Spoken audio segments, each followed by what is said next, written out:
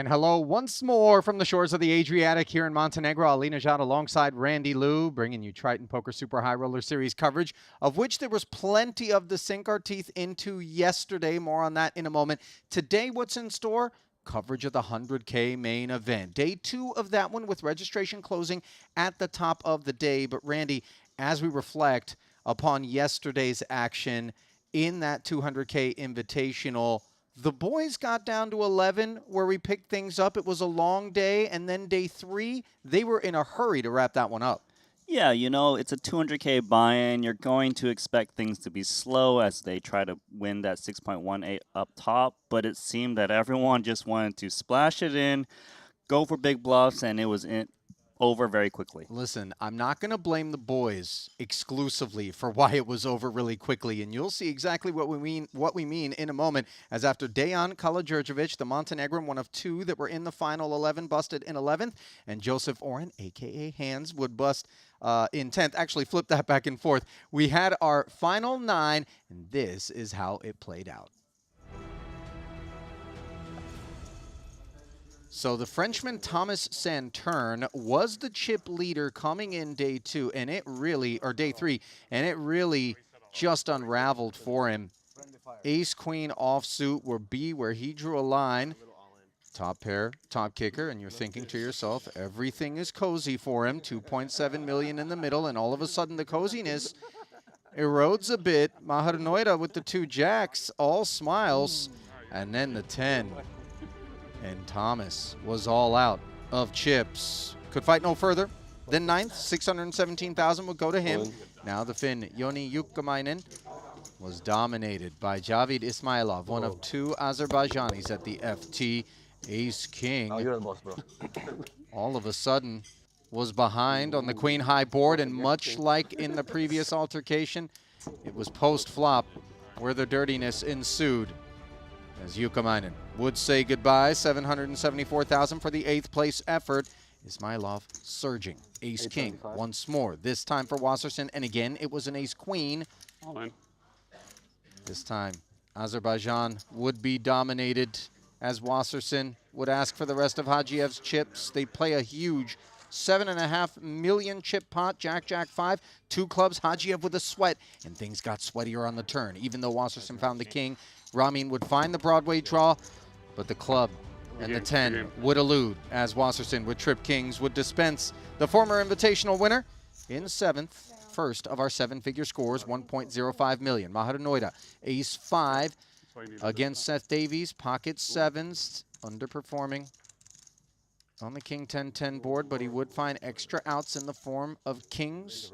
And then on the turn, Jacks and queens as well. Plenty for Seth Davies to fade, and he would fade all of it, as Maher would wrap the table and collect 1.42 million for the 6th place effort. TVK looking ever bit the relaxed entity with a glass of red, pocket 4s, and all of a sudden, some fun could happen on the turn. relaxation would give way to an ace-high flop. Oh, great game. And Ismailov would vanquish Taylor, who had such a terrific attitude about it all. 1.83 million as the American would say goodbye in 5th. Wasserson now. Whatever. 4 remaining, gave it the old whatever, but he was in wonderful shape here against a Pavi jam from the small blind. Ace 5 against Queen 5, but then all of a sudden the Queen High board. No justice. The turn also lacking righteousness. 70-30. And with no ace on the river, Eric was forced to accept his fate at the hands of the lone remaining Montenegrin. 2.28 million going to Was. 3 would remain. Pocket kings would run into pocket aces. Don't adjust your screen. 750 became 1.75. They would rip. Wow. These 2 had 73 and 71 big blinds apiece. You see Davey saying no way, because he was sat there with 15 bigs. Just look at the size of this one as they clink glasses and realize they're just passengers. Aces holding on. Ismailov looking quite comfortable until the turn. Sorry about that. A filthy cowboy mounted up, and absent the ace on the end, you saw Javid Smiles, of course, here in his first ever Triton event, the third place finish, giving him 2.79 million and a massive ladder to Davies, who never expected to find himself heads up, and yet here he was against Pavicevic. This was a mystery hand where Davies had kings up. The razor pre from the button was Pavi. It was a check back on that flop. And then Davies would check once more once the ace hit the board. He brought the raise, asking questions of Pavi's range. Pavi would then call. The pot would grow to 8.4, 10 of hearts on the end. And with kings up, Davies elected to lead for 2.4, not shying away from the board development. Pavi would jam, and I got it. Was the declaration as the wheel, gutter, and backdoor flush draw rolled over. And Davies did not roll over. Gave it all he had, ultimately second for 4.19 million. Pavi, the native Montenegrin, 6.18 million for him.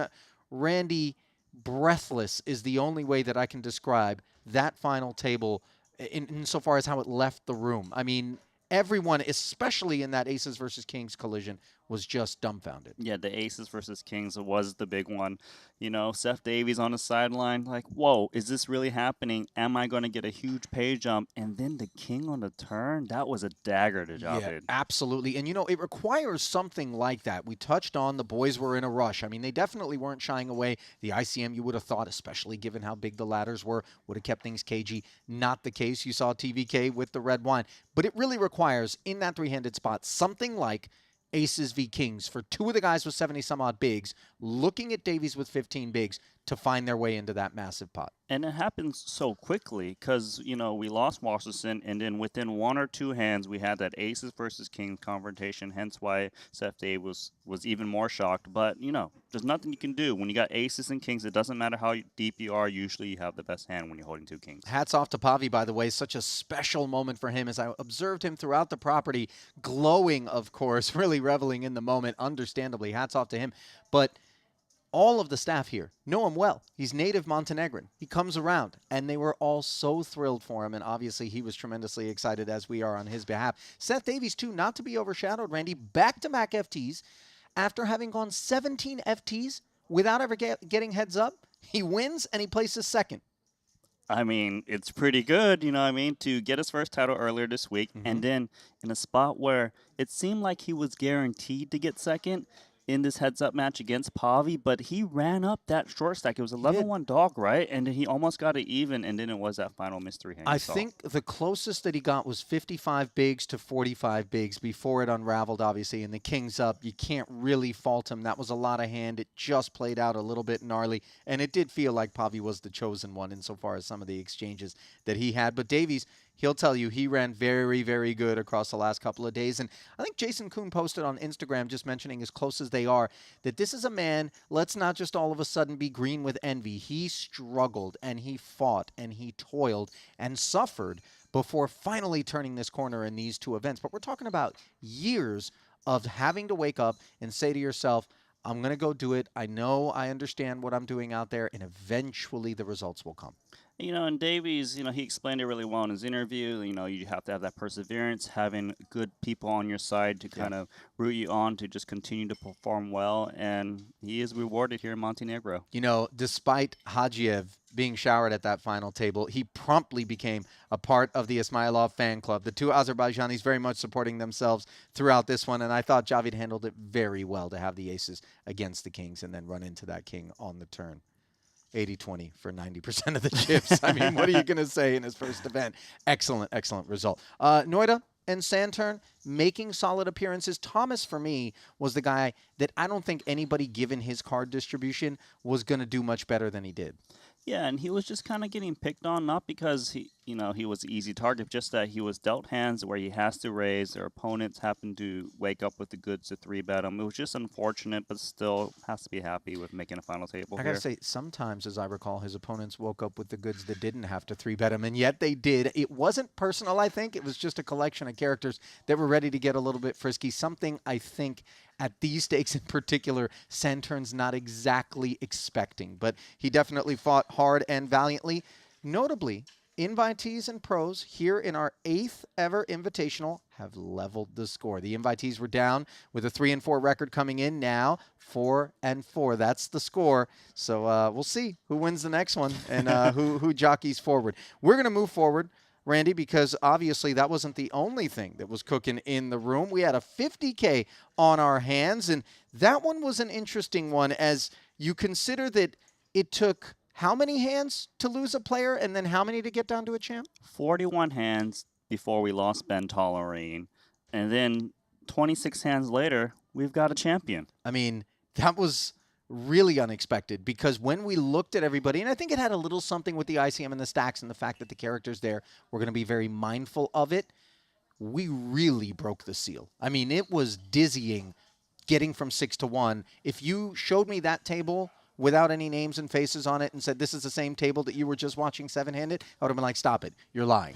But a little bit of the deck obviously assisting things. Dominicus Michaelitis would ultimately hoist hardware there, the Lithuanian's first title, building on a 5th place finish in the Mystery Bounty after he had a very difficult stop in Jeju. I don't know if we can take that flashback to Jeju. Here he is.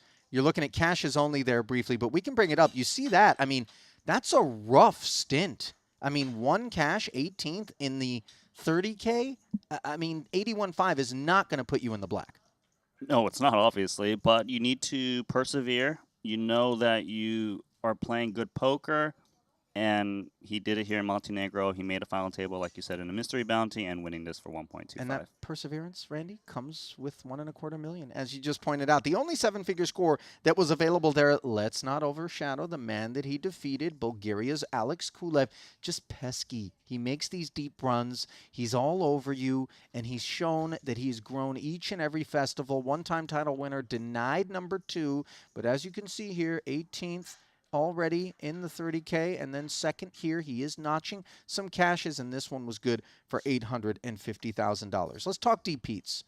Randy, he's one of those guys, not unlike Davies, who had a tough go at one point. Petrangelo is the one that I think I might be conflating with, but Peter certainly has had some dry spells. Second time he's already claimed a bronze medal here. Yeah, and the thing is that Peters, he doesn't play a full schedule. He started to show up more regularly at our Triton series once again. Having a third early in the first event, quite nice to start things off, and another third here. But he was the chip leader at some point at that final table, but 2/3 place is not something you should be sad about. How long do you think it's been since the last time we coronated David Peters here at Triton? If you just had to guess. Well, I don't have to guess. I know the answer, but it was 2018. 7 years. You know, 6 and change at a minimum. That's a long time. But, of course, before you go feeling too bad for D. Peters, let's not forget that there are some that have been at it as long, if not longer. Looking at you, Ike Haxton, whose time may be coming. He did have a deep run, did Ike here. We'll see how things shape up for him in this main event. Jesse Lonis, another guy who in short order has put his mark on Triton. Take a look at just already what he's accomplished here in Montenegro, 4th in the 25K 8 max, took down his 2nd title in short order since first joining us in that 40K mystery bounty, bagged another 800K in bounties. This dude he's playing with that confidence, Randy, that momentum. He plays with his own style, you know, he's relentless, he will barrel off. And what's crazy when I saw those stats there is that the bounties he pulled was more than the first prize he won in that mystery bounty, 800,000 over plus the 619. It happens. It happens. All right, what's happening right now, of course, not far from us is everybody getting down to the arena for the 100K main event, day 2. Registration is closing. We did have 3 players who are actually regging for the first time right now. So first bullet action. Obviously, those stacks are going to be a little bit lean. We'll keep an eye on those. Among them, Paul Pua. 72 would find a bag overnight, Randy. 98 uniques, 157 total entries, but plenty of re-entries. That's right. 20 re-entries, 3 new entries, so that brings a total of 157 to 180. Look at the chip leader. Did you see him? Oh, can you Sensei just Brinkenny? put it back? Yeah. Oh, yeah. Sensei's opened the dojo, my friends. 1.25 million in front of him. Andrew Roble, normally a cash game stud, out there showing that he might be playing the role of Cobra Kai to Bryn Kenny's Miyagi-Do. So let's get it back in there as we two Karate Kids are ready to chop it up. And table 9 is going to be the one that you guys are going to have as your feature table. We'll unpack it briefly as we're going to take a walk about the room. Action from here at the Maestral Resort and Casino in Montenegro, brought to you in part by Club WPT Gold. There it is. Not everybody that embarked upon the journey is still with us, but obviously a majority of the field still intact.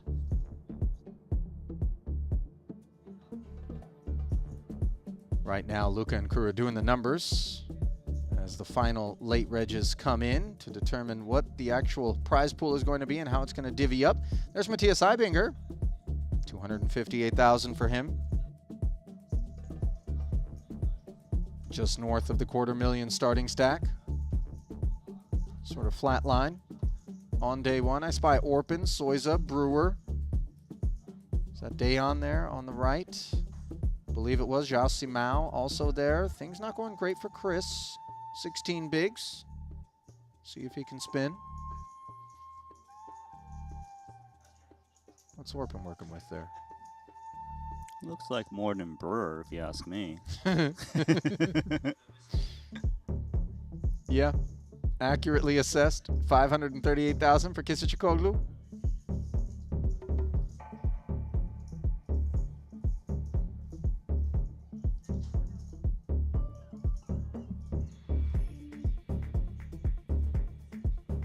Tollerine.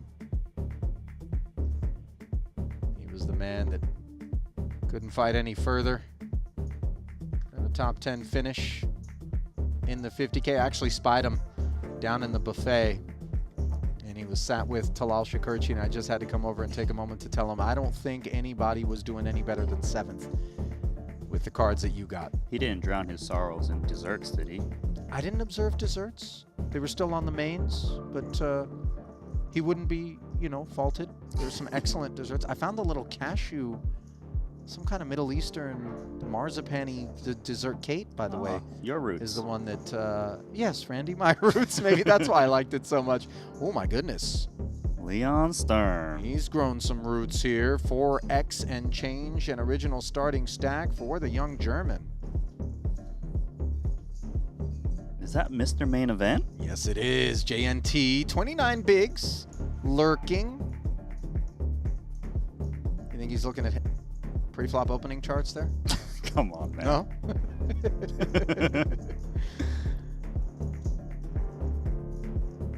What have we here? If JNT's Mr. Main Event, then that man there is Mr. Triton. 161,000, just 16 bigs. Love the necklace, by the way. It sort of announces.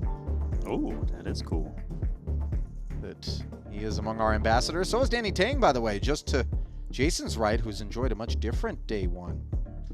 1 million plus in front of Danny. How about Murderer's Row taking shape? Kulev and Peters in succession there. Martirosian in the foreground. Yikes, bad draw. This one. Kulev looks like he has a fresh stack, 250,000. What's D Pete's cooking up? 42 bigs. All right. He's looking at Kulev. Hey, I'm getting you back in the 50K.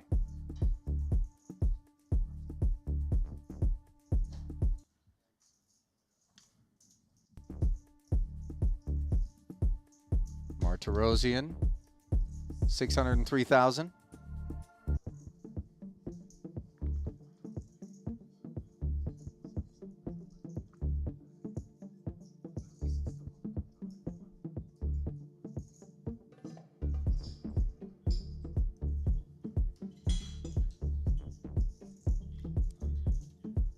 Razai, Wykin, Patrick Antonius. Whoa, Patrick looks good. You know, I already knew as soon as I saw this ensemble that you were going to be all over it, Randy. What do you think that is, Brunello? Should I do that Google Vision, you know, image search thing? Hang on, don't, no, not yet. Don't go away. No, wait. You're gonna get pictures of just Patrick. Oh, take a, you can wait. I can still do it.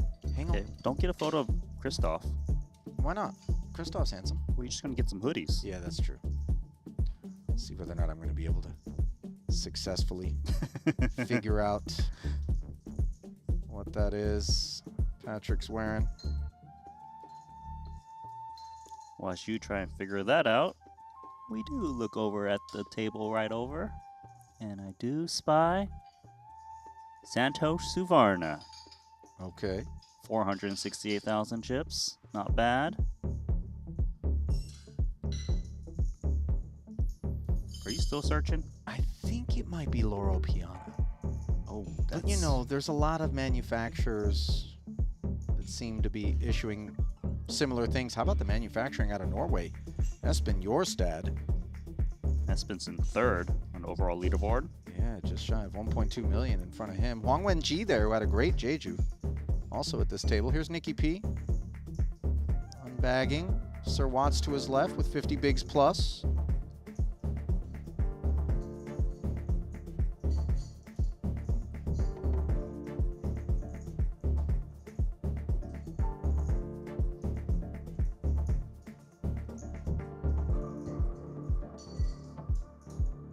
What table are we spying now?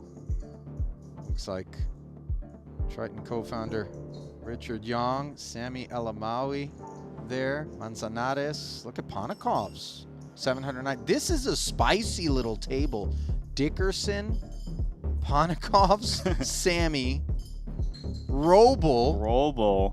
Is that Elton? Elton, Rich, okay. This is where we create chip Guys, leaders. I mean, Randy, it's not often that we, you know, try to exercise veto power, but as much as I can appreciate the feature table we've selected, I think maybe an apology is owed to this crew here for not having made the cut. I mean, is that ST as well? This is an absolute firecracker of a table. I'm going to keep tabs on this one in the app, and you should too if you don't already have it. Available in the App Store and the Google Play Store, the Triton Poker Plus app, free of charge. A wealth of content, statistics, all at your fingertips. 742,000 at Elton's fingertips. There's Oralabos. Looks like Davies, fresh off the second place in the foreground. Parsonen again in the two-card streets, obviously here for the four-card predominantly. Tan Schwen in the building. Limitless has been limited to just 288,000 after day one.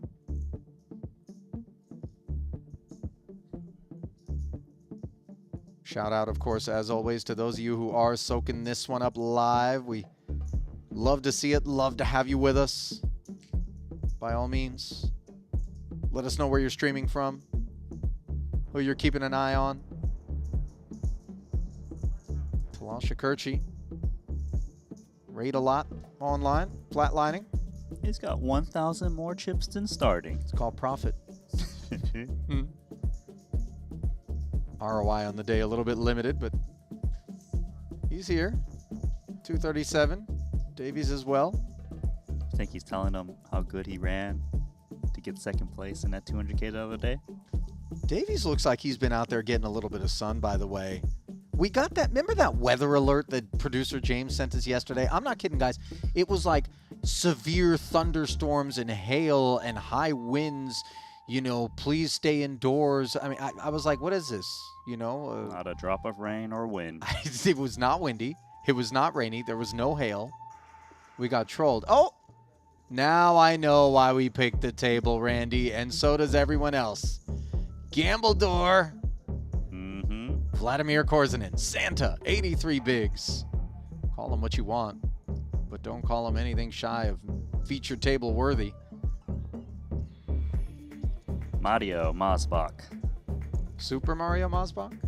Well, he needs a mushroom because he only has 248,000 chips. Wait, what kind of mushroom we talking, Randy? Because, you know. The red one with the dots. All right. The Nintendo mushroom. Tom XL Bedell also here. Wayne Young. Bryn Kenny. Let's get a glimpse at how that table stacks up. Official chip counts coming your way. Brought to you by GTO Wizard. There is Kenny, 128 bigs. Good for the overall chip lead. Wayne Young, 945K in second by a decent margin. Korzenet, third place stack. And by the way, one of the bigger ones in the room overall, 18th. How about it? Ben Heath, not to be overlooked, of course. Marcos Ladev of Estonia, Vladimir's countryman. Every time I see a new guy from a country that doesn't field a big side, I always make the assumption that the folks went back home. They went to their local card room or, you know, home game, whatever it was, and showed the pictures, told the stories. Or maybe there was some people that knew they were out there at a Triton, soaked it up on stream and said, no, no, no, next time, I'm not going to miss out. We might get double magic at this feature table. Yeah, I confess, I don't know a thing about Ladev. Marcos. Also at this feature, Paul, Ben Heath, fresh entries, 250K in chips. Yeah, the one name I somehow didn't call on was that fresh stack of Triton boss Paul Pua.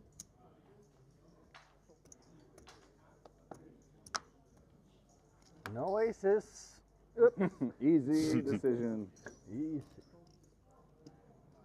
Kenny expected to do things like this as the chip leader opens. And good morning, Mr. Marcos. 58. Pocket Kings. What's the announcement here? 58,000 is the 3-bet, and Bryn Kenny, he could be in trouble immediately. Ace Queen is a lot of hand. He might even reshove, expecting Ladev to have 3-bet folds. But also expecting Ladev maybe to have suspicions about Kenny's range even under the gun as a big stack with a reputation that precedes.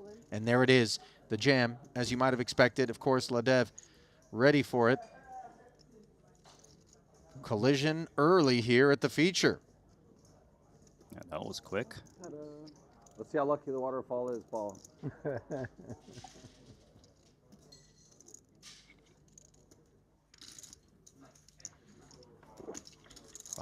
567,000 in the middle. A queen connected. Bryn hunts ladies and aces. Diamonds would do the trick now. Trade the diamonds for threes. Well, it's not the end anyway. Whatever's meant to happen. You jinx it. Brings Don't out. mention. I can lose those ones. Okay, maybe we beat I can one. afford that one, Paul.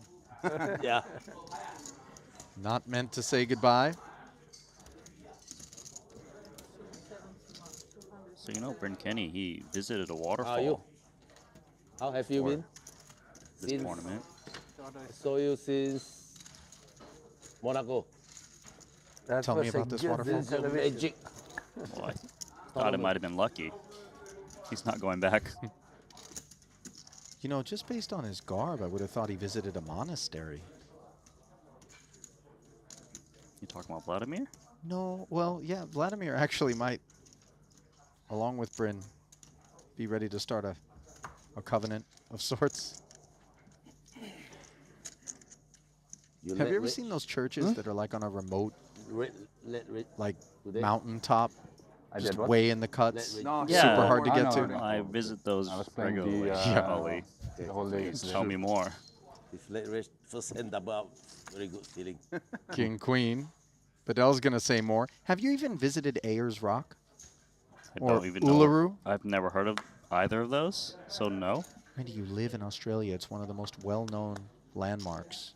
The Rock, No, dude. The big, most huge known rock. landmark is the Opera House So, aces? in Sydney. You only play That's aces? an urban Against landmark. him, only aces. And he knows it. Man-made. I only deal with man-made, all right? Okay, Randy. You've been a little spicy this morning, I confess. But I always win as well. He played jacks and queens.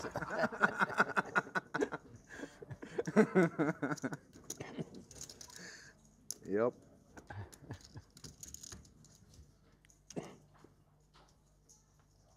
Marcos And I never Ladev, bet. He's betting all the way. by the way, Just out there like this. this is not his first ever Triton. He actually joined us Glove first time open. Cyprus 2023. Doesn't have to move or anything. Just stands there, ball falls right in. He played the Invitational, played the 50K. Still looking for his first cash. Done well with the Pocket Kings moments ago. Can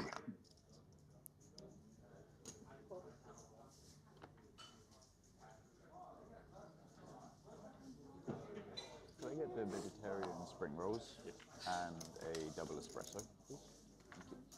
Bryn limps the King 7. Wayne allows it. Two biggest stacks coming into the day here. Got shot straight draw for Wayne. Checking back. Board pairing Queen. It's okay texture for Kenny. Might even consider check calling a bet if Wayne was to attack Every with time his I gut order shot. food, someone stacks me, but I'm hungry, so gotta risk it. I can order for you and then just say it's for Ben. I already ordered. 2/3 a bit too big for the King 7. Stuff ready. Yeah. Nice activation there from Wayne of Hong Kong. Faster if you order for. Hong Kong fields a pretty big delegation at Triton. The names that come to mind always Elton Sang and Danny Tang. Will also play under the banner. Wayne, north of 2 million in Triton earnings. Played just the 25K WPT Global Slam before popping into this one. 3 cashes in his career, and that suggests, Randy, his focus has been on the cash games. 100%. We had him earlier this week. He even tried to represent quads when there was 3 9s out there with bet 3-bet. I remember this. He did not have the 9. But he had ambitions. Yeah, he did.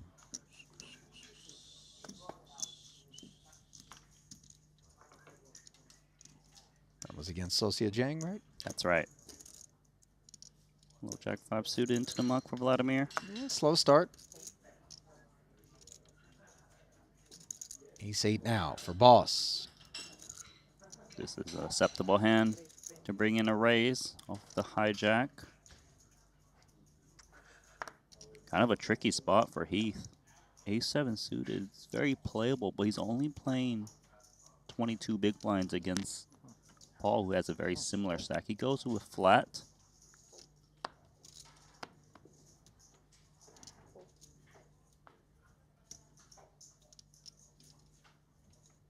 Suited king for the big blind, also with that short stack.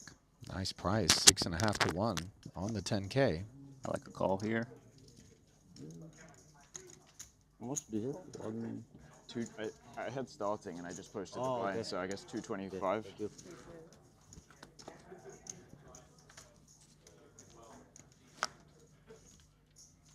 I see a collision incoming. 9-7-3. Top pair for Mosbach. He checks over. Heath has a pair in the nut flush draw. Pua, the party starter, lagging behind the field. Checks. See what Ben has in mind. This is so much hand. I mean, let's get chips moving. Yeah, nothing wrong with putting in some chips.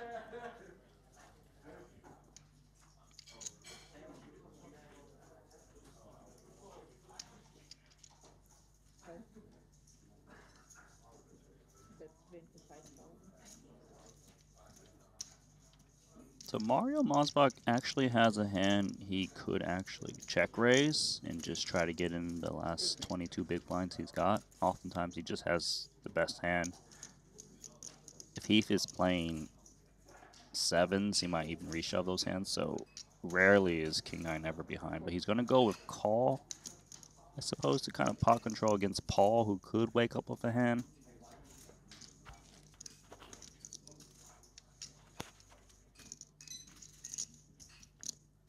Should be too much action for Paul to continue with just ace-8 offsuit, so he's Yeah. out. It was the 8 of spades, obviously. He kind of had his attention turned to, but ultimately well served to step aside and leave the boys heads up was Boss. Although on this turn, he would have picked up the open-ender. Mosbach still leads. I wonder if Mosbach considered leading with the 9, because the 6 tends to improve his range. There's a lot of checkbacks from Heath, who might have been stabbing.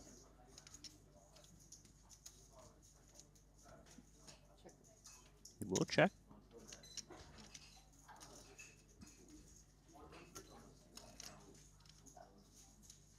Yeah, as played, I'm going to guess Heath is going to lean towards checking back and taking the free card. He could be up against a 9 that's never folding. Sometimes he hits the flush, his opponent improves to like a straight that he can stack.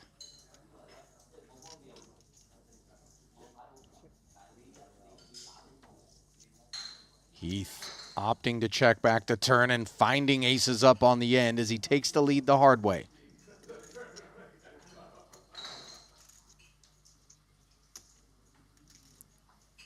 A bit of a rough spot now for Mossbach. I mean, what he's trying to figure out right now is how much ace-x is in range as a flat call pre-flop after Pua opened, and then would have stabbed on the flop, check back this turn. He decides that he's going to speak up. 24,000, is this a block, Randy? Yeah, it's a block. The thing is, his kicker is very relevant, which is good, just in case he's up against a 9. He's trying to get value out of a hand like pocket 8s, I suppose. Although sometimes 8s just gets it in pre. There's not that many ace-x in Heath's range, because Ben is often 3-betting hands of ace off of 25 big blinds, whether it be the big ones, even like some of the small ones like ace-5 suiteds and lower, they attack pre. So yeah, it makes sense that the king-9 is blocking here. But as played, ace is up for Heath. Very easy raise, probably just all in with 2 pair.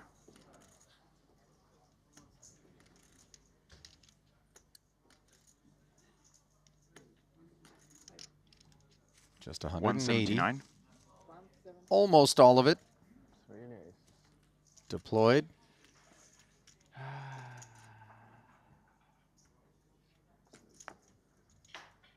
And it's almost like Mario, this 24,000 less than he's going to be facing potentially, as we can see, out of Heath on the end. And when he does get piled on like this, he's left quite comfortable that king-9 isn't a winner, right? He's very surprised that Heath is raising on the ace after checking through the turn. We wouldn't expect Heath to be raising without at least aces up. Like if Heath had like ace-10, he probably wouldn't raise. Well, he blocks ace-9, and maybe he takes ace-7s out of range. For that matter, ace-6s, which perhaps he wouldn't have anticipated to bet on the flop. Sometimes if you can't put them on the bluff, it's okay to just lay it down. Yeah, he doesn't chew too hard on it.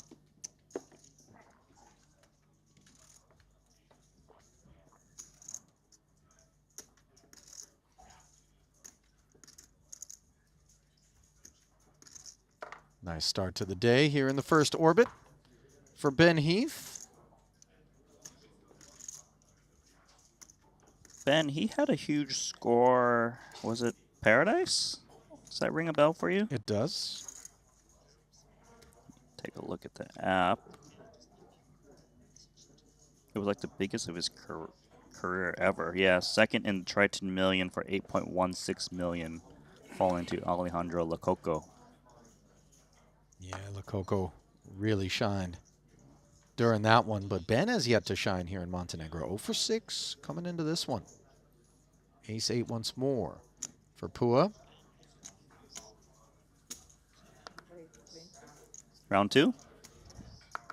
Same hand.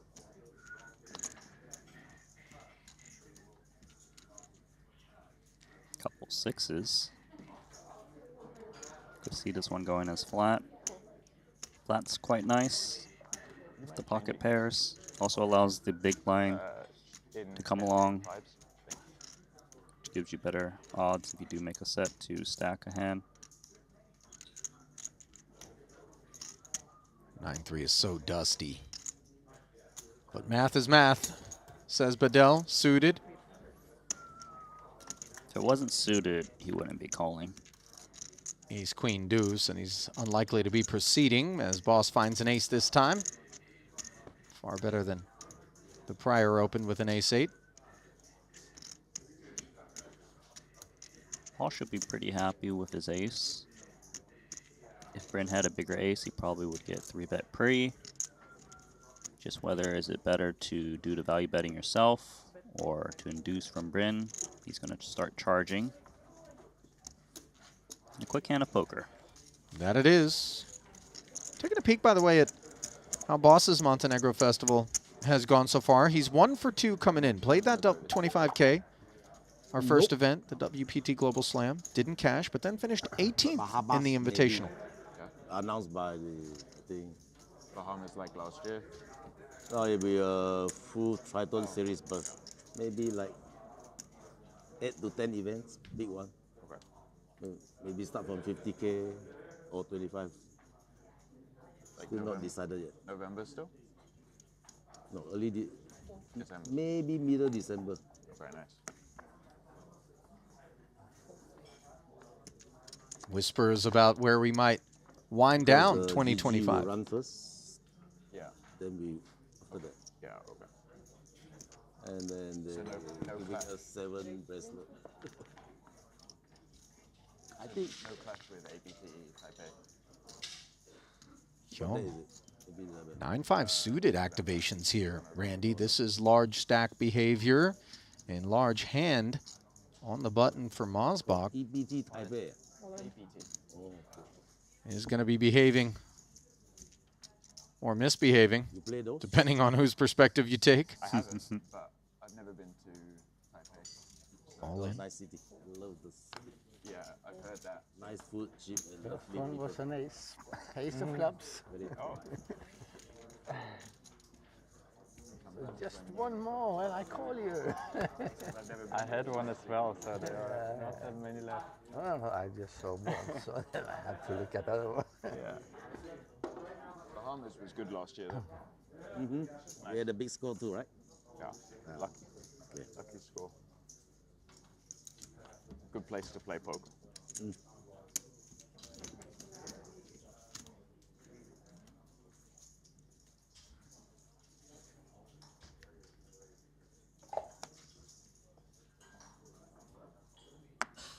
Mosbach taking it down easily there.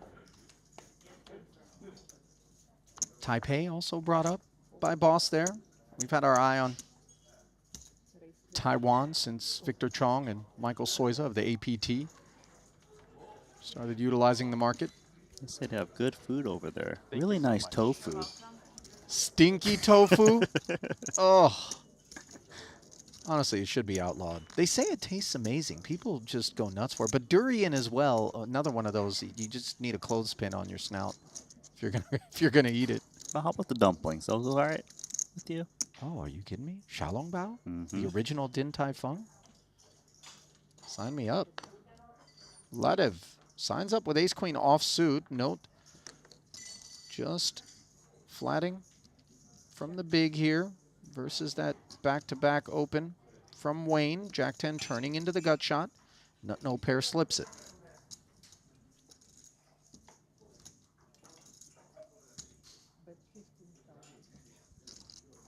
$15K is the C bet. Wouldn't expect ace queen to be check folding. Certainly could have the best hand. Even nice that he's actually blocking one of Wayne's outs with the queen. Thank you. Ooh. Follow through of 15,000. The peel bringing the 4 of spades. Wait.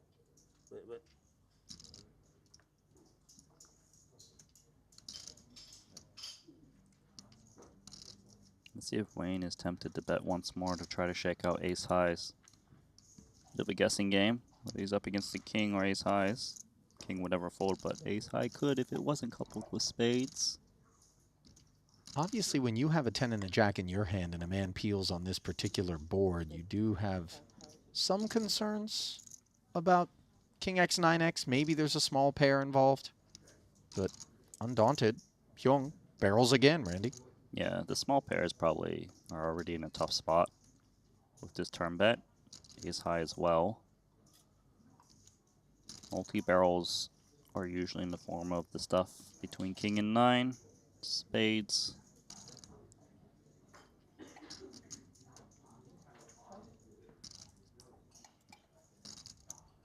Excellent double barrel for Hong Kong's Wayne Hyung.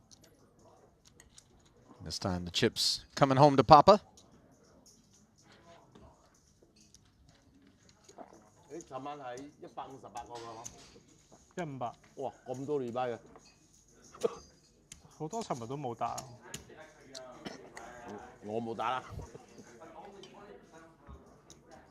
Randy, you want to translate for us? So I can't translate Mandarin. I also can't translate Cantonese. Don't give me any of the other dialects as well. Just leave me alone.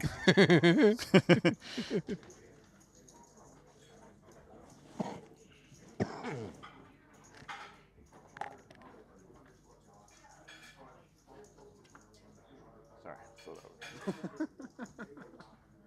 put out the blinds for him and then just completely forgot what was going on.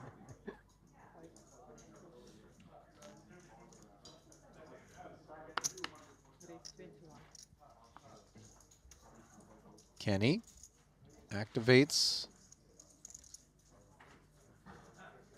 Maybe pair could run into Mozbox ace-jack. Up against a +1 open. 21 bigs deep to start. Yeah, now he's a little bit too deep to stuff it. And ace-jack is leaner. Yeah, its it's predecessor. basically that tweener spot where he doesn't want to commit all the chips, but it's a bit too strong to, you know, outright fold. Good properties to block Bryn Kenny from continuing. It's good, I got it, thanks.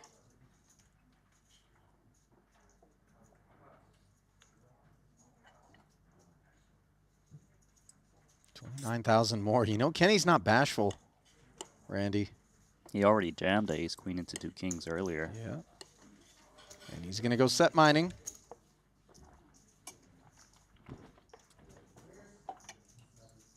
King 8-4. No raw earth. No minerals.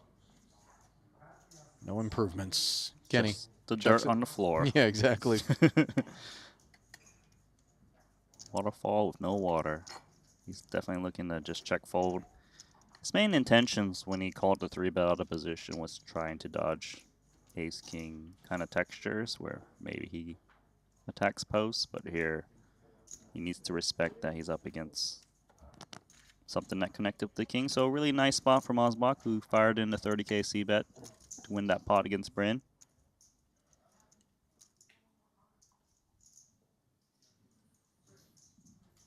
All right, attention players, in the main event, we have just confirmed your prize pool. We have a total of 180 entries, including 79 re-entries, generating a total prize pool of $18 million. We're gonna pay 31 spots, with the 31st player finisher receiving $159,000, and the winner of this main event will take home $3,810,000. Best of luck, everyone, and once again, thank you so much for your incredible support. Well, there it is. Luca Vivaldi announcing $3.8 million up top here in this main event. Half the buy-in size of its predecessor, the Invitational. So when you consider that in that one, 6.8 was the up top payout, 6.18 rather, half the buy-in, and yet more than half the top prize. So this main event continuing to demonstrate that it has full support from the community. Marquee on the docket, I'd say, for most people. 180 entries in a $100,000 main event. That's big. I don't know how they do it. I don't know where it comes from, but I know Bitcoin breaking 110,000 didn't hurt. Ooh, this is a bit of trouble for Korzinen, who's got King Queen. A lot of looking to put the hurt on Gambledore here, but careful when you go up against the white magic.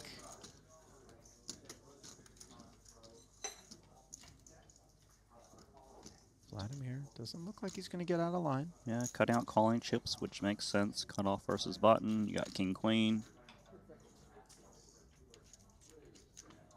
So, extra 50K demanded and delivered. Ace 9-4.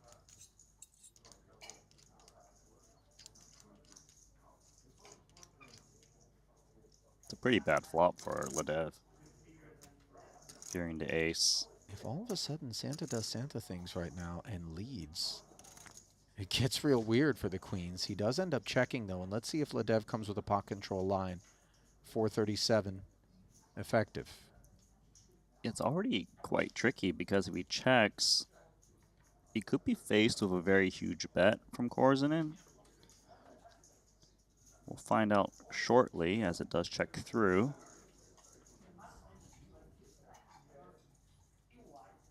He could just be zenning out right now, but Santa feels a little bit tired to me, Randy. Like he doesn't have quite the pep in his step that we've observed at other moments in the event.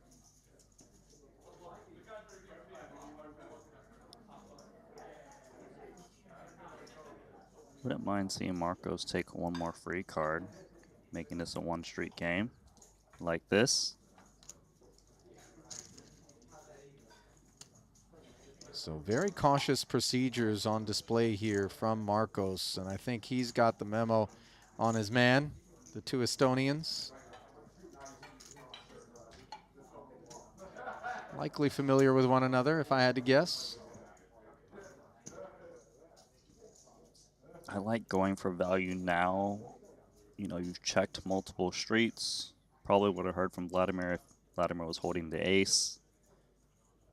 Target worst pocket pairs or like a 9x. But if you do bet, don't go too big. Don't want to lose your opponent, and don't even have to cut out the chips there as you see Korzinen stepping aside. Let's not waste time.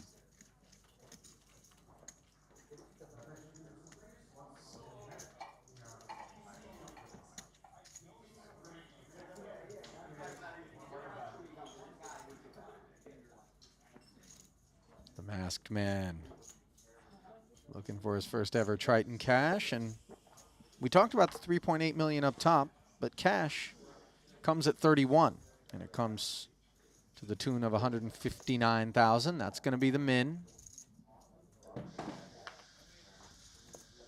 That's a long ways to go to the money. Roughly half their field remaining. Just settling in to yet another 3-day event. 45. Ace queen. He's upgraded the king queen. 45 to go, says Gambledore.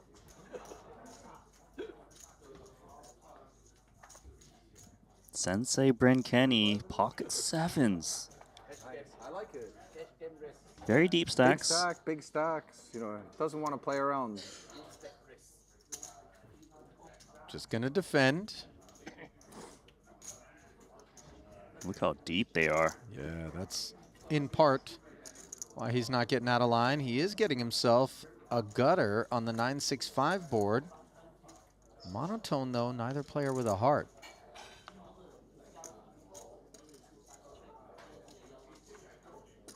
Check back from Korzinen. Board pairs, we like this if we've got 2 sevens. Absolutely loving this. To be fair, ace-queen doesn't hate it. Although let's see how Vladimir responds to the lead now on the turn from Kenny of 60 into 105. Definitely possible ace-queen could be good right now against a big blind who defends a lot of offsuit hands. They'll have a single heart that would be stabbing. Vladimir cuts out chips, puts in 60K. 10 of clubs. Second overcard to the sevens.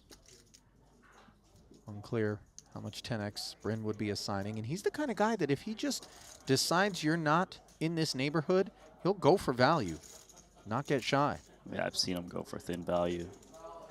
And here he's going to try to get called by an ace high. He bets just 20K into 225.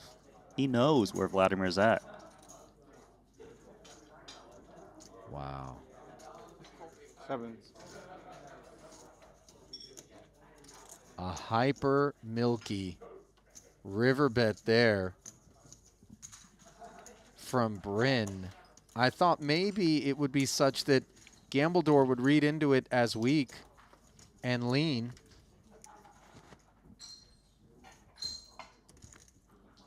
Bryn Kenny's on the naughty list.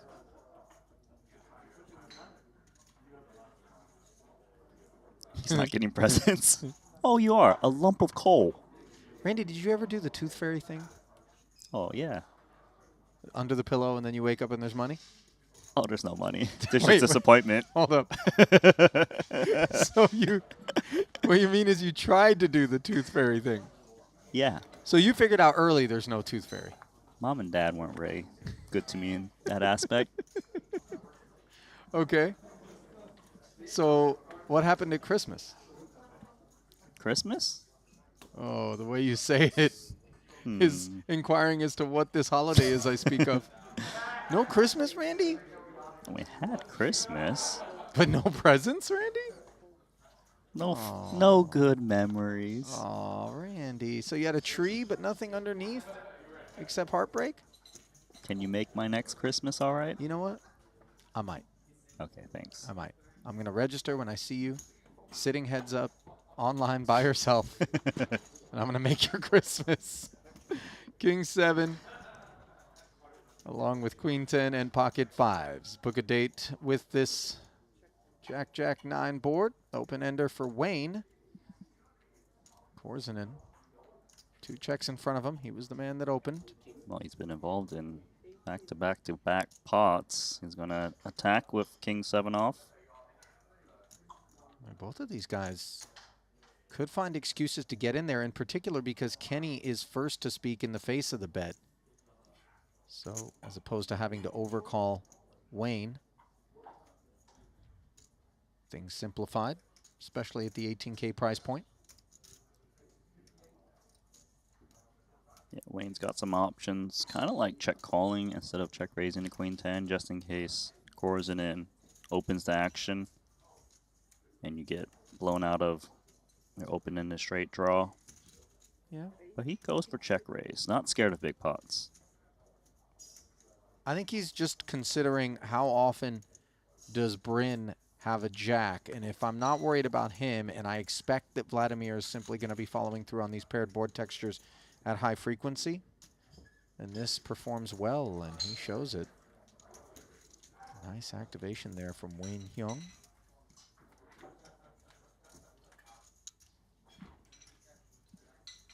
He, too, will be getting a lump of coal for Christmas.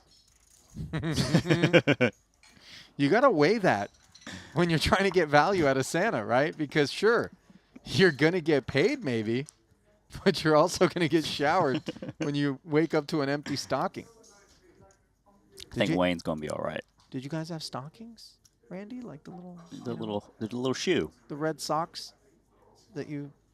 Yeah, but we have them, but there's not supposed to be anything in them, right? Did you have your name on yours? There is supposed to be something in them, at least like some chocolates or something. Yeah, I took a piece of paper, got a marker, some masking tape, and threw it on the sock. Wow. Randy, the spirit of Christmas was not exactly robust. Not so great at the Lou household.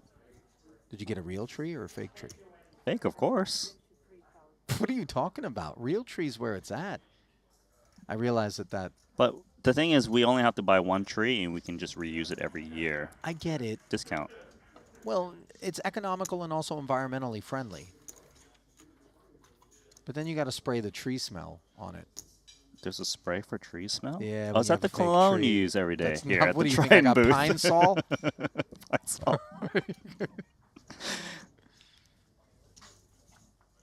Well, I got to tell you, being the child of immigrants myself, Dad located a suitable tree right next to the apartment that we grew up in, and each year he would amputate a branch, and it would come into the apartment, and that was our Christmas tree. He would literally go out there with like a bread knife, I think, and he would cut the tree limb.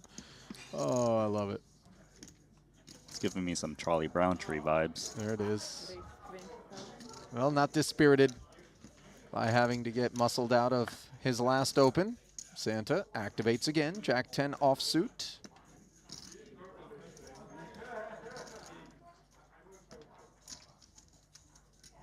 See if Ladev wants to call with King Jack or maybe even 3-bet.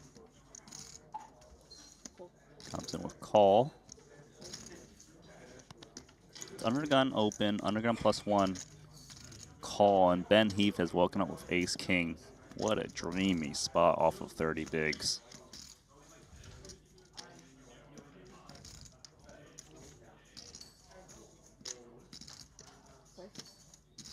He's mulling it over.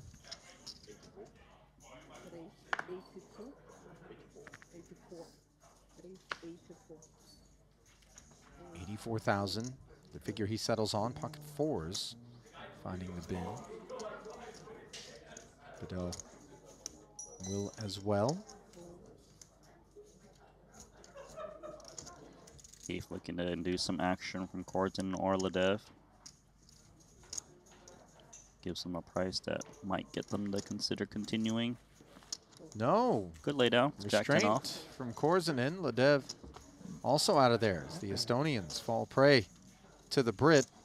Moi in the YouTube chat astutely stepping in, Randy, as we were all left a little bit saddened by your Christmas anecdote about situation come December in the Liu household, to ask Chinese New Year?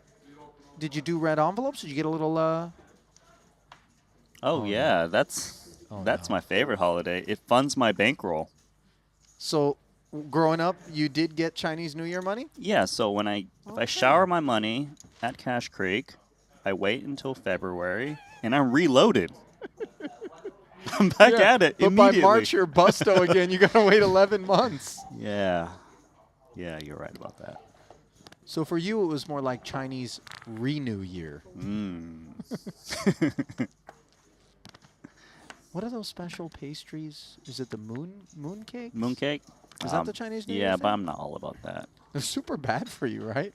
Yeah, they taste like garbage to me. Do they really? I mean, I'm probably going to get yelled at for that. You're going to get a little hate Yeah. for that one. Garbage is rough.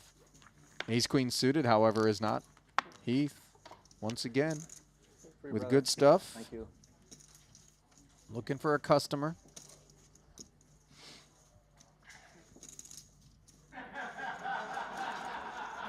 Customer should be Korzanen, who's got ace-4 off. Into big. Never One make more assumptions at what kind of customer he's going to be, though, Randy. Still ace-queen suited is a very nice hand. Just put it in 2. Dominated unbeknownst. He brings the defense. See if he can avoid flopping an ace. 10-8 deuce. Job done, although he does have the ace of hearts on his mind on a board such as this. The deuce maybe a factor as well. 55 in the middle. He's even thinking about leading here, and I wouldn't blame him. His type of board, ace of hearts.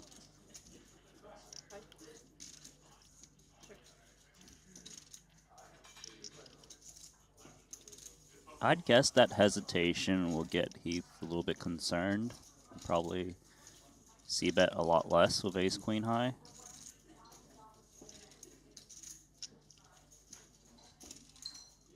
Nope, looks like we're going to march on. Steady 22, though. Whoa, check jam. Gotta be some regret now. I mean, the hesitation, that's what I was saying. You think he's reading into that? I'm saying he should have read into it as potentially a move by Korzanen. Just ace-4 high. Well, right when some people were starting to suggest that maybe this is a different gamble door that we have on our hands, maybe he's feeling a little sluggish after a long night, he wakes us all right up with a move that we've seen before. Expect the unexpected. Don't take Santa's chips. He'll take yours. Turning the tables promptly on Heath there.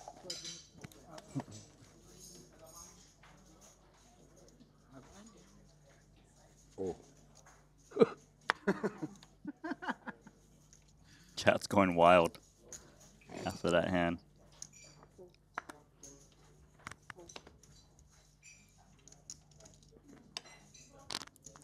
Mr. Boss, King 10 of clubs. If you do, Wayne does.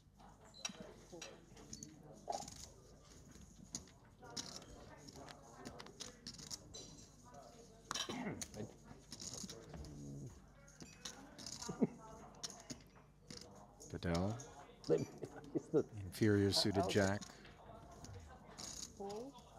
Decides it's time to play one. 5 ways you can take it back. This one's getting loose pre-flop at the table.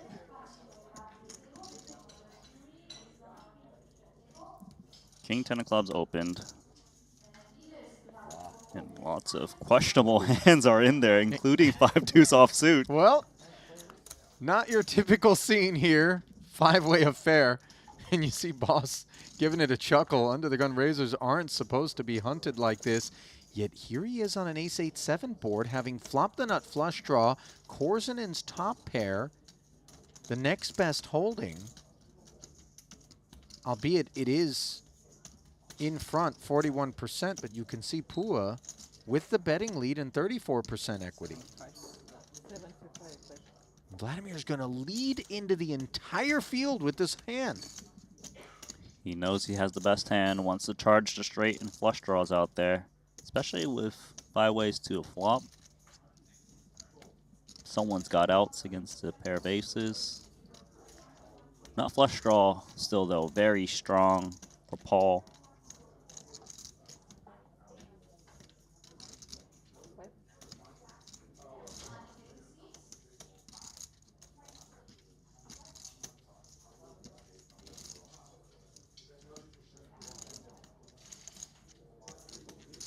There are some options here. He could jam, he could call. Call allows maybe some inferior flush draws to come along as well, but jamming here, maybe he can clear an ace and maybe Korzen's just attacking with like an 8 and then he's got more live outs. I mean, it does look pretty strong for the under the gun razor to rip it, and that's exactly what Paul does. I mean, obviously a gut shot and a pair of 7s are easy folds. It's going to come around now to Vladimir. And if this 75 was running a test, well, you just got your result. And ace-5 isn't performing well against it. It's a tough call to make because the under the gun player is still jamming into your lead, and Paul can easily have a bigger ace. Jamming into your lead with a few people behind as well, which is somewhat key in context. Yeah, so Korzen might be thinking if he makes this call, he might be trying to draw to the 5 and only the 5.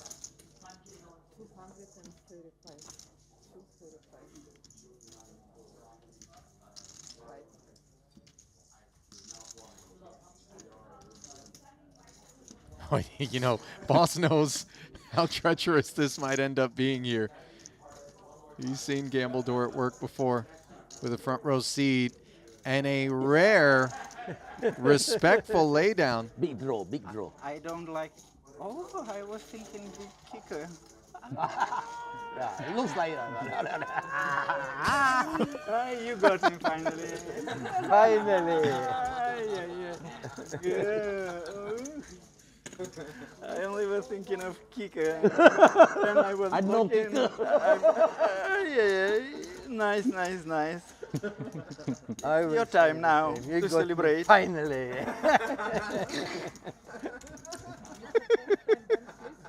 I've never seen someone who was more exhilarated at the realization that they folded I mean, what at least at that point was a win. I only was thinking I had 5 with ace. either maybe I call. Call? Some maybe you fall. Oh, that I would call for sure. You have to tell me. You have an ace? No? He is the kicker. He had a kicker. Oh, that pot served as a real icebreaker. Seems like everyone's woken up now. Bryn says hello with Queen 10. Pocket sixes now from Osbach.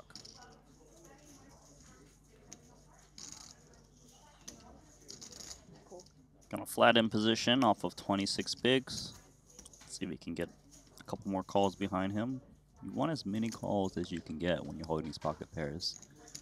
So when you do make a set, you can get paid. In comes Vladimir. Set's going to be hard to make from Osbach. Oh, another 6 is down. So he's not going to make a set this hand. Nope, impossible. Little does he know it. One can still hope. Have a wish. King 8-7. Nothing really to speak of for anybody. No one holds a heart. No one has a pair. Kenny's got 2 people behind him, and that's enough to slow him down. Let's see if Mario can somehow get the showdown and win with the 2 6s. Nothing for Vladimir. Ace high. Oh my god, he just ripped it in. Well, a lot of people say that Korzinen plays GTO, Randy, but not the GTO that we're used to in terms of an acronym. Rather, Gambledore Theory Optimal. Gambledore Theory Optimal. No, no fold. No. Not flush. No. And then you call. And then I have 1-7, so.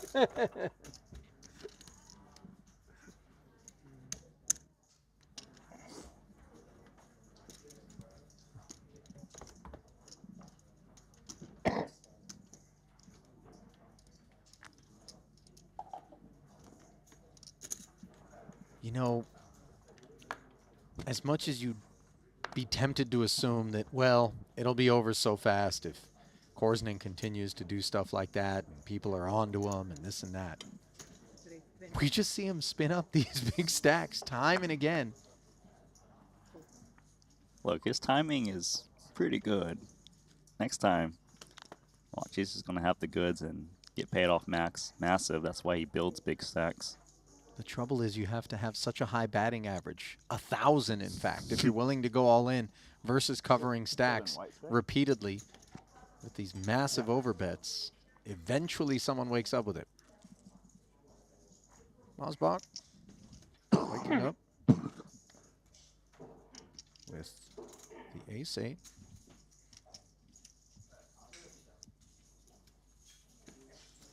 Heath. Running to 3s. Yeah, pocket 3s, a committing 3-bet. Very aggressive. Pretty cool play. Probably also expects the slightly better pairs to raise fold, like 4s, 5s, 6s. Bit of a struggle for Mario. Feature table. How's Montenegro been treating Mosbach so far? Randy, we know the Austrian keeps good company and has been posting some really wicked results lately, and I mean that in the positive sense. Well, he did cash the very first event for 39,000, but since then, no cashes. No, it happens. What happens now is he's got ace-jack. Back at it. 20 once more.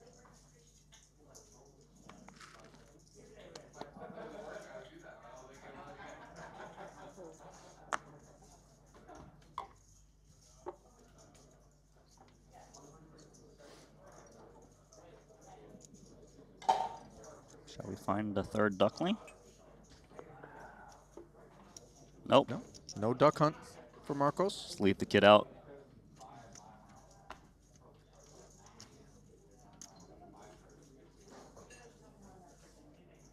Queen 6 of hearts. Kenny happy to defend. So let's see 3. 55 in the middle. Those are not the 3 Kenny had in mind. All clubs, not a problem for Mosbach, of course. Not flush draw acquired. Not flush draw with 2 overs. As good as it gets. Doubt we're going to see a turn card, though.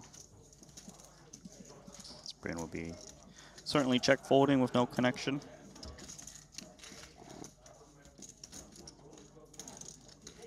Even if you check, it would have been a hard time to get any more money into this. Mosbach. Shortest stack at the table right now. That's hard to do there.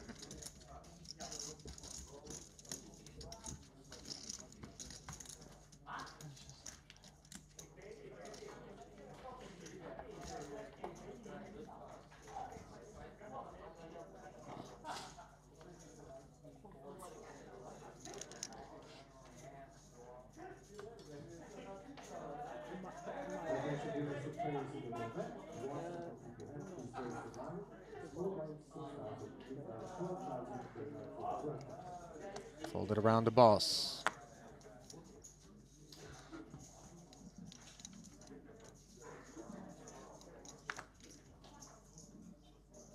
Something's caught his attention. Working our way there. Drum roll, please. 20,000 courtesy of Pocket Tritons? What does he You have just there? win the hand. Guaranteed. Problem is that Heath also has Pocket Tritons. So do we just chop? Oftentimes when 2 players have the same hand, Randy, it is a chop. 3 bets to 55,000. Apologies, we are working through some RFID issues right now, it would seem. Opportunity for an inadvertent mystery hand. Generally, you see one of the 2 holdings, but here we are, flying blind. I mean, it's already difficult with 1 hand blocked out, but 2, let's give it a go. 3 bet from Heath. Off of 35 big blinds. Oh, that's over. Made it easy for me. I guess the mysteries are going to remain intact on that one. He had it. You know, if you're like, if it's a big spot, by the way, and unfortunately we suffer some technical difficulties and you've been waiting a whole hour and you go back to the stream and you rewind. Oh, you're so tilted.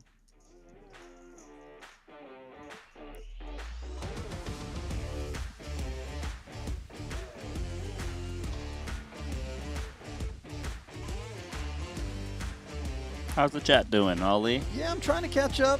Obviously, it's tough to keep your eyes on the YouTube chat as well as the action on the screen, although it does seem that that action has definitely left them pretty excited.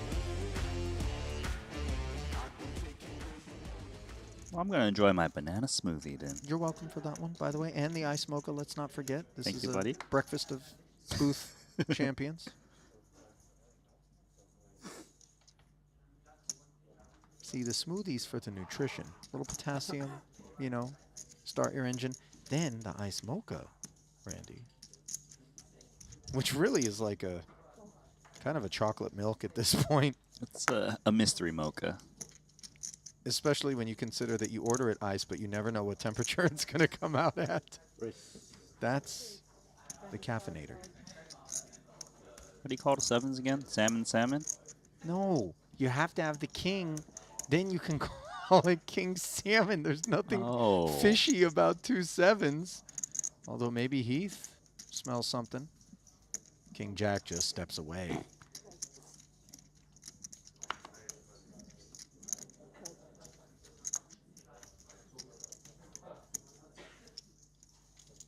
Seven? Or salmon 5 of hearts? Okay, Randy, you got to stop with the 7s are hockey sticks. Ah, okay. Well, 1 hockey stick versus 2. 2 3s and an ace on the board.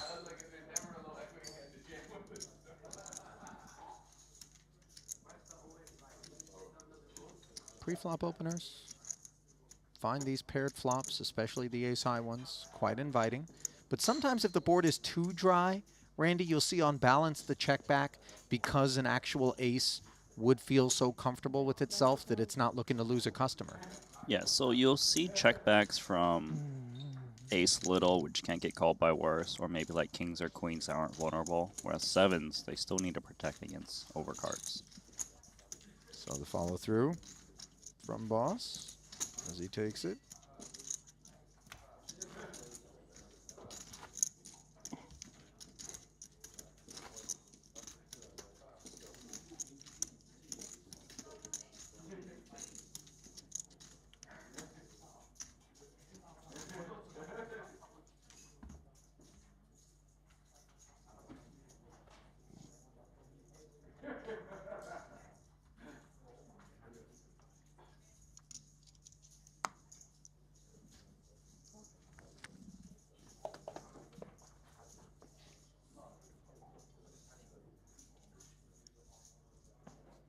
Raise.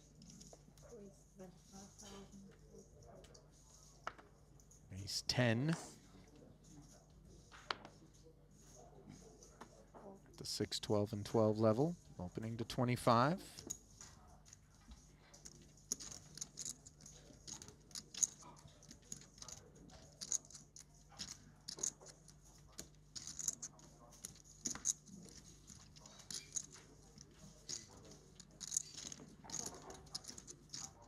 Fidel. 9-6. Defends it. Comes up empty on the King-Jack-4 board. Broadway Gutty. Plus the Ace of Spades working for Marcos. Enough firepower to c-bet flop. Should be able to win it just here and now. 4 blues, 20K.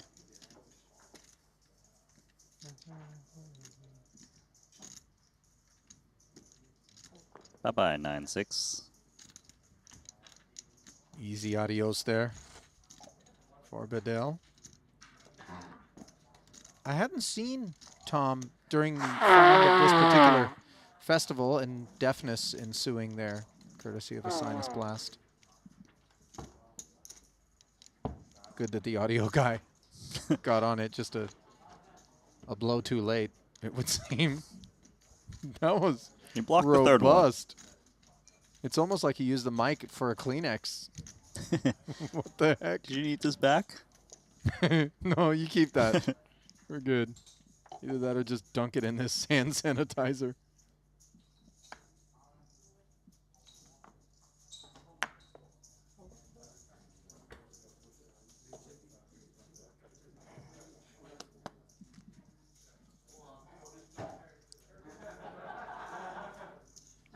Raise. Ben raises it up.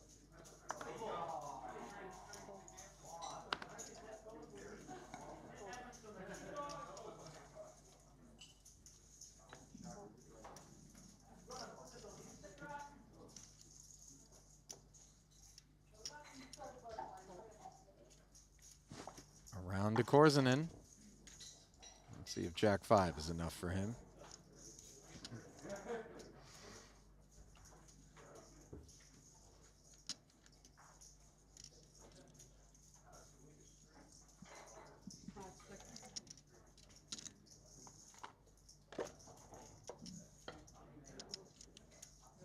Well, it looks like it is. One more.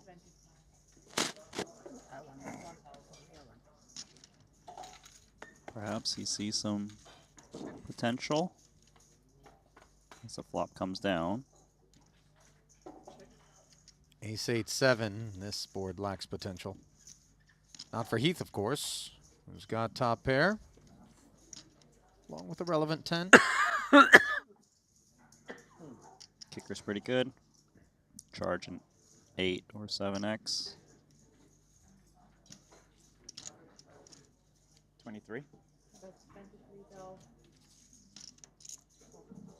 23 and take it. Not to be confused with 23 and me, which was that kind of like Ancestry. You submit your DNA, and then they try to find out if you have relatives. You know, build your family tree. You know about this? I've never needed to explore my roots the same way you may have. Why not? Maybe you're Chinese royalty. Chinese world. Randy, it's non-zero chance. Maybe the village of Nano, You think somewhere in the Hunan province. somewhere they worship me? Maybe you're a deity. That'd be amazing, by the way. What would you do? Like, would you go and, like, if you found out you had some long lost, you know, somebody back I in the feel sorry motherland? for that kingdom if I am their deity. They have paintings of, like, hand histories. And histories. It's a good one. Ace King. Also a good one.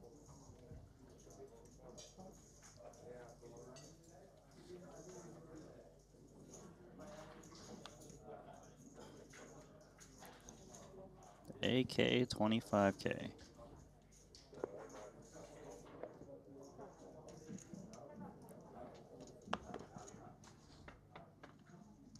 Ladev defending with the inferior king 8, and fortunate not to find a king for obvious reasons as Wayne finds the ace. A lot of ace high textures as of late. I'd even see a size up with ace king. Type of hand I can try to inflate the pot. You'll go more standard, 17,000. Easy peasy.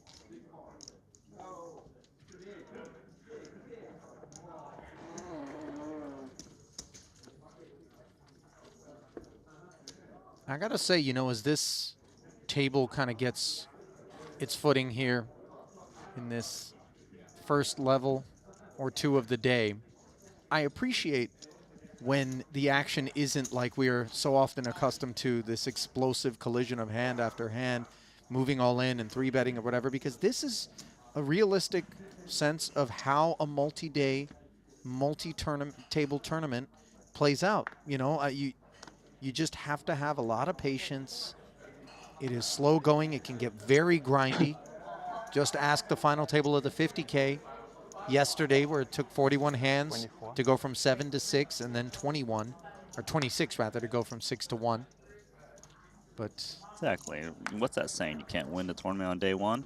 yeah, for that matter, you're not going to win it here on day 2. But maybe you make yourself a run into the money and towards the FT in healthy fashion as Korzinen runs a health check on Mosbox A7. Mario concedes quite quickly. So the baby suited ace solver bait memo has been shared with Korzinen, it would seem.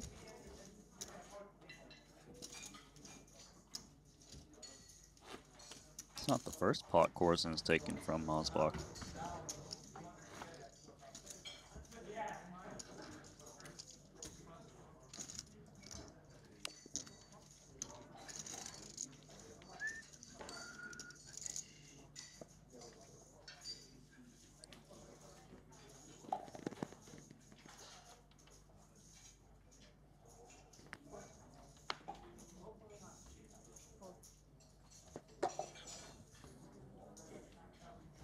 See if King 6 suited under the gun +2 is enough.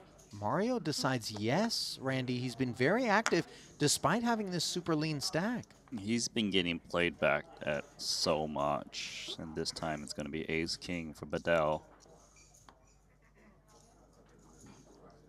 Mosbach's like, seriously, guys, do you not know who I am? Re-raise again? It's not personal, it's just business. Ace King for Bedell, who's been quiet, by the way. So I think his range is to be respected. Not that King 6 of Diamonds had much durability anyway, and another couple of lines shaved off of Mario.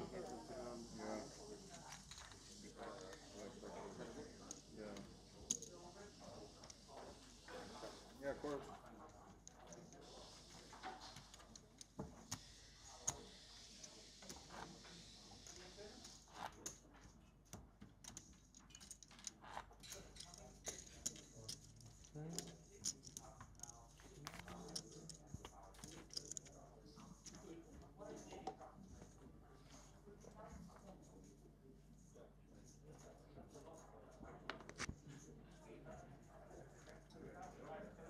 King 10 suited under the gun.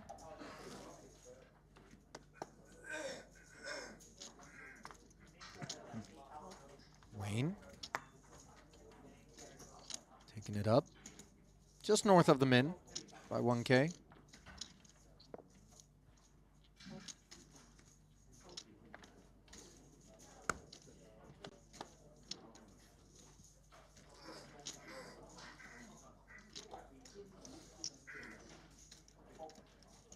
King 8 suited here for Heath. Brings in the call with the suited king. Option on Kenny also has a king. Offsuit edition.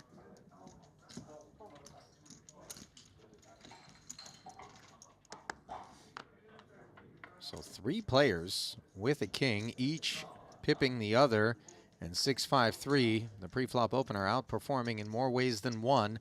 Flush draw acquired. Really nothing of interest for the field.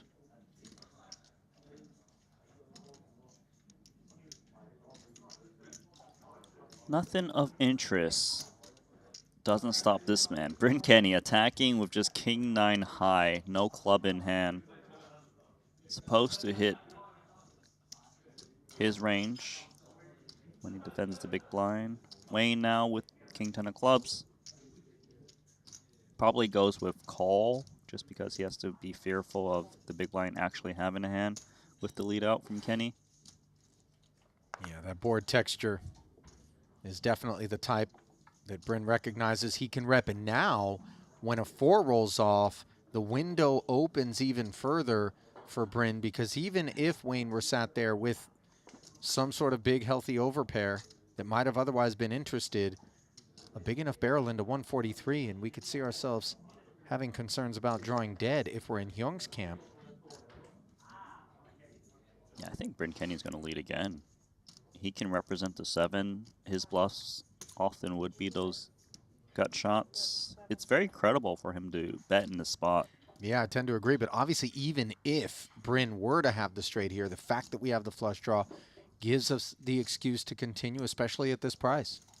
Yeah, with position, sometimes even a 7 is an out for you, which would chop the pot. Must continue with king 10 of clubs. See what develops on the river.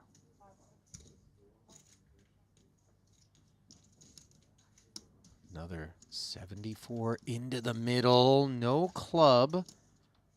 The ace shows up. Now Bryn is going to feel a real sense of obligation to get after this one for a big number, right? Yeah, I would think that given he led so small in a turn, he hasn't shaken out overpairs. I would like to see him consider a 3rd barrel the way he's played the hand. He's told the story that he's got the 7. And he's relentless. There's a reason why he shows up to these tournaments and make deep runs. He's always trying to steal pots, and there he did it.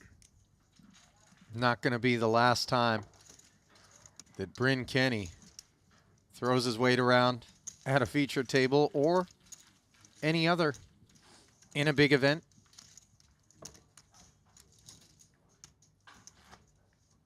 The man who at one point had a $2 million average cash at Triton failed to cash in the Invitational. Sure that hurt the figure. But here he is with another opportunity, given the presence of so many 7-figure scores, to get that average back in form. 5 7-figure scores to be exact.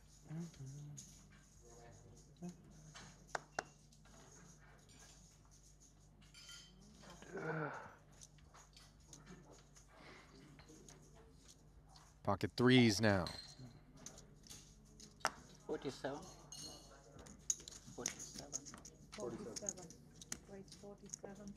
47,000 announced.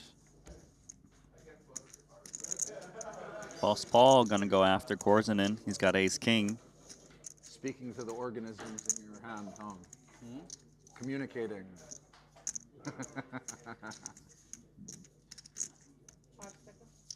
Vibrating. Solid. There's the rip. Pretty straightforward stuff.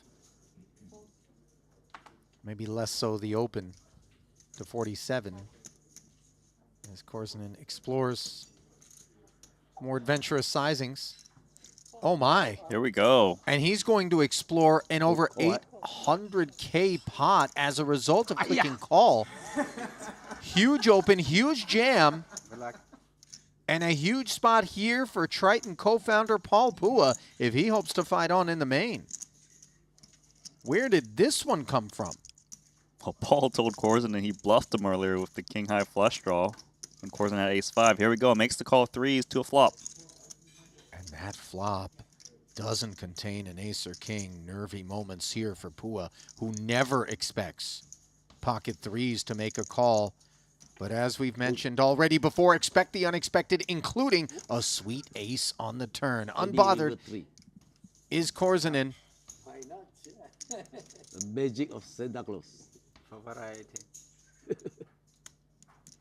For variety, he says. There wasn't a wide variety of ways for Korsinen to haul that one in. Just two of them. Forget 3. Neither of which showed up. And Boss shoots up to over 800K, Randy. And he's one of those fresh entries. Last minute registration for Paul. And he's over 3x'd his stack already. Mm-hmm. Korsinen now sitting on 193,000 remaining.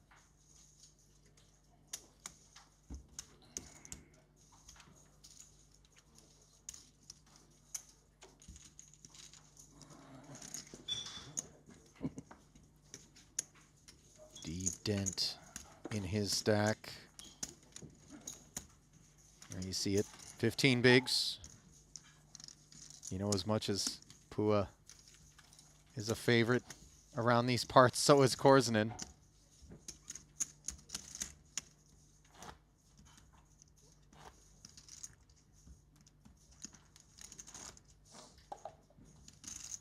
Everyone's going to be cheering for him to right the ship. I had deja vu when you made the call, by the way, Randy, because I feel as though there was more than a few big aces that he wound up playing huge pots with those smaller pairs and held against them. Right. Looked like he was going to do it again. And then the turn. Rescuing Pua. Leans over to get a look at Heath's stack with a little suited connector. Freshly minted tokens. These tokens got a little bit of magic to them as we try and raise and steal some blinds. 6-5 of diamonds.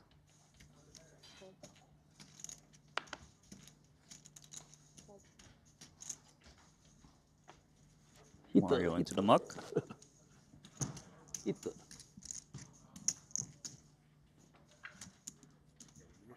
Back-to-back pickups now as the spin is officially underway. We will miss you, Tom.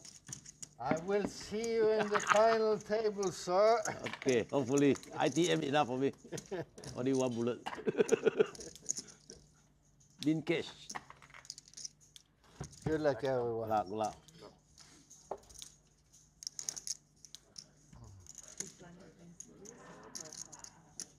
Bedell being shipped elsewhere.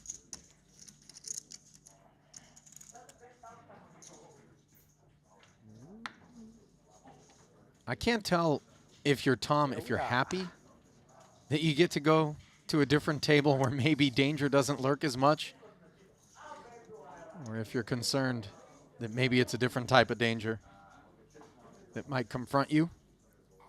Ladev, ace, queen of clubs, under the gun. A little more standard sizing than his Estonian compatriot. Down to a6 of hearts from Paul.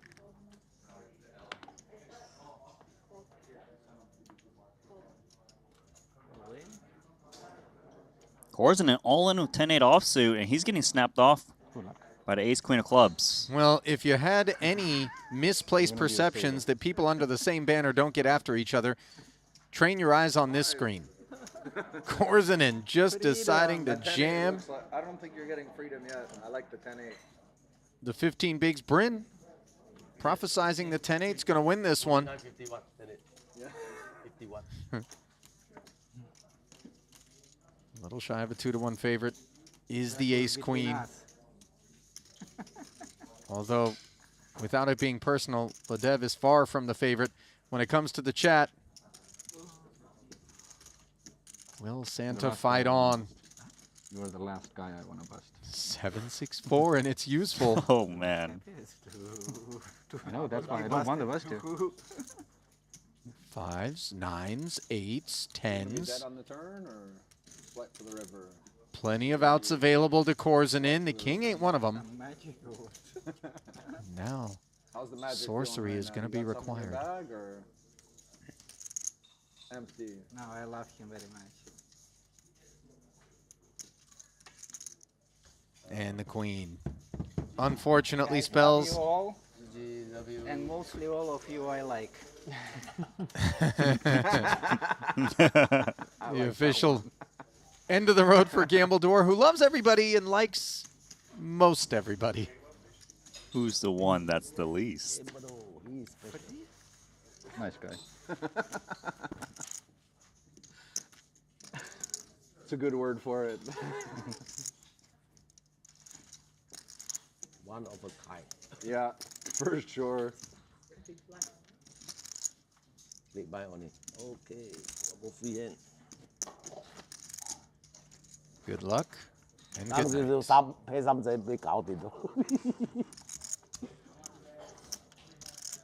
佢係咪打4萬幾？ 4萬7。 4萬7再跟埋。 Well, they kept it in the Estonian corner. As Gambledore's chips absorbed by Ledev. 40啊，4 53 bigs now for Marcos. In the big blind here, another suited connector for Pua. 25. Saw him raise 6-5 of diamonds earlier, so certainly gonna take it to a raise, 1 pip larger.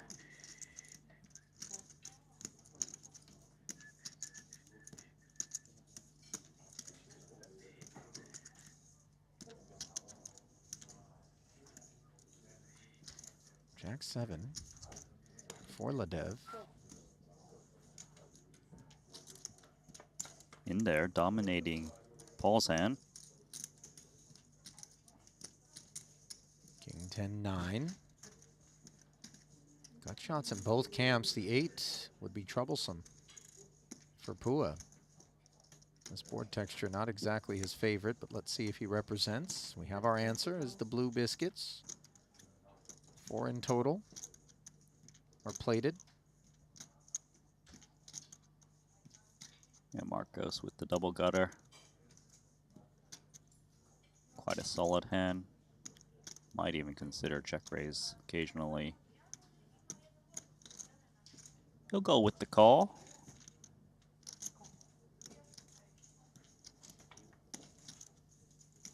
Seven pairs both players. The Jack is the better kicker.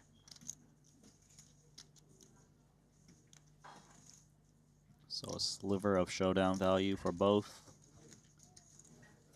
Let's see if Paul continues to tell the story. You see Marcus's eyes. Trained on boss. 102 in the middle.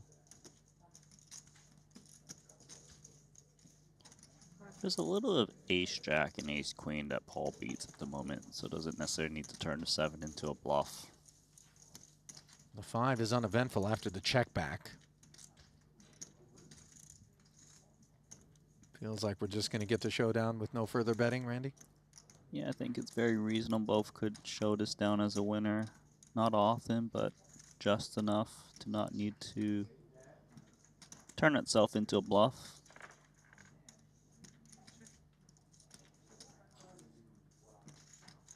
Like I said earlier, Paul can still beat ace-jack, ace-queen. That would defend the big blind versus UTG raise.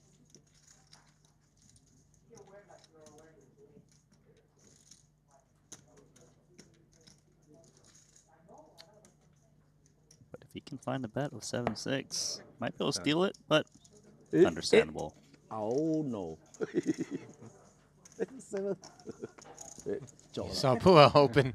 It was 7-8. Better open. I don't know. Little chop. Ah, yeah, I can chop Jack 7, does play. 8. Just to be safe. Oh, turn one more bet. Yeah, retrospectively thinking maybe a turn bet helps out. Unclear though. Double gutter for Marcos. No spade in hand. Size would have to be right.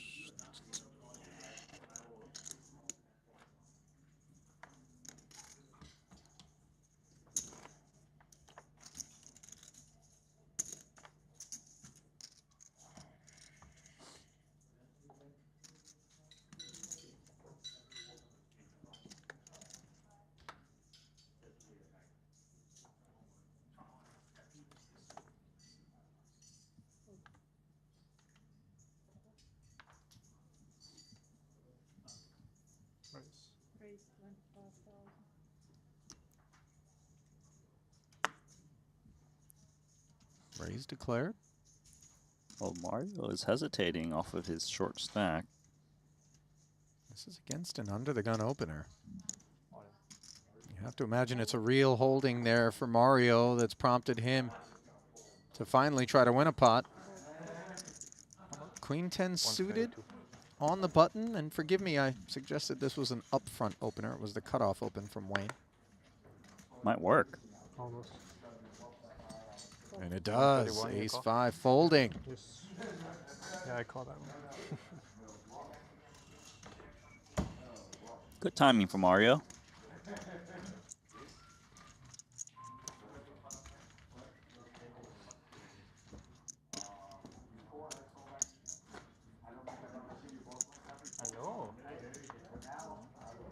Fedor holds is what the boys traded Tom Bedell out for, and not a slight at all on Bedell, but I would say they'd rather have Tom back.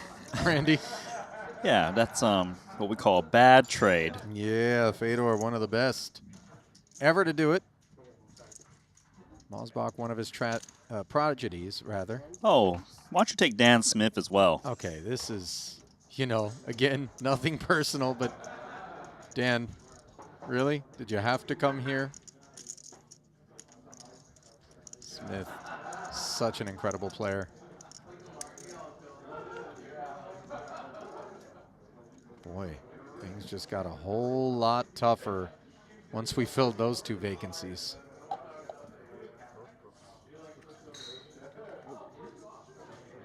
It's always the under the gun seat that like the person doesn't know that it's on them. Happened to you, happened to Ben, happened to me now.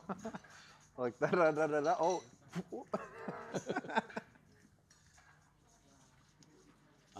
Brought the fireworks. 74,000. Who rigged that table draw? Like on your broken table? Mosbach staying active. Randy, I mean, really feels like he's got a specific gear in mind today. He's been raising relentlessly off of this shortish stack with these, you know, hands that can certainly raise, but he's getting punished by Dan Smith, so. And by the way, Dan doesn't have that intel. He doesn't. So this pocket sixes 3-bet is in a vacuum. Another raise fold from Mario Mosbach. So frustrating. And each successive time we click and then fold to the 3-bet, Randy, I have to imagine our table image continues to erode, and people may start to open their ranges for defense or, for that matter, 3-bet. Although, at a certain point, you start to think, surely Mario knows. And so the next time that he does it, he's got the goods. Yeah, but he hasn't. That's Not what we've yet. seen. Not yet. 14 bigs for Mosbach, still languishing down toward the bottom of the leaderboard. Heath, a good bit separated with his 30 bigs. Kenny finding the separation as Dan Smith arriving with the second biggest stack. Just a nose in front of Wayne Hyung. Fedor bringing the fourth biggest haul as those 370 some odd stacks are tightly wound.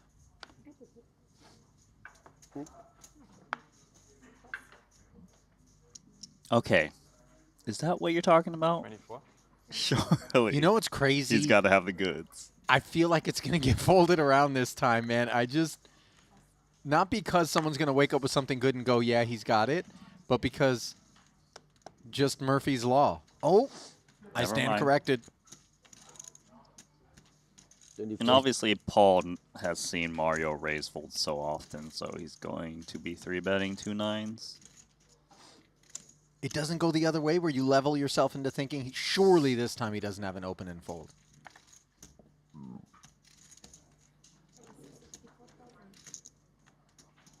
Well, you were right, Randy. 64,000. And this is just delightful for Mosbach. This is the big mushroom time. Double up that stack. Right here, right now? Yep. Ask for it all. Your opponent's 3-bet you. You have a very shallow stack, so it seems very committing for Paul. I can I go in. call. All right, so Mosbach did leave himself a little something back. Paul says, Why all you right, always sure. follow? This time it's a he falls so many times. Raise four, raise four. It really is incredible timing for Mario. Not lost on Paul, of course, although the loss rates to be hung on him. 4-1 favorite and change are the aces, and now far greater than that on a 4-4 deuce board, where only Nina brings Mosbach's day to an end.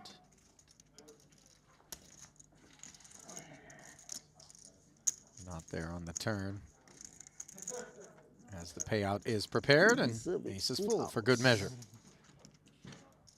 That's what he's been waiting for. Finally. 163. Little small dent to Paul's stack. Too much.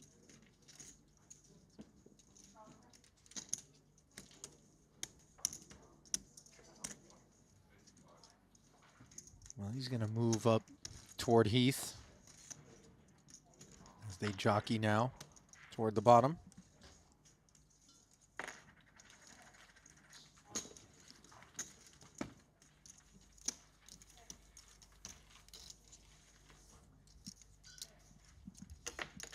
Good habit.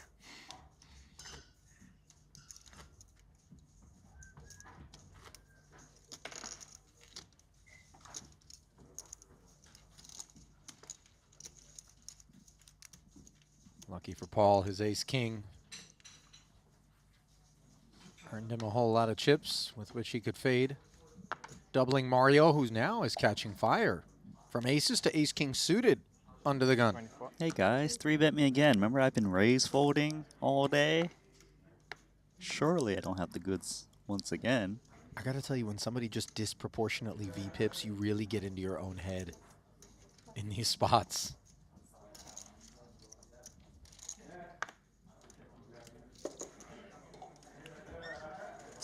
Your double was for how much last time? 30 blinds now. Thanks.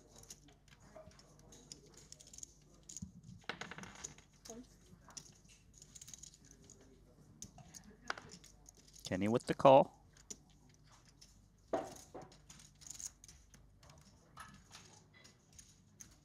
Dominated. Doesn't know it. Wayne takes the price. What's he got? Jack 10 offsuit. So 3 players. We'll see 3. King 7-4. Top pair and the nut flush draw the developments here. You know Kenny's not afraid to play a big one. 332 effective against Mosbach. Yeah, for now, top pair, top kicker looking amazing on King 7-4. Let's start to build the pot.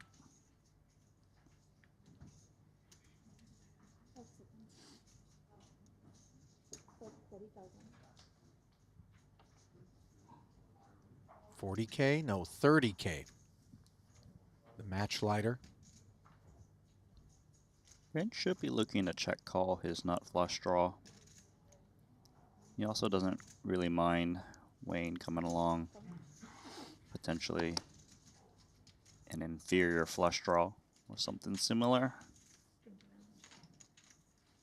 Pot now 144K. 6 on the turn, swing and a miss as Wayne was cleared after the flat from Bryn. 144 in the middle now.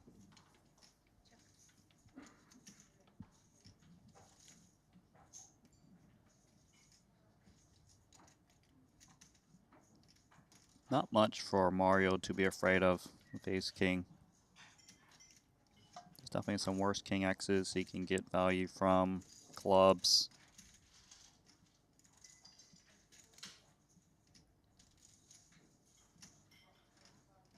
Maybe he goes a little bit larger, given that there's 3 to a straight.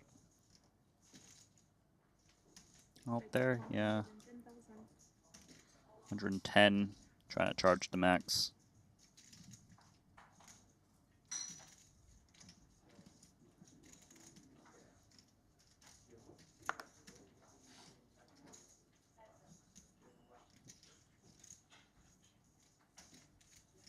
It's a pricey ask.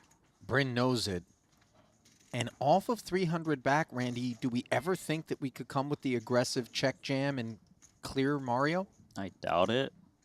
Especially given that Mario's betting a third of his stack on a turn. I like check calling once again. You know a club is good.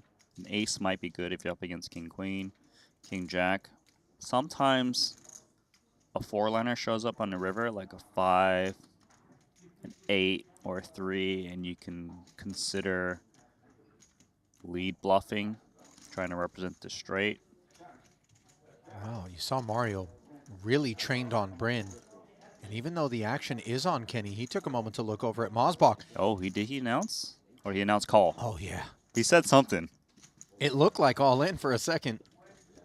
But it was just call, bringing the pot to 364. Board pairing 7 on the end now. I don't know how much 7X Kenny would be at liberty to represent here as a flat caller from the small against an under-the-gun open, Randy, but thought perhaps he would make the effort instead. A shutdown. Yeah, I feel like he would only consider a lead on an 8, 5, maybe a 3. 7 is so hard for him to represent from the small blind against the UTG raise, besides like a 8-7.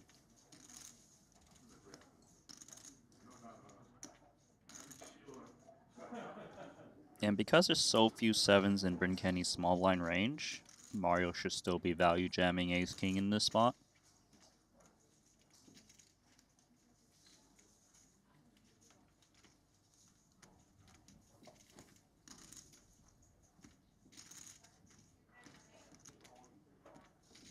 First, he's trying to figure out what it is that Bryn's got. I mean, another king feels like it's very much in range, does it not? Yeah, Bryn could have King Queen, King Jack suited that flatted the small blind. This is a mandatory jam with Ace King. Leaving back 5K. This one's over.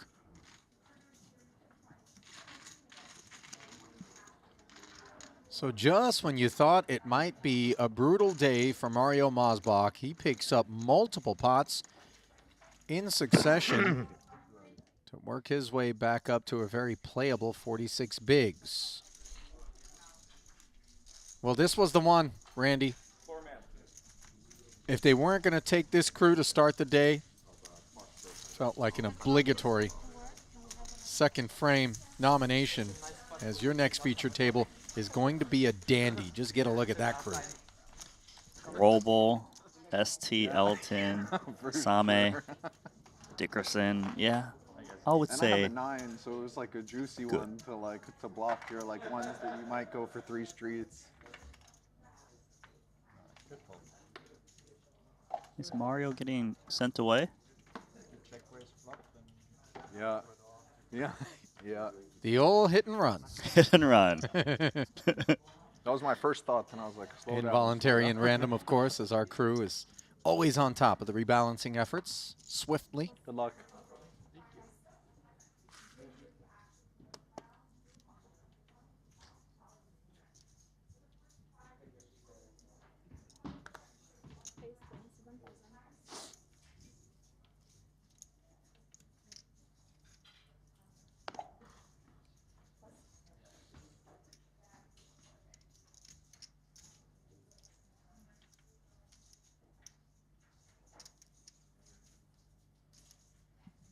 Who's going to play ace-9 better?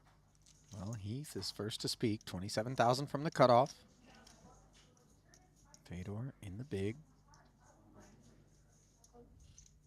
Books a trip.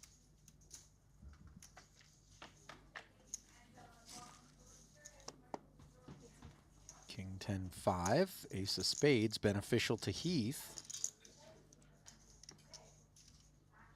The ace of spades should be enough to warrant a bet for Heath.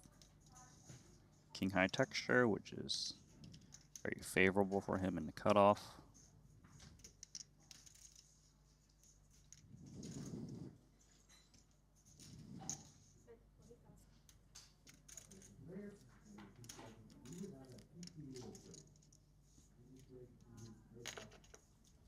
Check release to the 40 from Fedor.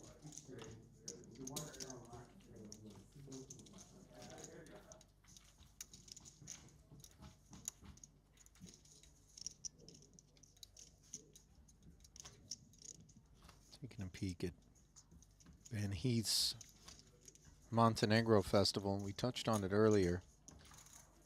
0 for 6 coming into this main. So obviously he'd love to put something together.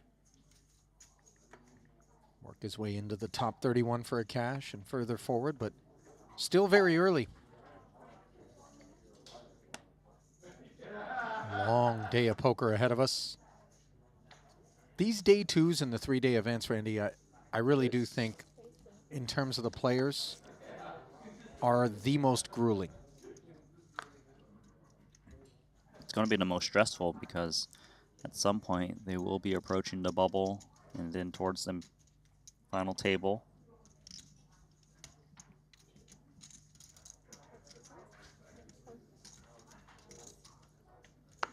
Pocket eights for Heath here. Playing them as a flat against the Jack-10 suited open.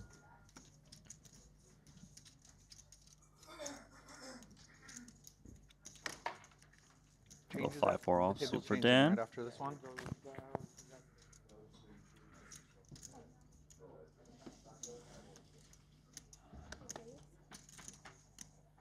93 in the middle. King 9-6. 2 overcards to the 8s. A gut shot for the opener.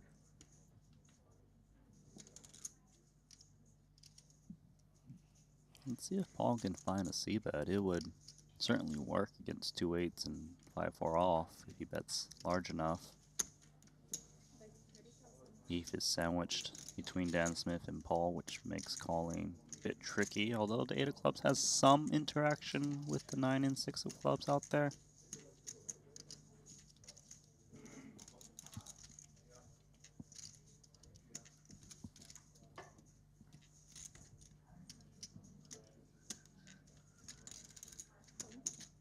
Nice call there from Heath. Yeah, with the presence of Smith behind him, obviously some influence. Deuce of spades is not an issue for the 2 8s, but a second barrel from Pua could be. Let's see whether or not Paul has it in mind. Would seem a touch ambitious, perhaps against the flatting range pre for Ben. There's a lot of King X's that Heath would have in the spot that are never folding. Even Heath could have some ace X of clubs that's calling again, but Paul. Wow. That's a nice move. 80K as he doesn't interfere with clubs, doesn't interfere with the King Queen.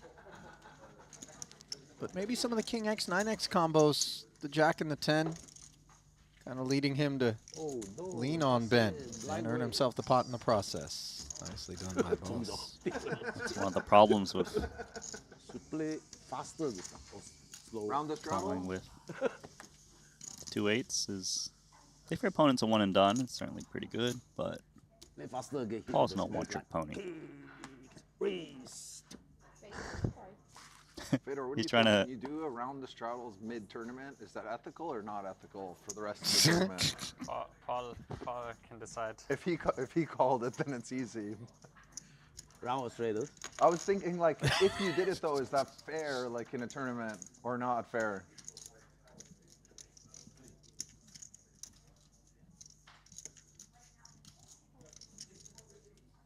early on, whatever, but then when it gets like later stages of the tournament, I guess it's better for the other tables. Well, this time, More Fedor's likely players ace-9 with position has different ideas. Right? I mean, it's Than obviously it better. did Better out of for the other position. tables, so yeah, of course. 25 becomes 70. King, queen off Okay, suit one for more hand. Pua. No, I don't think so. Snap folds to try to get another hand in. One more hand. I think it's when the shuffle. Yeah. If it was when she puts her hands on this. Pedro, why you take so long? 11 seconds. Because I watched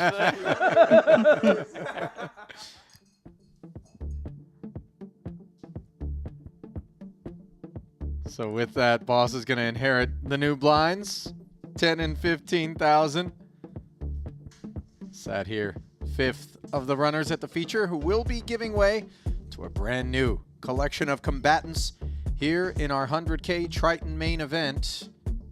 Bryn Kenny continuing to wield the ball stack at that table, but as we glance upon the overall leaders in the room right now, it is no longer Bryn Kenny who is up at the top. Instead, we find Malaysia's Michael Soiza, not a name that we had brought up at any point during the top of the coverage. So obviously, very much a solid frame for Soiza. Randy, he sits in first. Alex Foxen currently in second, 1.8 million. Kiat Lee, the other Malaysian, in third, with Jorstad and Suvarna rounding it out. Those are not names at all that we had our eye on. Yeah, it seems like they surged in that last frame on the outer tables, but, you know, Michael Soiza, 1.9 million at the top. He's done some damage at the Triton series. Yeah, Mario Mosbach doing a little bit of damage as well, in particular after really letting his table image erode. Found the aces, found the ace-king, found a couple of doubles. We're going to find Henry Kilbane, and we're going to park him in this seat right here as I'm going to cede the booth to he and Nano as we continue to work our way through a very long day 2 of this main event. Stay close.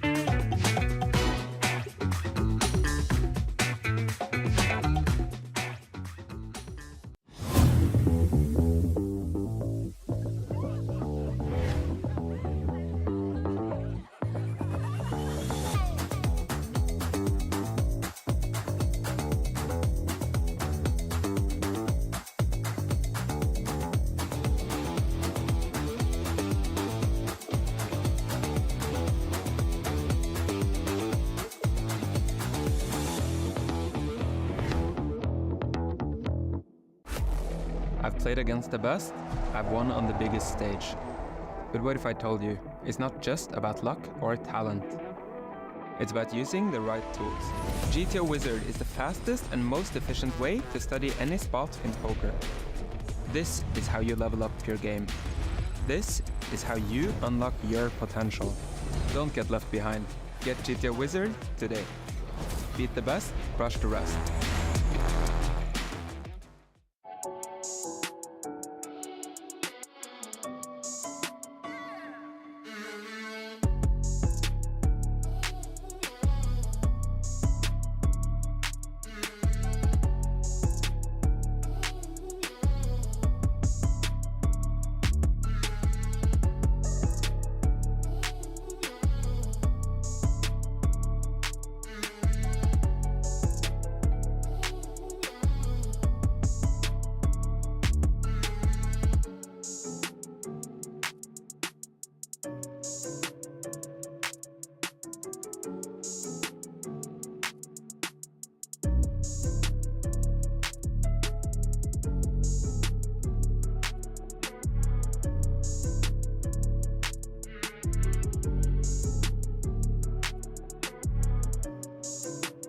For you, right? Yeah, they taste like garbage to me. Do they really? I mean, I'm probably going to get yelled at for that. You're going to get a little hate for that one. Garbage is rough. Ace-queen suited, however, is not. Heath, once again, with good stuff. Thank you. Looking for a customer.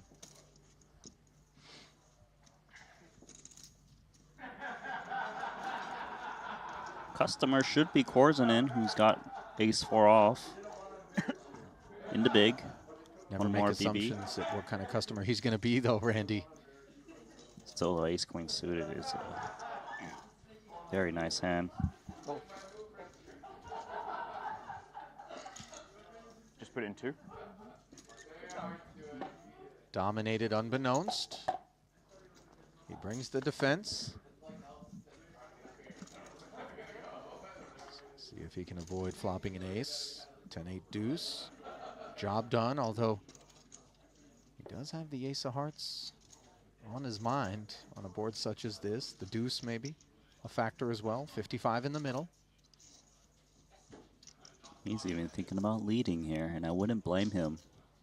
His type of board, ace of hearts.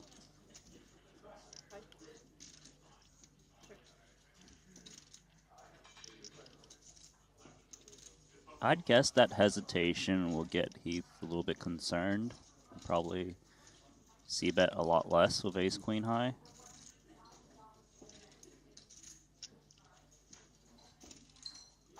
Nope, looks like we're gonna march on. Steady 22 though. Whoa, check jam. Gotta be some regret now. I mean, the hesitation, that's what I was saying. You think he's reading into that? I'm saying he should have read into it as potentially a move by Korzanen. Just ace 4 high. Well, right when some people were starting to turning the tables promptly on Heath there.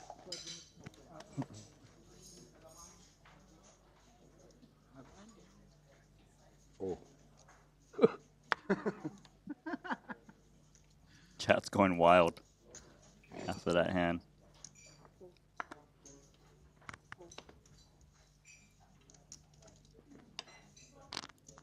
Mr. Boss, King 10 of clubs. If you do, Wayne does.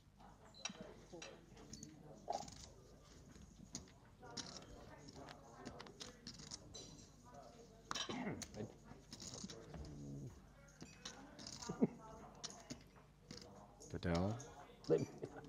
Inferior suited jack. Decides it's time to play one. 5 ways you can take it back. This one's getting loose pre-flop at the table.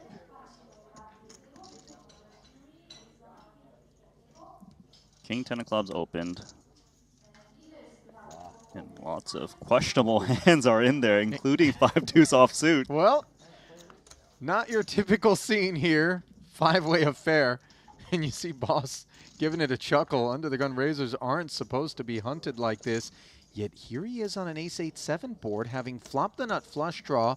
Korzenen's top pair, the next best holding. Albeit it is in front, 41%, but you can see Pua with the betting lead and 34% equity. Vladimir's going to lead into the entire field with this hand. He knows he has the best hand, wants to charge the straight and flush draws out there, especially with 5 ways to a flop. Someone's got outs against a pair of aces. Not flush draw still though, very strong for Paul.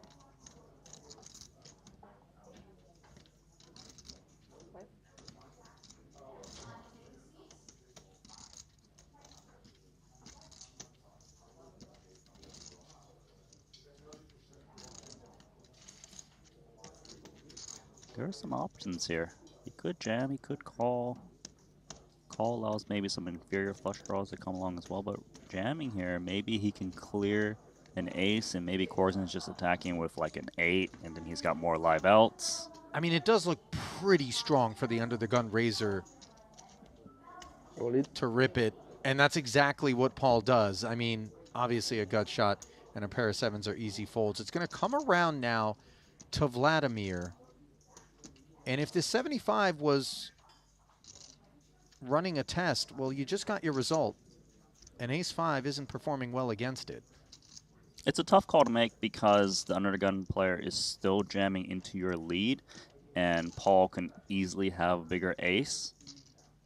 Jamming into your lead with a few people behind as well, which is somewhat key in context. Yeah, so Korzenen might be thinking if he makes this call, he might be trying to draw to the 5 and only the 5.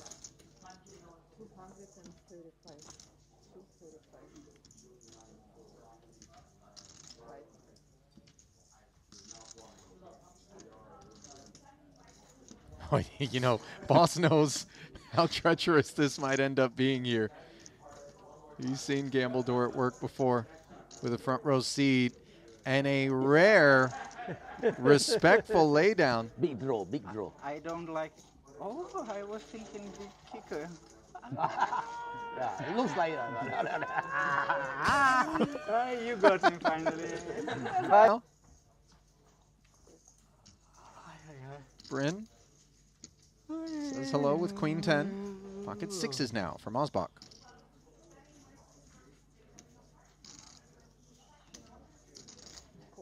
Gonna flat in position off of 26 bigs. See if he can get a couple more calls behind him. You want as many calls as you can get when you're holding these pocket pairs.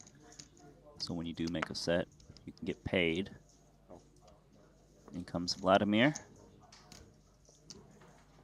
Set's gonna be hard to make from Osbach. Oh, another 6 is down, so he's not gonna make a set this hand. Nope, impossible. Little does he know it. One can still hope. Have a wish. King 8-7. Nothing really to speak of for anybody. No one holds a heart. No one has a pair. Kenny's got 2 people behind him, and that's enough to slow him down. Let's see if Mario can somehow get the showdown and win with the 2 6s.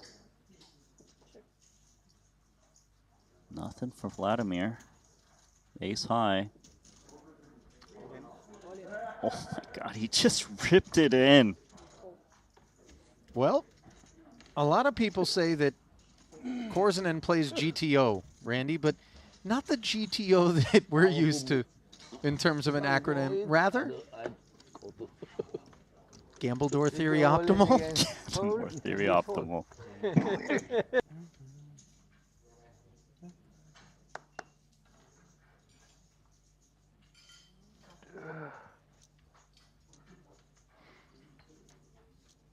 Pocket 3s now.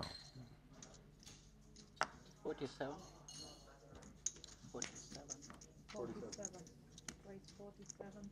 47,000 announced. Boss Paul gonna go after Korzenen. He's got ace king.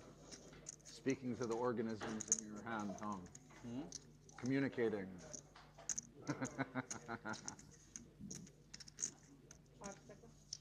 Vibrating. There's the rip. Pretty straightforward stuff. Maybe less so the open to 47. As Korzenen explores more adventurous sizings. Oh my. Here we go. And he's going to explore an over 800K pot as a result of clicking call. Huge open, huge jam. And a huge spot here for Triton co-founder Paul Pua if he hopes to fight on in the main. Where did this one come from? Well, Paul told Korzenen he bluffed him earlier with the king high flush draw. And Korzenen had ace 5. Here we go. Makes the call 3s to a flop. And that flop doesn't contain an ace or king. Nervy moments here for Pua, who never expects pocket 3s to make a call. But as we've mentioned already before, expect the unexpected, including a sweet ace on the turn. Unbothered is Korzenen. Why not? The magic of Santa Claus. For variety. For variety, he says. There wasn't a wide variety of ways for Korzenen.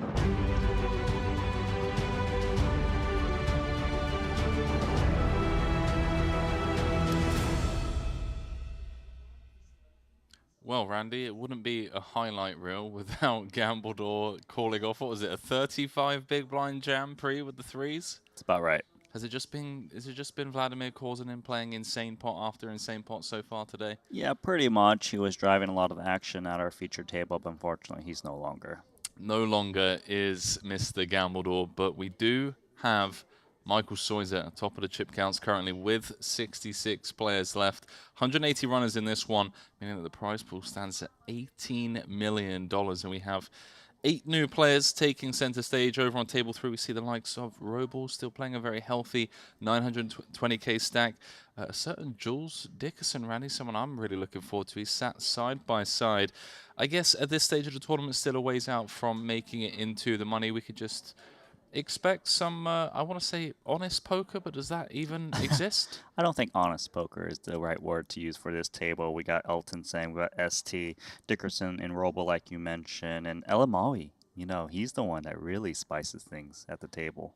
I'm looking at the prize pool now. The champion's going to be walking away with $3.8 million. Still a ways out from that min cash of $159,000, which will be going to the top 31 places as we throw it down to the main stage once more for continuing coverage of this 100K No Limit Hold'em main event here, live from the Maestral Resort and Casino in Montenegro. Is Malaysia's Michael Soiser leading the entire field.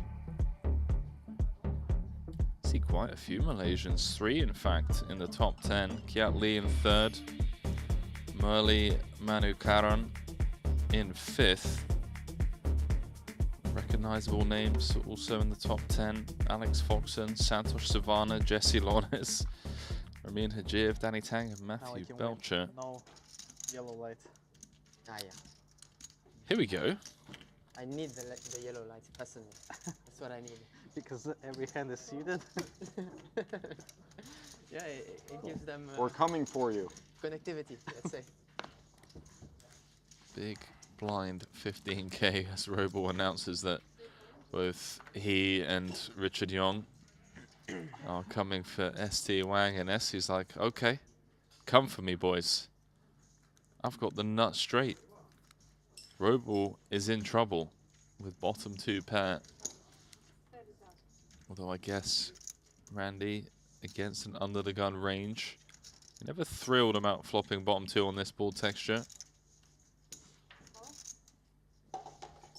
Gonna play it passively, and nice fold from Richard Young with top pair after seeing a bet and a call.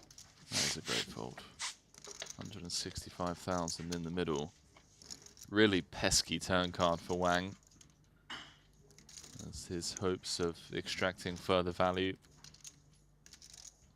Now perhaps diminished.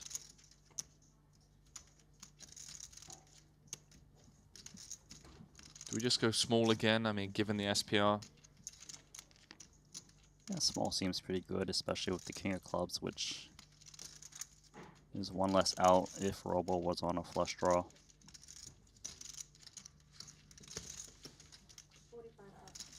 Plus, of course, pair of kings to go along with the straight. You block some of the full house outs. It's colder than over there, no? Here? Yeah.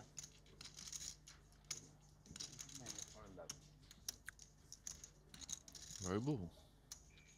Maybe reaching because for calling the chips. room empty for a while. Oh, yeah. Body Gets is coming stubborn back. on this turn. Does Maybe I not should lose a find pot. one of the 4 outs he was looking for to boat up on the river. I'm really curious to see what size Wang goes for again. Do we just go small once more?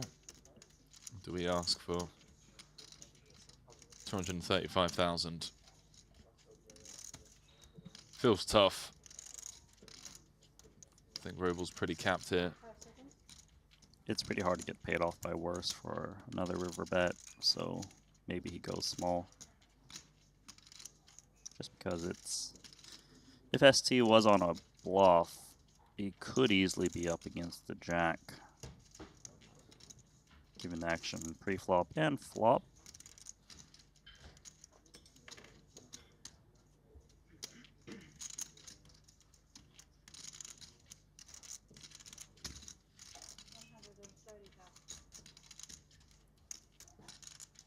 130, half the pot by ST. Choosing a non-all-in sizing. Rubal's suspicious. The jack or nothing situation. There was a bit of pre-flop table talk, perhaps some dynamics we're unfamiliar with coming to this feature table. Robel suggested that they were coming for Wang and his I wanna chips. fold, but I saw your crazy king 6 hand. Remember the queen 6? King 6?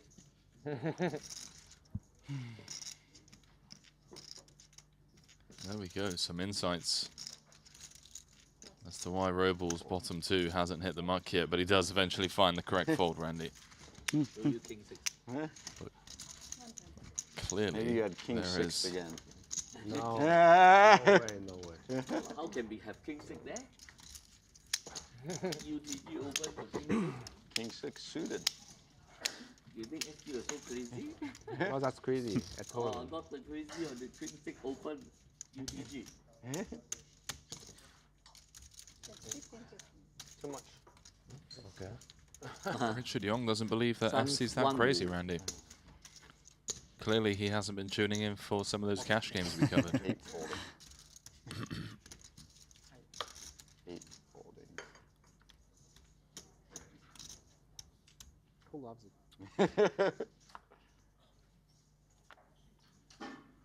Okay, only time I'm making a laydown on this table.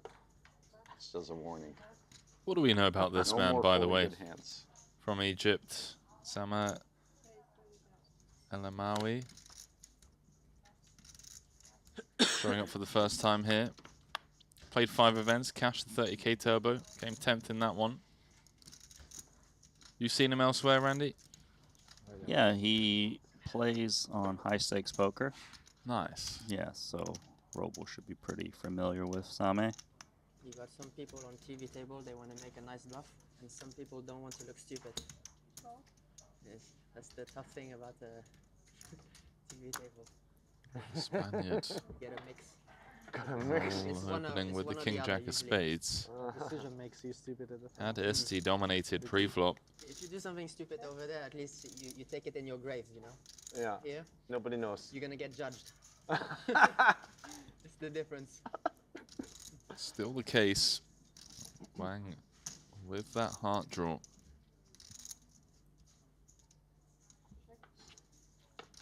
Raul deciding to check this one back at this SPR. Yeah, can't do anything stupid on the TV table if you're out backwards. Doesn't want to get check raised. You get fired. Stay in check.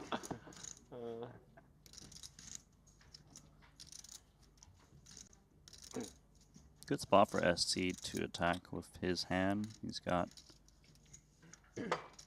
plenty of draws. It's a board texture where he has a lot of 8Xs in his range.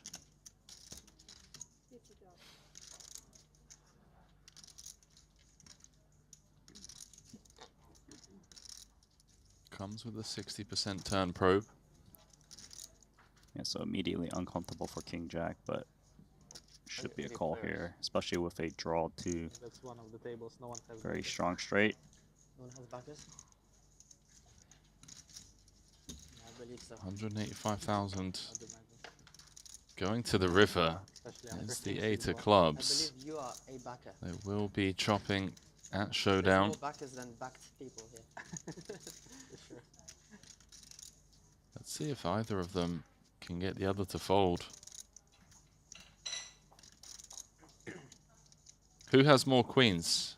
Who has more clubs? I'm backed by So they both have a lot of queen and clubs in their range. So you're gonna check. And even though ST check doesn't necessarily mean he doesn't have a queen Don't sometimes. play like you did at the last table, or you're getting the axe for sure. It's not gonna be happy. You need to tighten up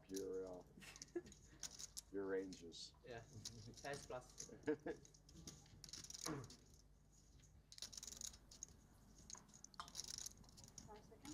Raul going to try to represent the clubs or the queen. He is going to try to move ST off of a chop. 135k.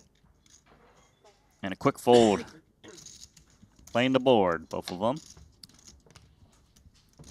Vamos. Well executed. Mr. Lozano.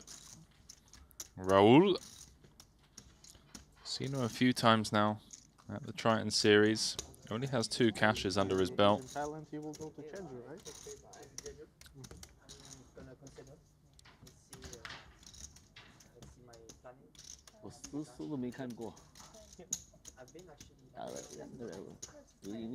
Oh, I didn't know Jules Dickinson lives in Thailand.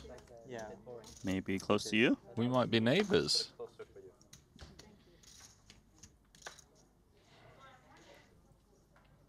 Haven't changed much. Hasn't changed much since. Should be much better weather now, right, in September than in last time. I imagine so, yeah. Must be. Warmer. It was not that bad weather. We had so many sunny days. No, I was thinking just playing golf there because they have like amazing golf courses. And I tried once last time, but it was super cold.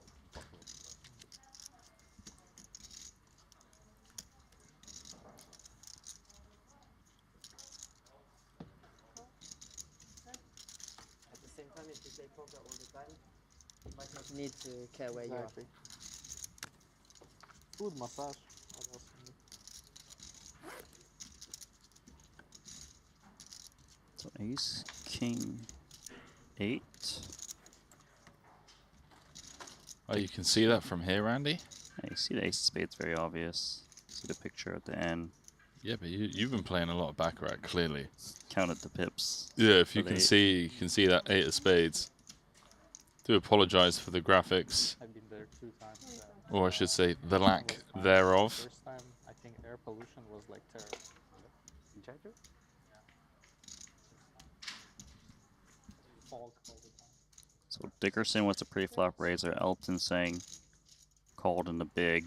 And that turn card, all Dickerson makes Broadway. That was Jules that opened. Elton defend the big. Went check. Better 25k call. Dixon drills it on the turn. Now sizes up 125k into 135. He's going to look to set it up for stacks.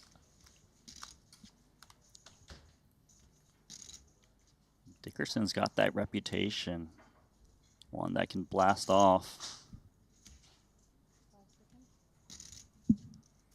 He really does, and that's exactly why Zhang is making this call. That's 125,000 chips. He won't be seeing the return of. At least not in this pot, and Jules Dixon's going to double up here, Randy. How good is that for Elton, though? And from his point of view, he feels like the aces and 9s would be good. It's not. I mean, still losing to the obvious value, right? Ace, king, ace, queen, all of the sets. Aces, kings, and queens, but still. This 9, I guess, realistically doesn't change too much. I mean, you're now beating king, queen. Although you could argue that maybe king, queen would check back river. We beat ace 8. You beat ace 8.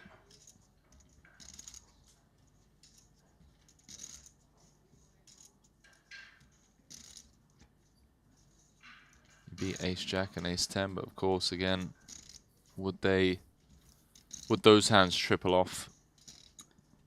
I mean, especially given the sizes that Jules has used across turn and river.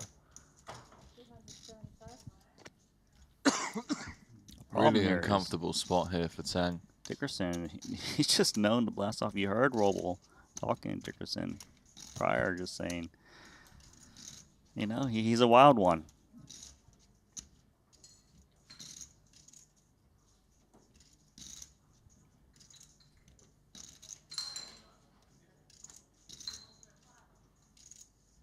Elton's going to pay him. Jules Dixon is going to cross the 1 million chip mark. Elton Tang is down to just 15 bigs.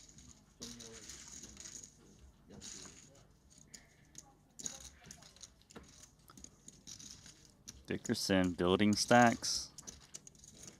Gets the max when he gets the goods.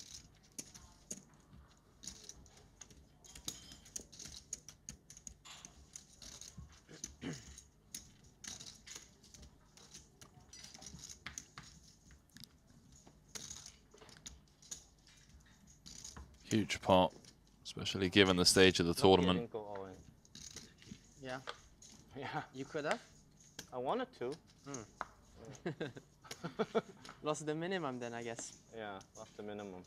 I should have gone all in, potentially. Yeah. Some big eliminations, Yeah, by you the would way. have got it all. Randy from Outer Tables, Mikita Badziakowski, Jason Kuhn, Phil Ivey, Sosia Jiang. Doesn't matter. I'll see you later. Robo. I'll try to get involved with Dickerson, Richard Young, King Queen offsuit.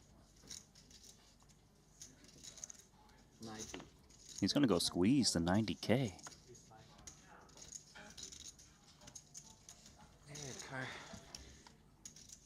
Nines for Same.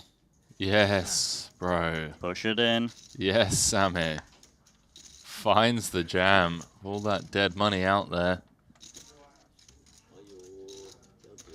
Richard feels priced in. No. Huge flip. GG. Richard's happy. Well, if it makes you feel any to better, see the Richard, I under don't bet. feel good about this one. 打进去的没得走了。对。 Sammy doesn't feel good about this one. He should. A couple of his opponents' outs already hit the mark. Nine's looking strong on the 6-5 deuce. Likely feels good now. 2 cards to come. Oh. Oh. I feel a little better about this one. You can't lose. Turns Richard dead.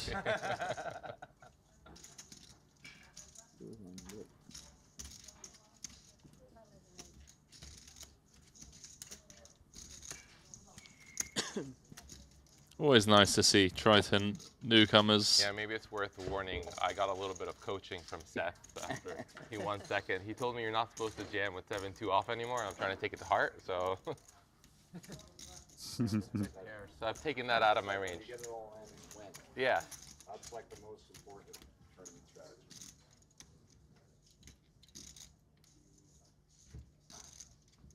Well, the good news is you're gonna make it to cash game time. Yeah, that's all. You know, I really appreciate it, guys. More likely. Yeah, I only need 2.5 hours more. Just keep me in that long, and then after that, you guys can.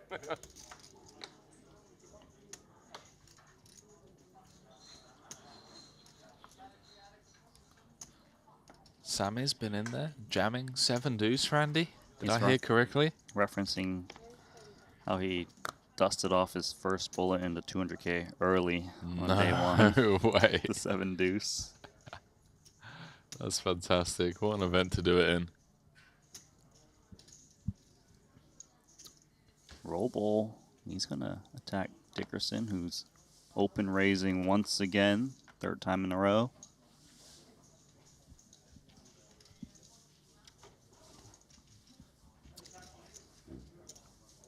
Dickerson does not care With 9-4. No. that he's out of position. Don't go that far. I guess fold. Just Doesn't fold. care about the positions. No fold bet. Wants to take it to the streets. Usually, yes. It's flopping best. Once again.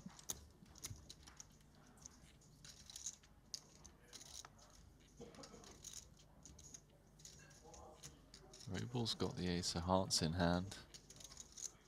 220 in the middle. Gonna fire out a C-bet. Make it cheap for you. Hmm. You must be very rich to consider this cheap. Well, I gave you a nice discount the last hand we played, and you liked it, so. Yeah.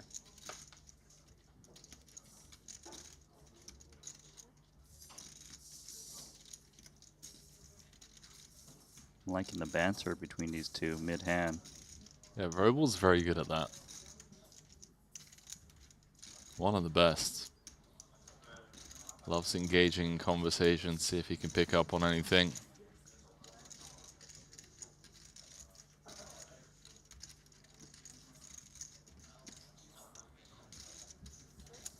Gonna check through. Deuce of hearts could get Andrew in trouble.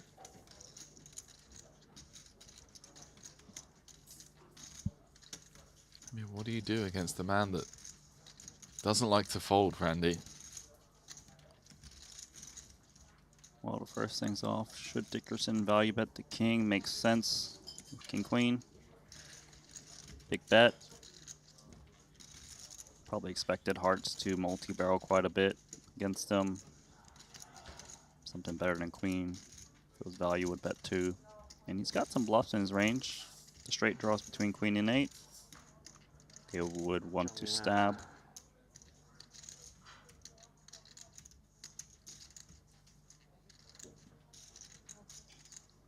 Don't do it, Andrew. Live to fight another day. Do not do it.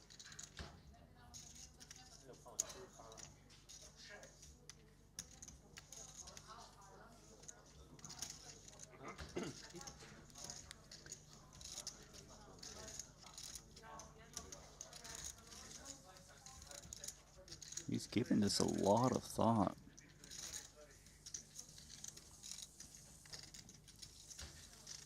Maybe all options on the table?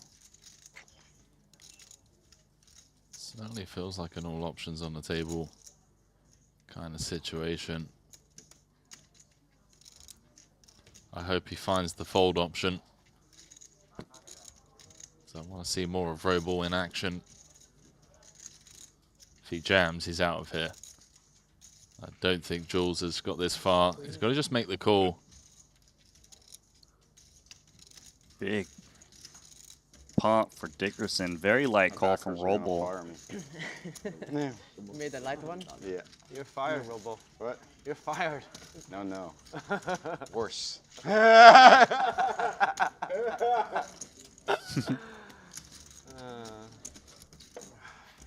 You're the type of guy who can't get fired, I think.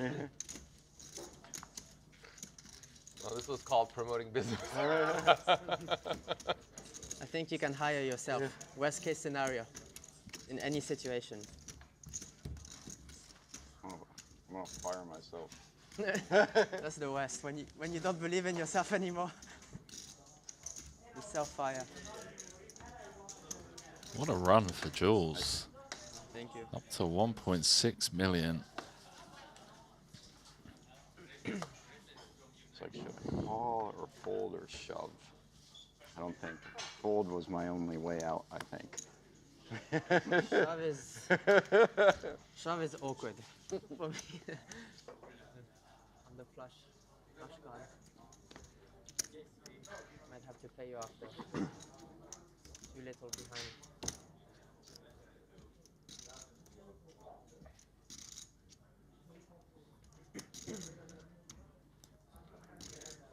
Dickerson has all the chips gravitating towards him. Now we do have Elton opening in the cutoff. Stacked has been slimmed down to 210,000, makes it 30. On a college king, 7 of diamonds in the big blind. Obliges and calls.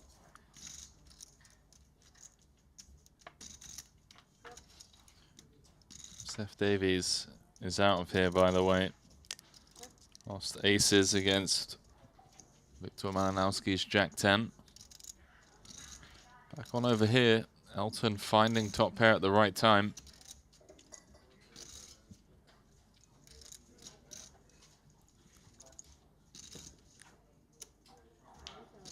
Down to 62 runners now.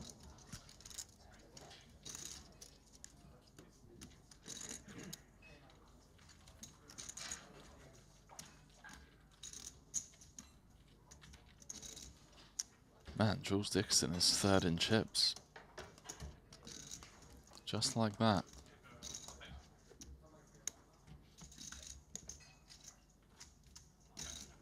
Happened in the space of an orbit as well. We might have 2 quorum big for the hands. cash game earlier than we think. Once I'm over it. If we get a quorum, I'm just punting the rest. I'm done trying.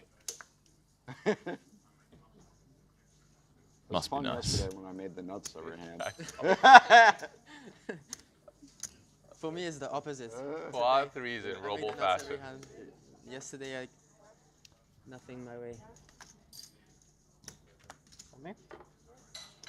It's too depressing to have a small stack. I mean, Robo, you still That's have been my motto. No stack is better than small stack.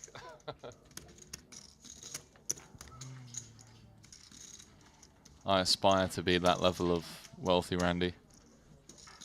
Don't be a hero. Or as soon as the cash game starts running, you just punt off your stack in 100K. Yeah. Yeah. You're good marketing with the 9-4 and the phase 3. I just had to call it just in case it was a funny hand. Just in case on TV. Yeah, to look cool. Yeah. Too humiliating to see a 9-4, right? Ace king with the king of hearts.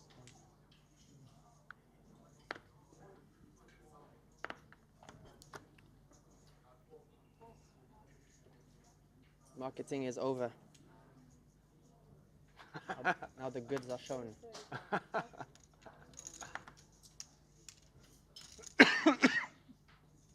Fold.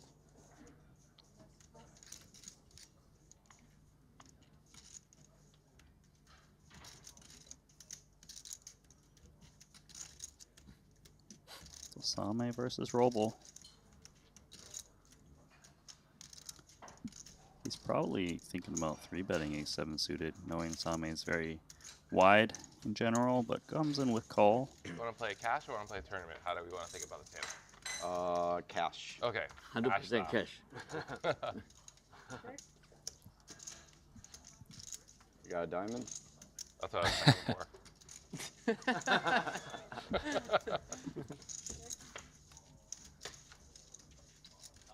Randy, this is the most home game vibey 100K I think I've ever called the action on.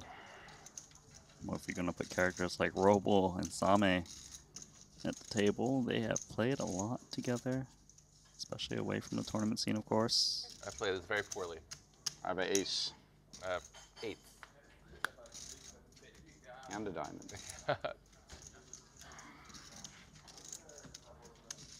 Alright. I didn't pull off my stack.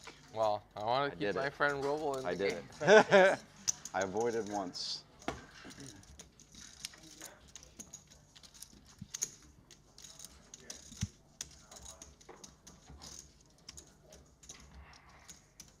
Robal's getting short. Down to 23 bigs. What did Same say? No stack is better than a short stack? What did he say? No stack is what? Better than a short stack. Because you could go and jump in the cash game, I presume. It was like it was a lot more fun yesterday when I had the nuts every hand. Finish out the 22 minutes. Finish out the TV table at least. So you have a souvenir of this trip. 30. I think Robo has enough TV souvenirs. 9-7 offsuit from Ponikov in the cutoff. This is adventurous with these players right behind him, like Jules Dickerson, who's attacking with 4-3 of hearts.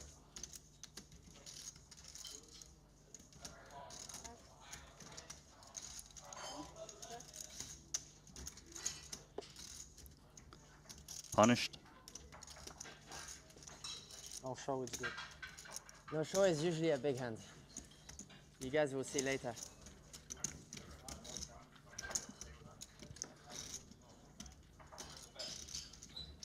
Marketing is over long ago. I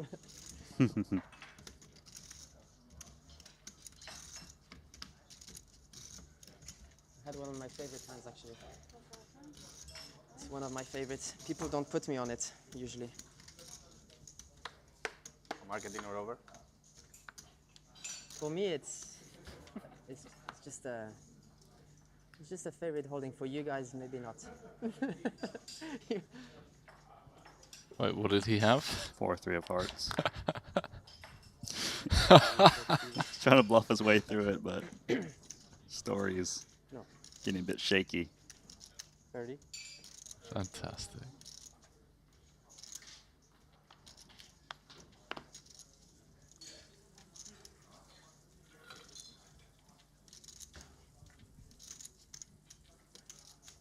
position here for ST. Does get to close the action a big, so might not need to pile this in, but he will.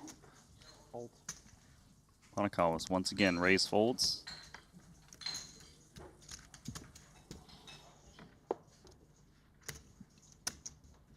Randy, I've got the Triton Poker Plus app open. Okay. We've got 4 tables open. Are not that bad. You're multi-tabling the app. I'm loving it. Got 4 tables open, including this one. I'm sweating along. Some of my favorite players. Foxen is building a massive stack. Artur Martirosyan. I'm seeing Vaska Boynikau, who took down this very event last year. He's got a huge stack as well. Keeping an eye on my boy Espen Jorstad. He's chilling. 900k, 58 big. Santosh Savana's got 1.4 million. I highly recommend the viewers at home do the same. You can get 4 tables up on the app. Watch your favorite players. Check out all of the hands that they're involved in. We've got 62 left with 31 places paid. Who wants my chips?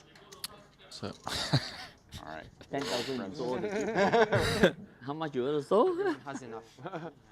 I really need a ITM, 50% of the field. You need even more than me. I need it more than you, yeah.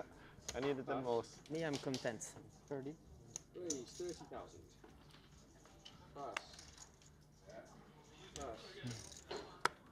So Panakov's gonna raise 3 times in a row. Is this the Chips for Yachts program? Huh?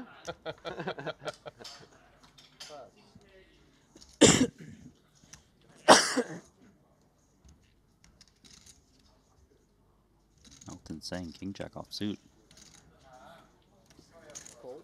Brings in a call, so Panakovs will get to see a flop this time. Behind?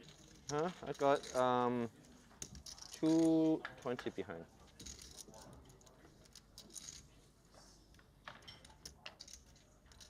Both these guys getting pretty short. Getting to that stack depth where every pot is crucial.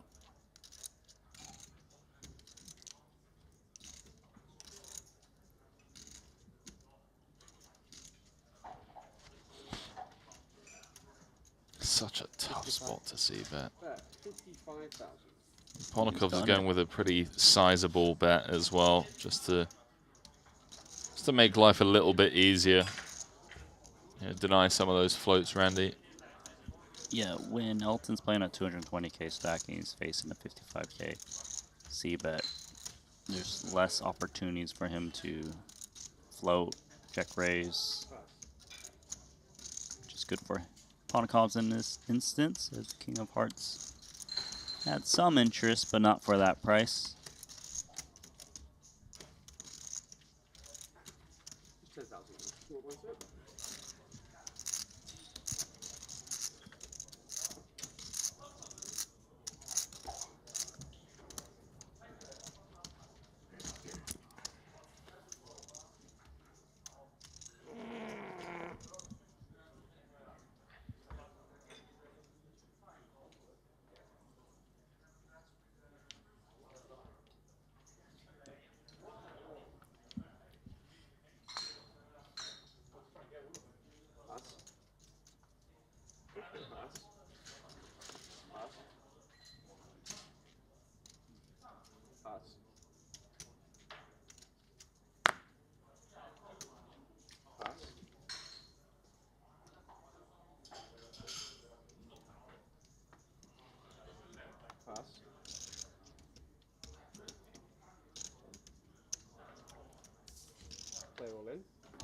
Elton. Fast. King ain't offsuit. He got Snap snapped so call. fast. Samuel with the ace-3. Could be worse for Elton. Elton needs the chips more than I do, so you're welcome to give him this one.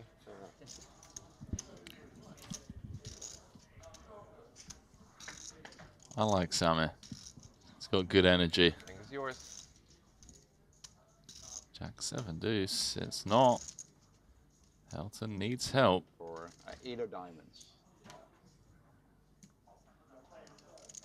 Elton needs help right now.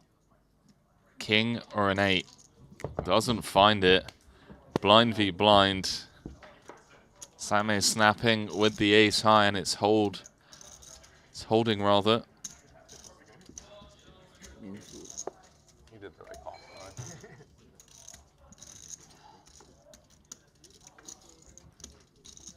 Elton's out.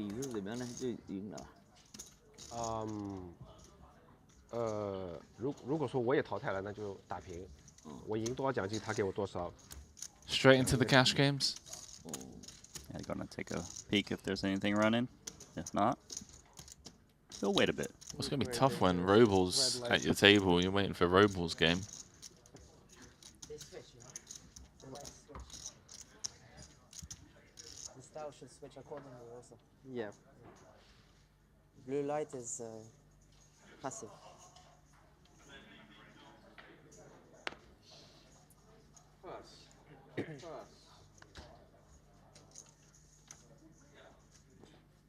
I feel like this tournament is going so quickly. Already 60 left. We started like 90. Yeah, dropping like flies. Just a third of the field remains. Range 30,000.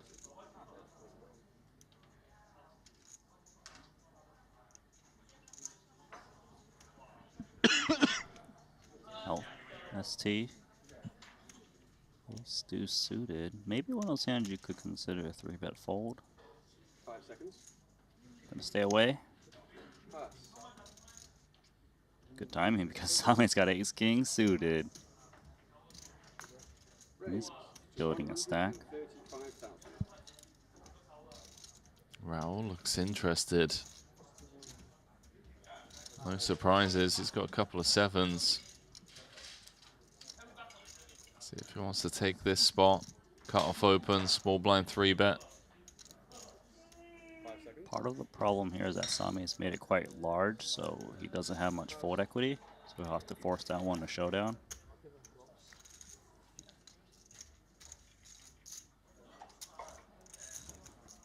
I'm better with more chips. I don't usually know what to do with little chips, but more chips. You know how to do. Yeah. I learned well from Robel. Yeah. I call this the Robel zone.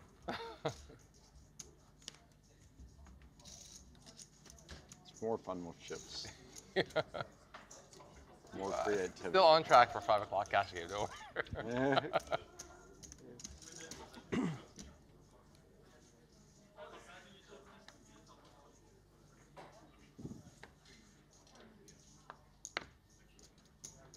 And it's coming up to 5 o'clock.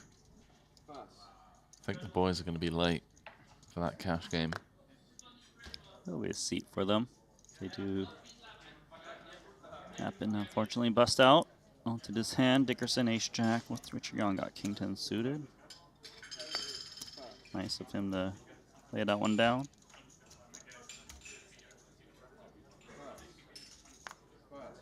Hold.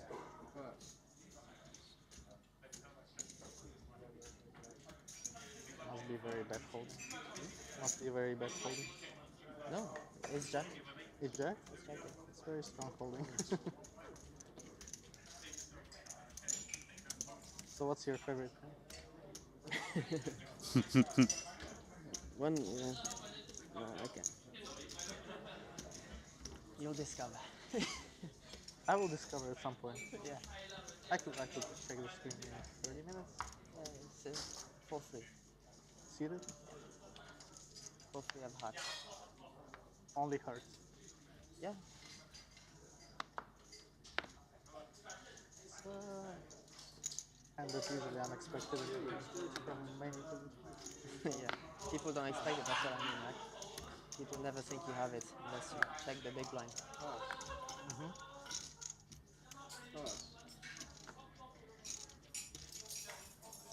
Situation here, Panakas with the solver special. Knowing him, he's going to activate here against Robel's under gun open. 85. You called it, Randy.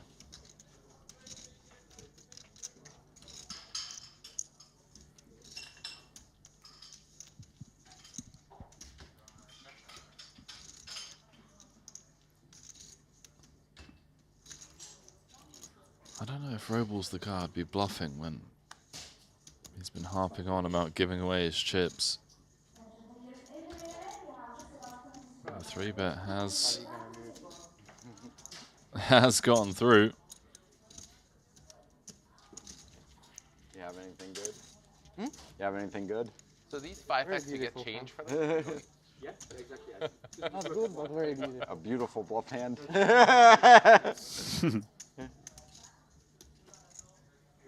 I'm yet to ever use a 10 of hearts. Ready when you are. Yeah. One of these days, I think I'm going to use it.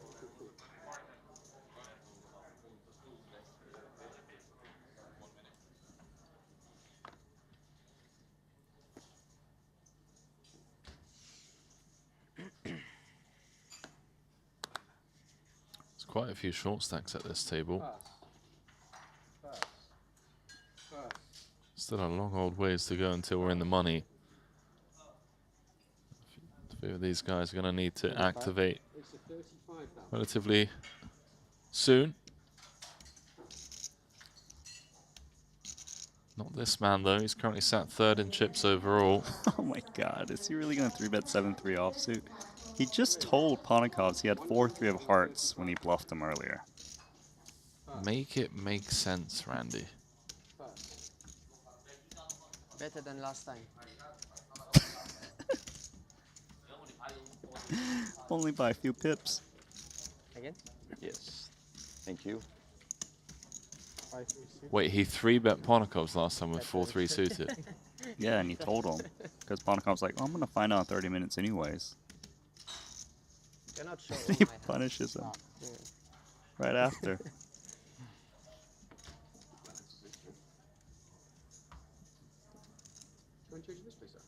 Absolutely. Anything for Richard. Yes. Thank you. Oh, sorry.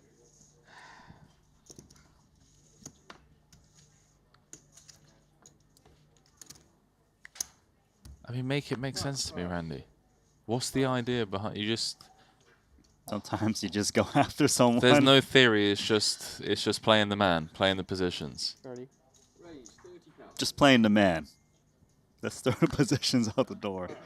Because that one he did out of position. Onto this one. Finally, Robo gets the goods. He's going to play back at Ponikovs.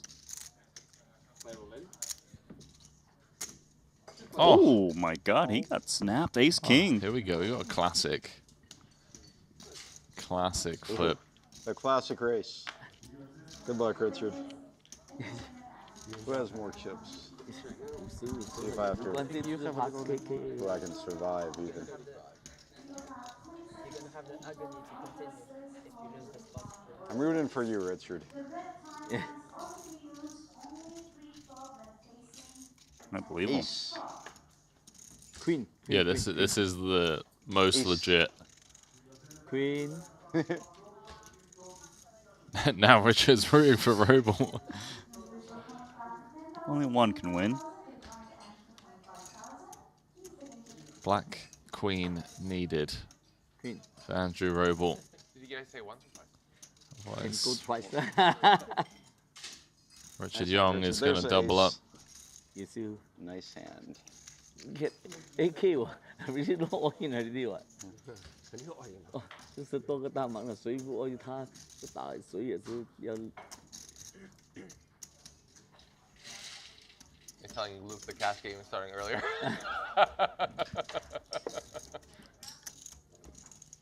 Robo was down to 3 bigs. This is the worst torture now. Roble's texting the group. He's mashing away. He's like, lads, game starts in 15 minutes. I'm Be all there. in next hand. Why only one? 2 blinds. It's the opposite of cash game. Robo started the day like top 5 in chips.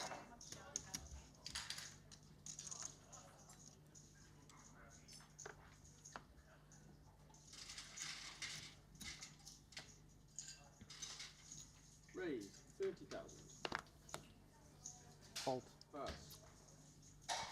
Pass. Fold. Pass.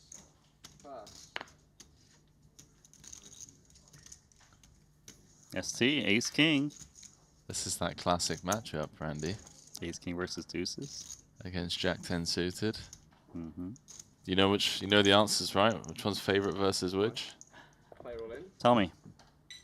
Jack 10's favorite against deuces. Deuces are favorite against Ace King, and Ace King's favorite against Jack 10. Make it make sense. Well, I take the Ace King this time because it just took it down pretty. If you call, you can. Maybe we wanted to play. Yeah, I definitely wanted to play. Yeah. I had deuces. I want to play also, but maybe I had a put the pretty chips looking first. hand. Yeah. I reckon we just put this table to the side and get the cash game up. Keep ST, keep Roble, keep Sammy, keep Richard. Just change the game right now? Just change the game right now. Deal 2 deck of cards and they play both at the same time? Keep Dickerson in as well. I feel like Dickerson in a 500 1K game would be really exciting. 30. Raise 30,000. Pass. Pass. Pass.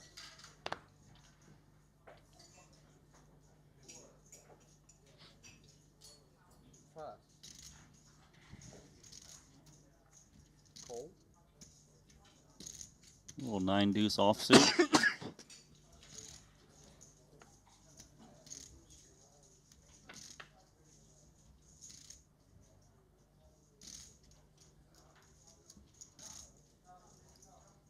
Check. This is a bit out of line, this big blind defend here from Sammy. 15. Bet 15,000. Pass. Not the worst hand if you're playing blackjack. Yeah, you can still double down against the queen or the jack. Looks like he busted.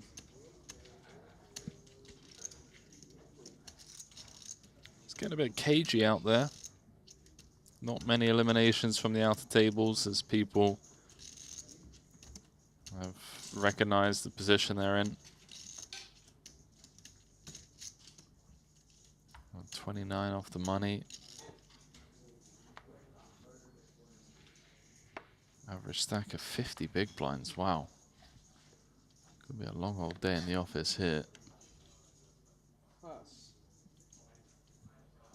Raise 30,000. Jules involved once more. Pass. Pass. Pass.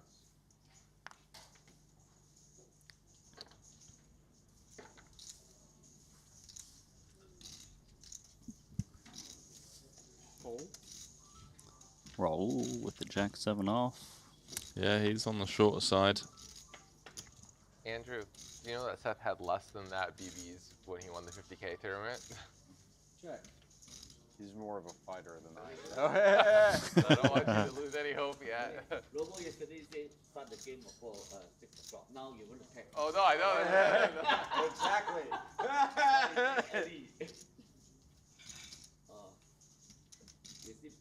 Is it 30 or Bandor wake up or not? You check that.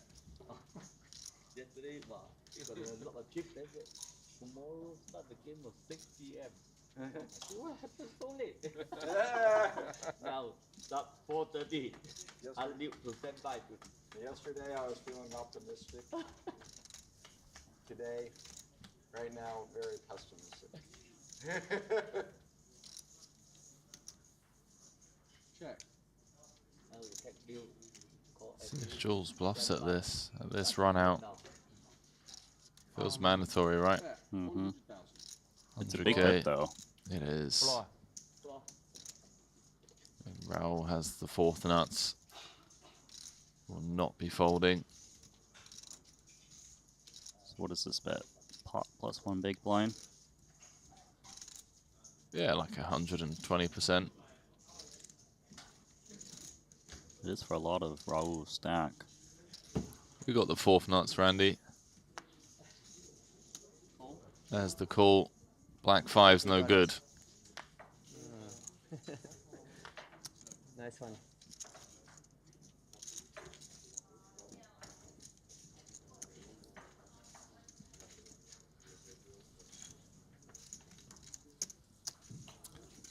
It would be a shame to see Roble bust out, but it is looking pretty likely. Especially with that dynamic that was slowly emerging between himself and Dixon.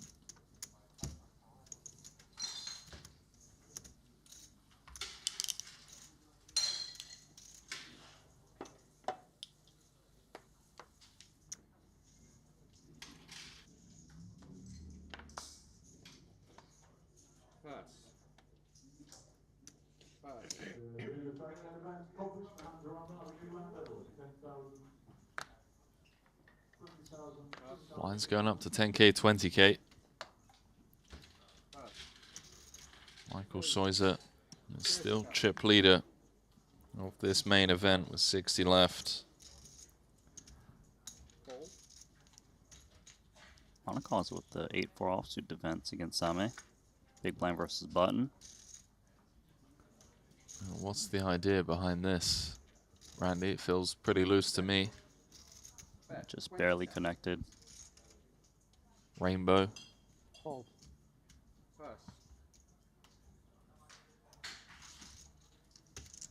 Big stack Same.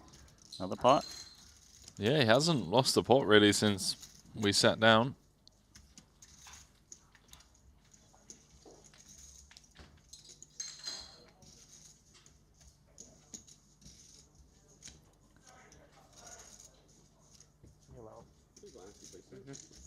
Eliminated Elton Tang. Sorry? Talking to Andrew. Good luck. Ponakov's with the well wishes to Roble. Feels like he's going to be all in this hand. There it is. Roble did the whole one chip up. Yeah, yeah. He's a pro. He's not going to put them all in. He has to keep it back. There's ITM though. I gotta wait till the cash game starts. I think Richard Young's going to give Roble a spin with ace 9 suited. Click Richard, it you're once gonna do more. him like that? He gave you the other chips. Huh? Finish him. Yeah. Very likely to finish Roble, Fold. given the hands. Sorry, Richard. I'm rooting for Roble this time. Good luck. Oh no! Dominated. Never mind, got 5. But never mind, at 4:30 we'll start the game already. Game starting in 17 minutes, Randy. Is it with or without Roble? I think it's going to be with Roble. Only 17 and the Paul in only. Or you see, got a 5. lot of players. Big L. Oh. Wow, ace. Give the guy an ace, yeah. Ace and 6. Ace, yeah. Ace, I want to ace and stay 6. here with these nice gentlemen for a little bit Ace. longer. Roble needs an ace or a 6. Come on, Or ace. 5. Ace, ace. Ah. GG. Yeah, 5 he makes good. Good luck. Good game, Roble. Yes, thank you. I'll see you in a little bit. Good playing with all of you. The silver lining No, is no, I'll be there at 5. Just let me know whether you guys are starting on time or not. Good game. Enjoy cash game. he's going to have time The to button grab is some food and a coffee I was small blind. Yeah, okay. before that high stakes cash game starts. I'm the big blind now.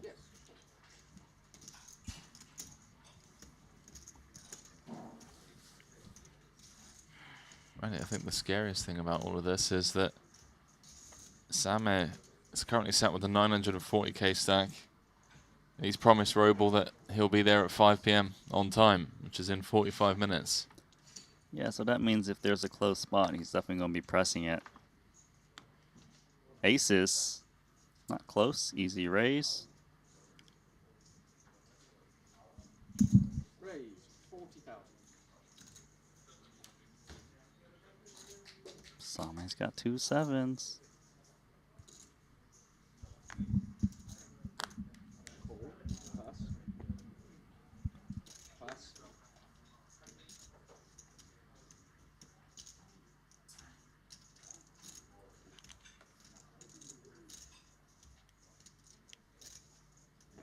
150. Oh man. Was Jules born in 1985? I was, not him. Although he might be. Yeah, he might have been, Randy. Maybe that's why. That's annoying. I would have liked to have seen a flop. SC is likely to jam. I mean, usually Dickerson is committed when he makes 150K against your under the gun open. How much is it? Half. That was a bad play. 475,000 in total. You didn't show 4-9. Mistake. This time better. Yeah? 5-10. Just like 4-9, maybe this time is 5-10. No, I have 8-5. 8-5, oh, better. No good. Ironically, I wanted to see what he's gonna do first, and then I was doing the same thing. You're gonna do the same? Yeah. So it's not gonna work ever. But I know he had a real hand, so I needed Real to just, hand, yeah. Wow. ST may be kicking himself when he hears that Jules had 8-5 offsuit.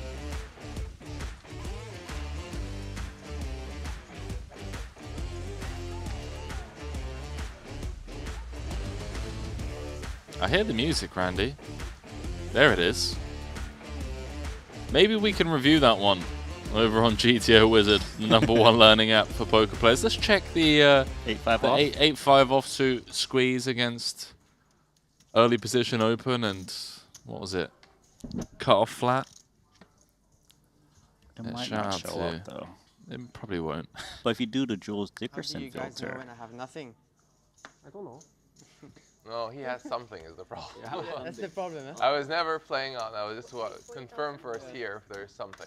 100% got something. Yeah. You feel that you got something. I'm the only one playing on. You have nothing. He has something. You always have nothing. Like, you nothing to kill Eldred out. Richard with a great needle.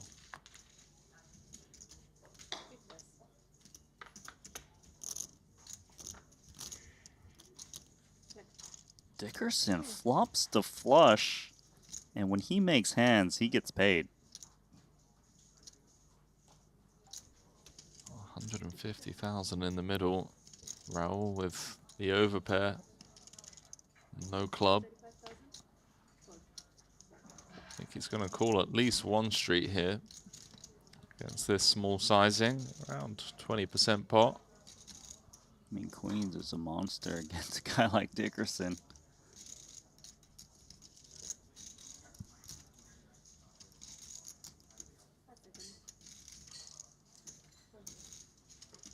Spaniard comes with check call, just as we predicted. Board is getting a bit dicey for the Queens now. 4-liner on board.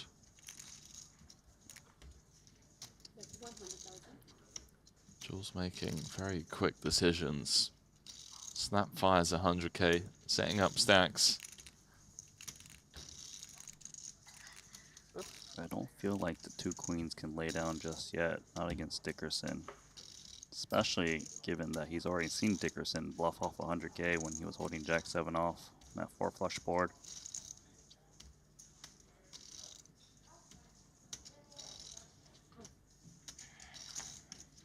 Raul needs like another club to roll off or something. Fortunately for him, it does. Now any club would of course make a flush. 420 in the middle, just 270 back.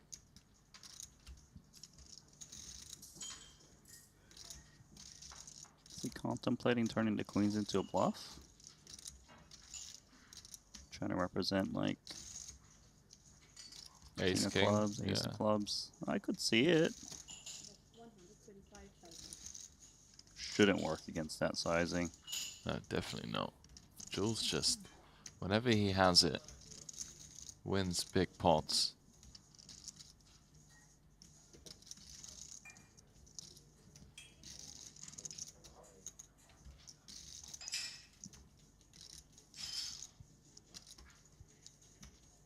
hand's too strong to do anything but call for this price.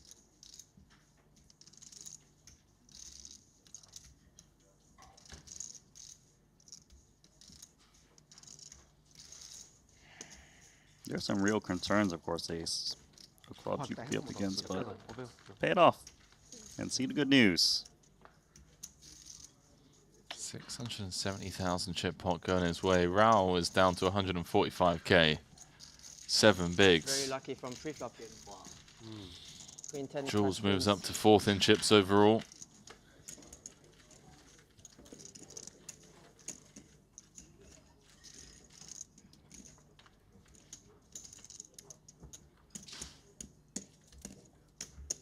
Just looking around at some of the alpha tables. Danny Tang is up to 1.2 million.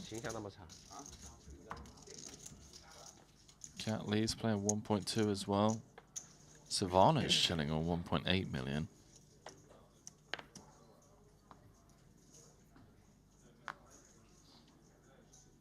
Some recent eliminations. Other than Andrew Roble, Ben Heath, João Vieira, recently departed.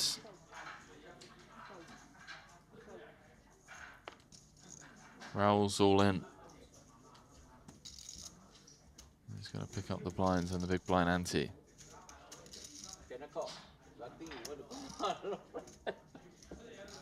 I know I'm not supposed to call. The problem is sometimes what you know and what you want to do are two different things.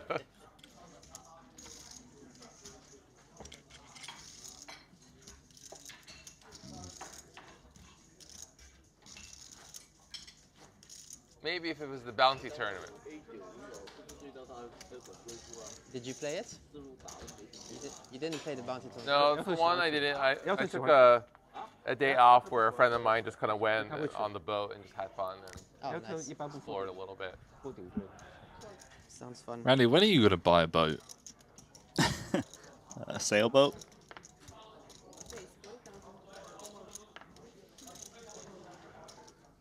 I want to see you pull up to one of these events with your boat and you're like, hey boys, come on, let's go.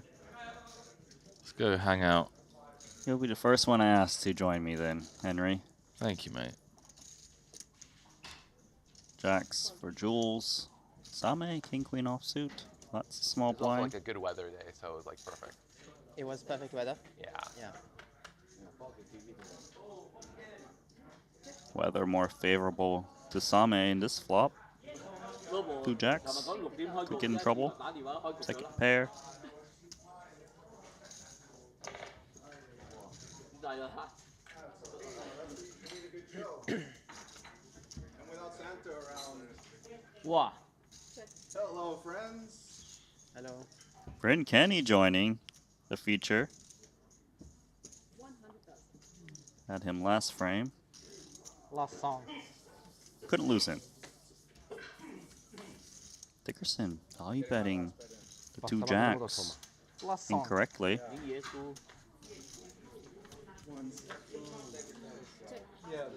That's not a good river for me. Oh, it's a good river for me. It's very good. 你什么？8，2个8。他 hijack 我 cut off。他出来 A8不懂什么。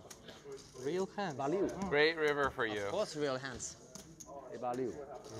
2个黑 Yeah, 桃 that's river ，A in 不 the 是黑 deck 桃。 after a jack. Yeah. 他打我应该大不大了？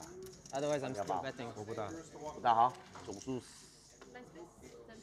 总数64万嘛，是不是大大嘛？你有位置的。 I mean, in a lot of ways, you're 86 来 supposed 一 to 个 bet that one because you kind of take the 9 out of my range a little bit. 不打我。 I kick the 9 out of your range? Yeah, less likely. I think you call a 9, right? A86。 Oh, I'm calling regardless. Nice, my friend. How are you? Spun it up. Let's Yeah. go. Yeah, that was sick. A lot of rush of hands. It just basically the rush stopped when you arrived.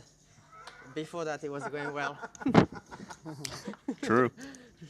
I was winning the That was a first small pot. one, no, or that was a big pot? A85。 I was pretty lucky. 来个6，红吃6。再来个4，挖到。 This is a pretty cool table now. Boss Paul on the left of the other co-founder, Richard Young. Got the most winningest poker player of all time, Bryn Kenny. I'll do take his money. Next time. Okay, next time for me too then. 打不打？刮到。 Same A 头 A 没看 Maui 看到哦。 like 1.1 million now. Started with 4 and change, 445. 哎，我等他们师傅介绍的。 What a flop. 不打。打8就拨多一点。 Thought it was 555. Start of day chip leader Bryn Kenny. Pre-flop raiser +1. Queen jack off suit paired board. Wait, hang on. Start of day chip leader. That's right. Was he really? Wow. Yeah, but obviously things haven't been going so well for him. Manners. Just join the table. Just because you have so little chips. If the stack was bigger like before, No manners. the manners wouldn't have been the same. Well, you're showing manners to your stack. I am. Showing your value towards it still. Not taking it for granted. Otherwise, I would 3-bet.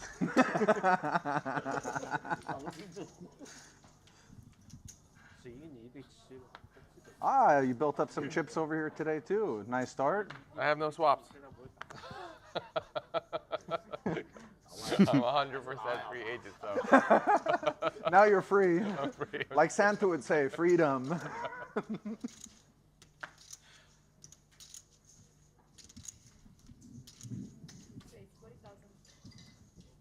Wow.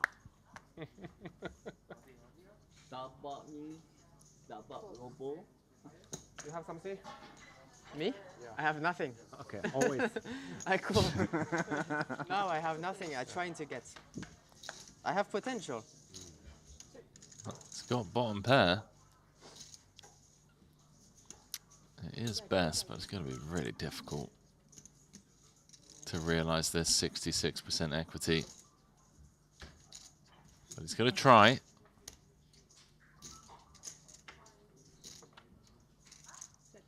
Well, Jules still has the best hand. Let's see what kind of mood ST's in. He's going to slow down. Wow, Looks like Dixon. Jules is. He's just going to win this one at Showdown. Yeah, found a way to realize his equity and. He does not play well. I have 3. Everyone else. He has a 3. It's good. Oh, what is the stream delay? Huh? What is the stream delay? Is it an hour? Yes. The Jules Dickerson effect. When you're that sticky, that aggressive, people perhaps not taking bluff spots against him.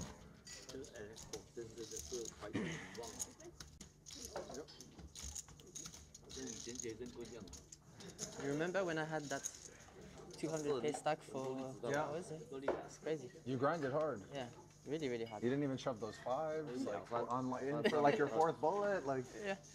Exactly. You deserve these chips. It took a lot of discipline. Yeah. Yeah. And finally, it pays. To be patient is the most important virtue.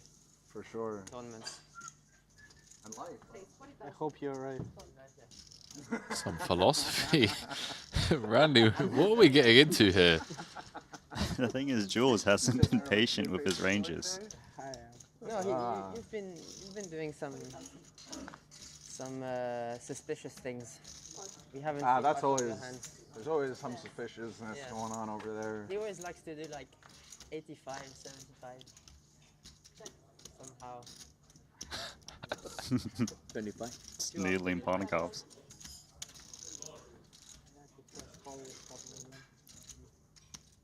Not to this hand, 25k C bet, called by Bryn. Exactly same hand. I think that's folded. You have 2 times? Oh. Exact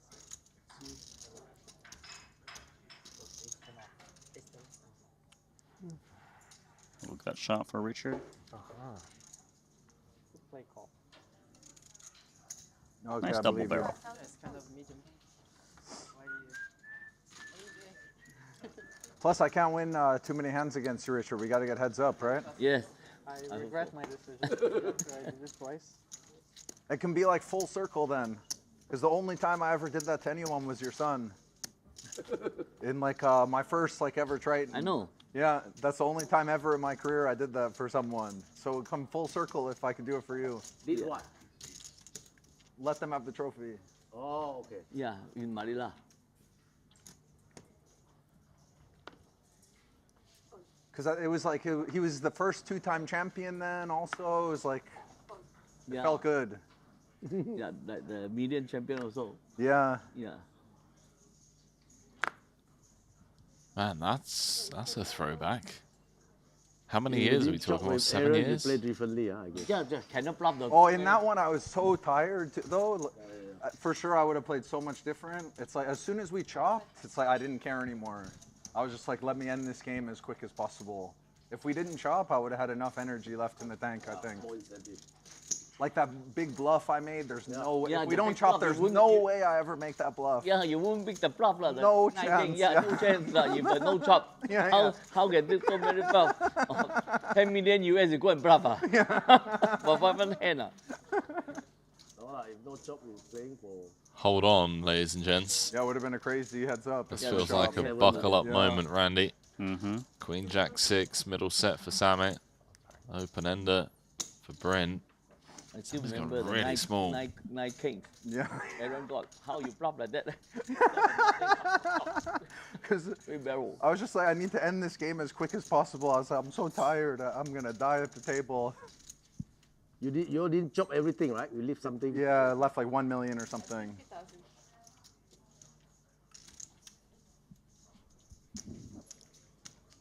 Another Another small bet, bet, huh? Yeah. It's Wow, giving Randy. Kenny a good price. We're in sync, mate.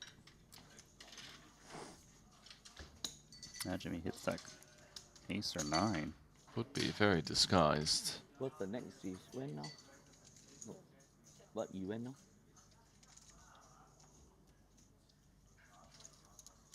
Brent bricks. Sammy could have extracted more value had he sized up a little. Coulda, shoulda, woulda. 175?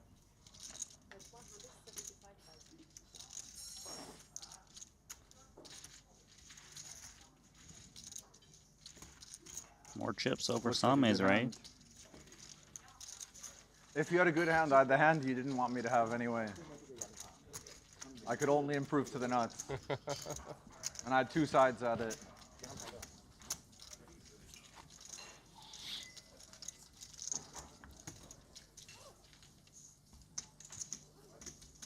Robo game start. Man, these games have been super chatty. Been pleasantly surprised.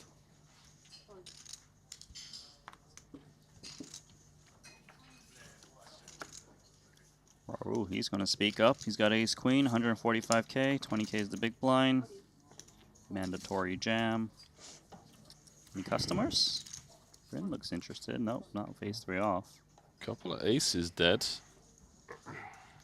It's going to survive once more. 50,000 more friends. Yeah, you know, you pick up the blinds and the big blind ante every orbit. You can survive.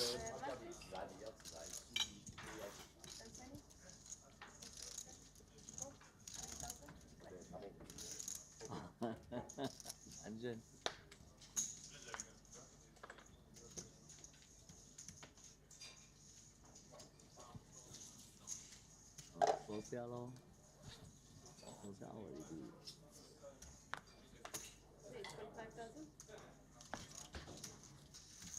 Little downgrade for Sammy. Jacks to 10s, but still a good hand.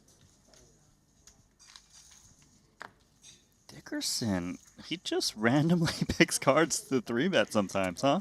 That's a great way to describe it, Randy. It's not poker. Random. It's nice. Random being the key word White here. tank. I have very bad image with him though. Yeah. Let's use that all in. Oh. Oh my. That's very, very bad image. Don't stay so long. You almost forgot you have bad image. I was like, wait, oh, you're right, you're right. You're right. So this. Oh no. I shouldn't have. I should have just stayed in my phone. It's always those offsuit But connectors now as well, I believe isn't you it? when you say you are going to do the move. Now I believe you. Everyone don't want to throw play with you. Everyone don't want to throw play with you, all in with you. Yeah. When you 3-bet, That's not fold or all in. Post flop too good. Yeah. When you 3-bet, fold or all in. Yeah, now I. What can I do now? Only call, right? Yeah. 3-bet bigger. Yeah. I had one of my favorite hands again. Oh, sorry. Middling hand. It's hard to call it because it's too disgusting. 9-7 suited. 8-7 off. Just tell everyone.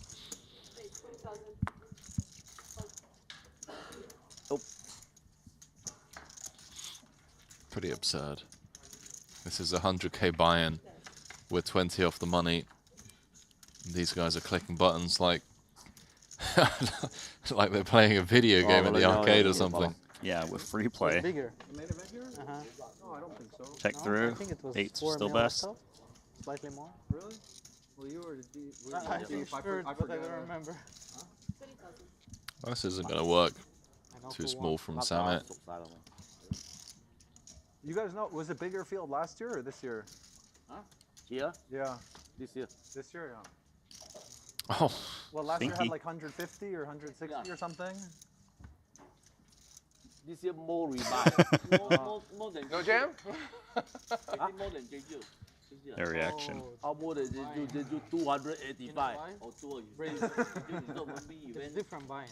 285个怎么差天跟地？ Oh, because they 是280几个。 125 to 100. 对啊，我有180几个。 120几个是去年的3月份。 Bring back the one. 哦。 How many entries? That's what they're playing for. 是啊，去年 Main event trophy. 总之一次180多，下来就285。2次都破世界纪录嘛。世界纪录是 Patient was very successful here this time. Yeah. We beat the record this year by 9. It was 171 runners last year, although the buy-in was higher. 125K last year, 100K this year. 他还跟我讲，哎，这里破纪录啊，最好是啊，我以为是哦。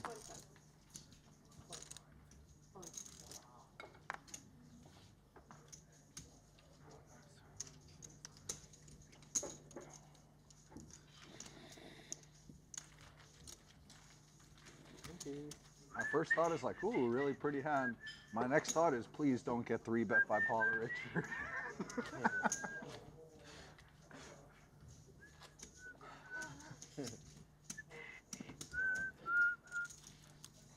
华文解打嘛。 Very nice. I mean, 10 is like 550万 nice hand, but then like, 华文解 can I really just 啊，550万。 Jam and pray.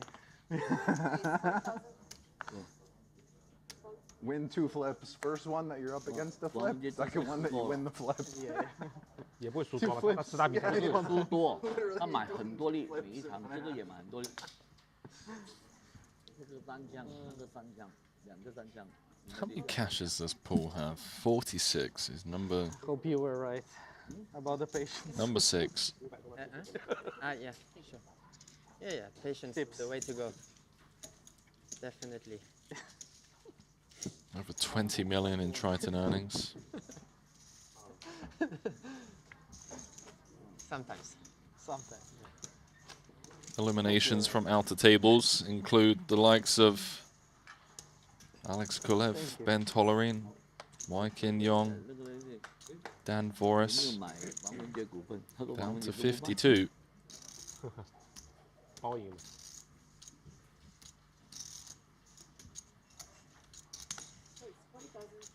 So another raise from Kenny, ace-8 of clubs.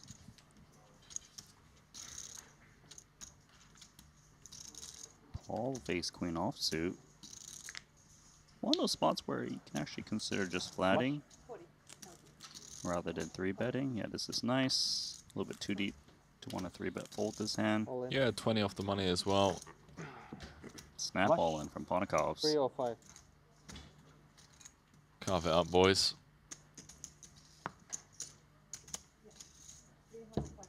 No escape. Pocket Carve pair. it Aces. up. Aces. 1 ace. Aces, 1 ace. Got him. Combined, we have aces and queens. With mine, you have 3. Nice suits. Let's chop Bryn's money. Yeah, Club. easy money.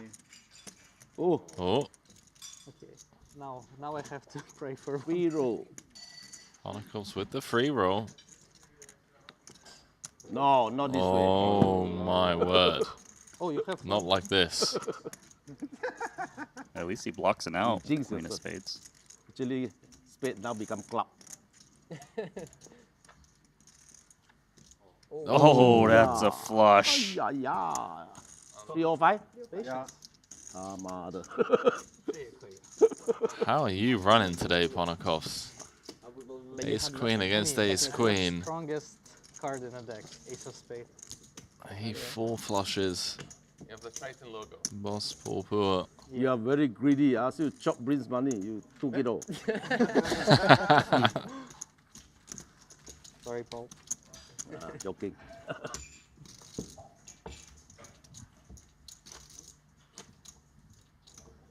I run average against you. If I 3-bet Bryn, same thing. Go into it. Maybe 4. Maybe. I don't think so. No? Not many big blind. 15. 15. He'd think about it. I would think. He would think about folding at least. Too early to fold ace queen.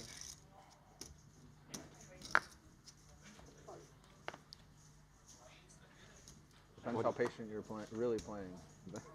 40. Fold.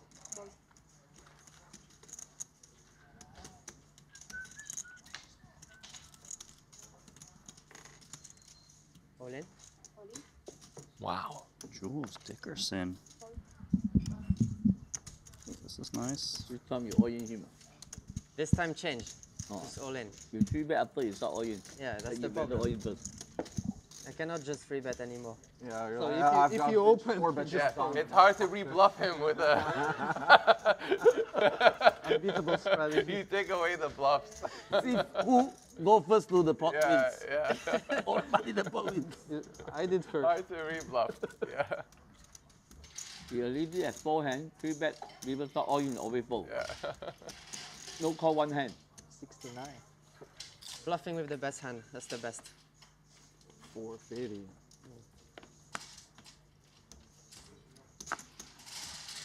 Yes, T will welcome Jules to put another 3-bet all in this time as he's got queens.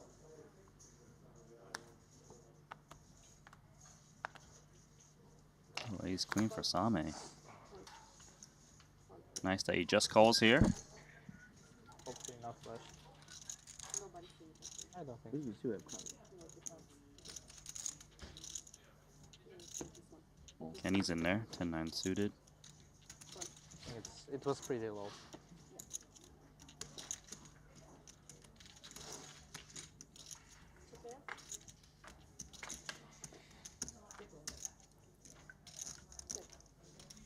A lot of trouble for Bryn Kenny making top pair against the 2 queens. But ST's not going to stab. This SPR, wow. ST has maybe cost himself Kenny's stack. 3 of clubs on the turn. Still a chance he gets it, given the 3 doesn't complicate things. A flush draw is present. Bryn Kenny might be looking to value bet this hand himself. 60K into 160. Maybe we see ST raise 2 queens in this spot.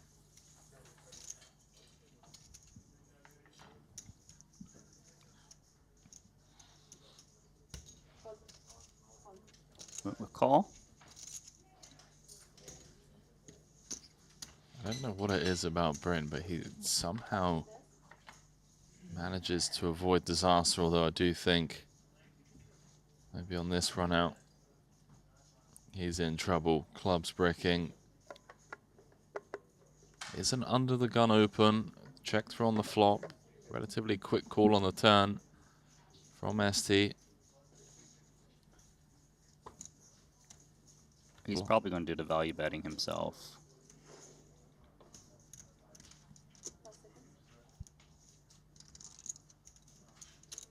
$185. That's 185,000. 20%. Yeah, 185. Now ST surely jamming Randy. I think he should jam. The threes counterfeit 2 pair. 10-8. I don't know if 10-8 is actually defending the small blind, but still, give your opponent the excuse to put in the rest. A hand like a 10. Oh, ST's called out, or cut out a call rather. It's just going to call. Bryn thinks he's tabling a winner. Wow, ST. Queens. Ooh. Unexpected. Yeah, you see Bryn had taken his chips back. 小盲进来的，还有什么东西可以考？ Wow, I'm glad I trusted my reflop. You want to raise free flop? Flop check check. 对啊。我等后面可能很喜欢打的嘛，我们给他打，他没打。少赢10几万。 Bryn's like a cat with 9 lives, Randy. He got let off with the minimum in the King 10 hand and getting let off with the minimum here. Only 10 bigs left for Kenny. 10's better than 0. True that. 他小盲进来的范围太窄，88是很多很多。如果他推10，也没有那么多，对吧？他如果说是庄位进来的，我可能10没有了，88也应该没有吧？你赌了嘛 ，free flop， 20几个干嘛？ Rao once again. Every orbit, Randy, just getting a jam through. He's going to get called eventually. He is surviving? Yeah, he's just in survival mode right now. He's still the blinds and antes once in orbit. All the way to the final table. 7可能有了。不要讲开完过后怎么打，没开牌前你判断他没有上午牌的。88肯定赌了嘛，开牌前，死钱那么多，你搭一个跟是吧？ I think Boss and ST are breaking down that Queen's hand.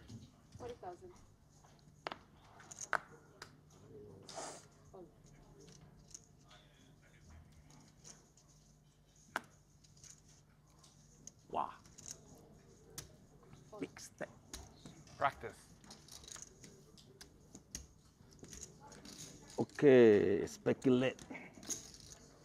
Same question I asked Roble. You want to play cash or you want to play tournament? He prefer cash.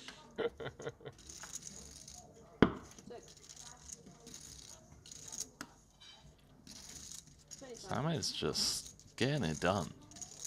He's getting it done today. Eyes out the C-bet. A min-bet C-bet. Maybe ASI continues. No, didn't expect the check raise. But here we go.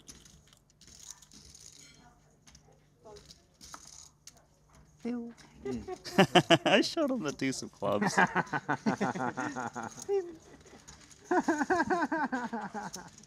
Maybe deuce 4. Maybe.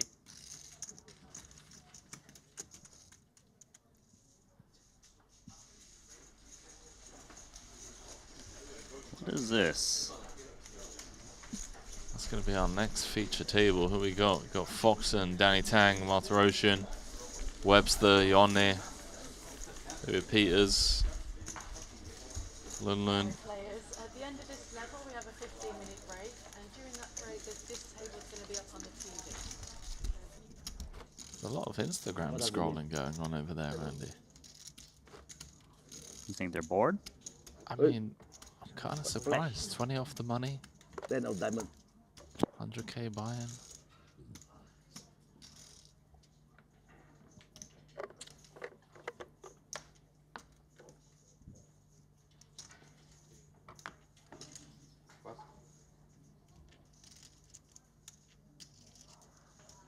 Sevens for Ponakovs, who's very fortunate to be playing a 35 big blind stack. Got it in with ace-queen against ace-queen. Found the 4 flush. So you're saying he's using Paul's chips right now? He is indeed.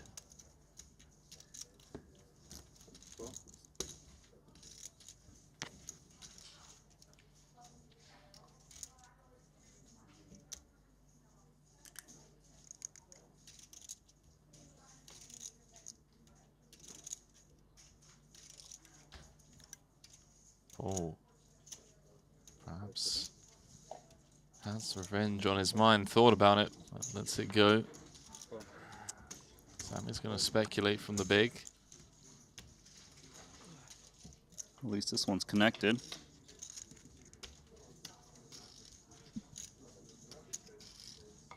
Well, how about it?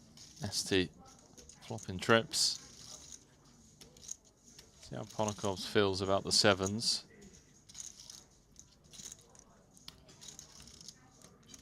Sevens is vulnerable to a counterfeit.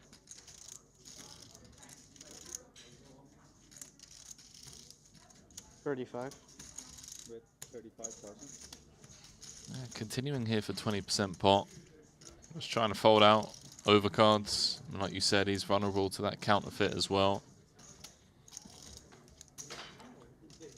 In the field out. Good fold from Same. Once there's a bet and a call, doesn't want to continue. 220 in the middle. Ponakovs is now drawing live. Can he find the 4 flush once more? Although, don't know if he's going to see a river, Randy. 7 would be good as well.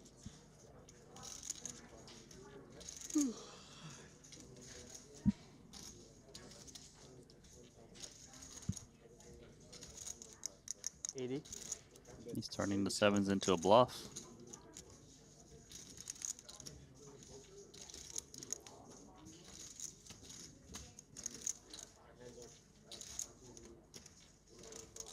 What is this bet designed to do, Randy? Is this trying to fold out some broadways with backdoor hearts that perhaps floated flop, or?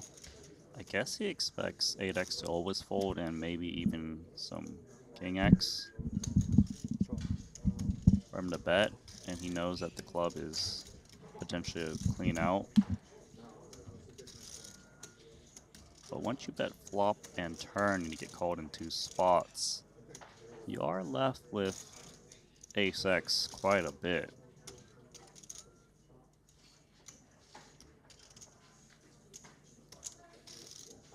Like if you want to get an ace X to fold, you would have to bet very big to try to represent a bigger ace, flushes, full houses. But he does give up, so the game plan was to just fold out everything that was an ace on the turn.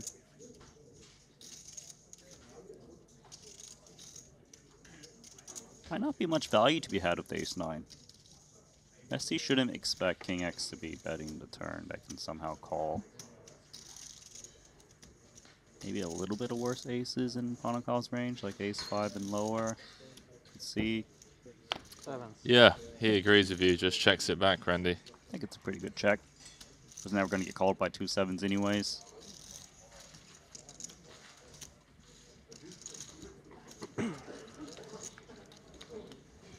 Six minutes left on the clock before we head into a short 10-minute break. Michael Soiser started this frame as chip leader. That is still the case. What do you know? Last year's champ, Nikolai Vasco-Boynikau, is currently 2nd in chips. 所以最后没打，应该没价值了嘛，要么投机，要么没有 K 的嘛，如果切靠也可以嘛。他先挑出来打，他自己 open 的。你以为我 open 那边啊？哇，你在想的时候，你想推我 King 的 for Bryn. 戴帽子的。哦，对对对。 8 big blinds. 没有，我想跟不跟。Ships it in. See if anyone's going to give him a spin. 我以为萨巴克不知道那边 open 的，以为是我 open。165. Don't think it will be boss. Oh, it's going to be Raul. Wow, the battle of the two short stacks. Yeah, you thought it was going to be looking nicer than that. Me too. Until you snap called, I guess. I'm like hoping for ace jack or ace queen.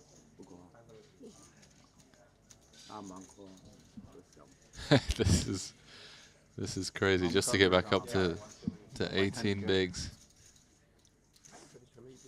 Bryn covered by half a big blind. So only one of these short stacks looking to move on. Here we go. Looking good for Raul. 2 cards to come. Bryn does have 9 lives.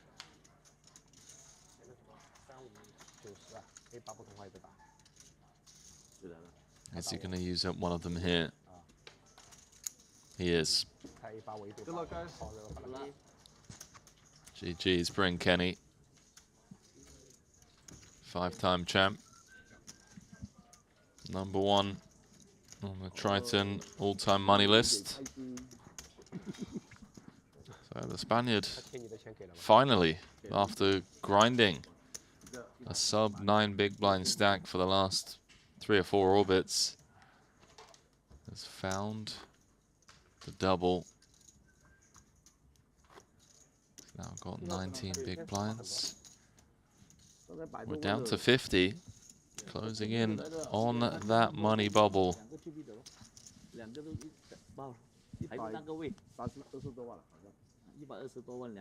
Fist bumps all round. Sure we'll be seeing Bryn in that 15K Turbo Bounty Quattro.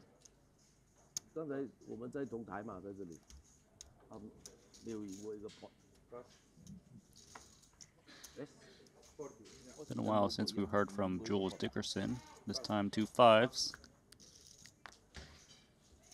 Yeah, that's true. It's rare that we go an entire orbit without hearing from him. Raul with his newly found chips wants to get involved. Ben's small blind versus UTG. 在想法人家也伤口会大，扣了2枪，多花有 K 五路那个欧印啊，多花了，那把又输20-30万。他前面最后打18万多，我也不知道他对不对，他10又是最。 Raul has flopped best, 他觉得 but 我一定会拿8来考的。 he is up against a very aggressive Jules Dickerson. 17那种牌嘛。 Open under the gun is going to continue for 25% pop. 他自己打一个9，他妈的。 Price is good for the 9-8. 要你打不打？我肯定打，100%打。 2 pair trips draw with backdoor clubs. 现在打你 AK 咯 ，H 咯。会去吧，那种牌跟着不去的嘛。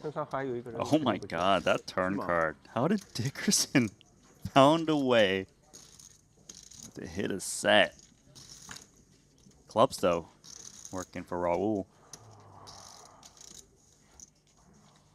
Man, today Dixon has just been turning the joint. 85,000. Double barrel, 85K on request. Looking to get it all in by the river. Going for the smaller sizing, trying to make sure Raul calls.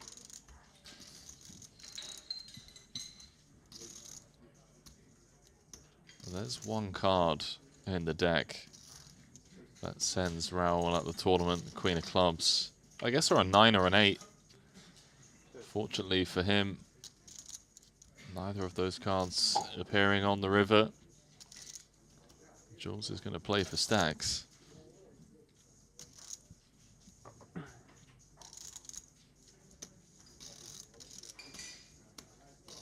Be very surprised if he does anything but all in. All in? All in.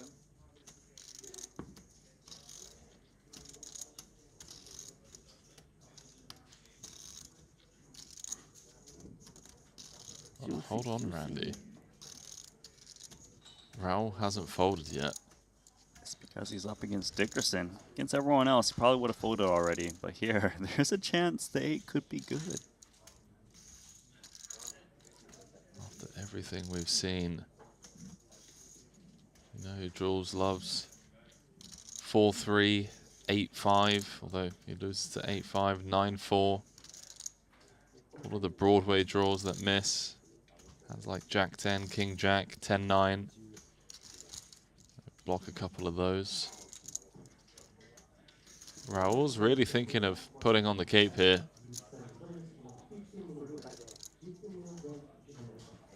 It would see him out the door.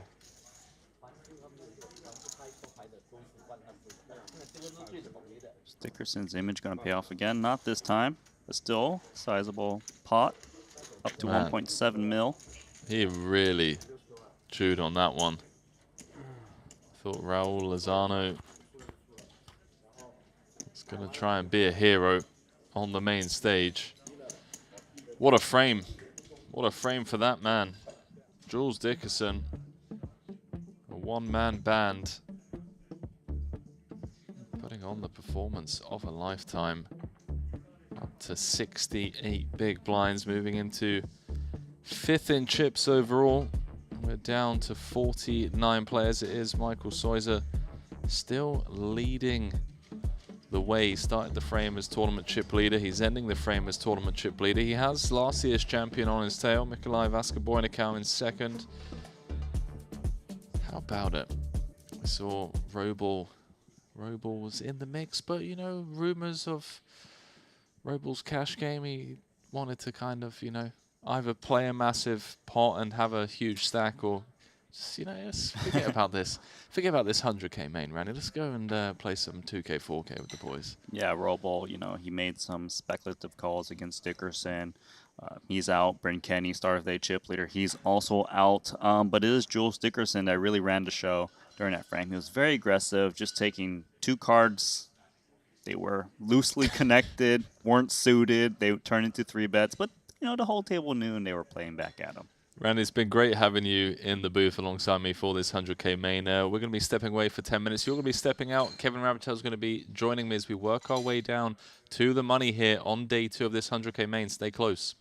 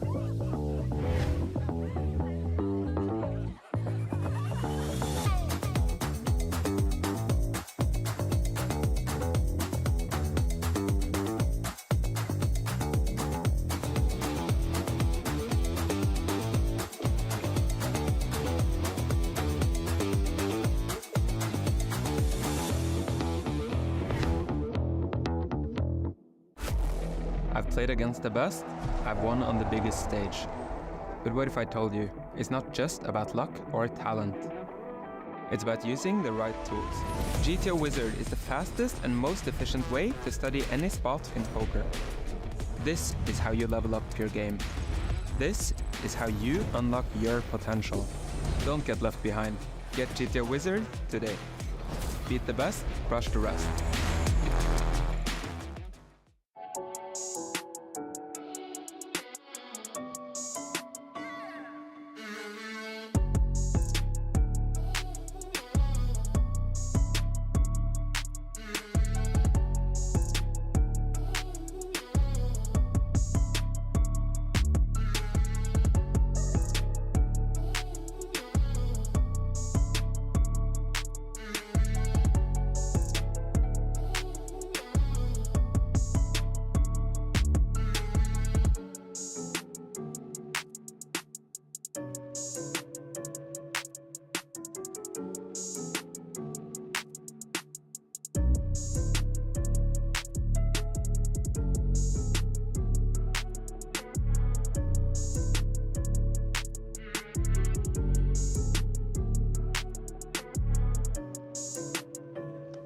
just Murphy's Law. Oh, I Never stand mind. corrected. And obviously, Paul has seen Mario raise fold so often, so he's going to be 3-betting 2 9s. It doesn't go the other way where you level yourself into thinking, surely this time he doesn't have an open and fold.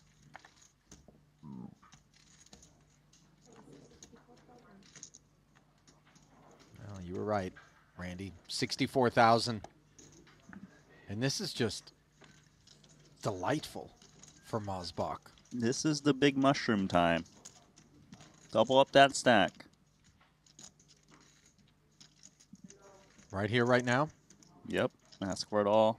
Your opponent's 3-bet you. You have a very shallow stack, so it seems very committing for Paul. I can. I go in. Call. All right, so Mosbach did leave himself a little something back. Paul says, all right, sure. This time it's a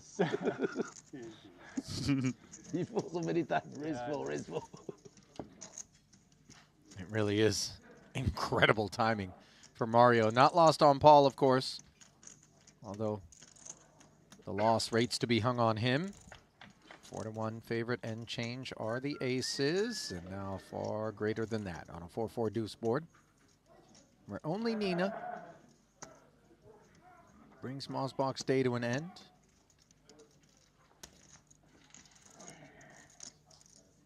Not there on the turn, as the payout is prepared, and ace is full for good measure. That's what he's been waiting for. Finally. Little small dent to Paul's stack. Too much.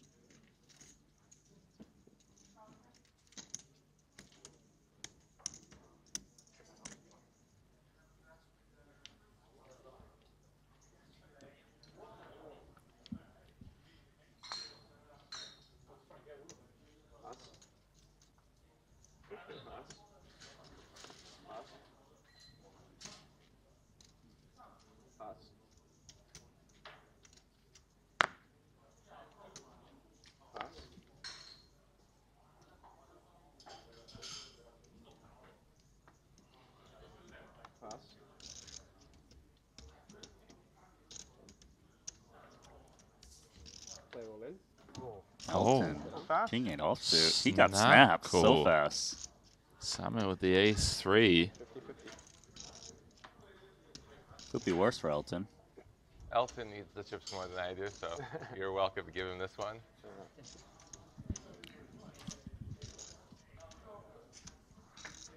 I like Sammy. It's got good energy. Thing's yours. Jack 7 deuce. It's not.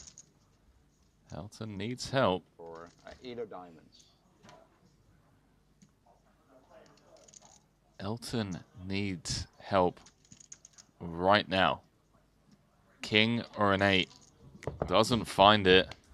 Blind v blind. Sammy snapping with the ace high, and it's hold. It's holding rather. You did the right call.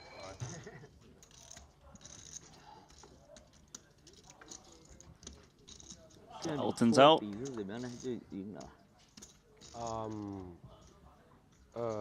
如果说我也淘汰了，那就打平。我赢多少奖金，他给我多少。 Straight into the cash games. I'm gonna take a peek if there's anything running. This hand. There it is. Rumble did the whole one chip off. Yeah. He's a pro. He's not gonna put them all in. He has to keep it back. There's ITM back. I gotta wait till the cash game starts. I think Richard Young's going to give Robo a spin with ace 9 suited. Click Richard, it you're once gonna do more. him like that? He gave you the other chips. Huh? Finish him. Yeah. Very likely to finish Robo, given the hands. Sorry, Richard. I'm rooting for Roble this time. Good luck. Oh no! Dominated. Never mind, we got 5. But never mind, at 4:30 we'll start the game already. Game starting in 17 minutes, Randy. Is it with or without Roble? I think it's going to be with Roble. 3. Only 3 and the Paul in only. Or you see 5. got a lot of players. Big L. Oh. Ace. Give the guy an ace, yeah. Ace and 6. Ace, yeah. Ace, I want to Ace and stay 6. here with these nice gentlemen for a little bit Ace. longer. Roble needs an ace or a 6. Come on, Or Ace. 5. Ace. Ace. Ah. GG. Yeah, 5 makes good. Good luck. Good game, Robo. Yes, thank you. I'll see you in a little bit. Good playing with all of you. The silver lining is... No, I'll be there at 5. Just let me know whether you guys are starting on time or not. Good game, enjoy cash game. He's going to have time to grab some food and a coffee I was small blind. before that high stakes cash.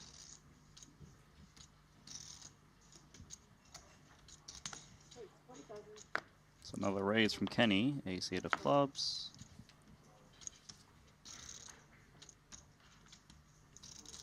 Paul, ace-queen offsuit. One of those spots where you can actually consider just flatting rather than 3-betting. Yeah, this is nice. A little bit too deep to want to 3-bet fold this hand. Yeah, 20 off the money as well. Snap all in from Ponikovs. 3 or 5. Carve it up, boys.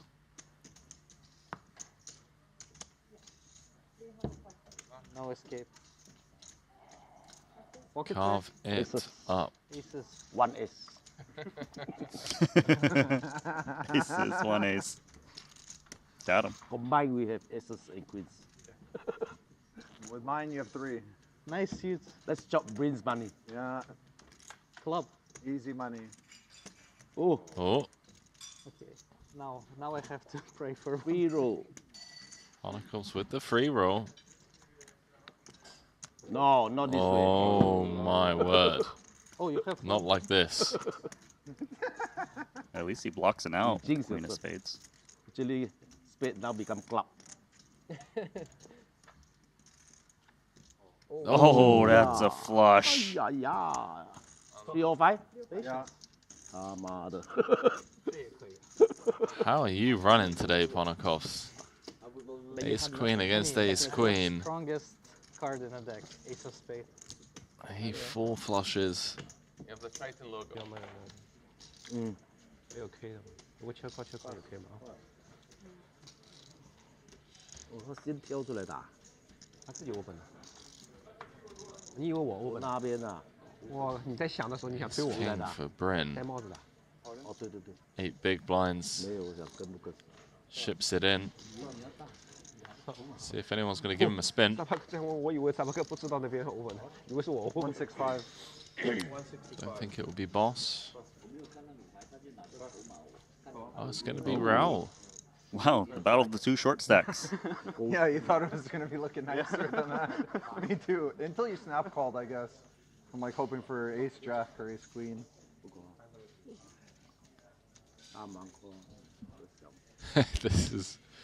This is crazy just to get back up to 18 bigs. Bring covered by half a big blind. So only one of these short stacks looking to move on. Here we go. Looking good for Raul. 2 cards to come. Bryn does have 9 lives.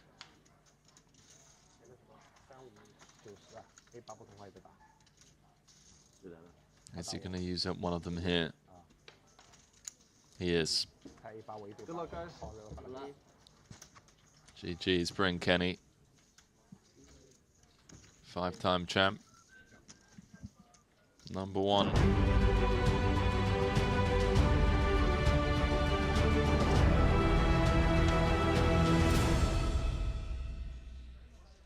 Oh, continuing coverage of the 100K main event here in Montenegro. We're down to 49 players, meaning we're just 18 players away from making it into the money, where 31 players will pick up a tiny little payday. And Kevin, it probably comes as no surprise, given the overall vibe and attitude here in some of the higher stakes tournaments. I'm talking specifically about the final table of that 200K. That first frame that I just did there with Randy felt like a 5-cent, 10-cent home game kind of vibe. Robel was interested in just like either playing a really big pot or being out the door so he could make it into his cash game. We had Same saying, hey, Robel, don't worry, I'm going to follow you in about 30 minutes' time. And I was thinking, you know, we're playing a $100,000 buy-in. These guys are laughing it up about taking bad beats and incorrectly hero calling it. And I do wonder if I'm perhaps sat in the wrong seat here and should maybe be out there, Kev. Yeah, Henry, I mean, I guess I'm not surprised to hear that, but when I look at the feature table we have coming up and I see, you know, Alex Foxen and David Peters with a pile of chips, these may be the lineup who are going to take the tournament first and foremost, you know, understand the gravity of a 100K main event on day 2, you think, but I don't know. Maybe if they do go home, maybe there's a seat available still in that cash game. I have to agree. Looking at this table, it does feel like we got the right types of characters, you know, that are going to take this, you know, perhaps a little bit more seriously than the last group of players. And yeah, Foxen with a very playable 1.7 million. Peters, as you mentioned, he's playing 46 big blinds. I see Martirosyan currently ranked #1 on the Ivan Liao Player of the Year leaderboard. So some big names in the mix. Michael Soiser is still chip leading. 18 off the money. We've got 2 levels of play before dinner break. I like it. Yeah, I think we're probably going to go into that dinner break with 35 players, 35, 36 players, and then come back and burst the bubble. That's how things stand over here. Well, even though we have a Malaysian on top in the form of Michael Soiser, a couple of Malaysians over here that are in desperate need of help. Lunloon on 12 bigs, Webster Lim on 15. Have to agree, Henry, when I look towards the bottom of the leaderboard and I see 31st. There's 23 blinds still. Yeah, no, We got a lot of runway until that bubble. My answer would have been like a 10th of a big blind, maybe. Okay. What does that mean? You asked how much I thought it was losing. 10th of a big line? Something like that. Yeah. Maybe less. What a start. Ooh, no. Really? Wow, JJ with the JJ. Wrong. Gets the walk.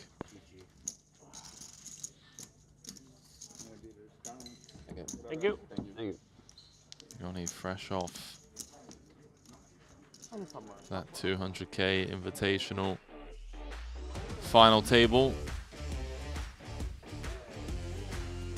Getting involved in the Hold'em streets. Loving life right now. So 49 left here in Montenegro. Quick dealer change. I feel like the dealer literally dealt one hand and then back on break. Nice life. Might have been running like the security shift, you know, during that last break. Yeah, of course. Monitor the table. It's hard work. It's a lot of pressure. It is a lot of pressure. Someone's chips go missing. You're the person there guarding the table.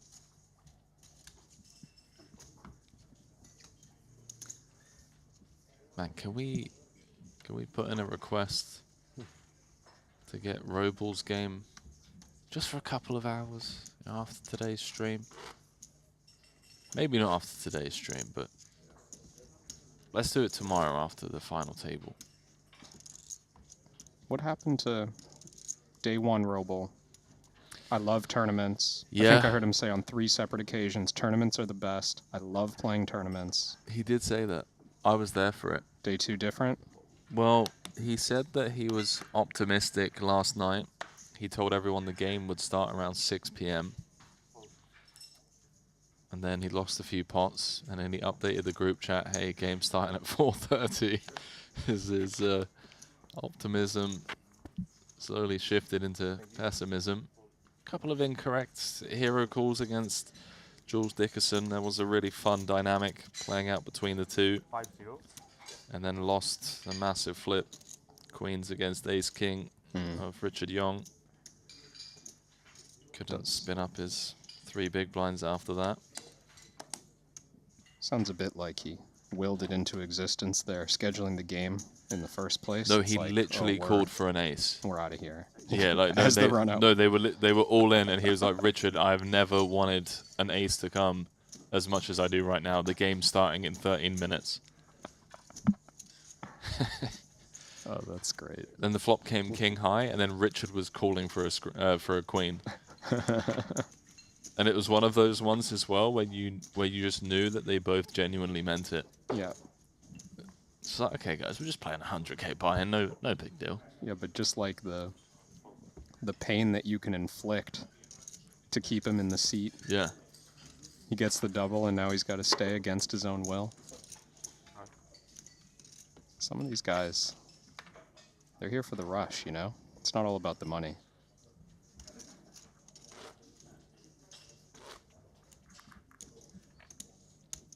Yeah, the heart rate doesn't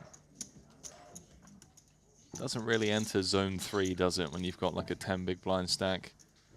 When you're playing 2K, 4K, and you're a million deep, and you go 1, 2, 3 for a full milli, and you're running like a savage bluff, I wouldn't surprise me if the heart rate gets up to 130, 140. Check the pulse. I'm still a big proponent of us overlaying the stream with the whoop stats. Dude, get make some of it these, happen. get some of Needs to these happen. heart rates up during like the mystery hands. River all in. I want a live feed. The bubble. Like You're 6? all in on the bubble. Yeah, that would be fun. Danny limping in, blind versus blind. Started 24 big blinds.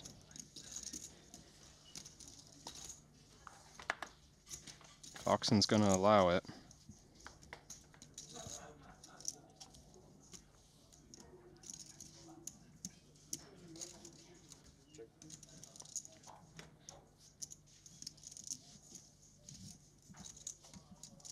Couple of casualties this side of the break. Kristen Foxen and Jamil were killed.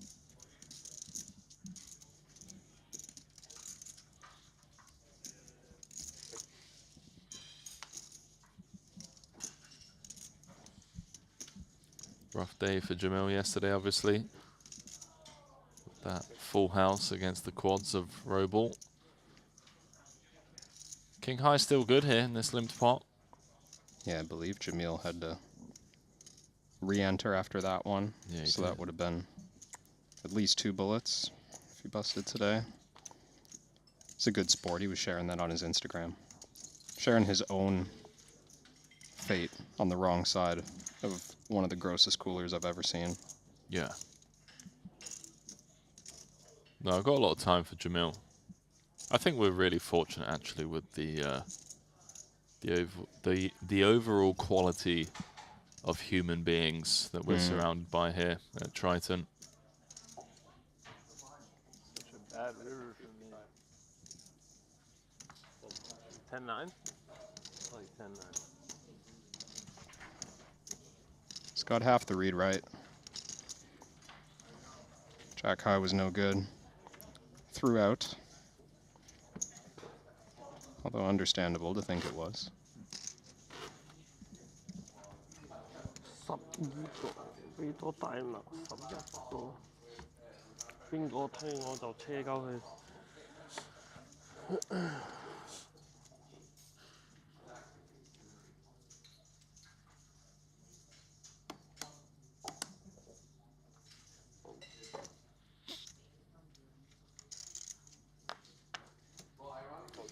Whenever I see Arthur, it reminds me to take a look at Ivan Liao, Player of the Year. leaderboard. He's still in pole position by about 700 points.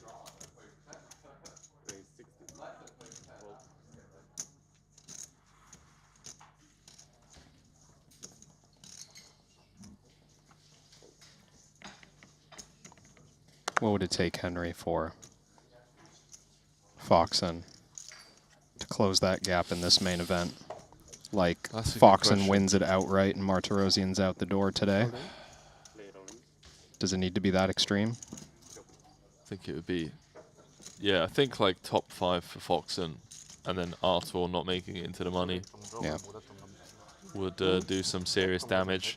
Talking of damage, Orpin looking to do damage to the Malaysian contingent here. Lun doing nothing wrong, taking the rejam spot.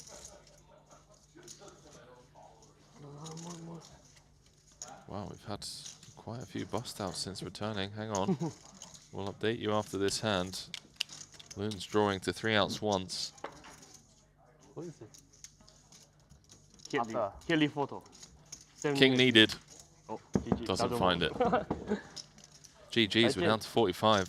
Dropping like flies here. Tom Badell out the door. Raul Lozano and now Lun. All busting outside the money.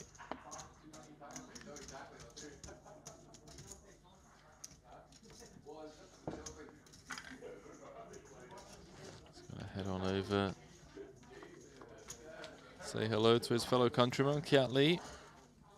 2-time champ. Top 10 right now, Michael Soiser in first. Last year's champion, Mikolai Maskavornikau in second.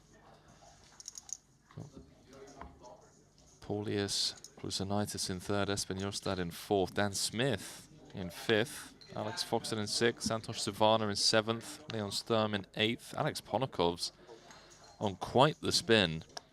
He's now in ninth after dropping down to 300k, I believe, at one point. Got it all in against Paul Poor, ace-queen against ace-queen, and then 4-flushed boss. Now he's playing 1.6 million, and Kiat Lee is in 10th. This one's shaping up to be a fun one. I highly recommend, if you are watching over on YouTube, to download the Triton Poker Plus app. I've currently got 4 tables open, so you can sweat along all of your favorite players from the outer tables. As Orpin flops the nuts. Check out that updates tab as well. Yeah, that's really cool. Over there, I'm just, you know, right away you mentioned Ponokov's, and I can see he got aces versus the ace-king of Lozano. Quick to find where the big impact hands are. Yeah, no, that's a really great point.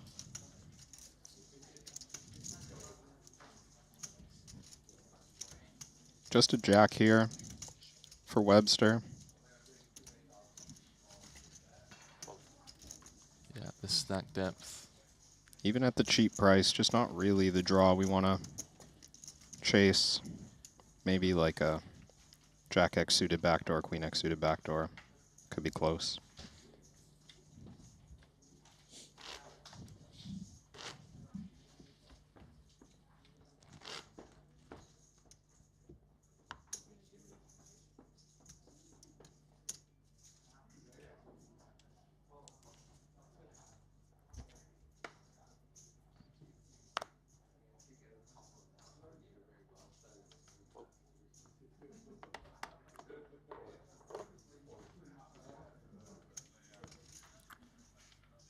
What did you get up to this afternoon, Kev? You hit the gym?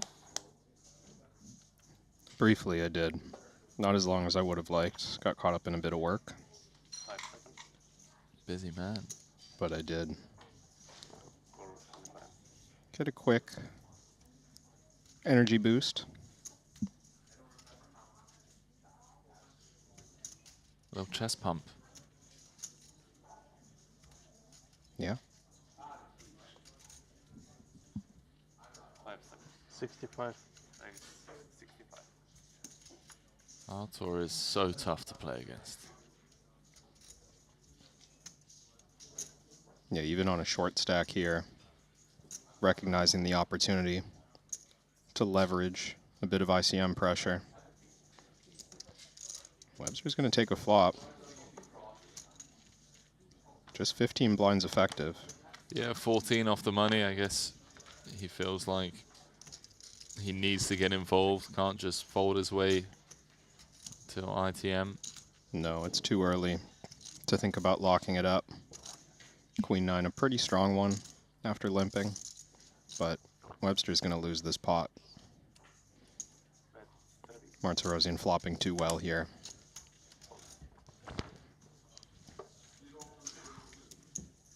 These are the spots that this man just finds. It comes as no surprise. He is widely regarded as one of the best. And it's one of those stylistic things, I've mentioned it in the past, where Archer just seems to have one speed, just take every spot where aggression is reasonable. And if a lot of players, on average, are approaching these bubble spots with passive general strategies, with a lot of caution, it's just going to work.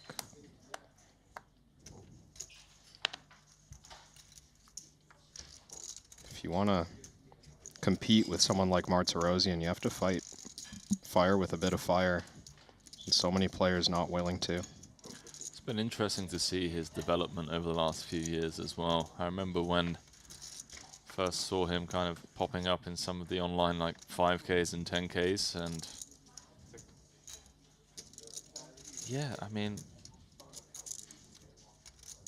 rumors of, you know, this guy's over aggro and you know, he's blasting a bit, and he seems to have found a way to really kind of just master that aggression and that image, and really uses it well. I agree. Fun flop here. Open with top pair. Yoni defending out the big blind off of 30 bigs. He's flopped an open-ender. Yeah, and a tempting one to check raise as well. 10 of spades, 9 of hearts. Great interaction to go with the open-ender.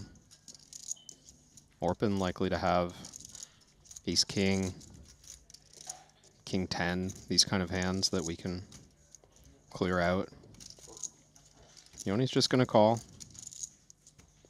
Hand's plenty strong enough to do so.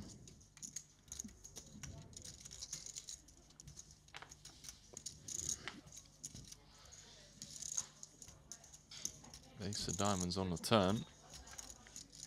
Now we'll see how Orpin wants to approach this. I think he's got the ability to keep barreling. Doesn't need to bet huge. His range has all the ace-X, all the strong ones. So he's protected if he just bets like 40-50% here. Get an extra street of value. But of course, mid-strength, checking back would be reasonable as well. Yeah, I like this. Opportunity for Yoni, if he was to find the check raise. Frightening to do so, perhaps. Finding a check raise in this spot feels close to impossible. I mean, you just have, like, he can rep the ace-8s and the ace-jacks as well. And those hands would certainly want to raise.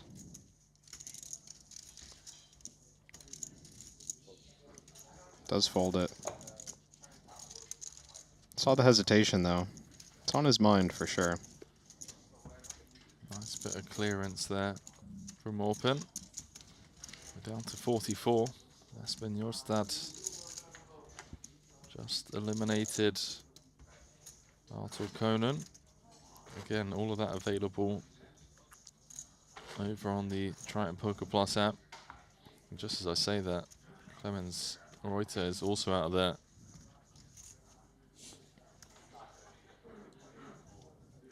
Down to 42. I thought it was going to get a little bit cagey this close to the money.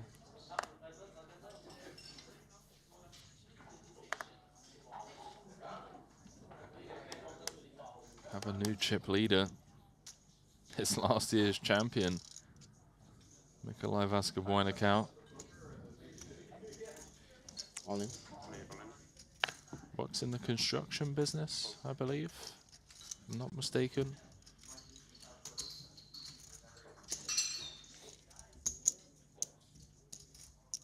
Where do you think he learned to play? Do you think he was getting some action in against the bricklayers and the roofers and the plumbers?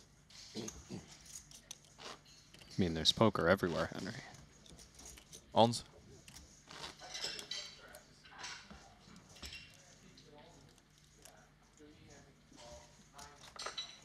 You don't think after a long shift, Mm. the boys don't just get together for a beer and a card game? I don't even think if it's like after a long shift. I think it's on the lunch break, you know? Yeah. Everyone just comes down.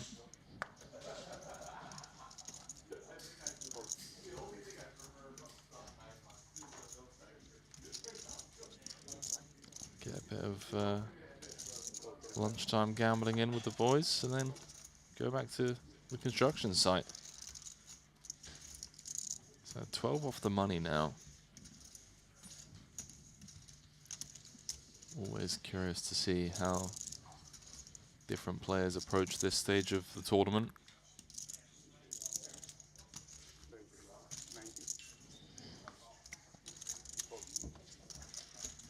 Well, there's Orpin.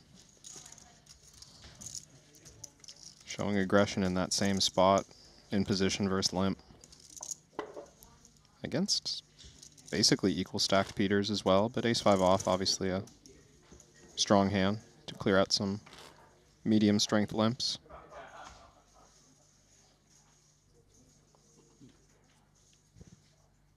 Got 500. Indeed.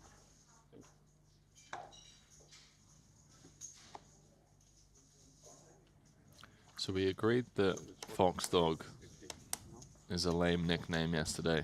Yeah. Is there a follow-up agreement on what we're going with? I put forward Big Fox. Big Fox. Yeah. But, you know.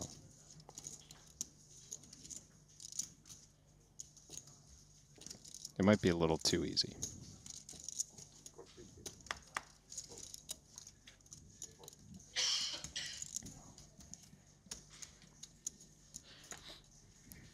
Peter's in trouble here against his fellow countryman. Flying on the button. 2 third-place finishes for David so far this series.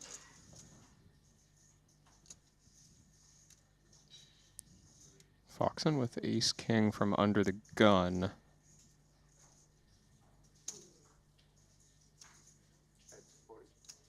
Would generally think some checks on this texture. Queen 10-10 rainbow, kind of good flop for Peters on the button. Plenty of suited and offsuit broadways in the calling range, some suited 10s as well, but Foxen may be trying to force out some low pocket pairs at a later stage of this hand. Feels like there is an option to keep betting. The ace of diamonds king on a 3 of diamonds turn, blocking some flush draws. Clear out those low pocket pairs. But I do think ace king just has a lot of showdown value. One would have to assume that Pete's assumes ace-jack has decent showdown value as well, but Foxen has found a turn barrel. Yeah, pretty chunky one, 2/3. And this is kind of awkward for Peter's hand. I would also tend to assume that ace-jack has showdown value and that we're ahead of bluffs. And I might even find myself calling ace-jack in favor of something like pocket 8s or 9s, which he would also flat on the button. He gets away from the ace-jack though. Nice fold. What's the idea behind flatting ace-jack or continuing with ace-jack versus a hand like 8s or 9s? Well, mostly just better equity against value. So if Foxen has, you know, king-queen or kings or something like this, we've got additional outs with the ace-jack. as long as there's nothing in Foxen's betting range between pocket eights and ace jack, then, you know, we could make that swap, but him including ace king makes that a little bit tougher. Mario Mosbach has just been eliminated over on table 6. His Jack 10 of hearts coming up short against Estonia's Marcos Ladev.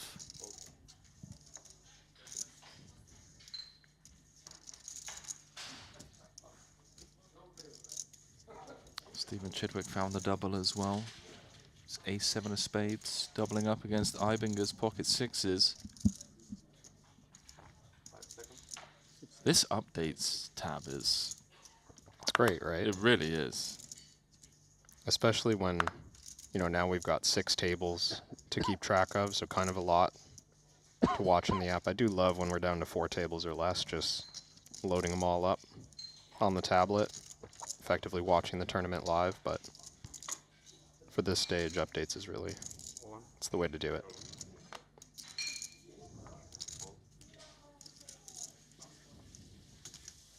This isn't yours, right? No, that's the point. Danny Tang with the jam. Against the button open. We need Brian Rast here. Rasty goes on these incredible tangents about people that haven't downloaded the Triton Poker Plus app. What would he say, theoretically?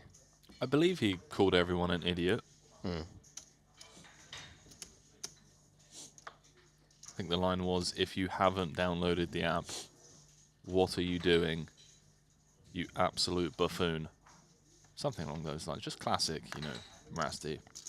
Well, if you're one of our smart viewers who has downloaded the app, hit that refresh button and check out the last update, because we've got a new chip leader. Do we really? Actually, it's been pushed down a little bit, but Christoph Vogelsang, full double from 1.2 million chips, kings versus ace king against Wayne Hyung. Wow.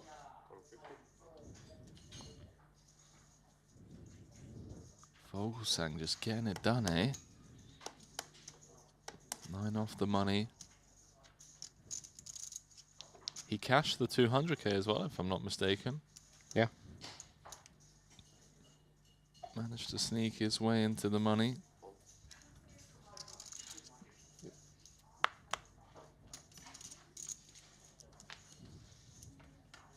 Some players here with short stacks trying to sneak their way in. David Peters is in trouble. Ace, ace, king. He opened to 50K. Danny Tang just flat called on the button with ace jack. Peters out-pipped by 1. Yeah, this is a bad spot. This is a really bad spot, right? Because you would assume that Danny would make noise with ace queen. Yeah. Certainly with ace king. Yeah. It really is only ace jack that we're losing to. He's checked as well, and if Danny just starts setting up 3 streets, well, hang on a second, because we've checked through on the flop. Danny covered in this hand, maybe a bit concerned about stacking off light and would rather allow Peters to run some delayed bluffs. Given that flop went check-check, is it safe to assume that a larger size would be used on the turn now? Yeah, I think Peters, even just in general on this board, there's no need to value bet pocket queens. It's a way ahead, way behind kind of situation. There's no need to value bet king 10. It's gone really small. Yeah, I'm a bit surprised by it, and maybe ICM dynamic at play. Peters not wanting to threaten the entire stack of Danny Tang with anything. He also probably just doesn't expect Danny to check behind an ace of any rank. So it wouldn't shock me if what's on Peters' mind is, I'm just going to take all my king X and all my ace X, try to get 2 modest streets of value. Just the blankest run out imaginable. Deuce 3, no hearts. Again, it's like It's a little dicey to just say I'm all in, even if you think you always have the best hand, because Danny's so incentivized to survive 9 off the money. But betting pot is only half of Danny's stack. Could certainly get paid by worse, you would think.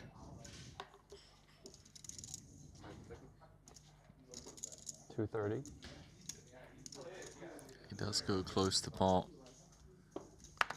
I think Danny's just going to call, and he's going to be pretty disappointed to see that one. And he only wins a 730k pot. Yeah, and on a run out that clean. Left a lot of meat on the bone. It feels good to have survived, but I tend to agree, and you could see the little eye roll from Danny, like, maybe I played that one a bit too cautious. If I just bet the flop, I get the cleanest run out ever. I get to go for 3 streets, and I probably get snapped by ace-10.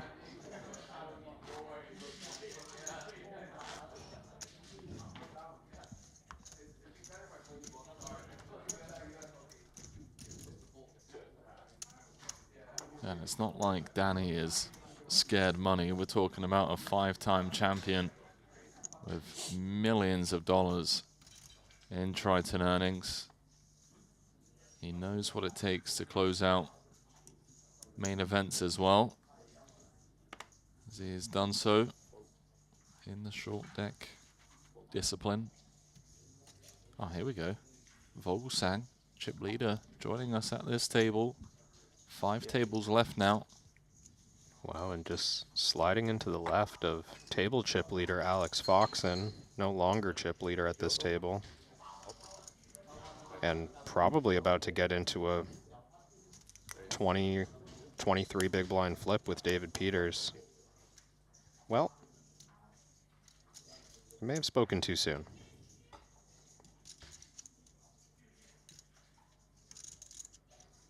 Webster's going to get involved here with the ace-king, and when it folds back to Peters, that's no longer a straightforward decision. We don't expect Webster to put it in with 8s or worse against the 3-bet. Yeah, quick fold from Peters. He's going to be kicking himself when he sees this. Obviously, this being the best case scenario. Yeah. He was up against ace-king, or ace-queen, ace-king kind of thing.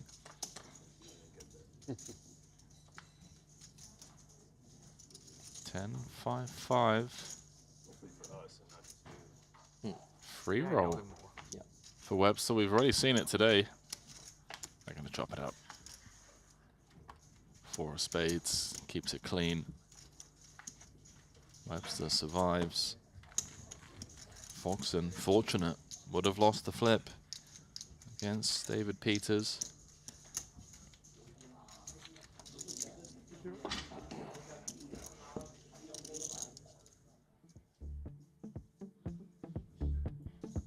So that's how things stand over here. Do apologize because that doesn't include Christoph Vogelsang's name.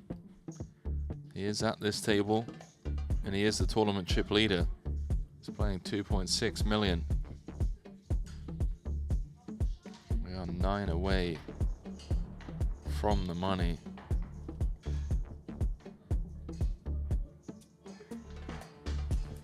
Just scanning through the field. A few people currently feeling the pinch. Alex Boyka has 10 bigs. Roland Rakita has 12. Limitless. Victor Malinowski also has 12 bigs. They're going to need to find a double. And just as I say that, Malinowski's been eliminated by Leon Sturm. Blind v blind. Just open jammed his ace-6 for 12 bigs and ran into aces. Not the best matchup. We're 8 off the money.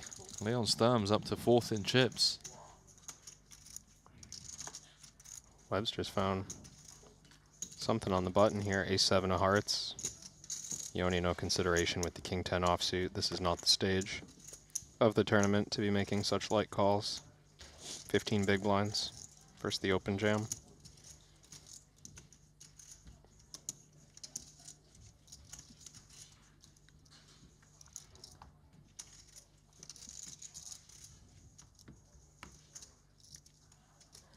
That 50K Turbo Bounty Quattro up and running. Event number 11. It's going to be the second to last Hold'em event of the series. Who have we got over there? 26 players in that one. Side and Ho is currently chip leader. It's basically the main event, day 2 after party. Yeah, like the second chance turbo. It's like the loser's circle. So, oh, you busted the main? Come and hang out with us then. The loser circle for those not playing the cash game. Yes, that is true. That might be called the winner circle.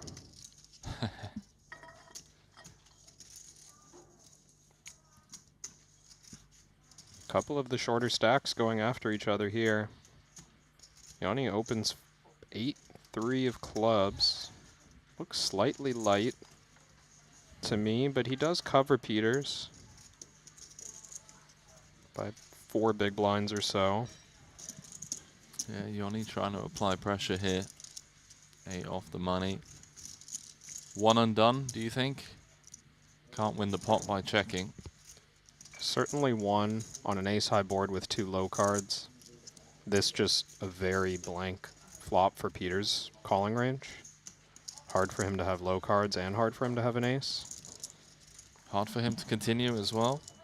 Or does it feel mandatory against this size? 50 into 185. I do think King 10 is good enough. It's uncomfortable. But backdoor Broadway, somewhat notable. King high good against all bluffs. Well, it gets through. I think I'm too sticky in blind versus blind pots. I mean, that does make sense. You have played hundreds of thousands of hands of blind v blind spots and heads up. Yeah, but it's a different... That's what I mean, is Yanni's not got a heads-up opening range. Although I'm looking at the 8-3 of clubs, and that might be swaying my analysis just a fraction. Did say I thought it was a light open. Peters may be ranging him a little stronger.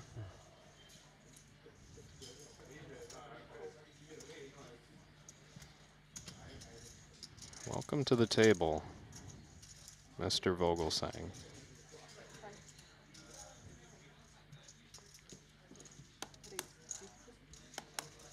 His first open's going to be 2 aces, and Webster's got jacks.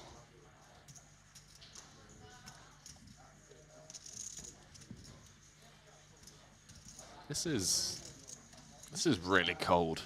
Yeah. Given the weather here in Montenegro, sun's been shining, beachside, as he does rejam 18 bigs, and Christoph just gets to click the call button. It is the coldest of decks.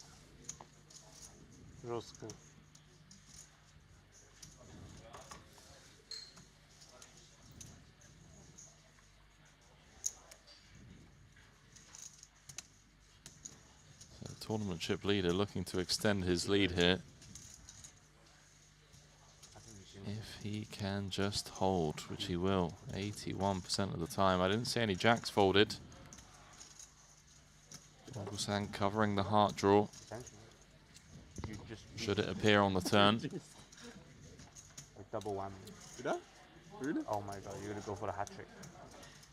The most Black jack needed for Webster Lim. Oh! Wow. Icy. Little eyebrow raise. I flinched. That feels good. Think you're out? Cooler date off the money? Pretty sure it would have been a check. 100% not right. For sure. I 100% definitely. That energy when you said ace, oh my god. Christoph just needs to shake it off. Still third in chips overall, but easy to get frustrated there. One card away from being runaway tournament chip leader, closing in on the money bubble where you can really push people around. Blackjack on the river had other plans for Vogelsang. Perhaps you've got other plans on your next timepiece purchase. Shout out to the official timekeeper of the Triton Super High Roller Series, Jacob & Co.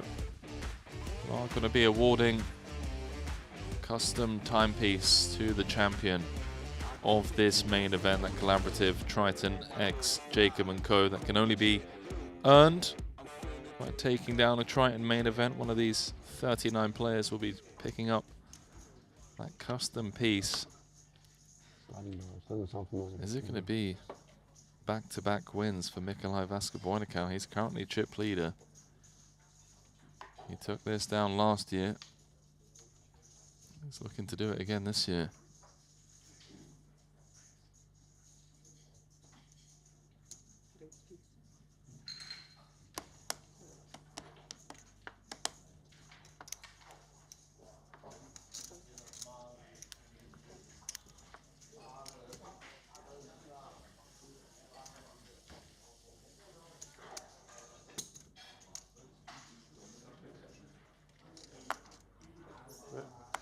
We are counting hands, right? Yes. Whatever the count.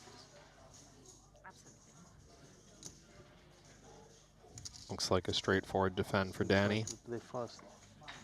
Ace-9 suited versus the under the gun open of Foxen. Okay.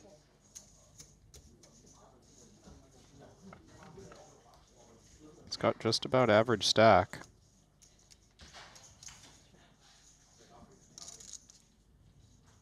Row. Big action flop here.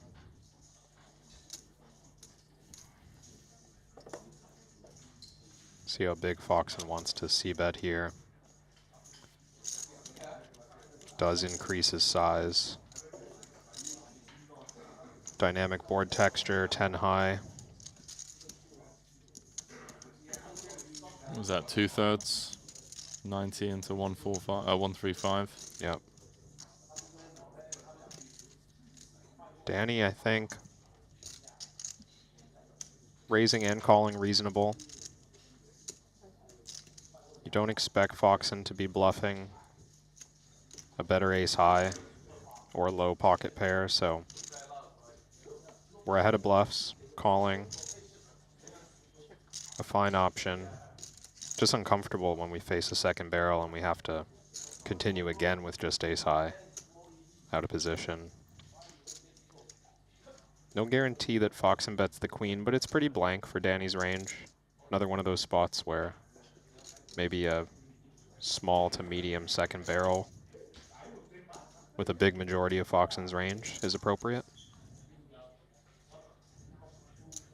Yeah, still value to be extracted from weaker 10x. This is not that small.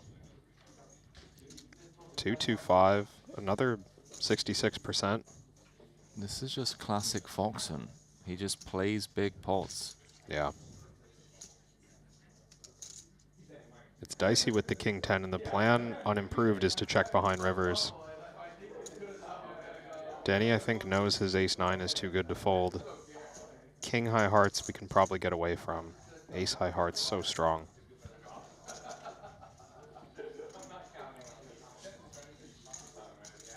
There's the call from the 5-time champ. SPR less than 1. It's Danny Bricks. Cleanest of rivers. Foxen's still not value betting. Danny knows he's not going to win this one. This card is really fun. You see what I'm talking about? Broken card. The corner is like. Yeah. Wasn't this just a new deck? Yeah, it was new deck. New deck, please. On last deck also was king. Really? Oh, really? Yeah. Oh, this is a, yeah, okay. It's not on you guys. You gave us the same deck? No. It was different. That was on the side. I checked. was different king. Different king? Yeah, it was king. It was king of clubs, now king of diamonds.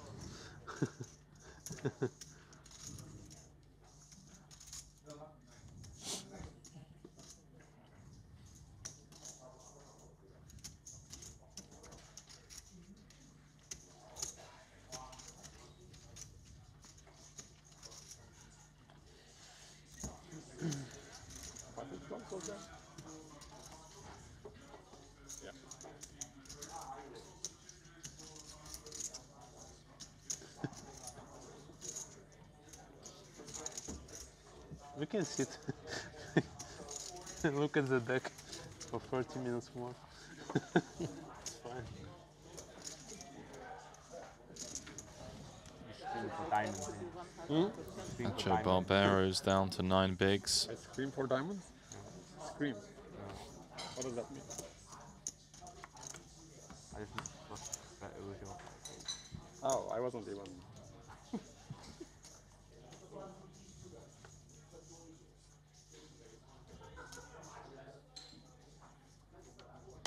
If you told me your hand, maybe I would.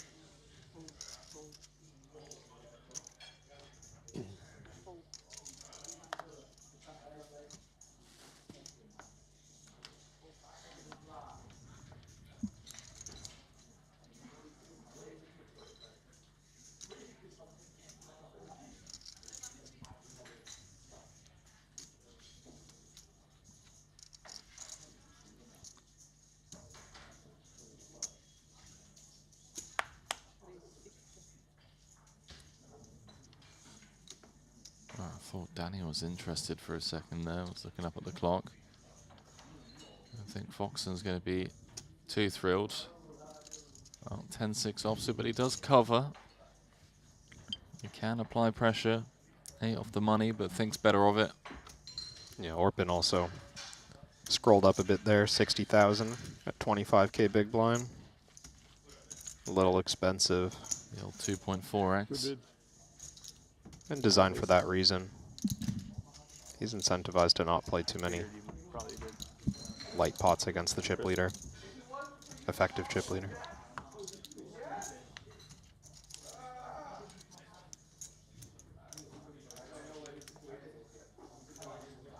Kind of want Christoph to show up to our next tennis.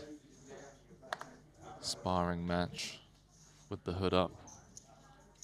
I thought you were rooting against him in this tournament for a second, but I suppose if it's a morning court booking, oh no, he can bag chips and make it out. Yeah, it doesn't have to be today. It can be any day, but I'd just like to play against him with the hood. Pretty hot out there. You've like 2?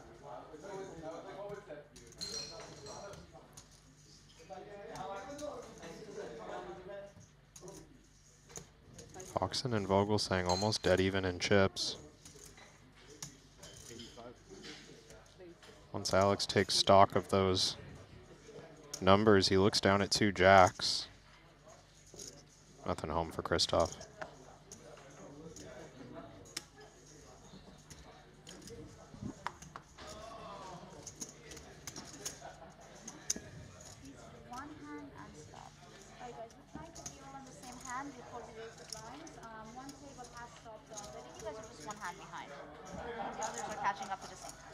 Probably just habit, but you know, I won't answer in a hand drive. I mean, it's habit for you to ask, but like, you know, I won't talk in a hand. No, just saying it's nothing like, you know, I never answer. I thought it felt personal, to be honest. Make it that way. That's a great response. I love Christoph. I don't want to be impolite, so, you know, I don't. You're fine. Saying that he doesn't reply mid-hand because he doesn't want to give something away, whether it be the crack of a voice or some live read. Maybe I'm impolite by continuously asking a question that won't get answered.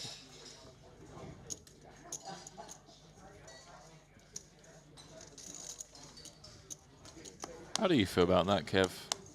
It's like, hey, look, you've got in between hands to weigh up everyone's stacks mid-hand. Because it does feel like sometimes there are people that are just trying to get a read, perhaps. Yeah.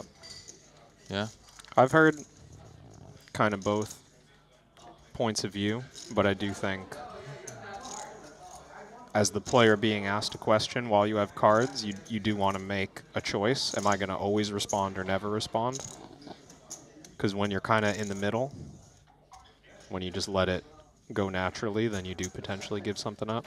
Okay, that's interesting. So I think it's good to just have... I like that Christoph is committed to something, right? I'm going to do the same. And stuff just comes up. Like, I don't blame anyone for asking. Sometimes you just need to see the chips, and it's their way of asking. You know, how much do you have is sort of an implied, like, can you move your arms or move your hands or whatnot. And once again, have to kind of make a decision. And, okay, so now I have a follow-up question. This could, I guess, kind of be controversial. Are you obligated to, like, move your arm and let them see? I mean, I guess it's like a courtesy thing, right? Yeah. I believe, like, TDA rules are that the chips need to be organized and unobstructed. Okay. Organized and unobstructed. That's the rough spirit of the rule. I forget the language, but yeah, you can't conceal your stack. Got a sizable pot brewing over here. Queen 8 deuce. Ivinger flopped the nut flush draw. Savannah middle pair. Well, he's going to get paid. It's a fun table. So Watts, Matt Belcher, Espen, Boyka, Hajiev, Paulius, all in the mix. I have a follow-up question to my follow-up question. Yep. Are you allowed to flash your middle finger someone's way if you don't like them, as they're, you know, relentlessly asking for your stack? I think that's... Okay. I think that's in the spirit of the game. You can casually, flip them off. You could, like, move most of your hand and just leave the finger behind. Nice. Like, if you've got if your arm's in the way, just kind of... Try and get someone riled up. Yeah. Paulius, Jack 10 of spades under the gun. Looks like we're going to stay over here for the time being as they play catch-up.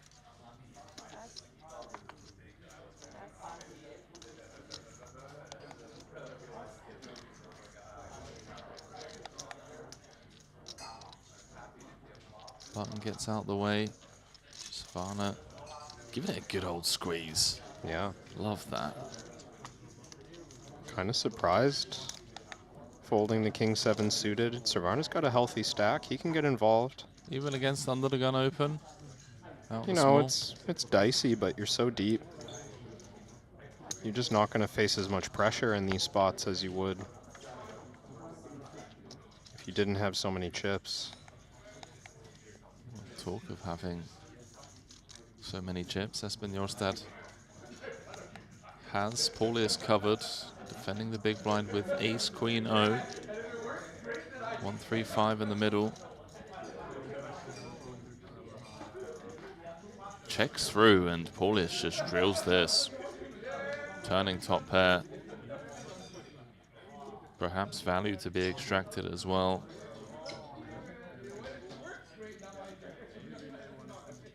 Yeah, after check, check,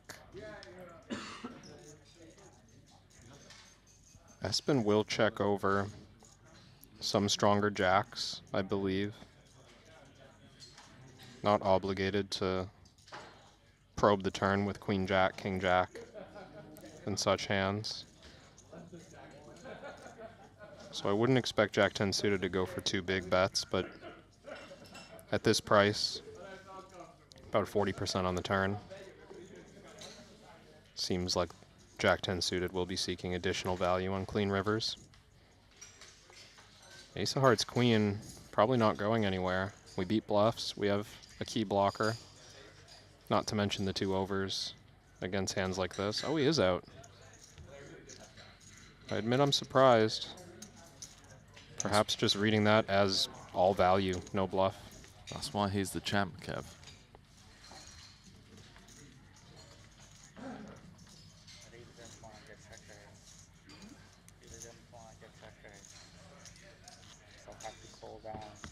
Is that how you do it? Just wait for aces. Well, aces against ace-king, final 2 tables at WSOP main, easy. Paul is saying, I did not want to be check raised. So you'd have to call down.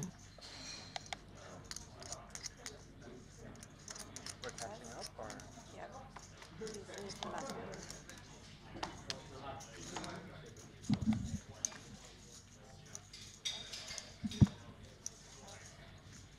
Round to Matt Belcher in the cutoff.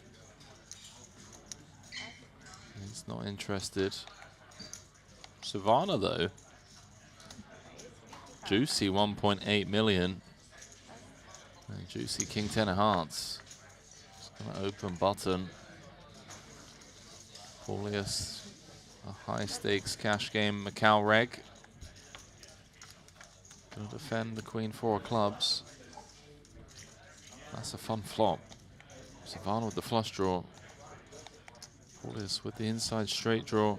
Backdoor clubs could get in trouble here.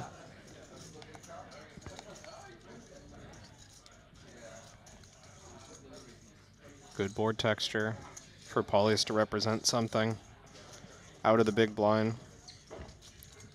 Santos so often going to be unpaired. Looks like he's reaching for check raising chips.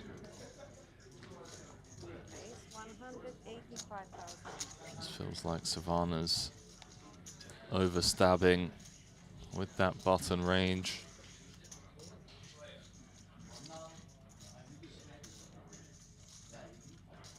Push out a lot of ace highs, king highs. 505 in the middle.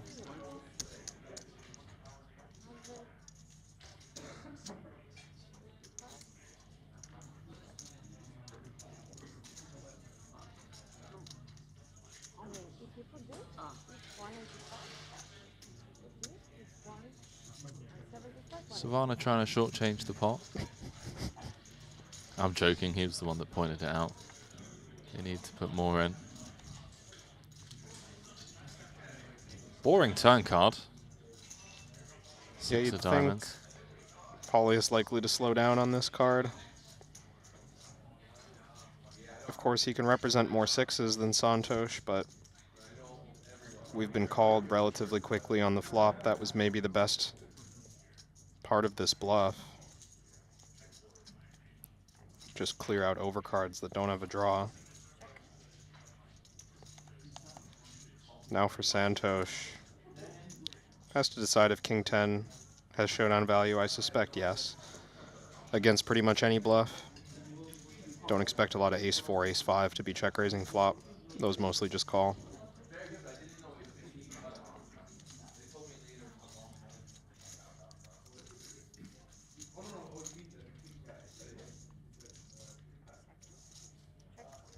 Checks it back.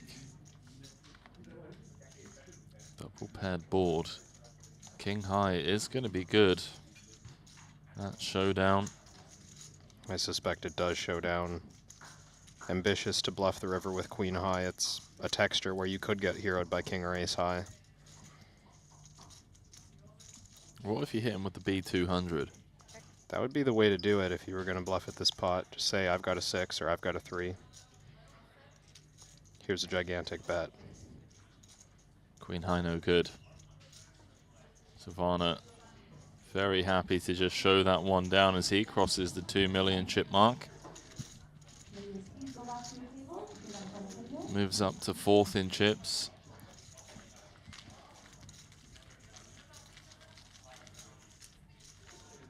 Just behind Alex Foxen. So I do believe that table has now caught up. A big shift in chip. Santos? No. Oh, Santos maybe. No, not really. Nothing major.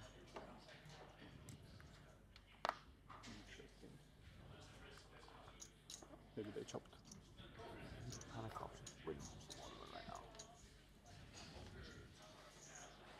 Snug fold for Yanni. Long way from that. Under the gun, 8-handed. One of those mid stacks that wants to preserve.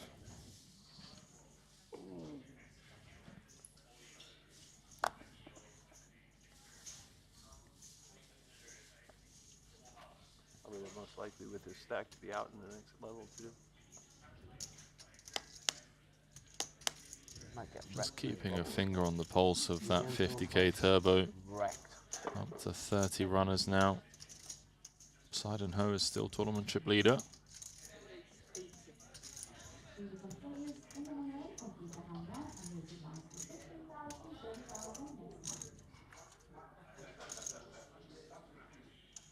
Oh. Webster starting things off with a bluff raise. Martirosian's just going to jam the pocket tens. Other scenarios, he might 3-bet small. This is Artur Martirosian we're talking about, Kevin. I saw a 9. It's just all in. 4 deuce. It's like 9-12, yeah. I think I saw a 9 of diamond. You did arm day today, right, Kev? I did. It's 9, focus 9. Thank you, bro. Got you. I know what it is. Ace Kev 9. to crack open Ace a 9. little Perrier for me. Arms are a bit, you know, from the tennis. I don't know what's going on. Forearms locking up a bit. Yeah. Got a court book tomorrow, by the way, if you want to join. Okay.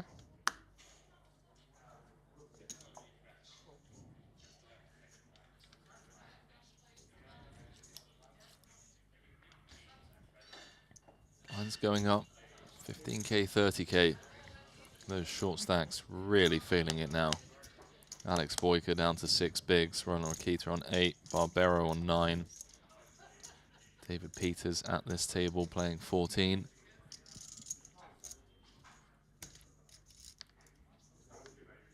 Webster, ace 9 of clubs against the hijack open.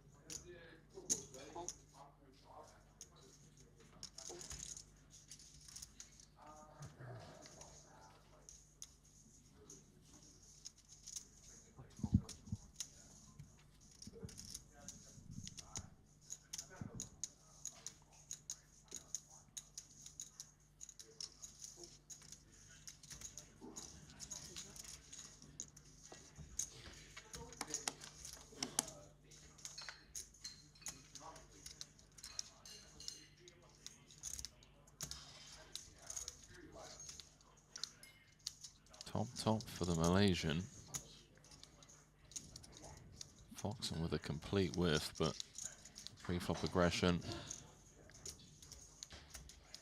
Foxen's overall approach with this chip lead has just been to be upfront aggressive, even in spots like this, where I think typically you'd expect the pre-flop raiser to check over to the button.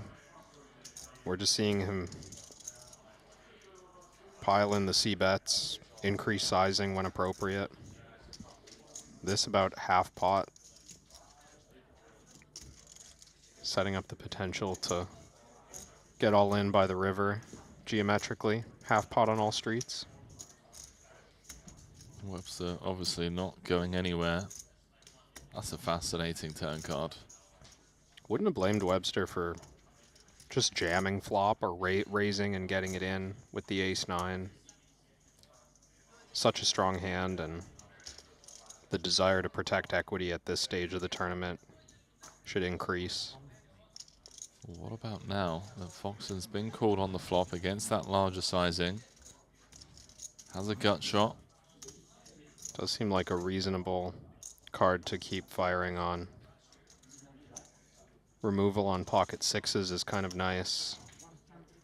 Covering the straight draw of any ace high is nice. And I think for 145, we can get, for sure, hands like king queen that floated the flop we can get to fold, but even something like ace 10 or ace jack is not loving this. I think those hands likely to fold as well, but ace 9 not going anywhere, one would think. I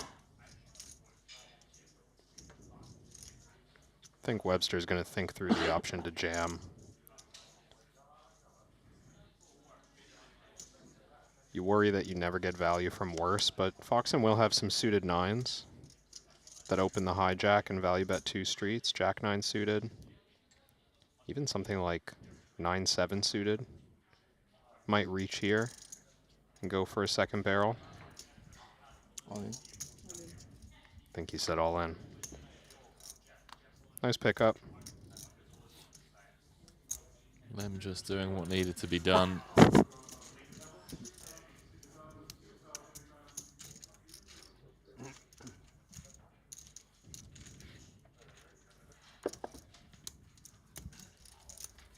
Always feels like you're costing yourself some chips by just jamming there, but at this stage of the tournament, of course, we're aware of just how important it is to deny equity. Yeah. You kind of find yourself in spots like that and just settle for, this is good enough. I'm satisfied with this size of pot. You know, potentially getting outdrawn for my last 10 or 15 big blinds. Too big of a downside.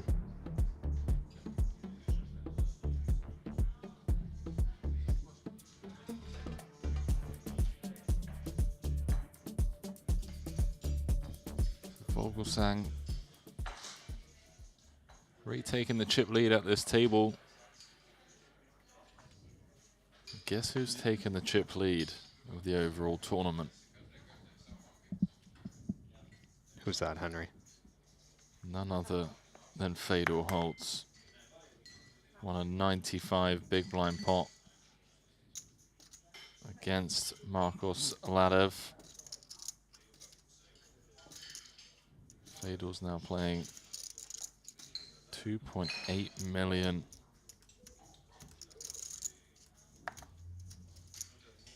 Well, Ladev running a bluff and not showing it down, I suppose. Left himself the 5K chip on the end after check raise, flop, bet, turn, bet, river. Gets jammed on and folds. Fedor's red line just skyrocketing.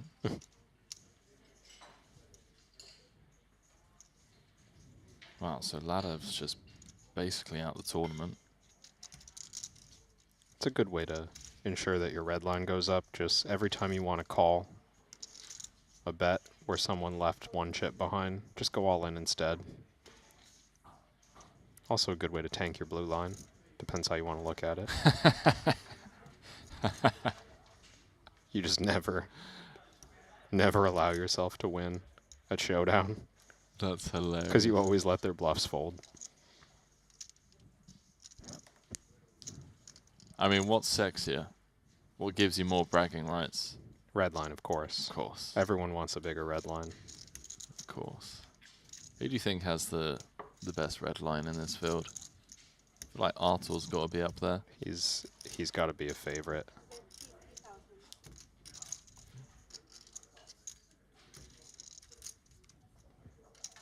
But I don't know, some of the more exciting players we've seen, you know, if we were tracking someone like Korzinen, Dickerson. Oh yeah, Dixon's a great one. Red line to the sky, I would think. Although Dixon gets to showdown quite a lot, people just pay him off. Yeah. Nacho Barbero's doubled up. Peters with a huge draw here and not a lot of chips. You would think we start by check raising all in. 135 committing, but not all in. I like this from Peters, balancing for the times we have a real one. King X, just jamming for like roughly pot would be a bit much. We want to make sure we can induce action from something. I assume Foxen's out. It's going to be weird for Christoph. 85,000 into 460. With 190 back. It's quite awkward. Peters also might raise a 9 to get it in, which makes matters worse for the 2 7s. Vogelsang also has a 7 of hearts, which makes the flush draw bluffs less likely. In spite of all this, pot odds are pot odds. Vogelsang's going to see a turn. 5-4-5 in the middle. Good news is that Peters can't be dead on any turn. Now he's ahead. Wow, this is an interesting development. Peters now can't really accomplish anything by jamming. You get called by ace-high hearts. You fold out hands that you're way ahead of, like the 2 sevens. Do we just start checking now? It's such a strange spot when there's 1/3 pot behind. But if you did have a full house here, what's the point in jamming? You'd wait until the river, generally speaking. So he does check it on over. And I think same logic for Christoph, just such an unnecessary spot to be all in with a king or a 9. So do you think Christoph wins this hand on brick rivers? I think on brick rivers, it's going to go check to Christoph and we'll see what happens. Well, that's not a break. Peters No. has rivered the flush, but does still lose to a king or a 9. We're going to jump back into that hand momentarily. As over here, Alex Boyka is all in. With ace 9. Looking pretty good. Always a sweat though. Jostad looking for a jack, which he doesn't find. Boyka doubling up to 10 bigs.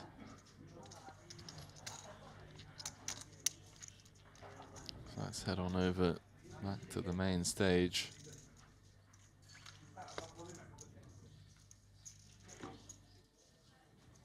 It looks like, just as we expected, Peters has checked on over to Christoph. 7s, 7 of hearts. He's such a boss, isn't he? It's a good bluff, but it's also hard for me to figure out how we don't pay this off as Peters now that we're here. I mean, it's a bit weird, right? The weakest hands, I suppose, in Peters' range are the bluffs that didn't make a flush on the river. So if he had like Jack 10 of spades with plans of giving up, and then happened to make some showdown value. Oh wow, my. we got it through. Christoph Vogelsang is just on another level. That's a great find. 2.4 million stack now. Gets the flush to fold. I think it's easy to just forget about hands like that in Christoph's range. It starts to look like, how can we ever not be up against a real hand? Maybe didn't expect the 7s to peel the flop raise in the first place. It was a dicey call.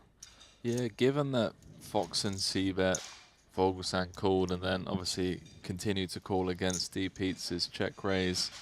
It does look like a pretty strong range, and maybe Peter's just thinking a hand like 7s would hit the mark. Yeah. So Vogelsang's up to 4th in chips. Nikolai Vaskaboynikau has regained the chip lead.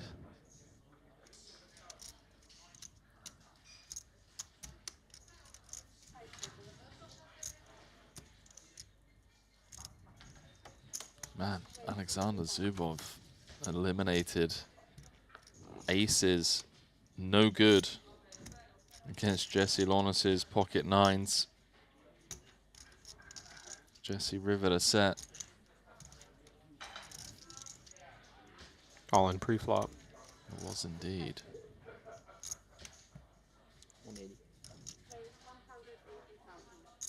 Webster from the hijack against the low jack open of Vogelsang. Gonna play a lot of his range as a 3-bet from this earlier position, covered. Not much room for flatting in the hijack.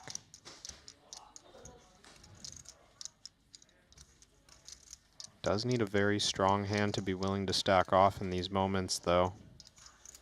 Vogel saying maybe an option to 4-bet bluff, but calling seems ambitious. Early position. Does just fold the king 9 of hearts.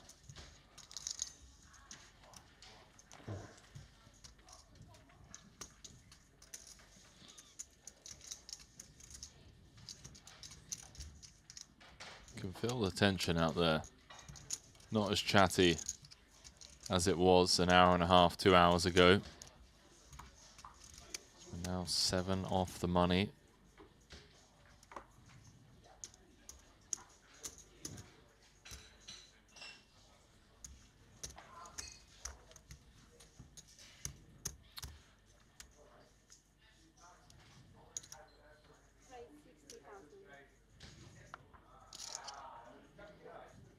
We got ourselves a mystery hand.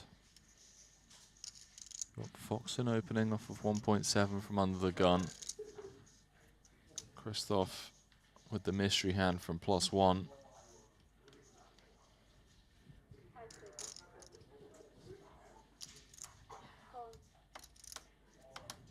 We've had a couple of bust outs on outer tables, by the way. We're down to 36. Ladev out of here. Rokita out of here.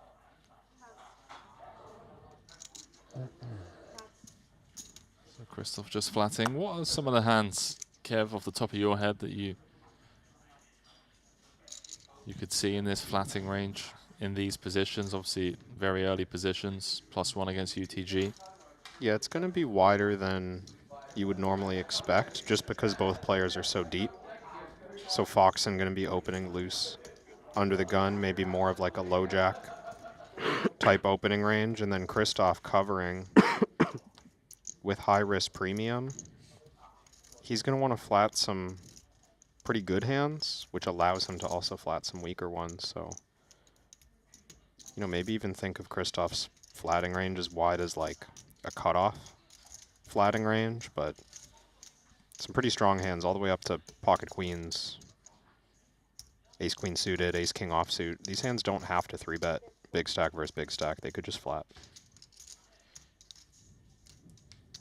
Foxen continuing 20% with the ace-9 on the ace-deuce-deuce. Now, given that this is a mystery hand, Kevin, got a sneaky suspicion that this hand isn't over and done with yet. I'm still rooting for the flop fold. That'd be a killer troll from the production team. I would love that once in a while. Just a note for the future. Give us the odd mystery hand snap fold flop, but floating here, as I would expect Vogel saying to do, with most of his continuing range on the ace-deuce-deuce rainbow. Small raises may be allowed as well with certain hands, but it's not standard. All right, I want king, queen of clubs. You're just... That's my hand. So ready to pick an exact combo. Yeah, I mean... He's got like his whole range still. You're just like, yeah, king, queen of clubs, that's the one. Fair enough. We good for 100? Against the field. Booked. I'll take every other hand. I'm not that generous. Oh. What if I give you 8-1? 8-1 on king, queen of clubs? Yeah. I'm going to need a little bit more than that, mate. I'm fairly sure I saw the queen of clubs folded. Oh, and that's... Okay, 30-1. I don't actually know if I saw the queen. I should pay attention to these things, man, because I know I'm going to want to bet against you. 1-2-5 on request. This about half pot. Could still be very top of range. Ace-jack, offsuit and suited, I believe, in the pre-flop range. Same with ace-queen. I don't expect... I do think king-queen could bluff turn for this size. It wouldn't shock me if like some low pairs also bluff turn for this size. Let's say pocket 4s, 5s. 4 is no longer a bluff, of course, if it arrives here. Okay, I'm going to say 6s with a club, final answer. Well, if Christoph bets like pot on the river, then I think that's a pretty good selection. Thanks. I try. And Christoph, nothing stopping him at the very good price he was getting on the flop from floating some pretty light clubs. Does he ever have any offsuit combos like King Queen? Queen, Yeah. I think is the only one, perhaps. Like the parlay of him flatting from +1 and then also calling flop. I think King Queen might be it. But it's mostly suited and paired, this range. He's sizing up a big That's one. an overbet. This, not even looking like ace-jack to me anymore once club's complete, unless maybe he's got ace of clubs, jack. Exactly. But this seems like a statement of flushes and full houses for value. And like you suggested, Henry, I think the bluffs come from hands like 2 6s with a club, 2 5s with a club. Maybe the odd, like,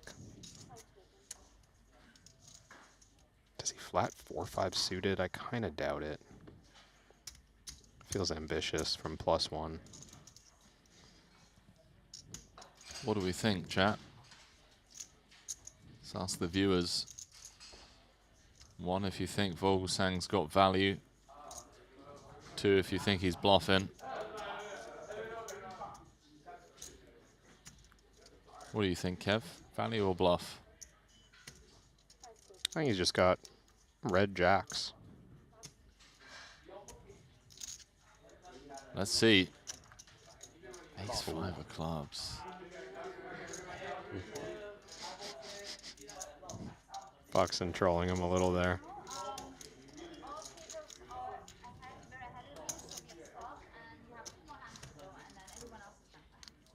Nice fold by Foxen. Top pair in the muck. 冇啦，2-5 suit 啊。誒我冇跌咯，唔知2-4 suit 定2-5 suit，唔係好記得。而家 You were pretty close, Henry.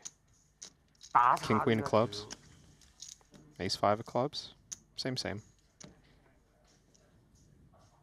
I'm ready to play this main event, I'm telling you. I'm like 4 for 4 now. I just get it right every time.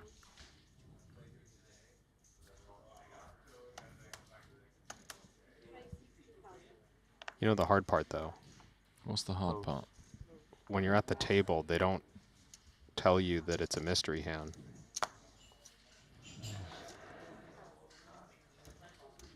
That's fair. I bet I could figure it out, though.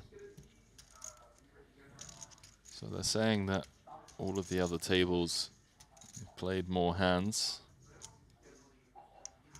So I'm going to play catch-up over here. Foxen with the King 7-0 and the big. Maybe seeking a little revenge with a 3-bet bluff. 275.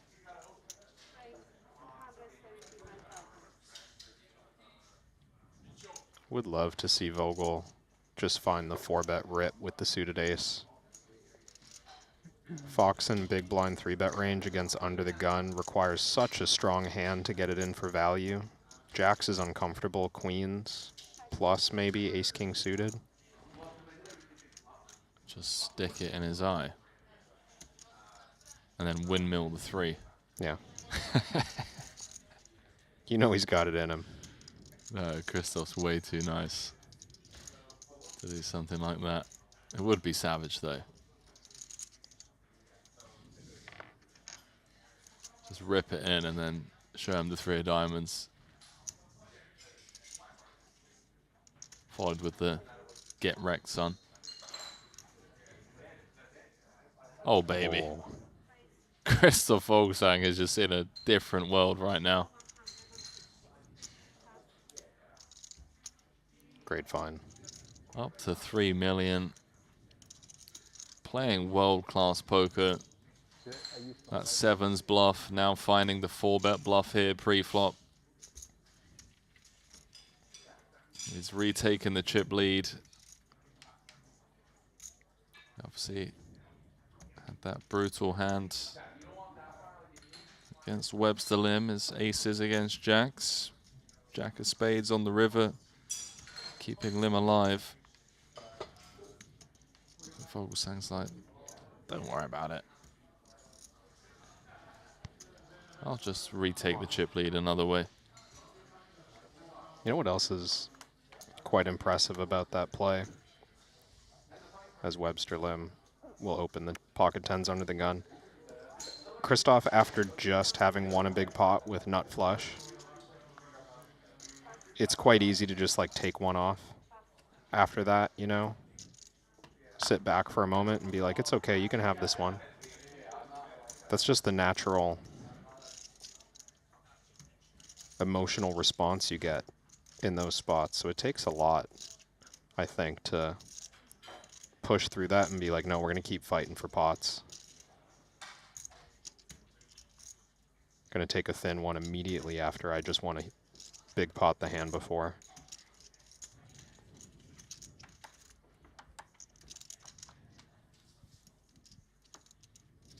$36 remain.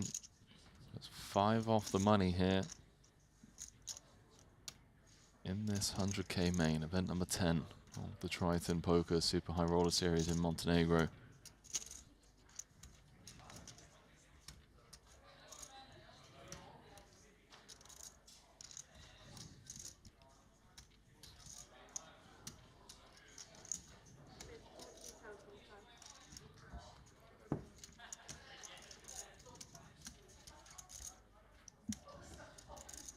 We're still catching up? Believe we've officially caught up now. Or maybe one more hand.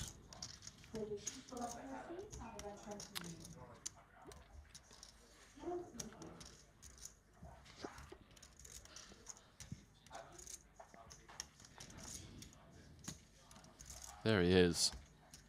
Your chip leader, ladies and gents.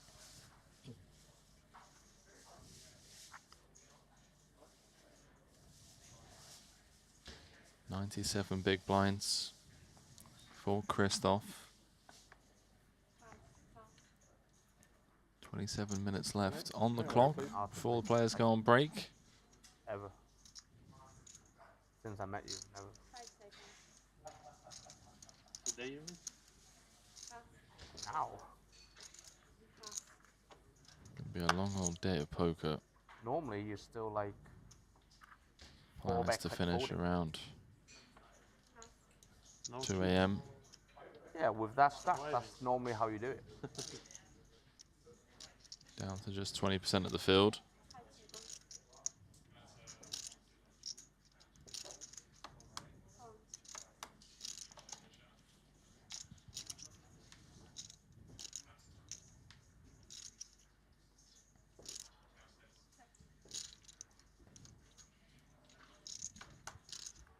Christoph just limping. Blind versus blind. I'm tightest player in the field. No. I think I was. No. In 2 tables left. Oh. Everyone plays like. A little tickle here with the Queen 9, 9 of diamonds. About tournament life, about money, about everything. Has showdown value. Might just check, but the ace high board, of course, attractive for Vogelsang to go after sometimes.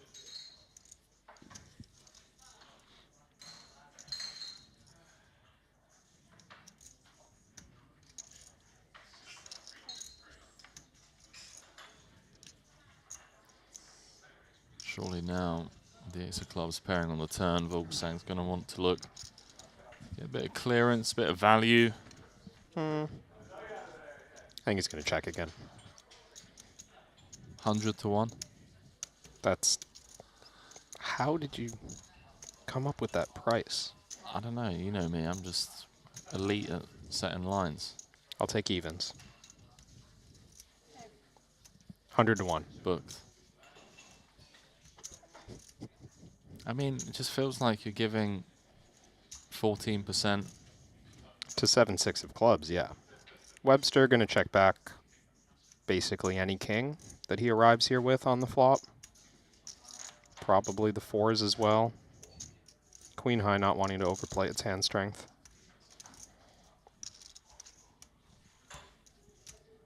All right, Kevin, we get it. You're good at poker. Christoph agrees with you. It's a blind versus blind pot. Christoph was a heads-up specialist back in the day, you know. He was indeed. I think we have some overlapping ideas about how to play these spots. He is prepared to get this queen 9 to showdown. Tempting on Webster's side of this hand to bluff now on the river. He can have king X, he can have 4X. He could have river to flush. But I don't think it's mandatory to bet every time, and honestly it's a bit concerning to me when the chip leader decides not to bet at this board at some point.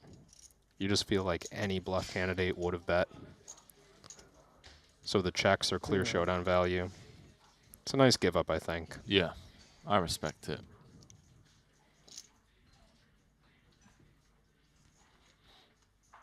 I think that makes a lot of sense. That you would just expect a lot of Christoph's bluffs to have tried something.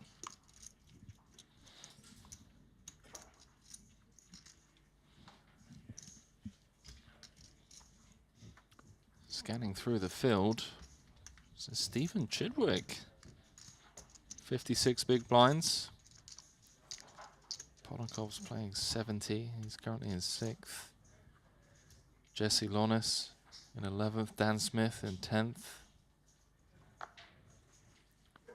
Dare I say, this one shaping up to be a bit of a classic. Sean Winter, Paul Poor, Patrick Antonius, Sir Watts, Richard Yong, Ter Seibinger, Biao Ding, Nacho Barbero. This is a fun one.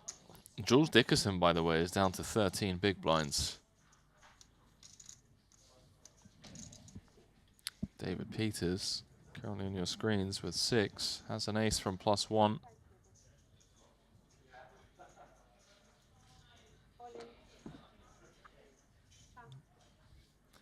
He's going to jam it in. Couple of aces. Going to get folded. One from Orpin, one from DT. Let's see if Foxen folds his.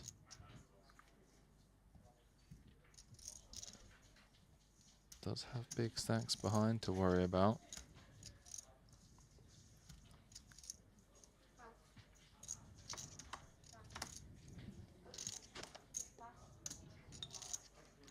Kind of get it through.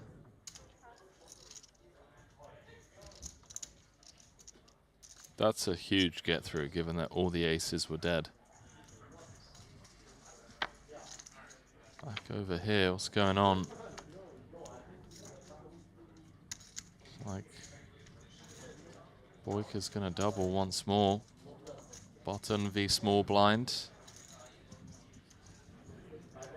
Boyka just doing his best to stay alive here on the bubble. Twice all in with an ace. Twice he had to fade a Broadway draw.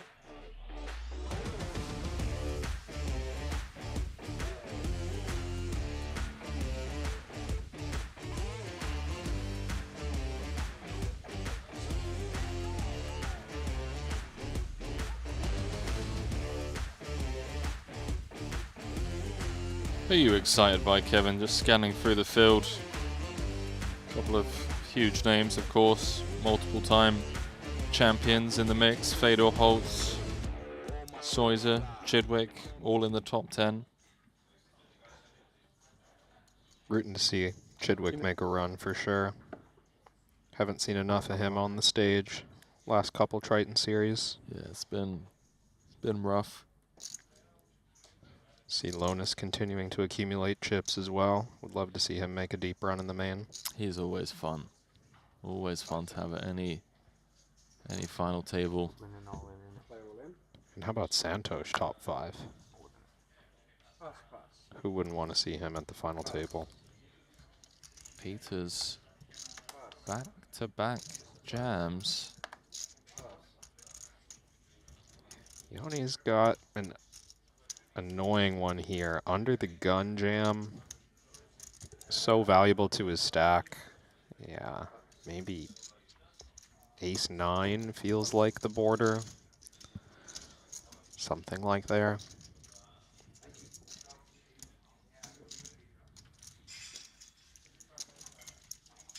Has Peters always been patched up by poker coaching? That feels new. I've seen it this series. Yeah, this series, but I don't remember it in the past. I'm going to have to take a look. I saw something on Twitter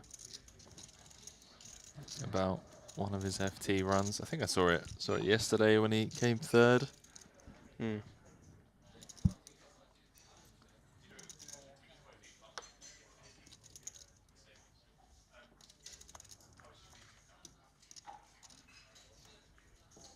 I feel like everyone's patched up in 2025.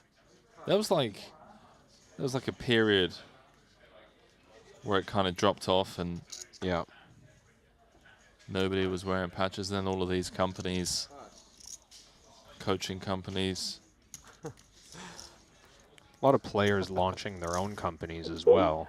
Softwares during that period of time. I'm going to launch my own software. What's it going to do? I don't know yet. Is it going to guess mystery hands? It's probably going to be very good at guessing mystery hands. Going to come out with a software that predicts what bet size the player on screen is going to make. When you can see their whole cards. On a 1 hour delay. Nah. I want to come up with software that comes up with giveaways. Merchandise giveaways. You look into the bucket hat situation? Not the bucket hat situation, but the hat situation. Oh, ball caps as well. Yeah, I'm gonna grab a couple now when I jump out. All right. Take some pictures. Stay tuned, chat. Post over on IG. I'm gonna do it D-Neg style. Me by the pool on the sub lounger. You know? It's like, get involved. Hashtag giveaway.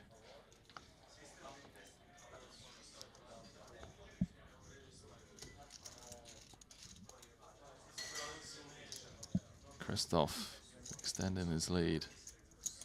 Yeah, I think I'm gonna do 3. Three's a nice number.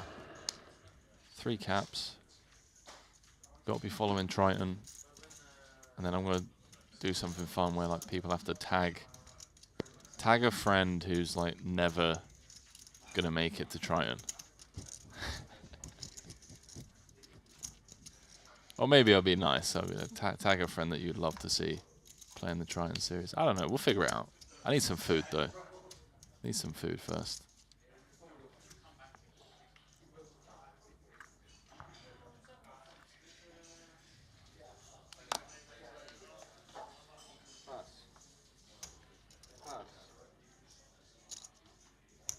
What else you got in the terms, like pick up in Montenegro? No. I'll take ship them out. I'm gonna ship them out. Jeez, I'm not that cheap. Just making sure. Jeez, what do you think? I'm gonna get people to fly over to pick up a cap. Oh, you know, it could be a local giveaway.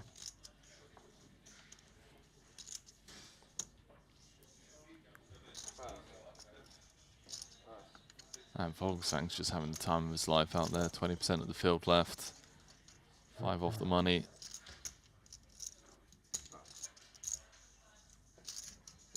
Average stack is high enough that you expect the bubble to go on for a while, and what is the average that stack? is great news. 42 bigs. Yeah, it could be a lengthy old bubble. 16 minutes left of the level. In 31st, Matthias Eibinger. 16 big blinds, so yeah. 16 big blinds can last a while at this stage when you play appropriately, so should be quite a long time for Vogelsang to accumulate. Really did create a big separation after winning those couple of pots against Foxen. Nobody with even half of Vogelsang's chips at this table. That ace-3 of diamonds 4-bet jam was that was nice. Yeah, good find.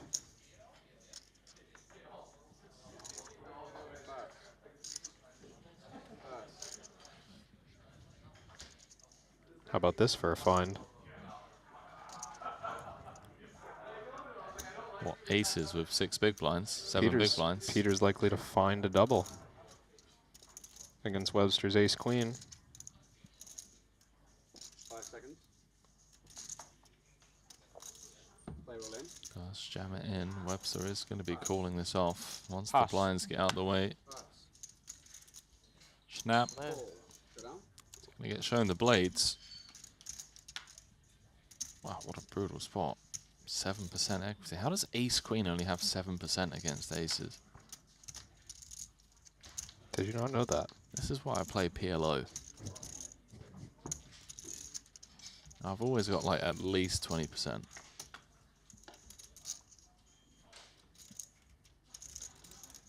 How about now? 10 of hearts. Not the worst flop. 10 of hearts. Relax. No? Relax. He is like, relax, bro. 10. Queen high flop is already enough of a scare. See if Peters can hold on. Find the double, just 5 off the money. He can. It's pretty good from Peters. Dude, he has meaningful the best bubble coming up for him. He has the best one-liners, man. There's a lot of these kind of quirky one-sentence kind of punchlines. I'm a fan. I mean, Danny on the 20 big blind stack, legitimately rooting for Peters to go home. So I think fair. Fair to snap back a little and be like, okay, buddy. Relax is great, man. I'm still going to be here at the end of this hand. We know we're fighting for the same outcome. See some of the updates from the outer tables.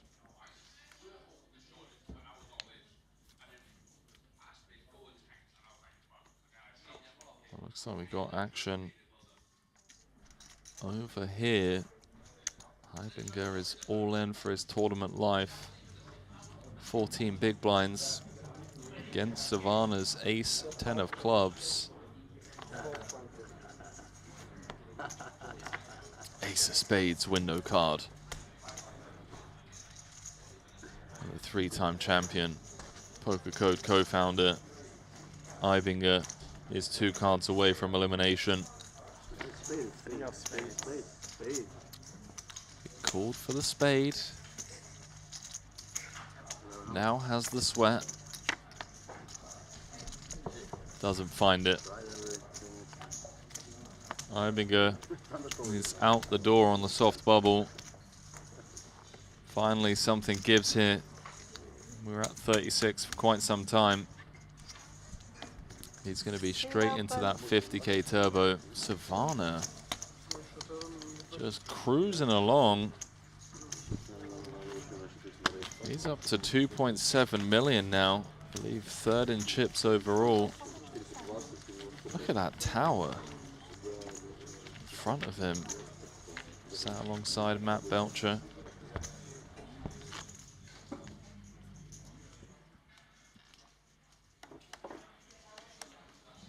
GG Heibinger. Saw him rocking that custom Jacob & Co. main event timepiece. So Santosh up to 3rd. Man, dare I say it, Kevin? Dare I say it? I dare. Shaping up to be a classic. Classic main. Fedor. Yeah. Chidwick. Pass. Santosh. Vogelsang. Ponakov. Soiser. Huge names left in the field. Dan Smith, Espen Jorstad, Foxen.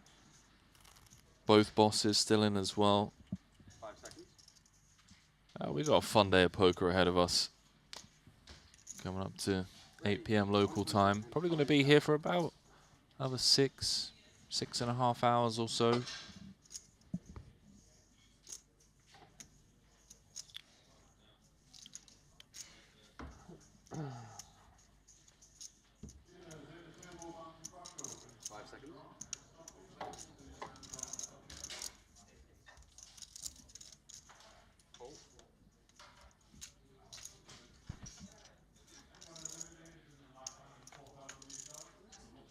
Foxen with the value raise here, out of the small blind. Flopping quite well. That's a fun flop. Nut flush draw, 2 overs against Vogelsang's gut shot and ace high. There's no dinner break. There's no dinner break. Looks like he started with a check. Is dinner break? Which I do like on this Gonna be board. really Not late. going to be opening many hands that connect with the low card flop. Yeah. Vogelsang going to defend many of them. Why not make it this break? But And the then ace jack it's of like diamonds. Terrible numbers too much, probably. Able to induce action from weaker hands. Makes sense. Makes sense. Yeah. Vogelsang patient though with the ace-8 high. Thinks it has some showdown value. Although the king making that a little bit less likely. Yeah. Yeah. Still feels like there's not much need for Foxen to bet his hand. We don't clear out better unless we go quite large. But large is reasonable on a king to represent top pair. Checks this one. Wants to bluff with something weaker.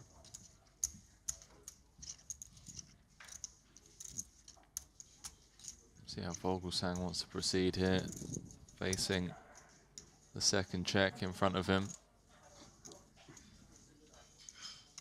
With this ace high. 5 seconds. Check. And knuckles it back. See a river. So both players bricking their draws. Ace Jack will win at showdown. And it does feel like a showdown spot, although we've seen Foxen seek such thin value in the past in wide range situations. Does he ever recognize Christoph's likelihood to have ace high and block bet? Would be so thin. Do you think the standard play is just to check down? Hoodie from new collection? Check. Is this hoodie from new collection? Old. Old? Check. Very old. Quite old. Foxen takes it down. Nice, tidy little pickup there. Playing 40 bigs. My intrusive thoughts are getting the better of me, Kevin. Yeah, quite old. What odds would I have to lay you on taking down Foxen in under 60 seconds? Why are we always behind? Well, In a heads-up match? No. Wrestling. this is the chip leader, so kind of makes sense. I don't know that a price exists if the match is today. Fair. Not throwing you under the bus, by the way. No, I know. If you give me like 5 years, Well, I don't know about others, but I kind of accept you being like that. And a lot of and I'm pets. okay with it. I'll just invest all 5 years Yeah, legit. trying to convince Like, zero Foxen care. to damage his own health in some way I like Chris. so that I don't have to get any stronger. Thanks, but 5 seconds. everybody likes Chris. Raise 65,000. I mean, wrestling, I don't know. Don't the small guys have an advantage in wrestling? I mean, you tell me. I'm trying to. I could lay you a probably price. find, maybe 5 years, I could get some training, find a way to just never get taken down. But you said I have to take him down. Yeah. Like I have to pin Foxen in 60 seconds. No, you just have to. You don't have to pin him. Just literally just have to get him to fall over. So just take him down. Can I And then that's- blindside him? Does he know it's a wrestling match? That's a good question. I mean, these are the terms and conditions we'd have to figure out. Should have just booked the bet without bringing that idea up. That was a good angle. Yeah, kind of don't want to blindside him. Could set up like a padded tabletop kind of situation, you know, get someone to duck behind him. but then put some cushions. Fantastic. Yeah, I love that. Make sure that he doesn't get hurt, but just push him over. Used to do that all the time in high school. Well, like he's legit. May have broke my wrist once. Like, being tabletop? Yeah. let's say like he's in a hand. It's dangerous. It is the same in snowboarding. People break their wrists all the time, right? Yeah, like yeah, you get fall taken back. out the same way. At least in snowboarding, you got a helmet on. So some brains just work like that. I think we make it fair. You can't blindside him. You can't tabletop him, but he's not allowed to fight back. He just has to like stand his ground. Yeah, he's screwed. I absolutely frozen. That's our next feature table. Dan Smith, Oscar Boynicau, Sean Winter, Jesse Lonis. This is good. Leon Sturm, Kiat Lee, Jules Dickerson. Buzzing for that one. Sorry, what? Pass.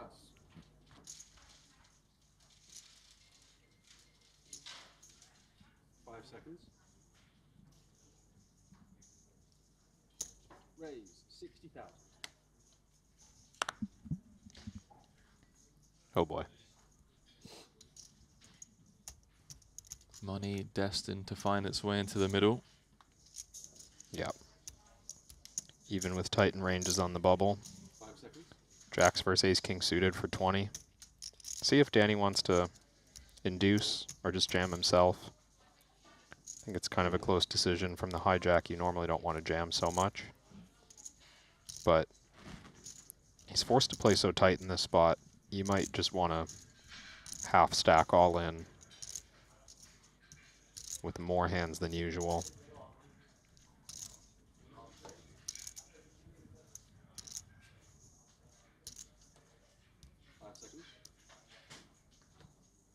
This looks like maybe an induce size. Raise. Yeah. To 175,000. Pass. Let's put in about 30% of his stack. A little more. Pass. Suggesting he could still have folds. Pass, pass.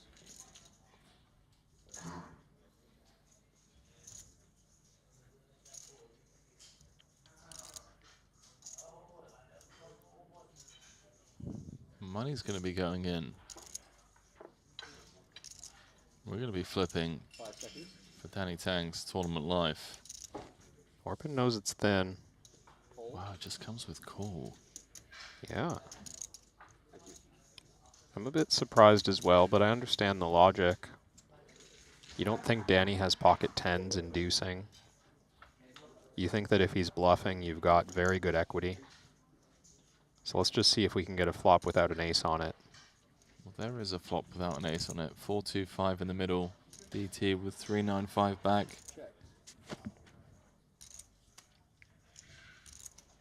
Funny spot for Danny now. If we start betting, we worry about commitment with just ace high and a backdoor flush draw.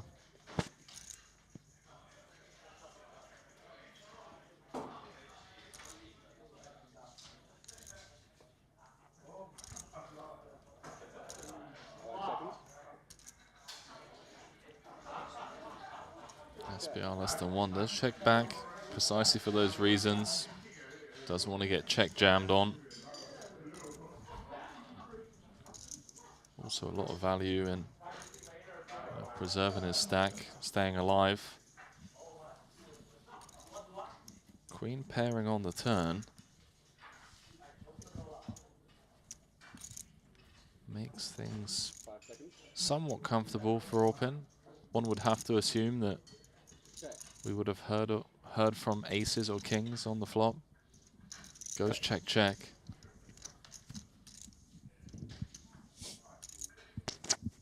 There's always some chance that Danny is trapping the top of his range, but I do agree that checking back twice has made it overwhelmingly likely that we're up against ace-king. And it can be a bit scary to open the door for a river jam, but I think I would like to see Orpin bet something less than all in here for value. You worry like, oh, what do I do? You know, it feels thin. but really just so likely that your hand is good at this point. And once in a while you're getting trapped by quads or aces. But yeah, we let Danny off a little easy there. Show down the jacks and win. Tank feels good about that one. Got away cheap. Very blessed to still be in this tournament. He knows it. Woo!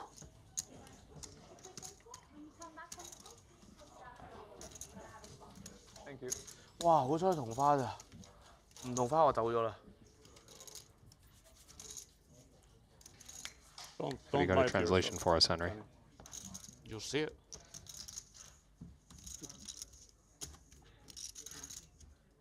Orpin doesn't believe him. Danny's like, you'll see it.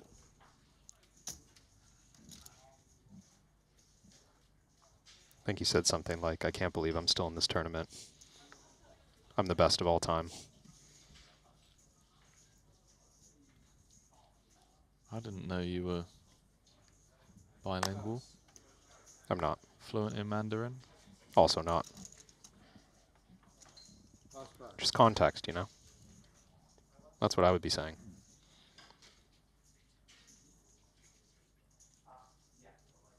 Scanning around some of the other tables.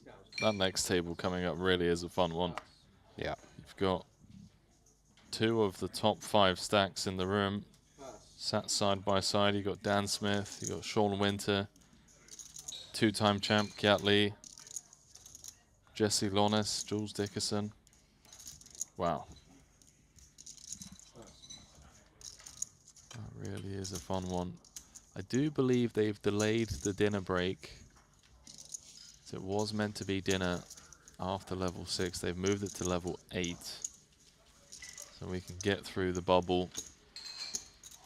And then everyone can go grab some food and come back for the night shift.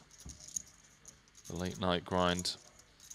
Christoph Vogelsang is going to be heading into this break as the tournament chip leader with 35 left. Really enjoying this bubble. So he can continue to apply pressure.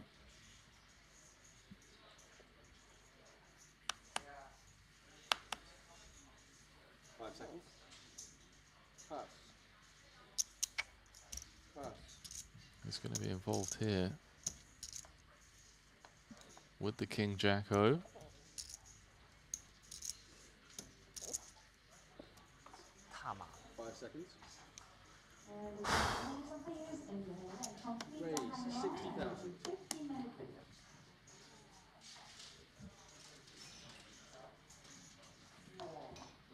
Webster's got the same hand, but suited in the club variety. Tempting again to continue mostly by 3-betting, although King Jack suited in the cutoff. Strong enough that Webster decides to flat, starting with 33 big blinds or so.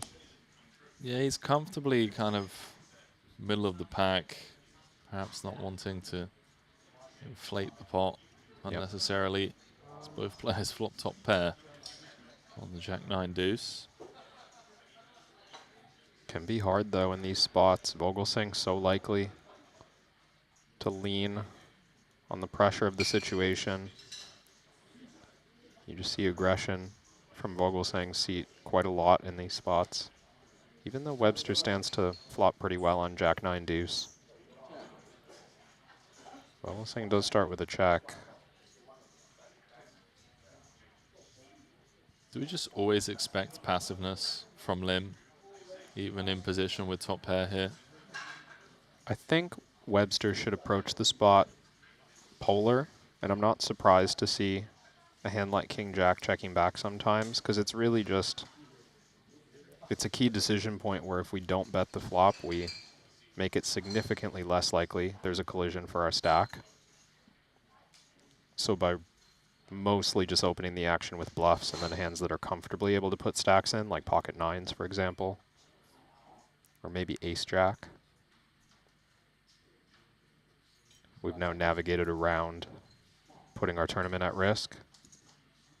75,000. Delayed stab from Vogelsang, as the two will be carving this one up. Yeah, and it's hard to see a path to this not seeing showdown now. I think Vogelsang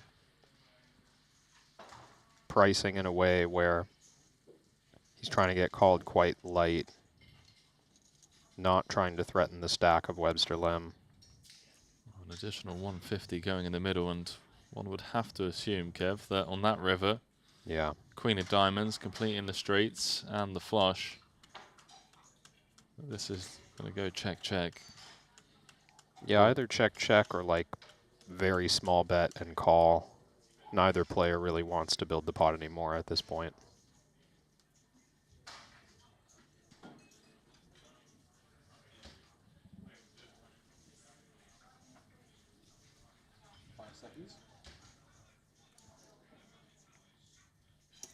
Bet 75,000.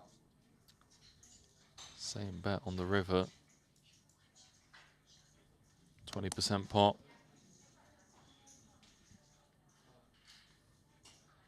Webster just taking a bit of time before what we can only assume is going to be a call.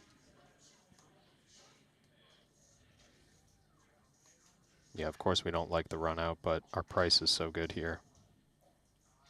5 seconds. Hold. Chop it up, boys. I'll take it. Fist bump exchange between the two as they go into break.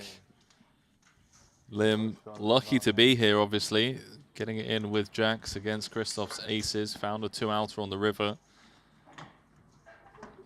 Christoph Vogelsang is going into break as tournament chip leader. We've had an elimination. I'm seeing that as well, Henry. Yeah, on the outer table. Boss Paul Pua opened the button with King 6. Soiser defended the big with King Queen. It came King 10-6, 2 diamonds. 165k in the middle went check, bet of 60k from Boss. Check raise to 180 from Soiser. Boss just making the call. Queen of clubs on the turn with 525 in the middle. Soiser bet out 350k. Boss Paul Pua ripped it in for 830. Soiser made the call after finding the 3-outer on the turn, and with that pull out on the bubble, just 4 away from the money, meaning that when we go into break, we're going to be just, what, 3 off the money, and Vogelsang's going to come back and continue to lead. Yeah, pretty big pickup there for Soiser. Obviously an unfortunate clash there for Paul Pua. 2-pair versus 2-pair, button versus big blind.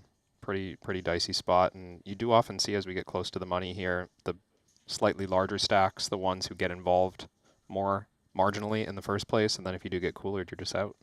Just 3 off the money. Ali Najjar is going to be stepping in for me to take you into that min cash territory, and yeah, well, it depends how long it's going to take, because, you know, 33 big blind average could see it grind out a little bit. Those shorter stacks looking to sneak their way in for that min cash and then go from there.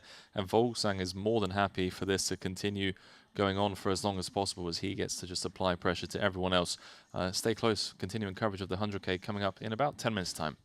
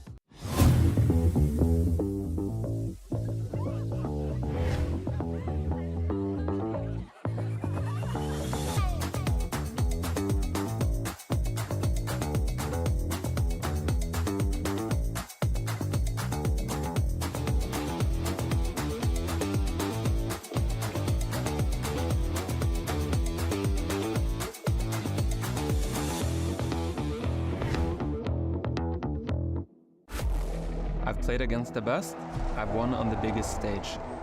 But what if I told you, it's not just about luck or talent. It's about using the right tools. GTO Wizard is the fastest and most efficient way to study any spot in poker. This is how you level up your game. This is how you unlock your potential. Don't get left behind.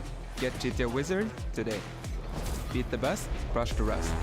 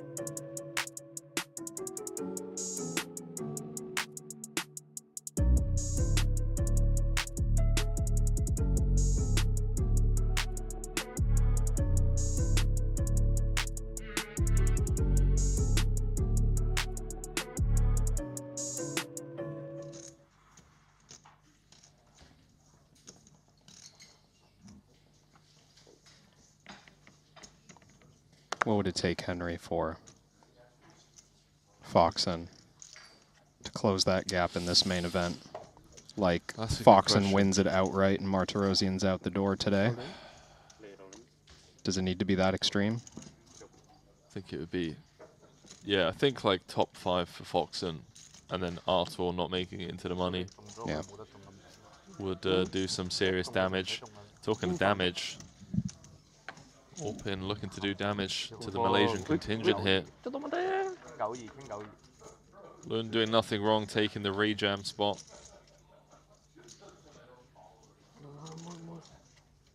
Wow, we've had quite a few bust outs since returning. Hang on. We'll update you after this hand. Lund's drawing to 3 outs once. What is it? Kelly photo. King needed. Oh, doesn't find it. GG's, we're down to 45. Dropping like flies here. Tom Bedell out the door. Raul Lozano and now Lun Lun. All busts of dollars in Triton earnings. He knows what it takes to close out main events as well, as he has done so in the short deck discipline. Oh, here we go. Vogelsang, chip leader, joining us at this table. 5 tables left now. Wow, and just sliding into the left of table chip leader Alex Foxen, no longer chip leader at this table. And probably about to get into a 23 big blind flip with David Peters. Well, I may have spoken too soon.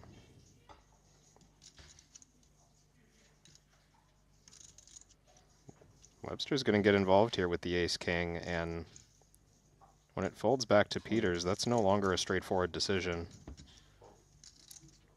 We don't expect Webster to put it in with 8s or worse against the 3-bet. Yeah, quick fold from Peters. He's going to be kicking himself when he sees this. Obviously, this being the best case scenario. Yeah. He was up against ace-king, or ace-queen, ace-king kind of thing.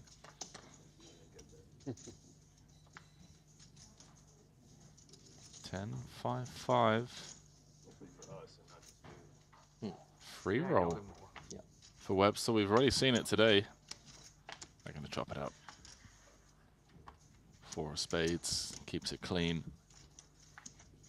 Webster survives. Foxen, fortunate, would have lost the flip against Chin. Did say I thought it was a light open. Peters may be ranging him a little stronger.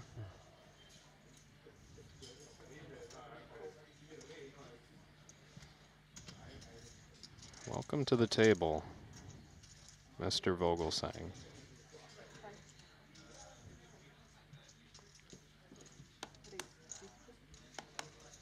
His first open's going to be 2 aces, and Webster's got jacks.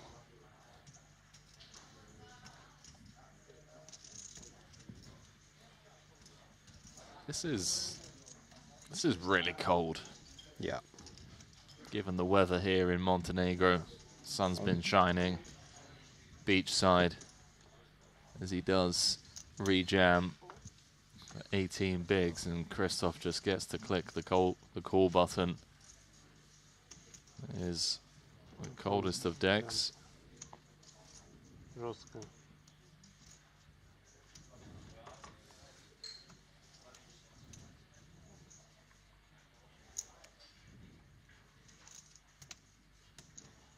Tournament chip leader looking to extend his lead here.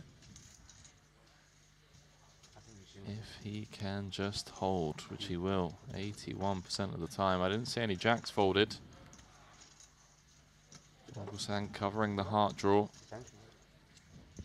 Should it appear on the turn? Like double whammy. Really? Oh my god, you're gonna go for the hat trick. Black jack needed for Webster Lim. Oh! Wow. Icy. Little eyebrow raise. I flinched. That feels good. Think you're out? Cooler date off the money.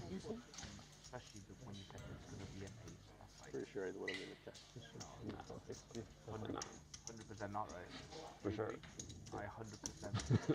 Definitely. That energy when you said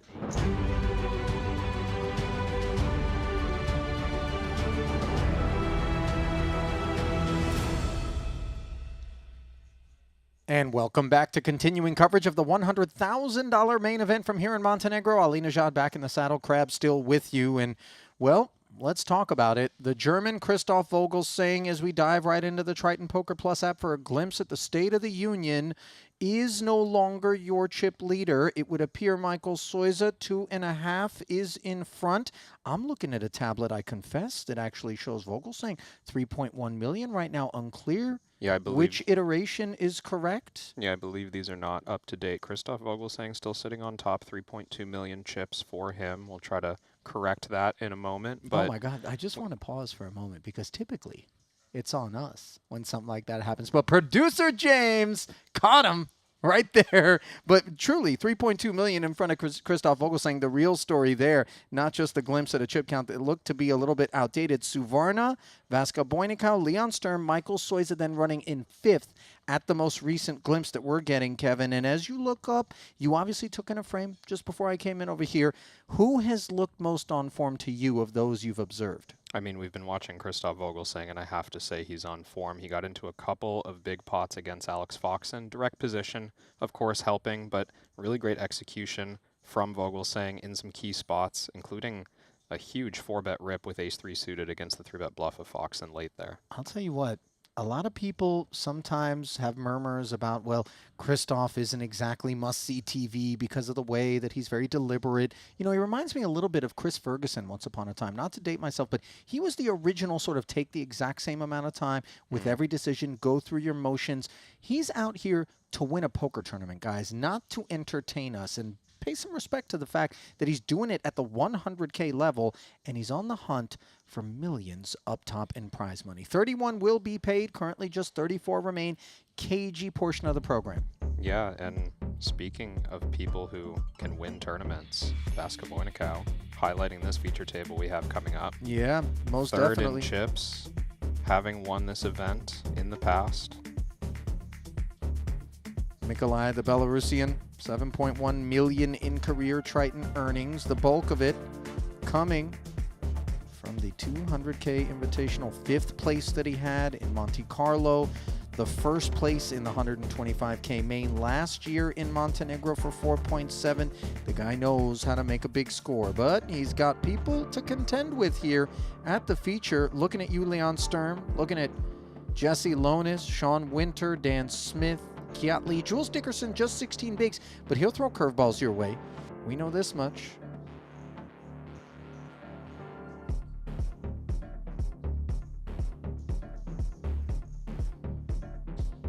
$20, $40, and $40. The blind level brought to you by Bet ACR. Left, right? Yeah, I'm a lefty. Two left-handed. But Fake this, lefty. I grab my chips and stuff alright.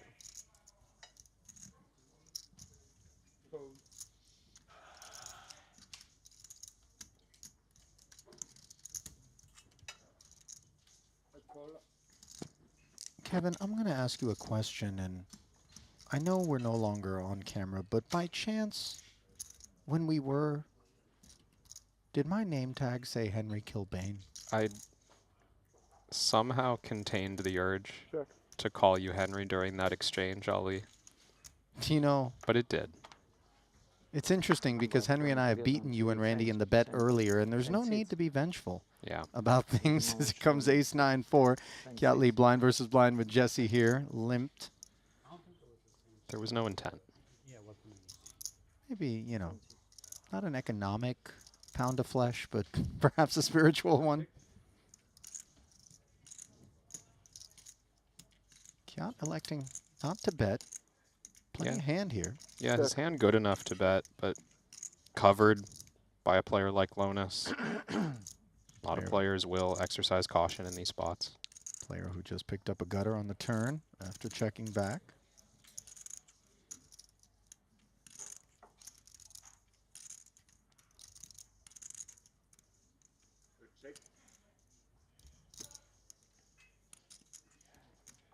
Just continuing to keep this pot small. See if Lonus decides to represent a mid pair that checked behind. It's quite hard to represent an ace. Still no post-flop betting here. Board pairing forward isn't right to encourage that out of Lonus's camp. Now if I'm Kiat, I'm thinking about getting value from king or queen high. He's going to keep checking. And you win.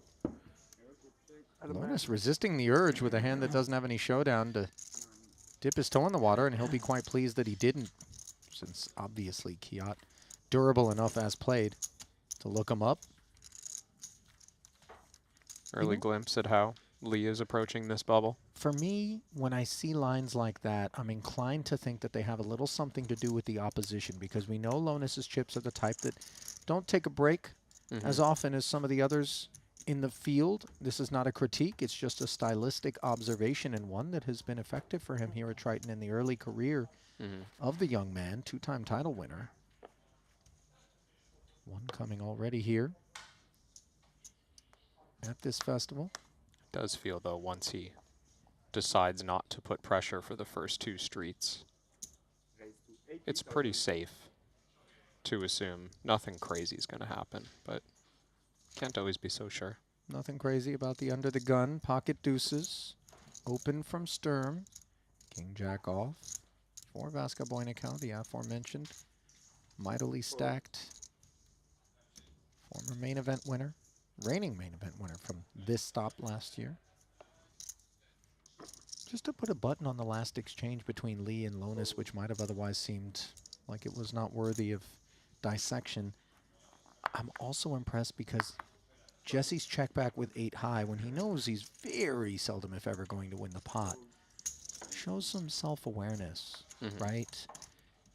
I mean, you don't have to fight for every single pot, every single chip. Yeah. I think that's a turning point in many poker players' careers. You know, you'll see younger players that first come in looking to make a name for themselves oftentimes will just have this initiative, this desire. And, you know, sometimes we honor it. Yeah. We acknowledge it, but a lot of times it can actually work against you. Yeah, definitely. And when you've done it on a big stage and people have observed your play and they start to, you know, put together an image to adjust to, it's kind of important to be capable of a different gear. Yeah, for sure. Does feel like a lot of times people that come out with that 110% sort of pedal to the metal vibe are very effective early on, and then a bit more of a flash in the pan if they don't make adjustments. Meanwhile, Alex Boyka could be getting adjusted right out of here. Ace deuce against king queen, but the flop provides some salvation in the form of top pair. Note the presence of the diamond and the wheel gutty. 7 outs twice. The deuce on the turn. Forgive me, I thought that was the wheel card for a moment. Now instead it's a card that we add to the outs for Plasonitis. And Boyka will double and then some through Paulius. Field remaining steady. 3 away from the money. Didn't mention the min cash once we get there. $159,000. Up top, 3.8 million ultimately.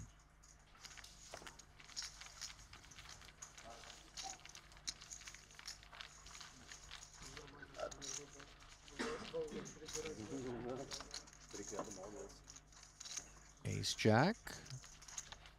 Winter. Makes it 90. Lonus. Ace 5 suited release. So another disciplined data point. Of course, bubble adjacent. Yeah, and both big stacks in the blinds this hand as well. All considerations, of course. 7-8 suited. Vasca-Boynicao has flopped the flush draw here. Winter has that ace of hearts that could lure him into some barrels.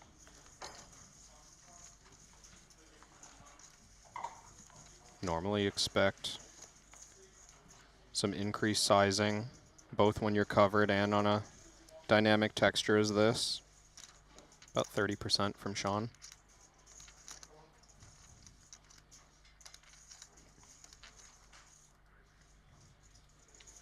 King on the turn after the 75K check call. Broadway gutter for Winter.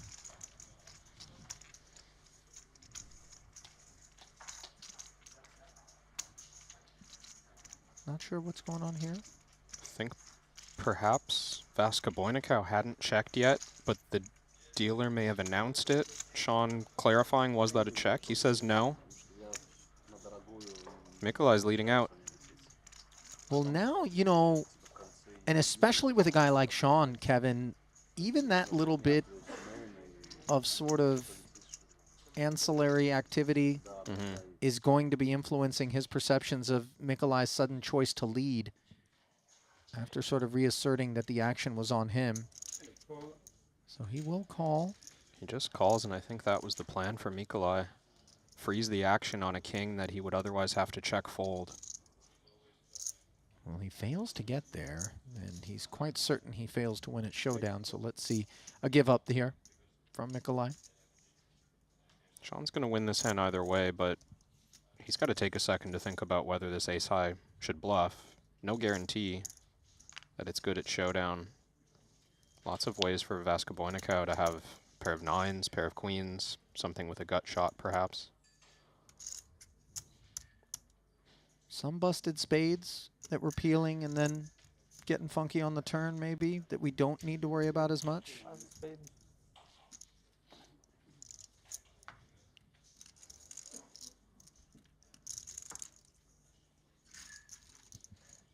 Sean just never looks sure. Always unsure.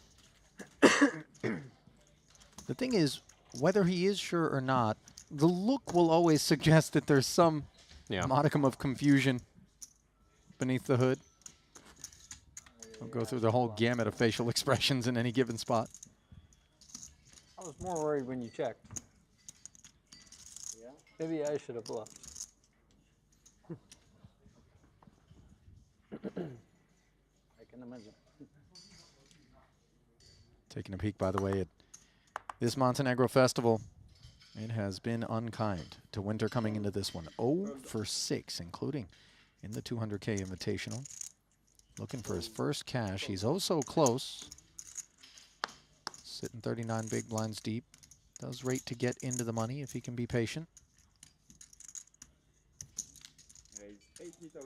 And if there's anything we know about Sean Winter, it's that patience is something that he is not lean on, as Leon is a bit lean on this button. 8-4 of clubs.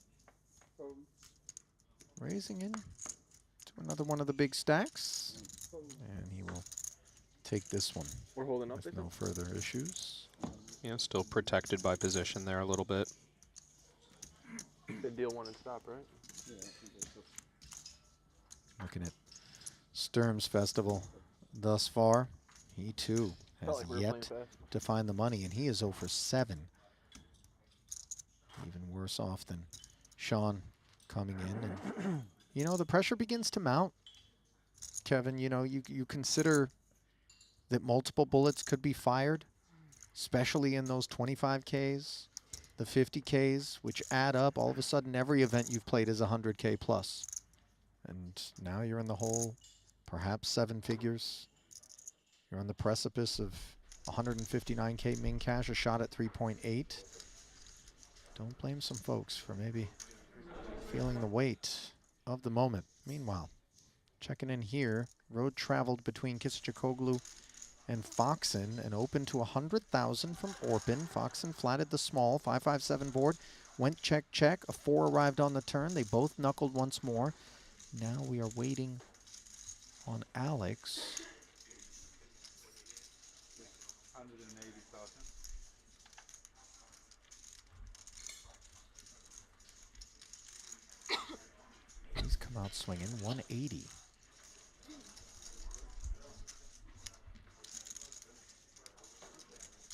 Generally speaking, expect Orpin to just have ace high. Pre-flop raise and then check check twice. The odd time he can have river to 10. maybe trapping with aces. Oh. A raise to 400,000 suddenly out of Orpin, and questions are being asked of Alex's hand. Of course, at this outer, we do not have RFID. This starts to feel like that aces trap that might arrive at the river and realize that Foxen normally has a 10 or weaker.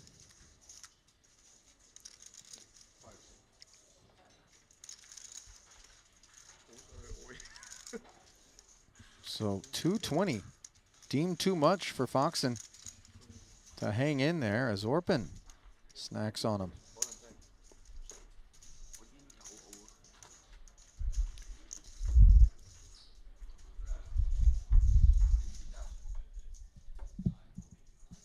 Kisachikoglu 1.1 million on the back end of that one, 29 bigs. You need a ski mask. It's backfired, can't see the board anymore.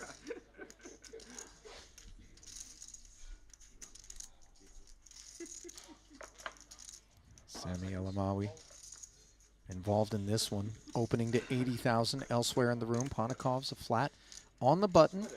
Richard Young on the hunt for the money, defends his big blind, 10-8-5. Sami able to c-bet 60 and take it. This was a bang-up feature table, that crew there, when they had their stint. Back over to Orpin and Company. Looks like Joni Jukamainen has open jammed, is this correct? Yeah. Yes, there's the visual. Is D. Pete's getting it in? This is a call as Joni has him covered ever so slightly by 35K.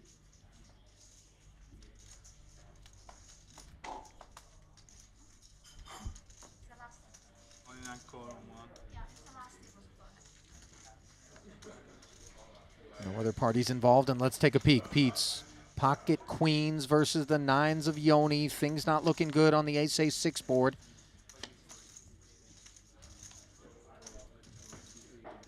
And D. Pete's is going to devastate Jukamainen's stack.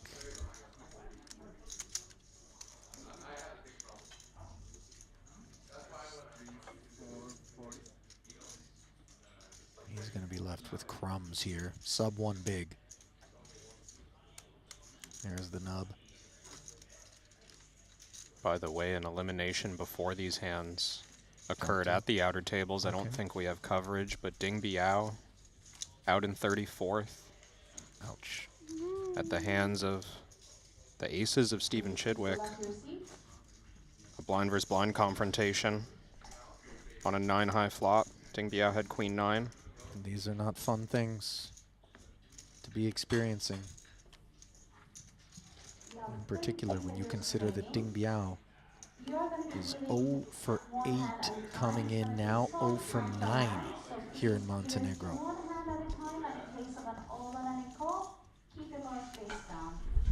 So with his elimination, we are down to 33, 2 away from the money.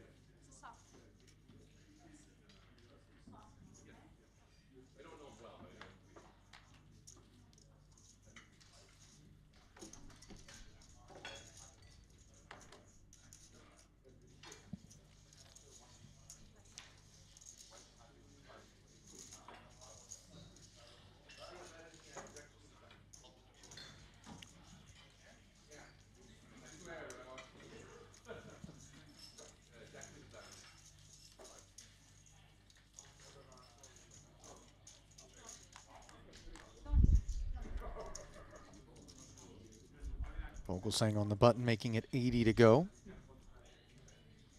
Things to be expected from a big stack on the bubble. High V pips. Joni forced in.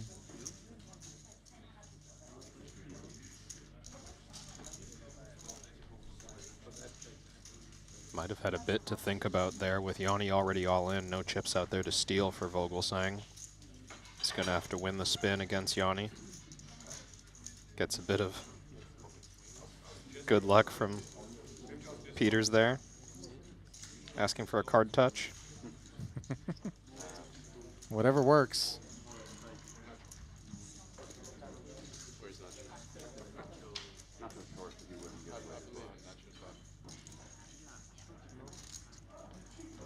Seems like we're going to put a pin in that particular exchange as we revisit the feature. One in progress, pocket kings for Jesse Lonis, interfering with what is now become an open-ender. Road traveled was Alonis open to 90,000, a flat from Mikolai. Both players checking. Now, Jesse checking once more in an effort to lure a barrel off of Vaska Boynikau, who obliges 125. I think this is nice from Lonis to navigate out of position with caution. We're happy to call here, but don't want to overplay the king's potential to run into a 5. Suited 5's possible for the button flat of a chip leader, or at least a big stack. Not to mention pocket 9s, pocket 10s. Queen of clubs. Check. See if Vaska Boynikau thinks it's worthy of value. This is just deep, like, bubble caginess out of the kings for Lonis, or is he actually looking to induce? No, no, it's bubble caginess for sure, trying to keep the pot small. Think he'll snap the river. Call. 175, and Mikolai is going to be a little bit surprised to see the two kings. Jesse, certainly capable King of would be not nice playing. more exciting lines, but mindful of the ICM.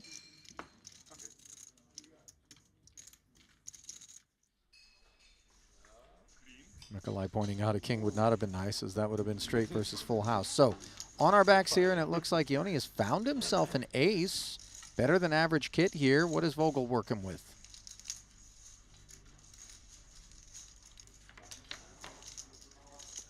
We'll get a peek in a moment. Looks king 8? King 8 of spades for Vogelsang. 7, 7, 5. 10 on the turn.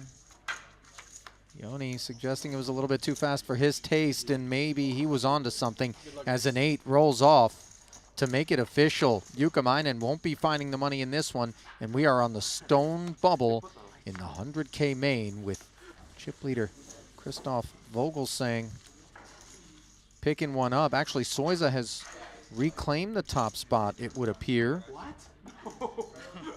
It's not as though that was a big pot that's going to narrow the almost $500,000 chip gap between the two of them. Just about to break one table before we start our hard hand for hand. So all tables should be 8-handed before we begin.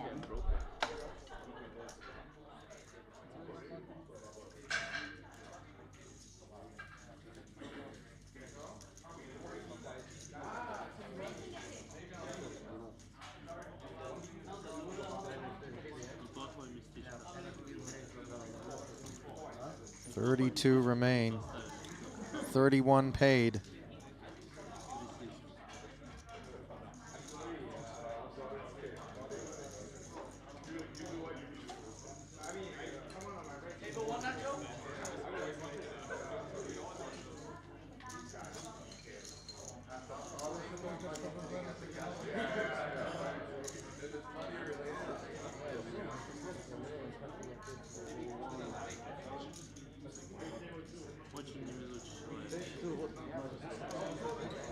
Word travels fast.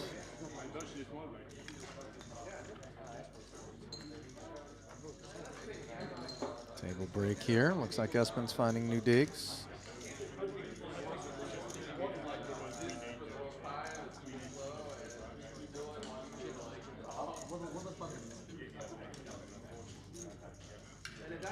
Chidwick on the move.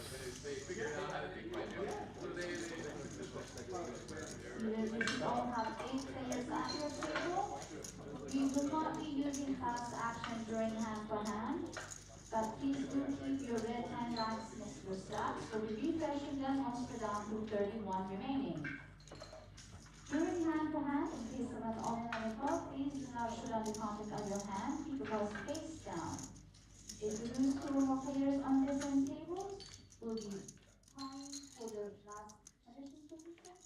If you lose 2 or more players at the same table, the highest stat will be in the month. I'm still thinking. Sonny providing some instructions with respect to the particulars associated. I'm still thinking if I need to really bet 0 here. Of course you do. Huh? It's hard for me to have kings or aces, right? I mean, I could have ace queen maybe. King queen.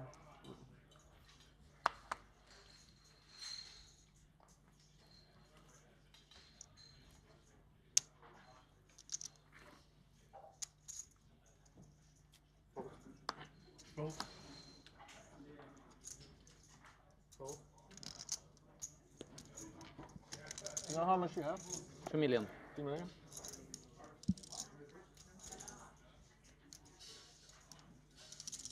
Shortest stack in the room, by the way, Nacho Barbero. 4 big blinds at an outer table. Yikes. He's in the cutoff, though. He's got a few free ones. You're back from the dead, Stevie. Stu's here from Nikolai. Phoenix from the ashes. Yeah. No click, Smith. 10-7 of clubs. On the puck. Just not the time.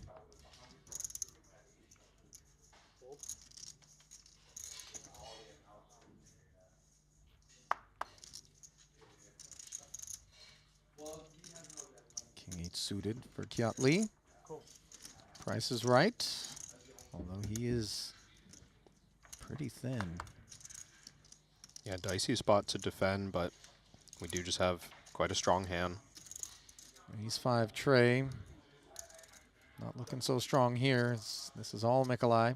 Kiat checking over. Yeah, going to be hard to defend even one street as Kiat when the ace falls. So few aces defending pre-flop. Often just going all in against the big stack open. So he quickly gets away there against just a 2 big blind c-bet.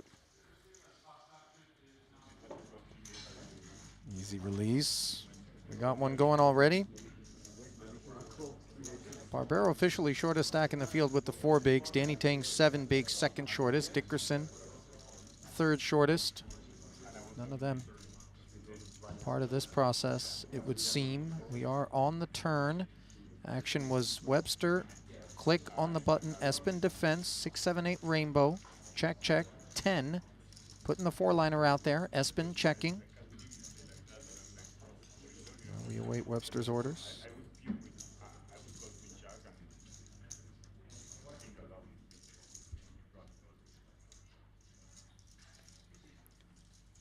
Both these stacks around 35 blinds to start the hand, 1.4 million apiece on the turn. Continuing caution on the 4-liner, which is now a 10 high straight on board. 9 of diamonds on the river. No post-flop betting, and pot's not particularly big here. You would hate to end up in a weird way. It's the kind of spot where Espen in the big blind rates to have more straights just in general. Not uncommon to see big bets here. Maybe the equivalent.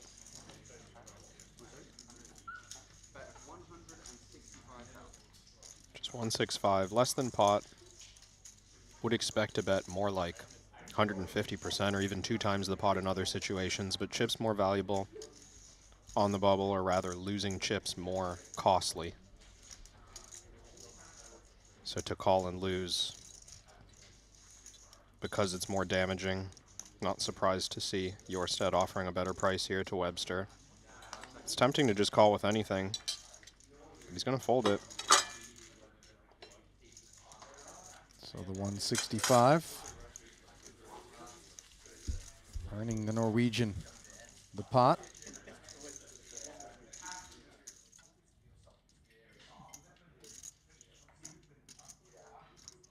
First, Have a just big party north on the yacht if you win this.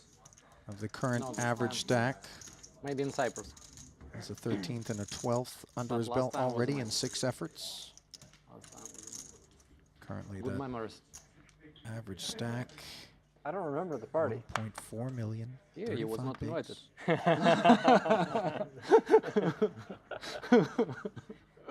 Fucked up. Oops. It's okay. Oh. Oh. Oh.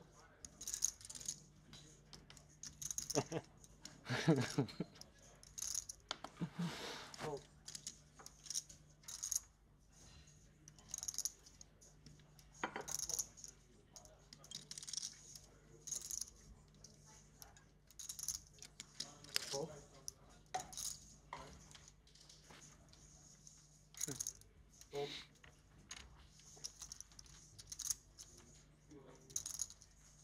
Like joke was good feelings, you know, not. No, I like it. Cool. Kiat So if you don't answer immediately, limping. don't answer anything. Suited one gapper.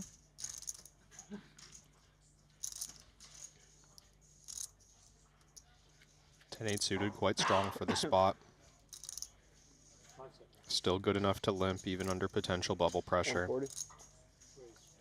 Lonis is going to lean. Jack 3 suited, not one that he's eager to see the flop with, and he understands he can kind of leverage the fact that Kiat doesn't have a whole lot of chips here. There will be maybe some traps from Kiat. I think he should, yeah. And a lot of like offsuit aces that maybe limp jam that can make this problematic. Kiat even sort of looking like, I don't know about that one. I wouldn't have minded a call, but it feels bad to get involved in those spots. Yeah. 10-8 suited, it's a big one for the situation. You don't want to forget about the possibility of doubling up on 20 bigs and moving into the next stage of the tournament with 40. Sure. Quite valuable. Mine, right? Yeah. I only do the big ones. $159,000. That's the difference here No, that's like the big one. between 32nd and 31st. Big one I don't mind. Jockeying efforts well underway. As we bounce around once more, this is a complete board. Outer table. Ramin Hajiev and Matt Belcher intertwined with Hajiev the button opener to 90. Belcher defended the queen deuce 4-2 spade flop. Saw Hajiev c-betting 65,000 in position. Belcher would check call, 5 on the turn, would shut it down. In both camps, board pairing queen on the end, and you see Belcher checking one last time here. And Ramin looks like he wants to dial something up. Covering stack, bets $250,000. Does the queen X feel credible if we're Belcher, or are we going to be sniffing something out with ace highs? We see Ramin with a couple of 10s looking for value. Yeah, it's a nice value bet from Hajiev, and it's a wide range you would assume on the button. Belcher doing well here not to be all in pre-flop. Wouldn't blame him to go for a rejam less than 30 bigs against a button open. Mike Watson, by the way, was on just 700K in the small blind as well. It's hard to fold those spots. Ramin knows that he can get value from 2 10s when he can represent so many bluffs. Each player should have 2. Belcher does make the correct fold.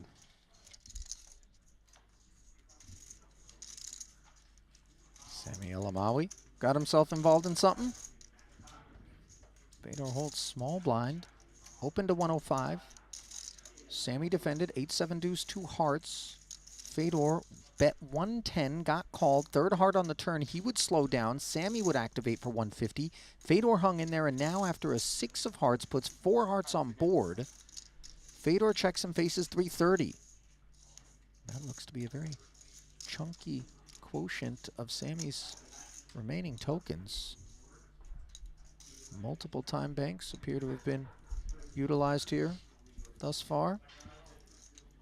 Fedor looking over, trying to decide, is Sammy just being mischievous, or does he have it? It does appear that you start running out of bluffing candidates. Needing to maybe bet on the turn. with something showdownable is Elamawi to find a bluff on the 6 of hearts river. It's 4 to a straight, 4 to a flush. Once he's called the flop in position, you just figure there's so many ways to make a straight or a flush in a big blind calling range. Are we really just going to put him on Jack 10, no heart? Jack 9, no heart? It's only so many combos.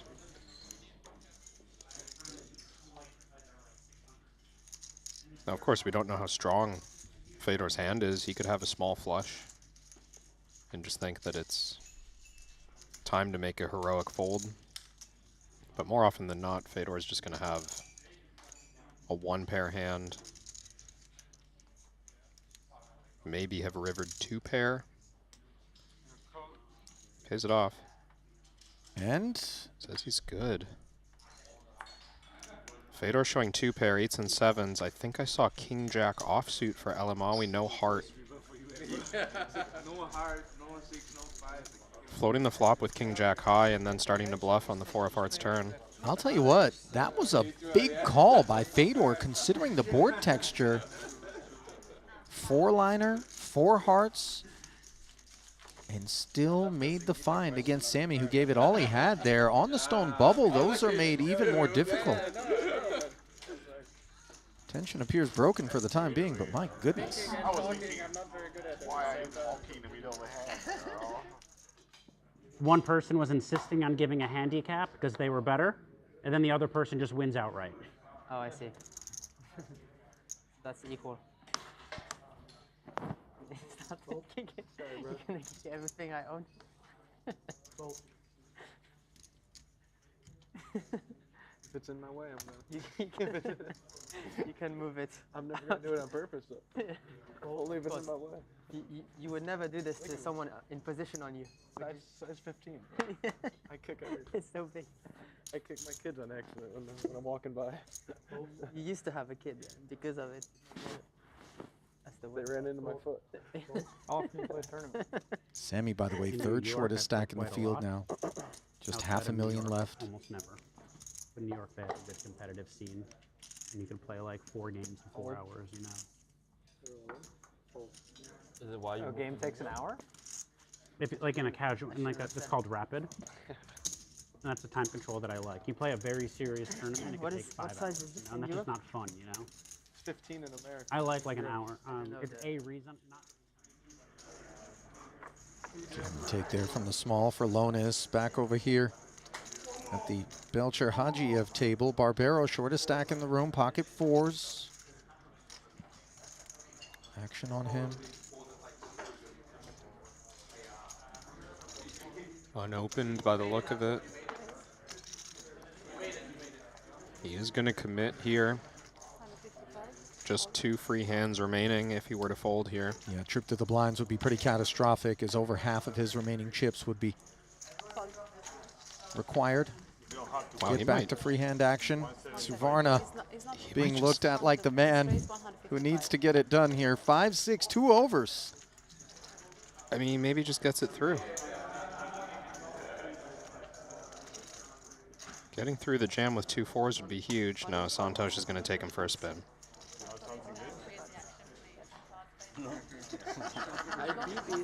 No, don't talk about the card just for a second.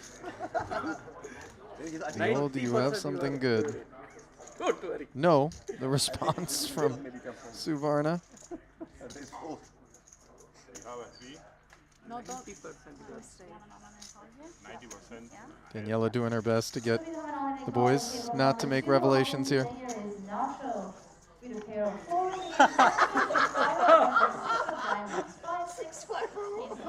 Well, it's funny for everybody but Nacho Barbero to be up against 2 overs. 5-6 offsuit, and you see Nacho not amused, of course. No, I think he believes this hand should have hit the muck. 51-46, his advantage in the Queen 6 deuce board. Suvarna is definitely coming off the Christmas list.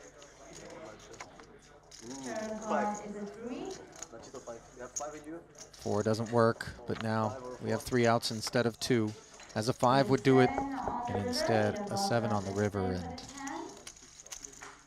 Barbero's burst the bubble here in a spot where, Kevin, I think you're right. He feels like this is not supposed to be his fate. Rough one.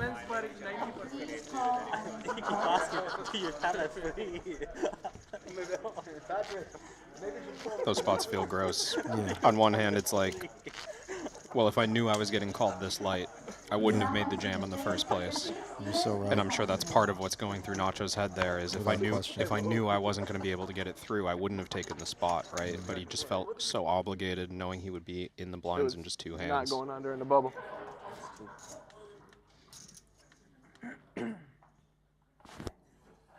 Fast action.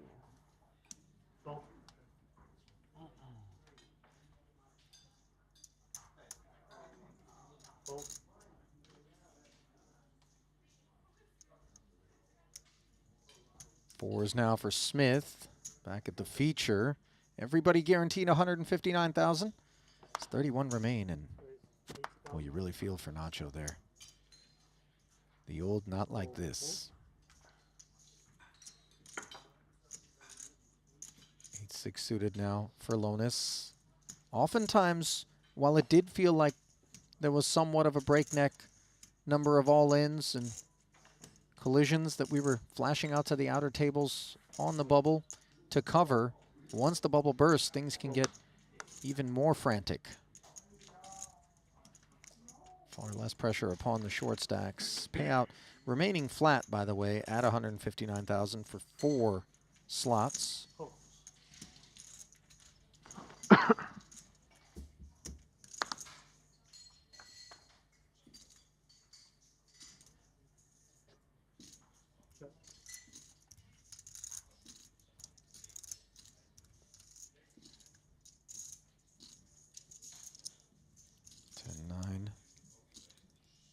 Just a heart and some backdoor straight prospects.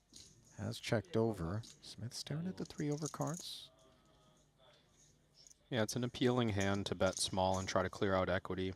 10 unsuited, I think. Good enough to do something in the face of 60K. It's a little bit weird against a +2 opening range. But if we were to check raise, we would clear out a lot of the dominating overcards, at least. 200. Might even clear out 2 4s right away. 200. Sturm. Punishing.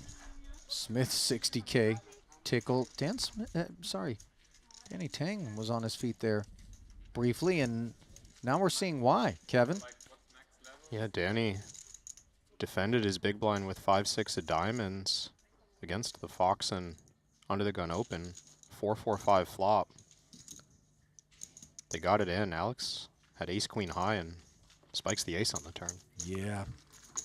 Looked like Tang was set to maybe find the double. Obviously thrilled to be making the money considering he was second shortest stack in the field. Owes a little bit of a debt of gratitude to Barbero, who of course was behind him, and pressure was always upon Nacho. Sturm earning that one moments ago. And Smith was forced to bin the 2 4s. Back here at the feature now. 30 players remaining.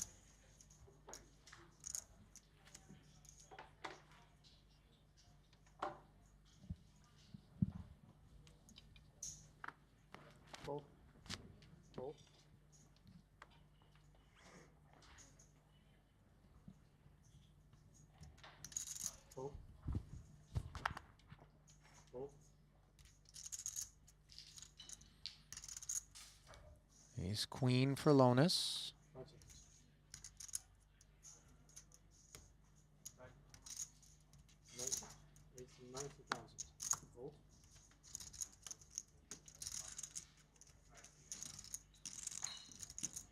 Suited 1 gapper now for Sturm. Small blind.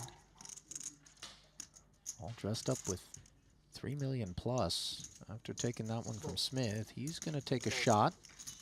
Yeah, quite tempting to play very loose out of the blinds when we have such a healthy stack. Hands like 9-7 suited qualifying. Also cut off open from the likes of Lonis. Maybe we have thoughts of a wider range than we would assign under normal circumstances. Sturm, however, has found some problems in the form of middle pair against top pair. Put a pin in it. As we talked about, that frantic pace of play is upon us. Suvarna dominating Alex Boyka, who already had a double. Happy that he's got this min cash, recognizing things got to get done. Jack 6-4, and to have a dominated king, but find the flush draw is good news for Alex. Club needed. 10 does the trick as well. And there is the ladder. A volley of pressure back over to Suvarna. Aces, queens, and nines would have ruined the fun. Instead, Boyka showing resilience again. This time, Suvarna sending chips the opposite direction.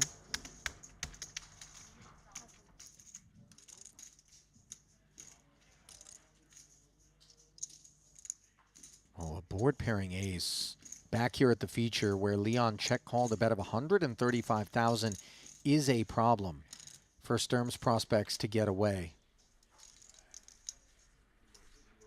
We've got a pre-flop all in here between Fox and Orpin.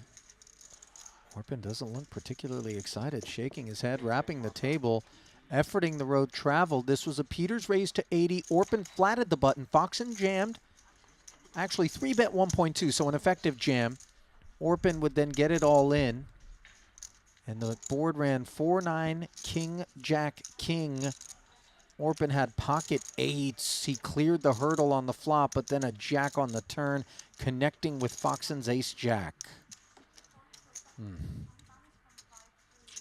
Tell you what, it's a much better feeling walk when it comes with $159,000 attached to it as a min cash, but it's still a heartbreaker given how much poker has been played to get to this point. And you begin to think to yourself, could this be my time? Might I get lucky, spin this up, lay claim to almost $4 million up top?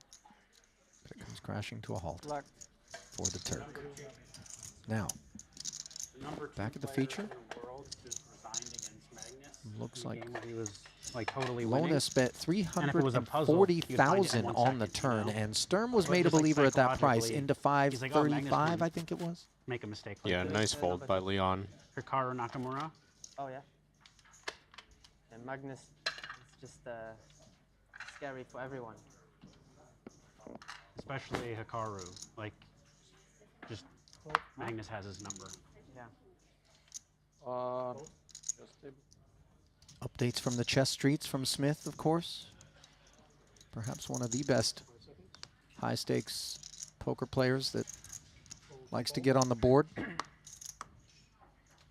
think he was talking about when he takes time off, as he has decided to split time between New York and Las Vegas. He likes to go down, get the speed chess working down in the park. Sounds like a fun life. 80.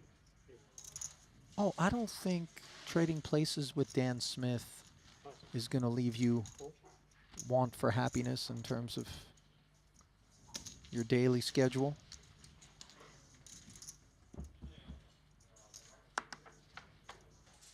King 5 off. Defending. Not going to be particularly interested in the ace-jack 7 board, one would think. It's all Leon, by the way. His ace-deuce attack on the button has been rewarded. Back to playing wide ranges in these spots. And as such, you would expect Leon to be very aggressive on the ace-high board. Very few aces in Smith's position. Not going to fast play pre-flop. Big blind against the button raise.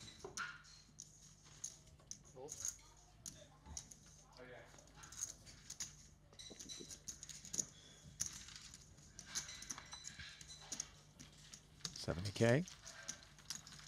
Take it, Leon. He's one to watch as we continue our march through the money. Third now in chips behind Vogelsang, the fellow German, and Soiza, who's worked his way up to 3.8 million now. Alex Foxen in 4th, Fedor Holtz in 5th, as 3 of the top 5 slots at present occupied by the Germans.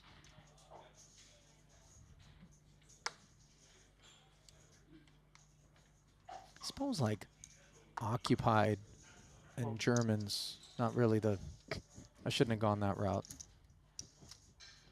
It's just, you know, I mean, it can, anyway, it was an accident. Not that all of those moments are, but that one, truly, I played the 5th. That one's actually not even the 5th, just innocent. Can you help me put this shovel down, Kevin? 90,000 from Jesse. He'll help me out with this ace-jack. Under the gun +1. King 7 of spades. Sturm throwing his weight around a little bit now. Yeah, this is quite out there. And a player that you don't necessarily expect to get walked over in spots like this. Now the threat of ICM a little bit off to the side. 675. Yeah. 4-bet bluff from the offsuit ace.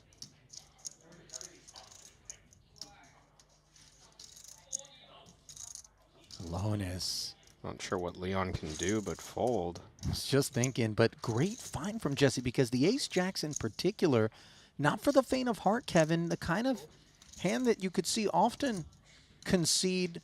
Yep. Certainly if it does proceed, you know, a lot of times people will just be content to check and maybe, or sorry, flat and kind of figure their way through the pot depending on the 3-bet sizing. But yep. Jesse,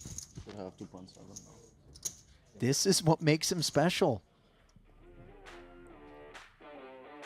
And I gotta say, in terms of lowness, Kevin, I'm not sure when he first came onto your radar. When did you first start to hear the word Jesse Lowness?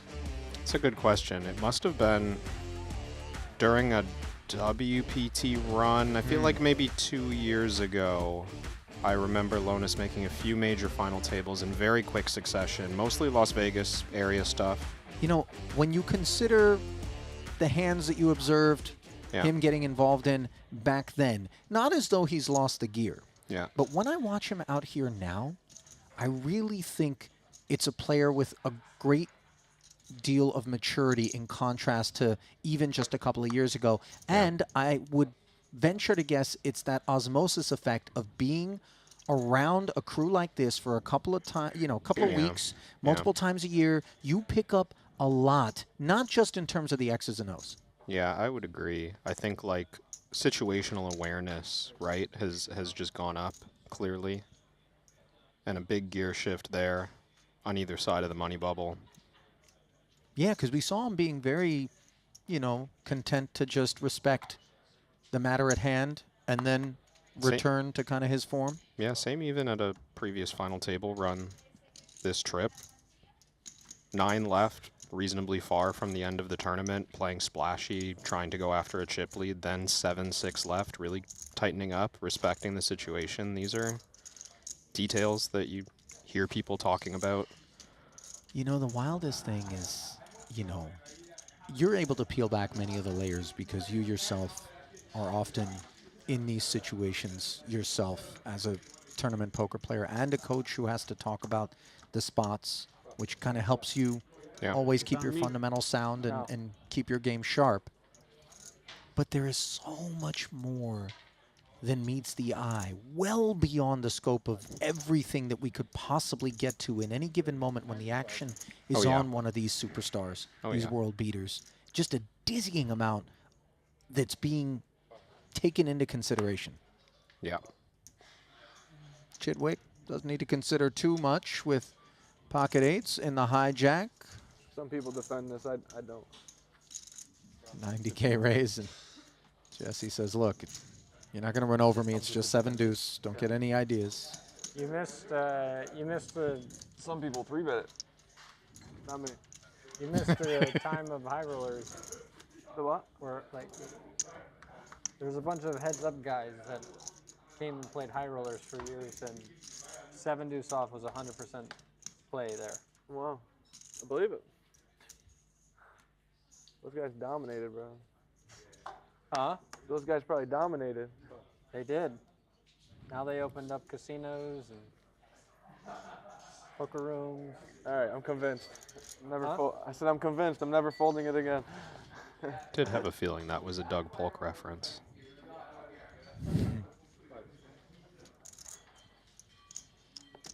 King, queen, Smith, hijack, 920 in front of him.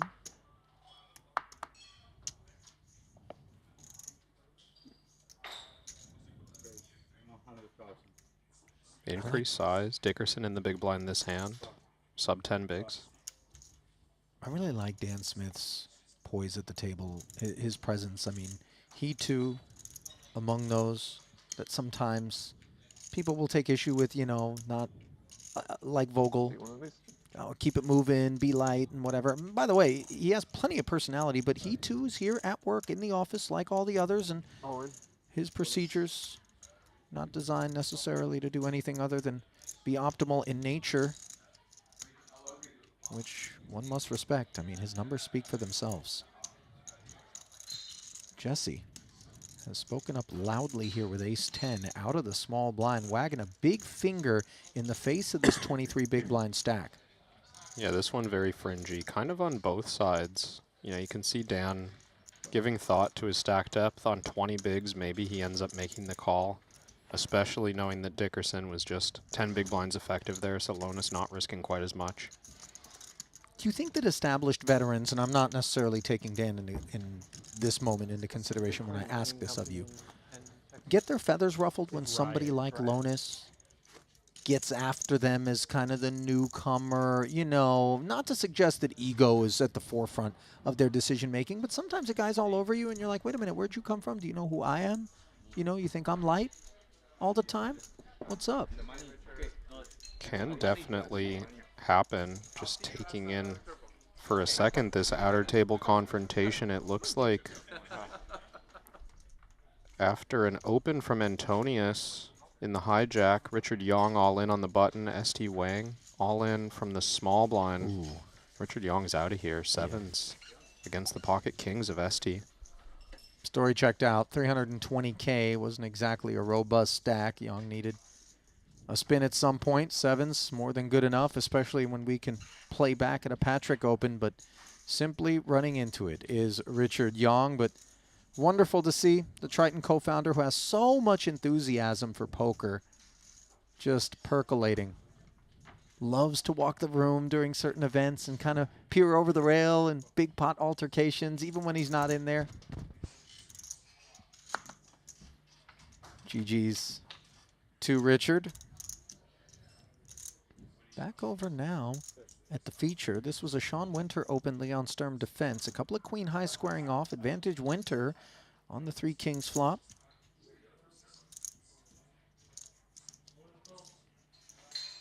Generally not a board we're concerned about as the pre-flop raiser against the big blinds. So many pocket pairs that make full houses. So many king X that Winter will open in the hijack. Easy bet and take it.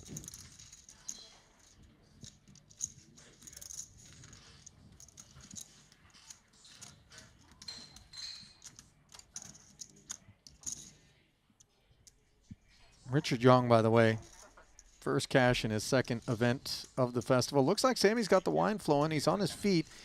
I believe his chips may have flown as well. Fedor put them all in from the small. Sammy would call. It was King 10 for Fedor versus Queen Jack. Ace, King, Queen flop, ace on the turn. 7 on the river. And Holtz finishing what he started. I played one yesterday. I played 2 hands. The second hand was flush over flush. So it's your second? Yeah, this is my second one. Yeah. Recoup. Yeah. Well, I made up more than the full cash.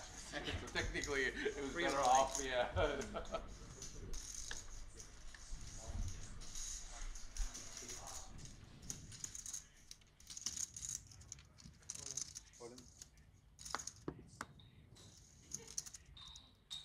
A jam here from Jules Dickerson. Ace 4. Clawing back the chips he lost, going through the blinds moments ago. Dickerson trying to work his way off the bottom of the leaderboard. Artur Martirosyan, by the way, is keeping him company down there now, along with Mike Watson. 27 remain. Pay jump secured after Elamawi out in 28th for the last of the 159K hauls. 176.5 now to the next 4 bust outs. Ace Jack. For Sean. Into the gun. Click.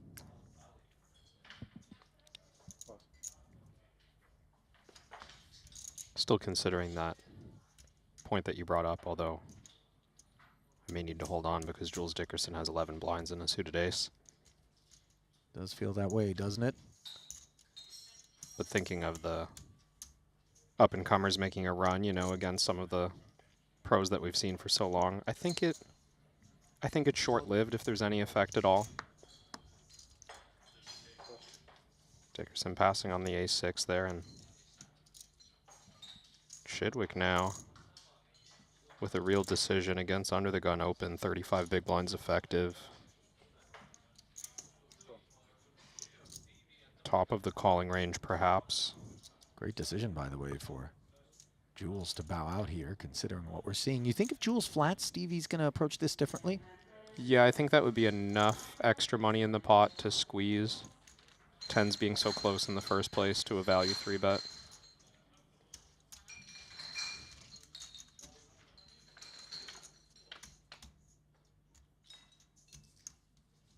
King 7 tray, Smith flopping top 2 pair after Stevie declined to send him walking papers out of the small. Smith in a great way here. Sean with 2 checks in front of him. Jack of diamonds lurking. Happy to knuckle back and see the turn, which gives him the best of the available flush draws in this one, where Chidwick has the 10 of diamonds. Kind of an interesting development where the flush completing on the turn might lead all players to continue to check. Does seem, though, like Stevie is considering his options with a small lead here out of the small blind. A lot of flushes in range for a small blind flat. A lot of King X top pairs. Maybe like a 33% kind of bet. And Smith,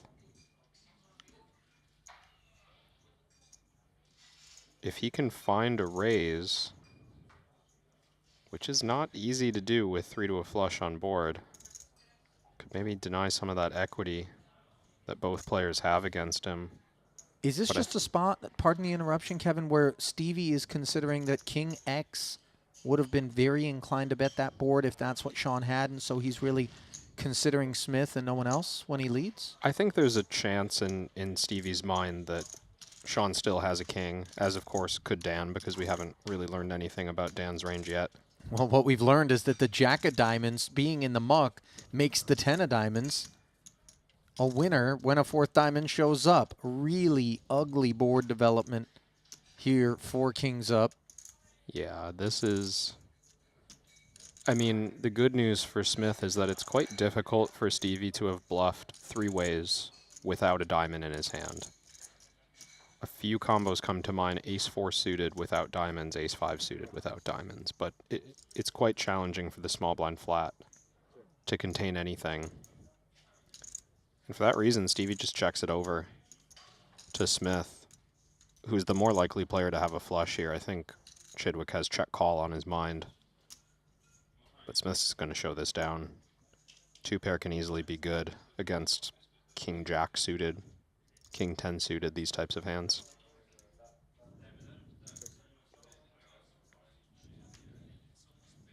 Does go check on the end, so the only good thing is that Smith wasn't put in a position to call a milky size or maybe a polar size where he ends up bluff catching. Could have been a little more harmful. It's always it's a tough sequence there as Smith, right? Because so many different choices that Sean Winter and Stephen Chidwick made in that hand led him to lose the max, really. If Chidwick 3-bets, he just folds pre-flop. If Sean Winter c-bets the flop, he probably wins a big pot. Yeah, a lot of sliding doors in that one. Oh, Ace King here. Kiat gonna slide and open 80 of his remaining 590.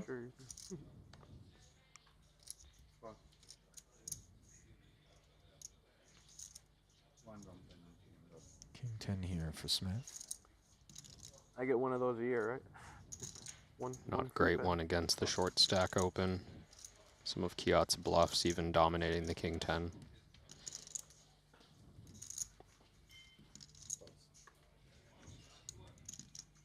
I had 2 cards live. No action. Good folding. Good fold. Good folding.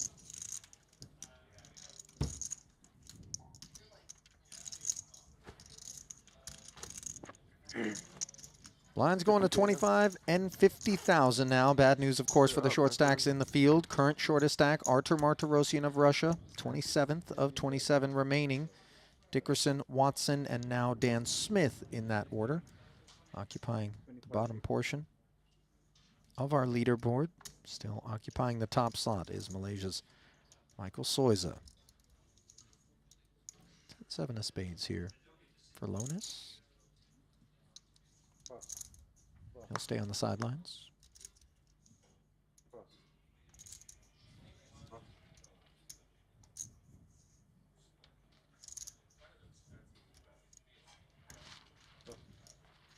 Jack 4 hearts, not enough on the button.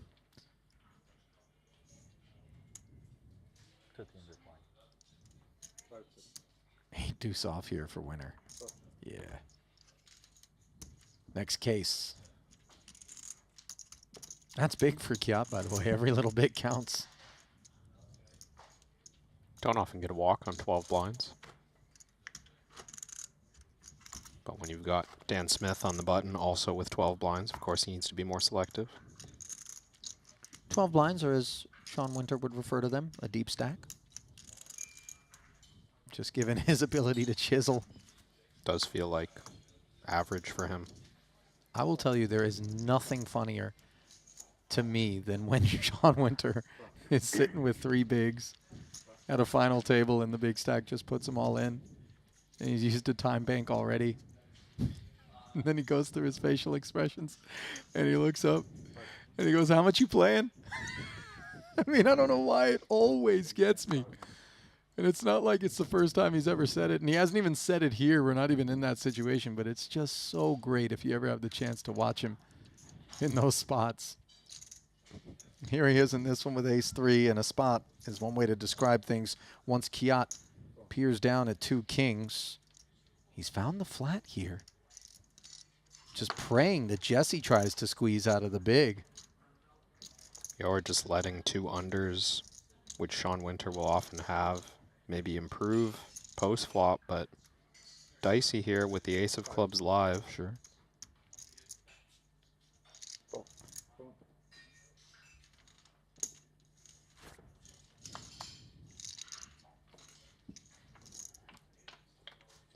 $380 in the middle. Ace-9 deuce. Winter out flopping the kings. Wonder if Kiat's going to be able to save himself further damages. In a 3-way pot, you would think that there's an escape path for all of it, I'm certain, but 1 c-bet on the flop, maybe not. Hard to get away this early when 75K could easily be 10-9, pocket 6s, queen jack, all sorts of stuff.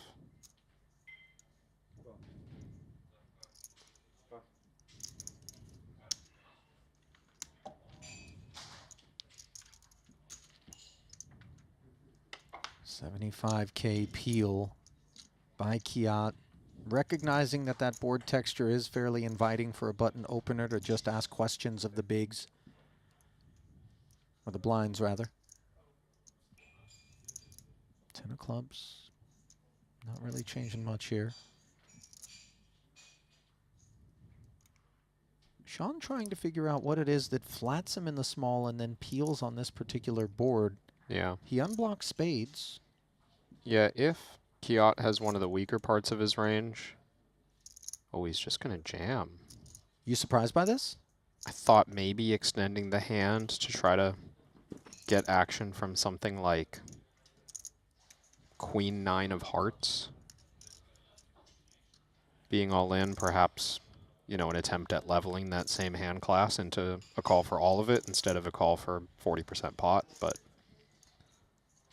I do think that the weaker hands in Kiat's range, when he flats pre, are either going to have a flush draw or they're going to have flopped a pair of 9s. There's not much else on this board.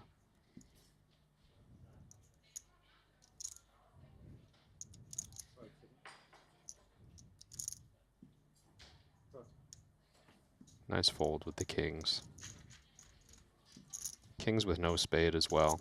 You know, you look at it, though, and he started that pot, did Kiat, with 14 bigs, and I don't know if ace-3 offsuit would have been durable enough in the face of a committing 3-bet No, he from gets it Kiat, through. you know. So while obviously once he made the decision to flat, yeah, we can applaud his ability to get away.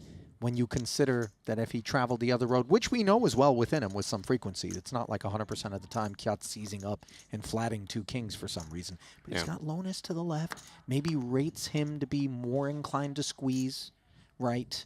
It does just feel like one of those hands in the modern game where it's like, oh, my hand is so good. Am I really just going to go all in and shut out all those weak hands from the button opening range? You know, it's... And when you're starting with less than 15 blinds, you don't really have room to 3-bet small.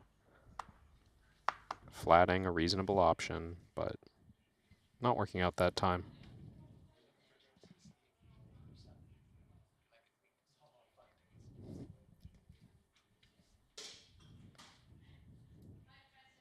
Did John just claim to have a set of aces? Did I overhear that right? Could have sworn that's Always what I heard. Just searching for the most outlandish hand to... I mean, he's troll-tacular, too. Dickerson getting a walk. Again, very welcome developments, especially when you consider Jesse. Very capable of getting after you. Oddly enough, there's certain stack depths that sort of ward off pursuits because people know that if you do find one to play, you're likely to jam, and then all of a sudden it gets awkward for them. Yeah. Jules at this point in the money with just 10 bigs, you know, certainly willing to spin the wheel.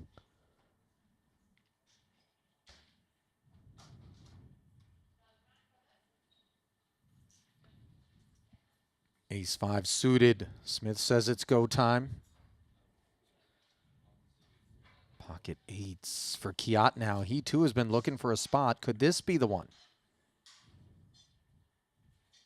Got to get in there for 11 blinds. Yep.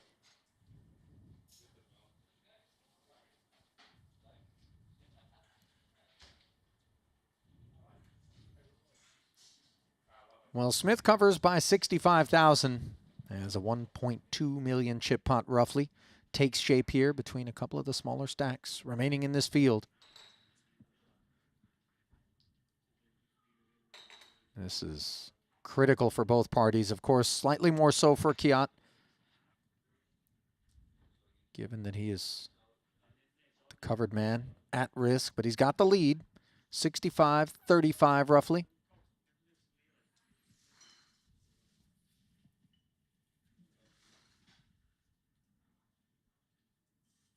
And he keeps that lead on a Jack-10 tray board, where Smith needs runners to a wheel, some spades, or the ace for immediate relief. None of the above. Just the ace will ruin things for Kiat Lee and leave Smith smiling. Queen of Diamonds not going to cut it. So Lee taking the hatchet to Dan Smith's stack as he has been reduced to vapors.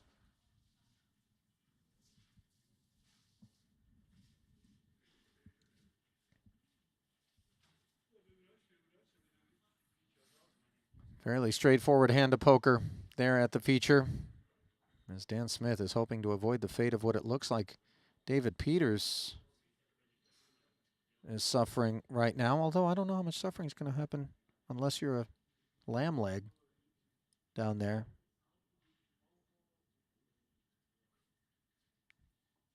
Efforting the details there in that exchange. Peters, it looks like maybe a pre-flop all-in against Alex Foxen. I see that it was ace-10 offsuit against ace-6, but on a 10-6-3 board, thinking more likely, yeah, it was a Foxen open, a Peters defend in the big blind with 11 blinds behind, and then after the 10-6-3 board came, check. Alex Foxen bets the flop, and Peters check raises. They get it in on the flop. Ace of hearts 6, backdoor flush draw with middle pair against top for Foxen. GG's, D Pete's. Foxen, by the way, has a massive stack, 76 bigs. Looks like Vasco Boynicao got a walk there from Espen. Those 76 bigs for Foxen, good for second in chips overall, just behind Michael Soiza. Well, chip not leader. quite 76 bigs here, Kevin, but rather just one, sub one. Really hope These are like the really hope they're ace. the most savage graphics that we have. Very likely. Well, you know what's more savage is when you have less than half a big and the computer rounds it down to 0. We just always seem to get the chip count of the player who's lost a gigantic pre-flop all-in. Yeah. No fault of his, obviously. Smith doing exactly what Kiat would have done if the roles were reversed. What have we here?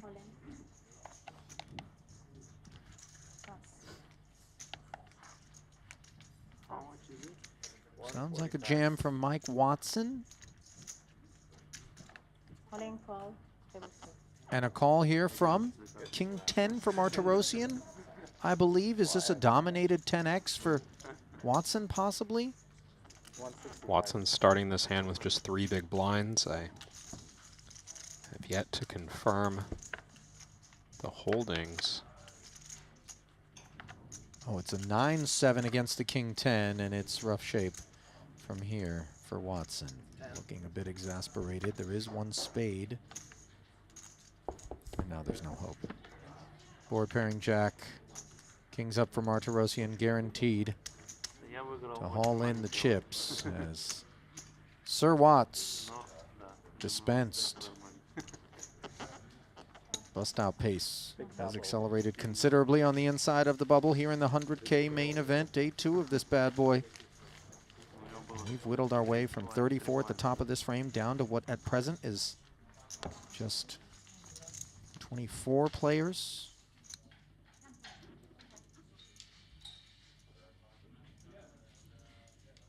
Watts.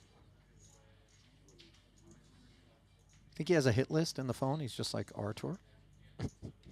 Actually, Artur's probably already on that one if I had to guess just from how challenging an opponent he is. He's probably claimed Watson's pelt a time or two. That'll happen when you play a full docket. You want to pay some bills, Kev? You want to give it a black? Talk to us about GTO Wizard, will you? I totally missed where you were going with that, Ali. I mean, you can see on your screen, elite players use GTO Wizard. Espen Jorstad uses GTO Wizard. If you want to play like a Triton champion, GTO Wizard has the tools. Follow on X and Instagram. They've been doing a lot of giveaways, actually. I've been following. Well, what are you going to get? And like every couple of days, elite subscriptions. Okay. I believe there's a 1-year GTO Wizard Elite subscription. What about like on offer? Like a Lamborghini or something. Do they do that? There was. No? No, I don't. Ferraris? I don't think. What about a Porsche? I don't think we're generating that many subscriptions just yet. What is the grand prize? But if everyone who's watching right now live subscribes 2 GTO Wizard. Maybe we could get a Lamborghini. Well, if everybody in the poker world subscribes to chip in a chair as a philosophy, then maybe these 2 queens for Dan Smith become the bouncing point. I'm not sure Stevie will give. Sturm just 6-7 off. Stevie, of course, for an extra 15K will attempt to claim the pelt, so we needn't be concerned about the sheriff badge not getting donned here. However, this decision with 6-7 offsuit, Kevin, centering a little bit around the implicit collusion prospects of he and Stevie playing a dry side and taking 4 cards up against 2.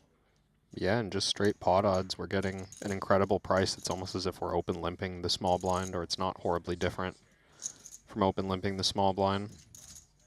Stevie content to do his part. Ace trace suited, keeping it in line and turning into a nut flush draw on a king 9-5 board. Gut shot for Sturm. Queens still best for the time being. Smith with a chance to triple and then some. Certainly a bit of incentive for Chidwick to clear out whatever Leon's limped in with. Once we flop this well, just pretty good equity in the main pot against whatever Smith has from under the gun. If this were a final table with a big pay ladder, that would be a little bit different than where we're at now in terms of Stevie's incentives, wouldn't it? Yeah, the chips being a little less relevant, the elimination of Dan Smith would have been more relevant, but here, not a big deal to Chidwick whether or not Smith survives this all in, but winning 300K chips would be nice. So into the dry side comes 50K. Small enough that Leon seems to be considering it. Now he does step aside, maybe sensing there's something that skews honest about that Stevie barrel, and as we can see, definitely was far from dishonesty. Yeah. Did Dan ask Leon if he folded a king? No, I think he said queen. I don't know. But still know how not it.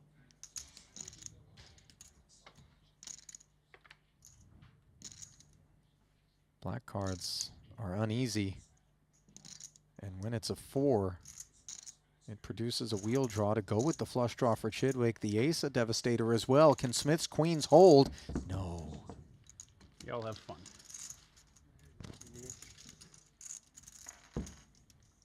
Well, Smith fought hard. Kevin, last few hands just sort of played themselves. Oh. Queen's there, of course. Ace-5 suited before it. Redraw at 24. Automatic redraw at 24. Yep. Should be. Out of here. Earlier I'd said there were 24 remaining. It looks like 25th is the elimination for Smith. Breaking bread with Foxen.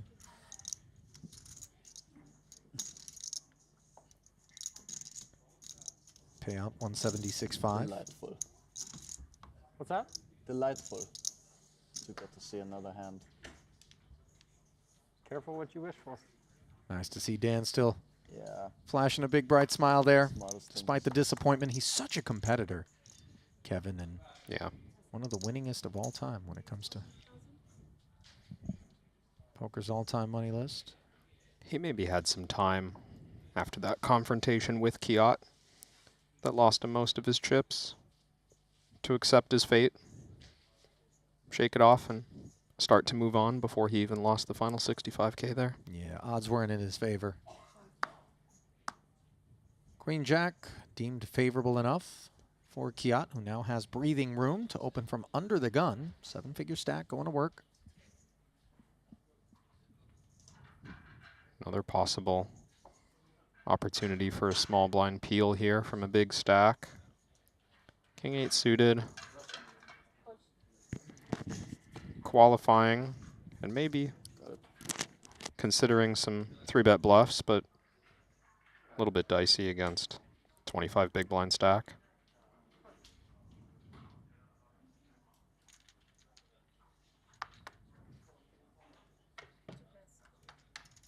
So the peel, as you suspected, pulled off here in top pair versus middle pair, the developments. Chidwick well out in front. No club on board.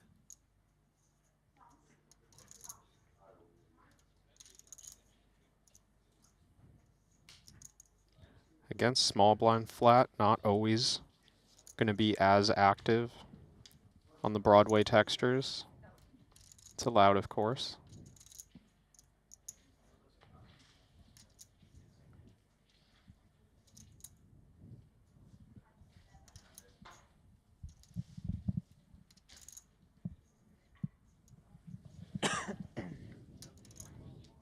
$60K contemplated. Stevie going to play it straightforward with the flat. Yeah, feels too thin to check raise against under the gun. Well, perhaps now there are reasons to volunteer extra chips. 9 of diamonds on the turn. Flush draw acquired at the same time that Kiat finds a gutter.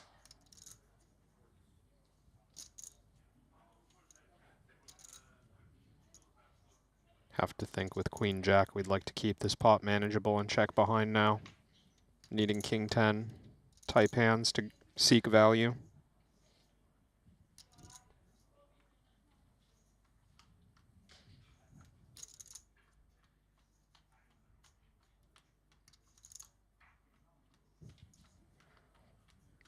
Stevie now, though, should have seeking value on his mind. Rivering 2 pair. So likely that Kiat has a queen. Pocket 10s, pocket jacks, maybe ace 9. 450. So after it goes check, check on that turn card, Chidwick feeling very, very happy about betting 450,000 with kings and eights. The polarity of that one weighing on Kiat, of course, a big ask of his remaining 1 million.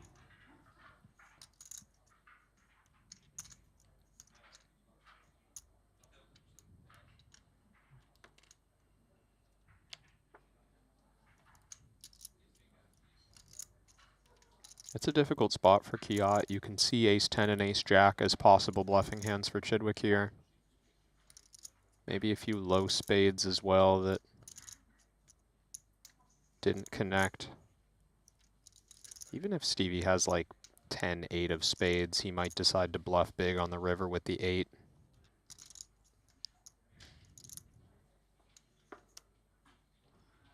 Queen Jack also feeling like a pretty good bluff catcher. Removal on Jack 10 when Chidwick chooses the overbet. Spade unblock as well. Yeah. It's a hard one to fold, even for a big size. Also, you know, if this was King X, it would have to be Kings up now to come with this size, one would imagine. This doesn't feel like one pair. No. Across the way.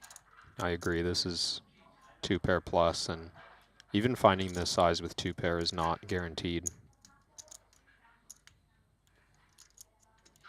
This is so nice from Chidwick because oftentimes mere mortals in a spot such as this would find the size that they feel like invites the call more assuredly. And instead he realizes that, yes, maybe I lose a hand at this price that I would have otherwise gotten a call from, and yet he gets max value. Kiat Lee, a very costly confrontation there. And I got to say, that call is one that reeks of respect for Chidwick's game. Yeah. Not a lack of respect.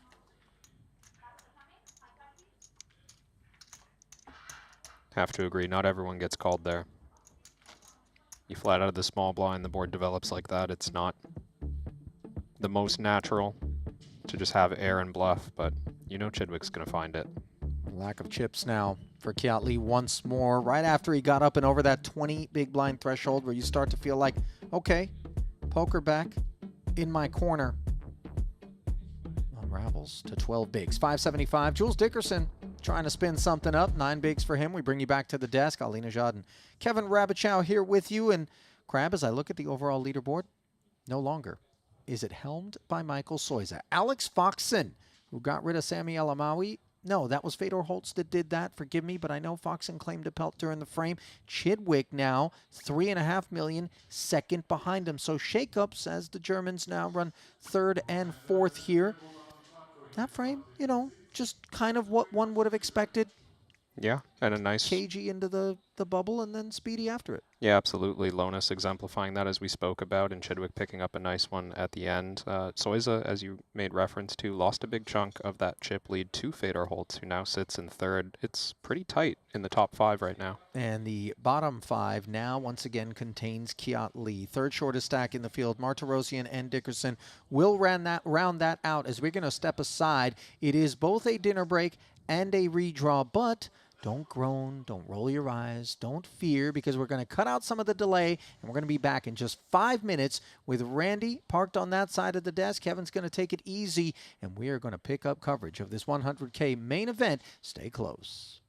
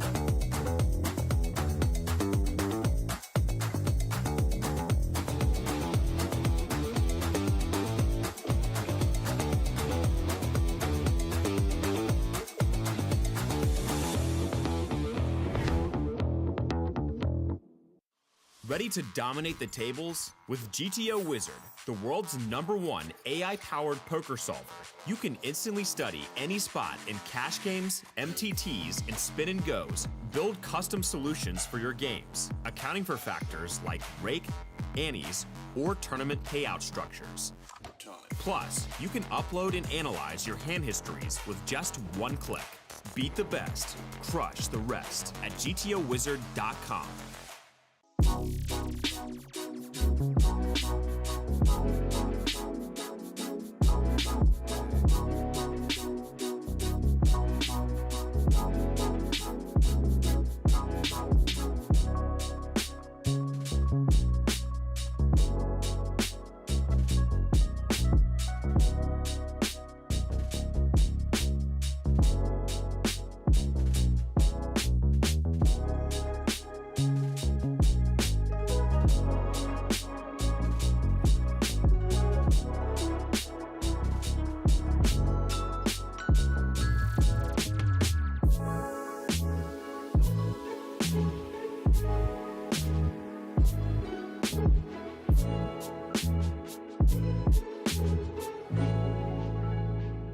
He's going to want to flat some pretty good hands, which allows him to also flat some weaker ones. So, you know, maybe even think of Christoph's flatting range as wide as like a cutoff flatting range, but some pretty strong hands all the way up to pocket queens, ace queen suited, ace king offsuit. These hands don't have to 3-bet big stack versus big stack. They could just flat.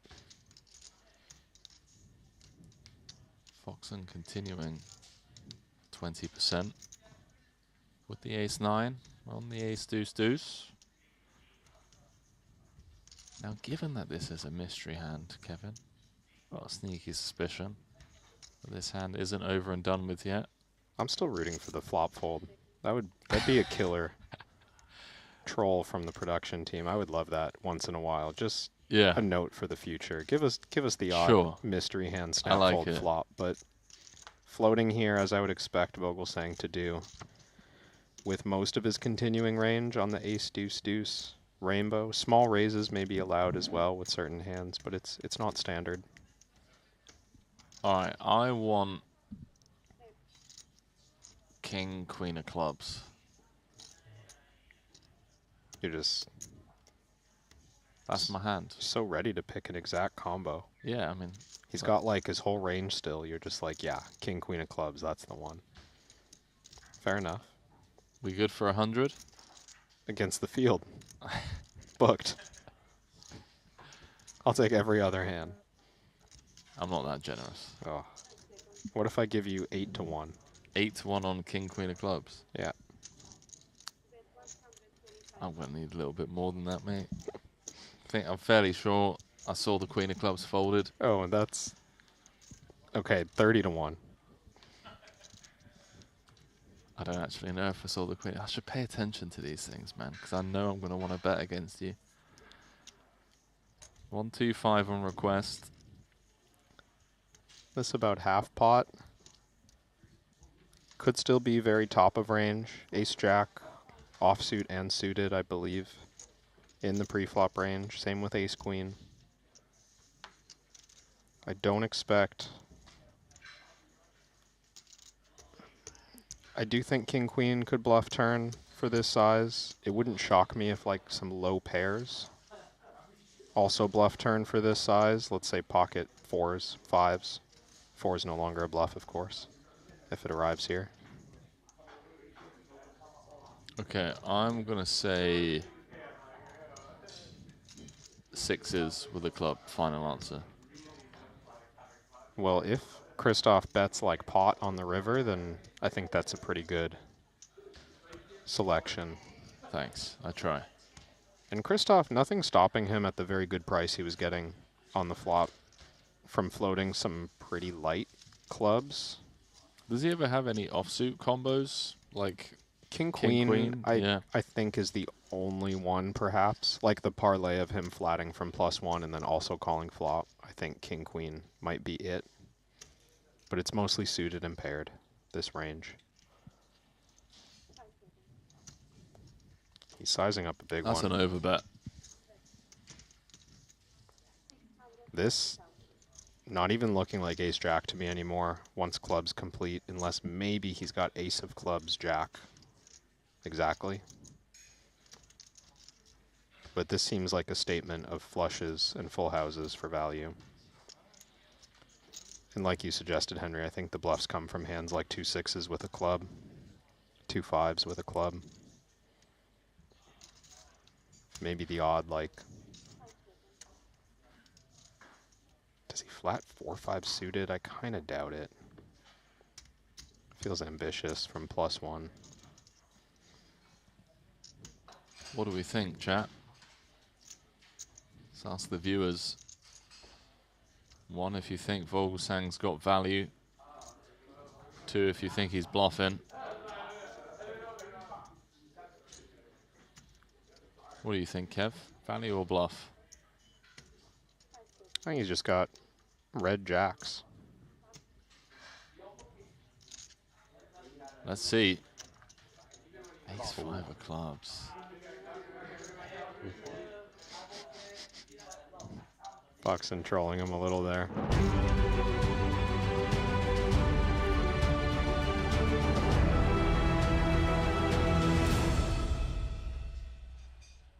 Welcome back to Maestral Resort and Casino. Ali Najad now alongside Nano Noko. I'm not sure I even said that first line.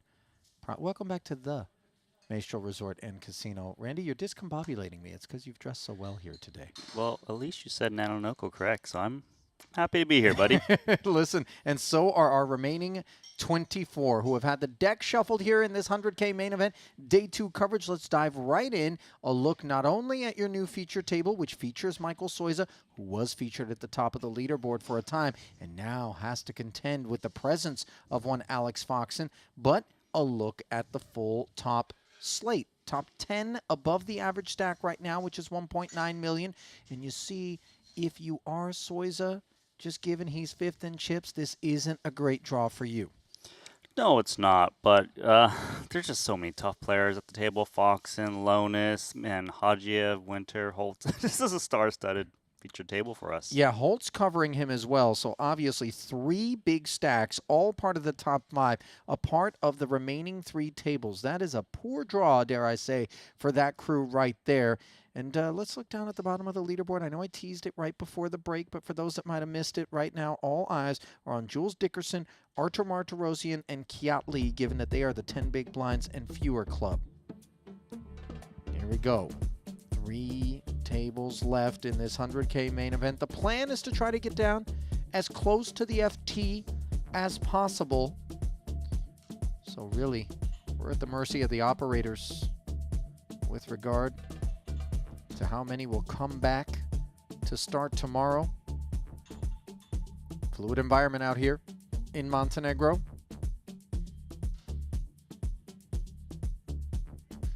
There it is, a glimpse at the feature table and the outer, both of which have RFID link up.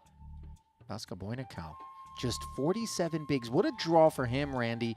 Able to be the top man, and Bojka 12 bigs behind him. There were a lot of stacks bigger than Vaska Bojnikau's that he could have run into. Yeah, and you were talking about the bad table draw. Just look at the distribution. The feature table has 5 guys with 50 big blinds plus. On the outer table, there's not even one with more than 50 big blinds. I mean, you got to be a little bit tilted if you're Lonis, Soiza.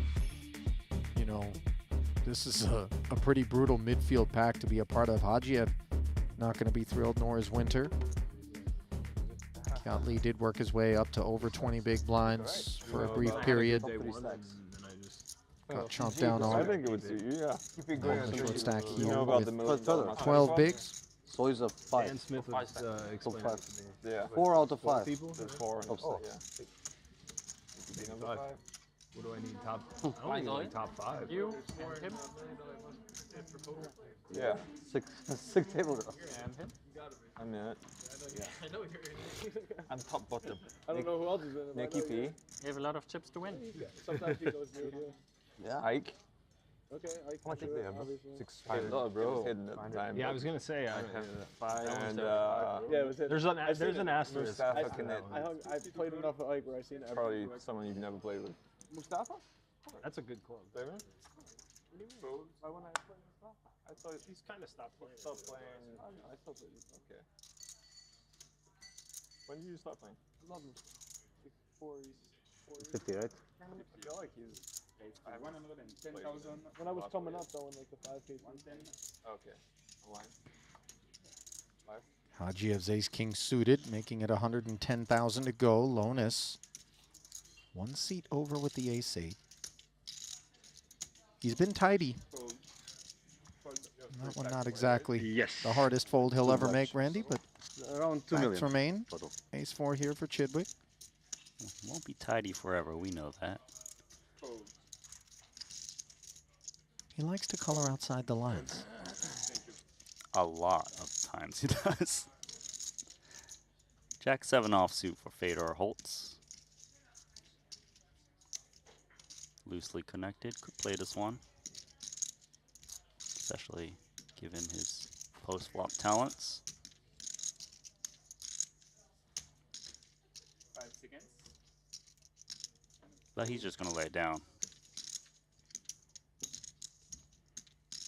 You know what that means? Huge respect for Hadziev. Sure. Hadziev's earned it. That man's an invitational winner. And a final tableless in this invitational. Yeah. Deep run by both him and Ismailov, who finished in third after getting cooler at aces versus kings. Azerbaijan 16. Well, final table. showing up. So did Montenegro. Kala Djordjevic. Deep run. And then, of course, Alexa Pavicevic, the eventual champion. Worth a watch if you missed it. No doubt about it. That final table was electrifying. Yeah, just a couple hours of your time and you can complete that one. Yeah. They didn't waste a minute. Yeah, I'll take a big one, bro. Thank you. Thank you. Fold.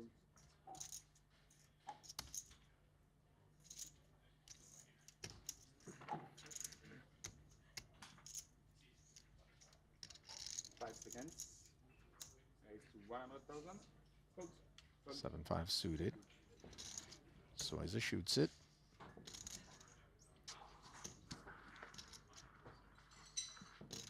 Papa.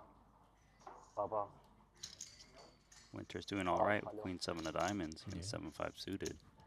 Dominating.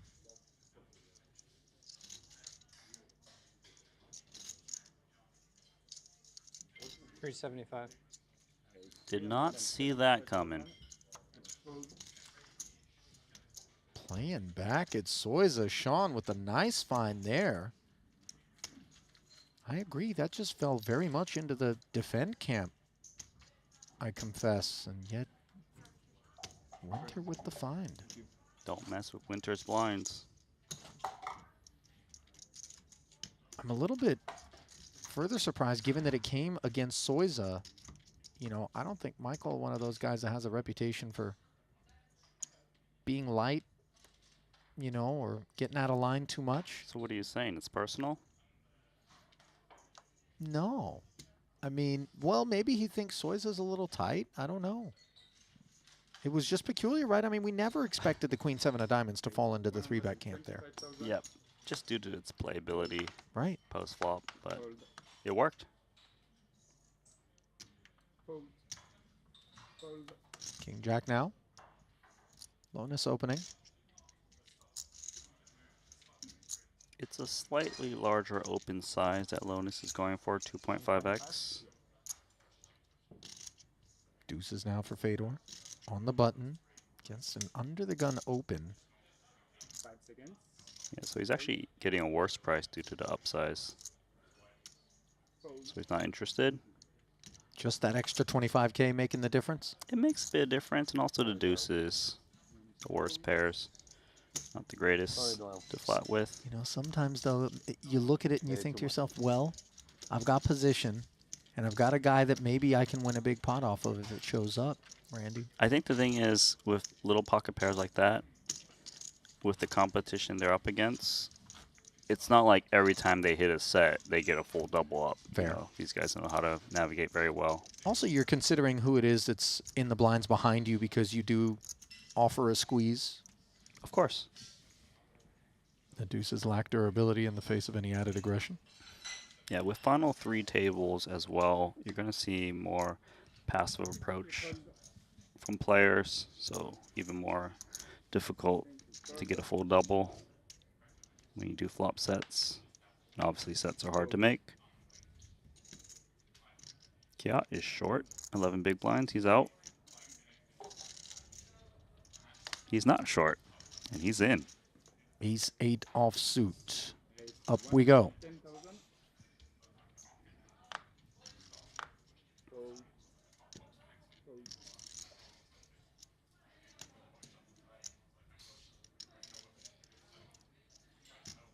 Seven, 8 suited for Lonus in the big. Good spot to toss in the extra 60K, which he does. Doesn't know he's dominated, but does know he's got a gut shot on a 1-spade jack-high board. Ace-high still in front. Action checked over. It's not a bad board for Lonus. Gut shot 2 overs to the middle and bottom card. Fedor very likely to c-bet the flop. Expecting a lot less floats at this stage of the tournament.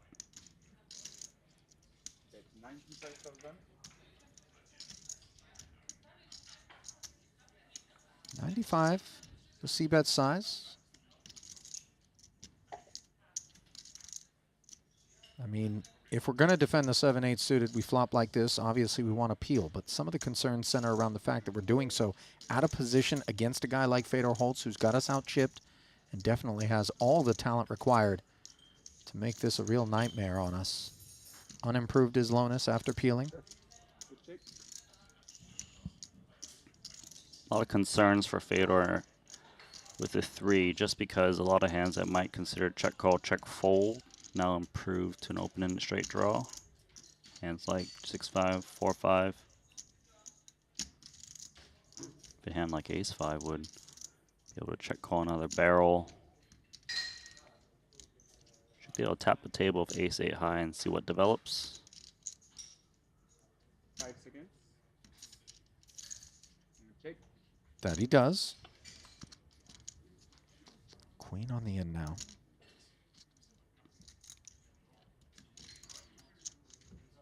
It's a card that doesn't rate to hit Lonus So it might seem odd if he was to all of a sudden bet. Yeah, that's why he just gives up with the 8, just because the queen overcards the jack, and you know, a 6x should be worried about value betting on the scary river. So that's actually very fortunate for Fedor, who can now shut down the ace-8. I mean, not a given that absent the queen, if Lonis brings the barrel, that Fedor simply bins the ace-8. We've seen him make very heroic calls. Randy, back in our last festival in Jeju, one coming to mind, believe it was against Filatov at a final table that Fedor raised some eyebrows with a really big call. But I remember having a discussion with him afterward, just trying to understand, as I know there was so much more than met the eye in that moment. What was on his mind, and he definitely unpacked it in a way that left you feeling very comfortable that he was going to live with the outcome.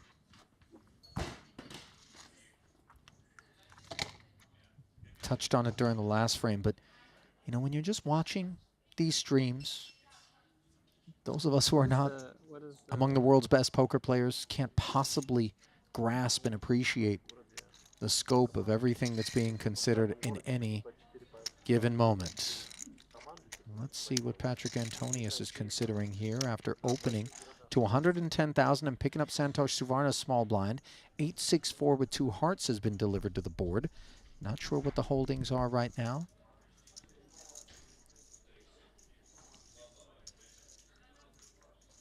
Check back from Patrick. Ace of spades. Bringing the backdoor flush draw. Front door hearts out there as well. Well, given that Patrick checked back this flop, he's very likely to have hit that ace, because a lot of hands that are willing to check back are like ace highs that don't have a pair. Would expect him to bet this turn quite a bit, whether he's got the ace or not. It's his card.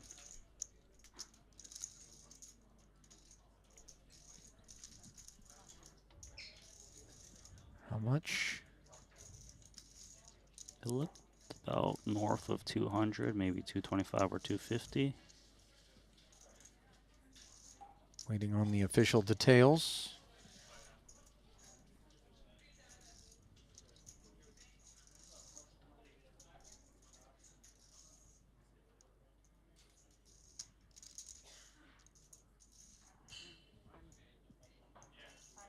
What's going on? That looks like a little bit more than Patrick had out in front of him, and 250 has been clicked. Yeah, he pushed out a stack of whites.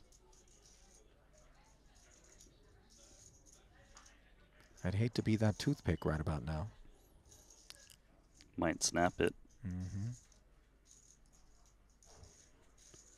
Listen, we don't know what Patrick's got. Maybe he's into this, but the story he's telling is the pre-flop raiser is ace-x. And the story that Santosh is telling is that he can beat ace-x. But chips are going in. Yeah, I think all in the declaration. Suvarna here for it. Patrick shows an ace with a king. What has Suvarna turned up? Ace-5 of hearts. Wow, gutter in the flush draw. Huge river coming Oh, and it's the a heart. flush. Suvarna making the nuts. Well, Patrick got it in with the best hand, Randy, and they played a big one there. Patrick made the right read. That top pair top kicker was good, but Santosh found a heart, and he's stacking Patrick chips. I'll tell you what, there's quite a few aces maybe better than ace-5 that would have had some concerns. Although, you know, Suvarna's raise sizing to 500, you know, he didn't just jam and ask for it all, so odd kind of value raise, maybe trying to earn free showdown on improved if Patrick hadn't jammed. That's what we call the Santosh merge. At least now.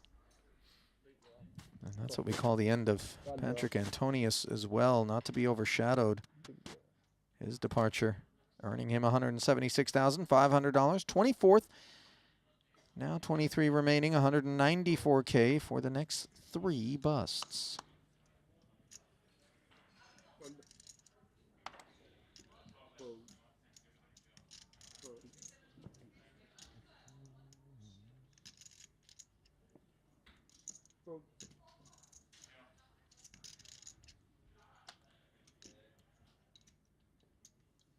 5s for Hajiev. 110, he says.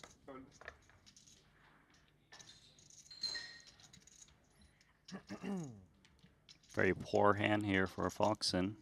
Big blind versus button, queen deuce off.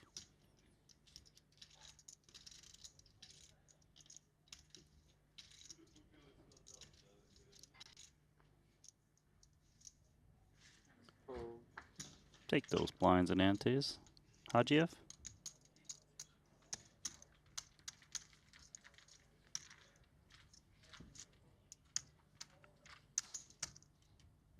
Take a look and see how Ramin's festival's been treating him, Randy, quite well. Oh, very well. Because as I browse his profile, he has 3 cashes under his belt. Best one being the 7th place finish in a 200K Invitational for $1,053,000. Just last event.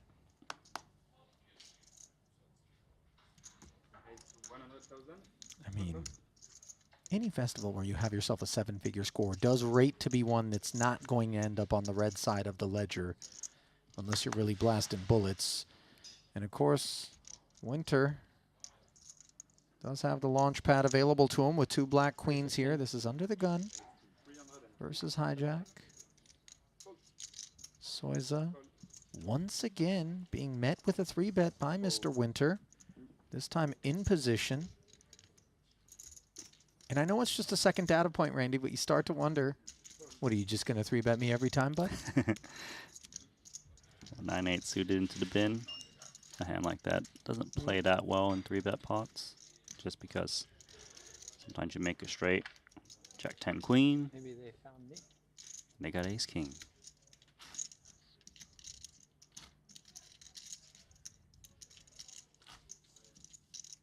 What's it like being the smartest guy in the room?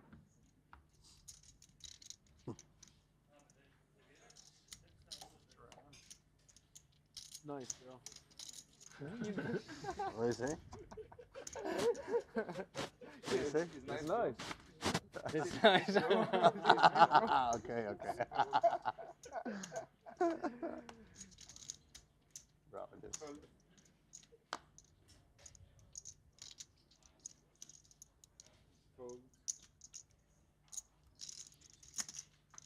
Mood light here at the feature, it would seem.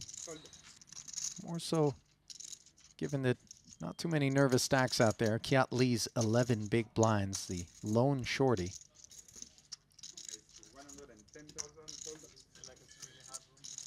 Queen 3 suited, Foxen. Leans. Ace 3 off for Soiza. This hand's enough to compete against Foxen's button raise. 450. Wow, he's actually going to take it upstairs. Not afraid of Foxen. Do unto others as others have done unto you, perhaps? Defend their honor. This is fairly easy laydown for Foxen. Big stacks at this table, man. They're just attacking one another. Well, you know, when so many of the stacks are big, Randy, you don't really have a choice. You got to play some poker. When there's maybe a handful of, 2, 3 big stacks, you can kind of avoid one another. And if you're the last to act of the big stacks and the other 2 haven't gotten in, you kind of carry the torch. But here, like we said, absent Kiat Lee, everybody better or worse has a minimum of 38 bigs all the way up to the boss stack at present of Alex Foxen, who clears Chidwick by a couple of bigs, and Soiza right there with 5 bigs fewer than Foxen, 3 fewer than Chidwick. Fedor, by the way, forgive me the big stack, 71 bigs in front of him. But that tight cluster. Meanwhile, the aforementioned Fedor is going to be our mystery man here, as it's mystery hand time, brought to you by WPT Global. Sean Winter, no mystery what he's going to be doing, with a 100K raise in front of him. Under the gun. 315. Versus under the gun +1. Up we go. Third floor, 315.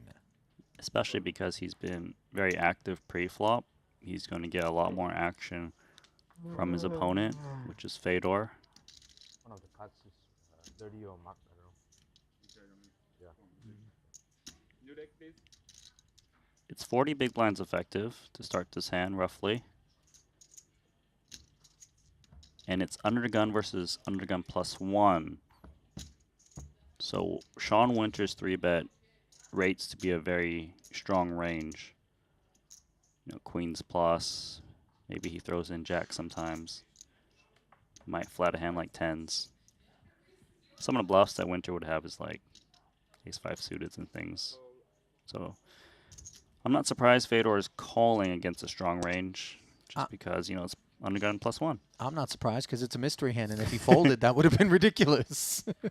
Thanks for covering. 215,000. Monotone ace-queen 3 board. How about this for a flop if you're Sean Winter? Nut flush draw, top pair, top kick. Betting lead and position. Fedor slipping it over. Winter's got everything. He only fears ace-queen, I would think. It's a main hand I'll be willing to call 3-bet out of position. Maybe a little bit of jack-10 of hearts, but, you know, one combo of that. Yeah, I mean, that's the lone flush that I think is available to Fedor, specifically that combo. It's because Winter's holding the king of hearts. He blocks a lot of those flop flushes. He bets just 80,000. This is cheeky. I mean, consider how much is in the pot, Randy. 80 is deeply downsized. It's a cool bet because it allows some pocket pairs with a little heart to continue. Maybe he induces occasionally. It's a 450K check raise. I mean, this is really unexpected for all the reasons we just talked about. We have the king of hearts. He has one combo that should ever be a flush. Given his under the gun open and willingness to proceed in the face of the 3-bet, and yet here he is, making it 450. Queen, ever there? Occasionally, but it's more likely ace-queen if it's value for Fedor. Bluffs are very hard to think of at the moment. Sean makes the call. This is an inconsequential 7 of clubs on the turn. Pot has really ballooned to 1.65 in short order.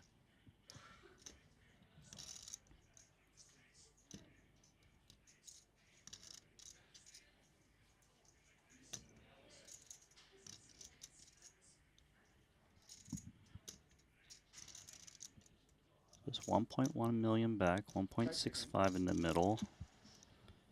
It feels like if he had ace-queen, he probably would want to protect against the lone heart. Tend to agree with you. He's going to take his time now. So if Fedor doesn't have the heart, and he does have hand like ace-queen, he needs to just ask for the rest of it. He can't bet too small and give his opponent the right price to continue with ace-king. Forgive me if I'm being silly, but aces are never there for Fedor, right? Never mind the interference by Winter, but it shouldn't be aces. Shouldn't be. And it shouldn't be queens. And Holtz really putting a scowl on Sean's face as he's asked him for all of it. No warnings, please. The problem for Winter right now is he can't think of a single bluff. You know what I mean? I'm with you 100%. It's not threes, it's not aces. It shouldn't be queens as a flat pre. We've got the king of hearts. This is jack-10 of hearts or ace-queen or nothing, Randy? And the thing is, I don't think nothing exists for Right. Fedor. What the heck would be the nothing?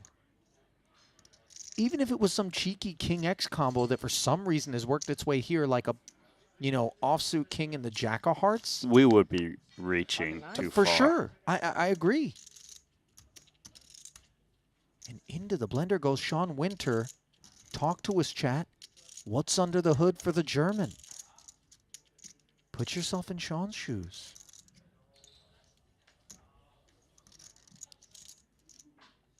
Man, if Sean Winter didn't have the king of hearts, if he just had an ace-king, I think he's out of here.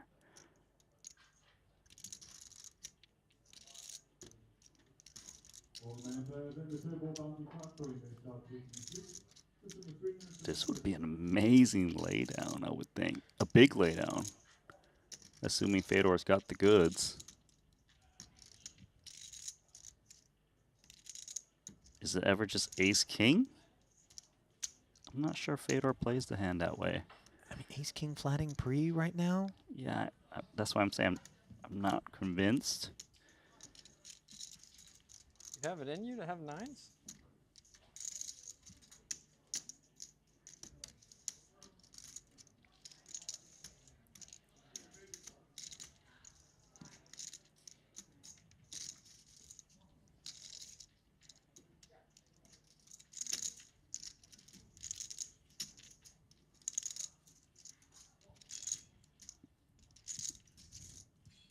Are you calling with the ace-king, king of hearts here, Randy? I think I am, but I'm not happy, and I'm expected to be behind. You're never drawn dead. That's the reason why.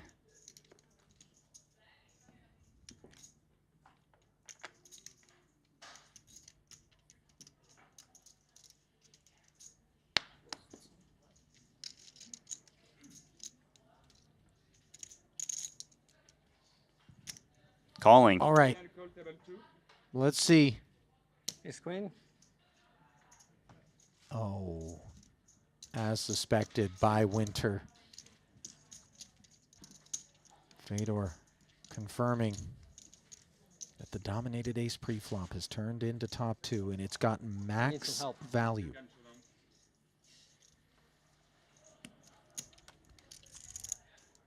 Will Winter find justice? Gonna take a king or a heart in an almost 4 million chip pot for Sean to stay alive here in the main.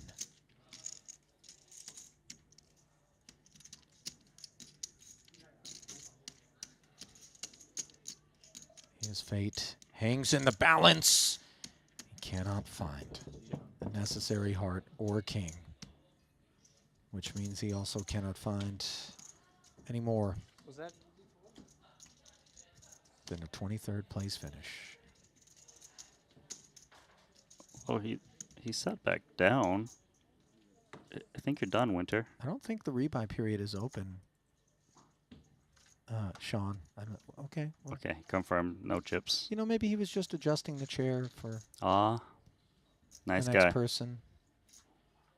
That was almost a refusal to accept what happened, but He did seem a bit stunned because he had the read that Fedor was on ace-queen, and then he didn't go with his gut, and then when he saw it, it's just disappointment now. well, free coffee and a bottle of water, it would seem. Yeah. I'm gonna skip the payout desk here. Yeah, don't need the money, but we got the drinks. $194,000 in drink credits, although Sean can also just take it as cash. He'll be taking drinks for all the way to the afterlife. Put it on my tab. How much I got left? Something happening out here? Efforting. Looks like this was a Suvarna open. He clicked it under the gun. Christoph defended. Right? No. Forgive me. I'm staring at the wrong table. Those guys aren't even here.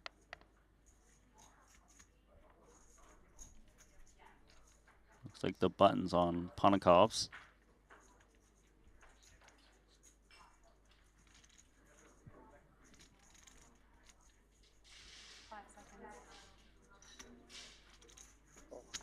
So this was a Yorstad click.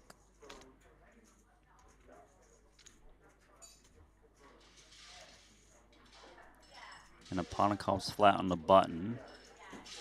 Action now on the small blind, belonging to Christoph Vogelsang. Hoodie's up with a decision.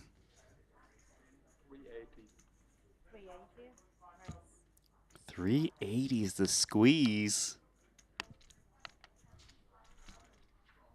Well, Suvarna concedes.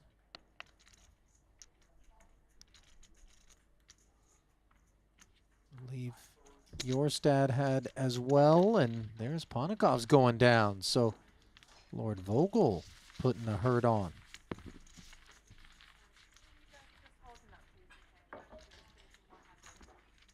Kristoff's performed very well on the day. Randy, in fact, when Kevin was at the top of the frame, that was his pick as the man that had impressed thus far. When do we get more? Do you know? 16 final table. Vogel saying third overall in chips as the Germans You get 5 from This one is 16. are once again toward the mountaintop, the peak. Fedor chip leading overall with the 5.4 million in front of him. Nearly 2 million clear of Santosh Suvarna, who is second before you see Vogel Singh in third. You're thinking long and thinking right. This one I didn't have to do much. No, that Ace 9 suited. Foxen opening early. Tempter for Soiza. He's been tempted. Oh, temptation is going to get punished because Hajiev's got pocket jacks. Oh yeah, this one, especially with a raise and then a flat in front of us, becomes a far more attractive candidate. 400.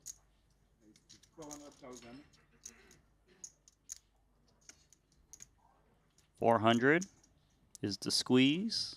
4x. Foxen's hand's not very great. Wouldn't expect him to continue ever. He would need to think that Ramin is extremely out of line for him to ever push back.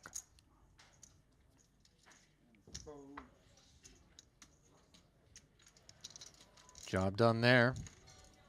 Neither of the other holdings retained after the 300K in taxes were imposed there by Hajiev. Ramin 9th in chips.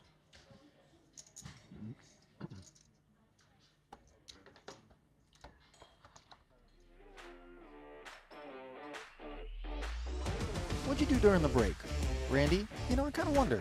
You ever pack a console and just like game it up in your hotel room? I would. Sometimes I bring a console with me, like a Switch. What do you? That's not a console. It's a mini console. It's a portable console. Wait, if you bring 2 Switches, does that mean you can play games against each other from our rooms? Only if you're willing to bring your money. That's not playing games. That's you working hard. Actually, you probably wouldn't have to work that hard. Are you like a Mario? Are you a Mario Kart guy? I'll school you in that. I believe it. Guaranteed. Yeah. I'll know all the shortcuts. I haven't played Mario Kart since like Super Nintendo, I think. But yeah, okay. You want odds? We'll find a handicap for sure. Queen 7 suited. Fedor Holtz. Another tempter here for Hajiev. Of course, nowhere near as attractive as the jacks, but worthy. Dominated. He looks up at 10 jack queen. Wrong side of a gutter here versus top pair.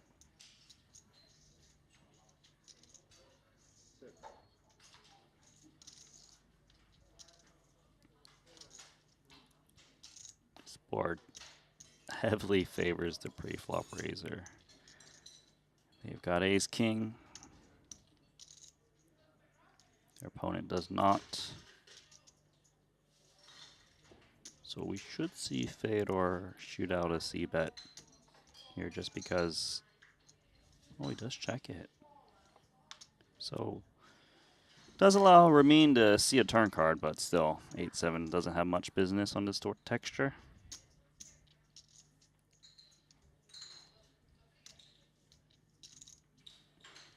Board pairing jack.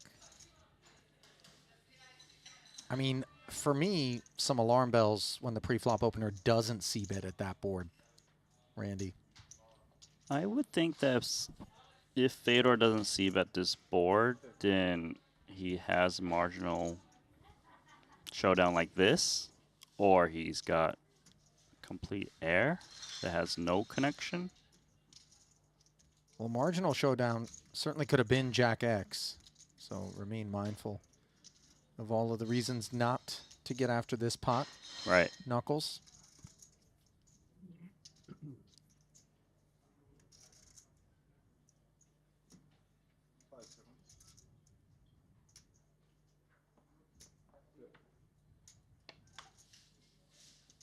Another check back from Fedor here. Front door flush arrives.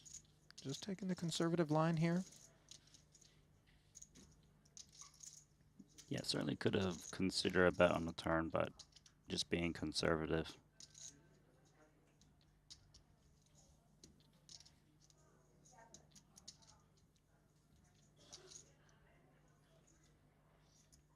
I don't know, is Hajiev going to consider attacking? Kind of feels like if Fedor had a pair or trips, he would have bet by now.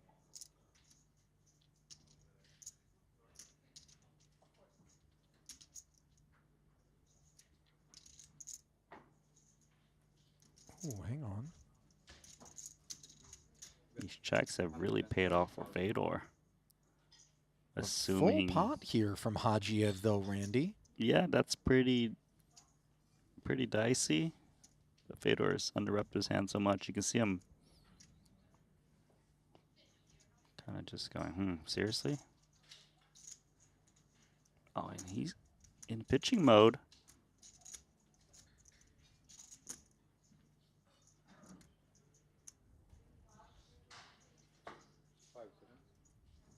Oh, he's changed it to a call.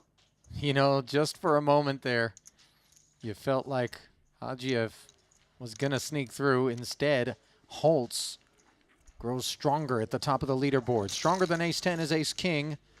Jules Dickerson in a way here. Vaska started this mess, raising to 120K at the 30-60 level.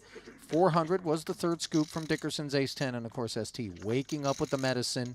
To the flop we go, 6-6 ace. 10s are clean winners, 6s for the chop. Ace does the trick as well.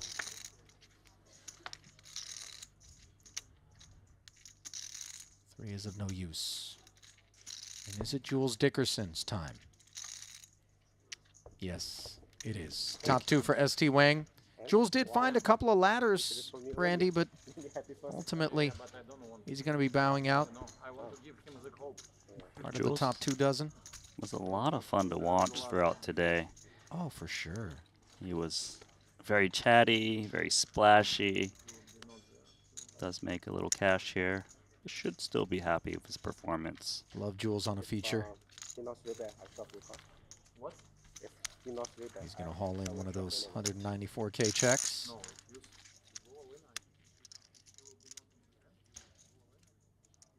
ST Wong. He's moving up the chip counts. Yeah. Cash game. Legend. Jules, by the way, already with a third place finish in that 50K 8 max for 751,000. Plus 11th in the WPT Global Slam. So this one rating to be a profitable stop for him. This was just his 6th appearance, so batting 500. Meanwhile, Soiza in a mystery hand spot was the razor pre to 120. Lonis, unclear what had him flatting from the small, but here he is out of position, checking the ace-jack 3 board where Soiza's got himself the club draw and the gutter. Look, I'm taking queen 10 of clubs over any mystery hand in this spot. This is a monster for him. He's going to press. 275,000 is no small bet, Ollie. Yeah, Jesse knows it too. Now remember, the small blind flat, very different than a big blind defense, isn't it? Correct. It's very narrow. They're getting a worse price to continue. It tends to be hands that aren't strong enough to 3-bet when they're a bit deeper, which they are, about 40 some odd big blinds. So Lonis could have hands like ace-jack, ace-10, maybe even ace-queen. Broadways like king-queens, things like this. And medium pockets that aren't good enough to 3-bet get it in. So 9s and lower, maybe 10s. But the thing is, against a big sizing, And assuming Lonis continues, we can throw all those pocket pairs away now. Besides, of course, a set of threes. And he's gone for a huge check raise. What do we have here? 725,000. Now, this is awkward because in terms of range, Soiza under the gun +1 is going to have plenty of stuff that interacts mightily with this particular ace-jack portion of this board. And yet the flat caller from the small is willing to inflate here and now. We've got the clubs. Maybe some ace-x of clubs? Ace-x of clubs shouldn't be check raising the flop, I would think. 725, right? It's just too strong, and you want to let your opponent potentially catch up when you make the flush. What do you like then in terms of hands You that might Lonis has? Board pairing ace of clubs now. Soiza makes the flush, but obviously the ace-jacks of the world are an issue. Jack-jack as well, although I'm not sure Lonis would flat from the small versus under the gun +1 with that one, Randy. More likely ace-jack than jacks. I think it's going to be more telling on the turn where Lonis might be at, based on how he responds. Can we rule out 3-3? No, we can't, because Lonis was calling from the blinds, and they get a bit of a discount.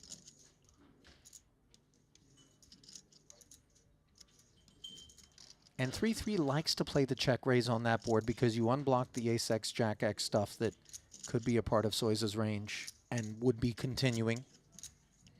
Okay, so he's pushing out a smallish bet. How much is that roughly? 475?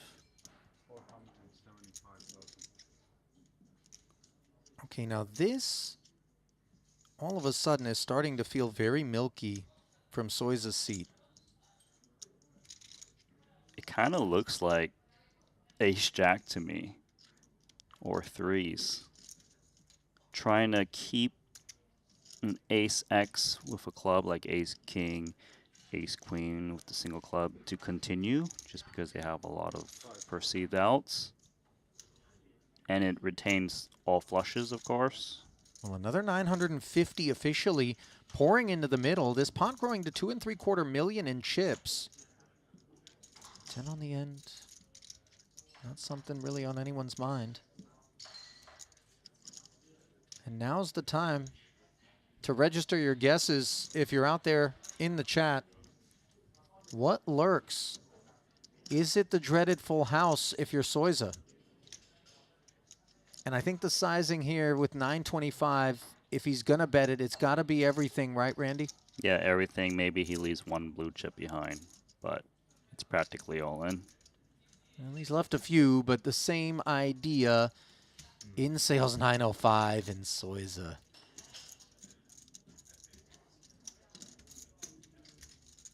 Welcome to the Terror Dome.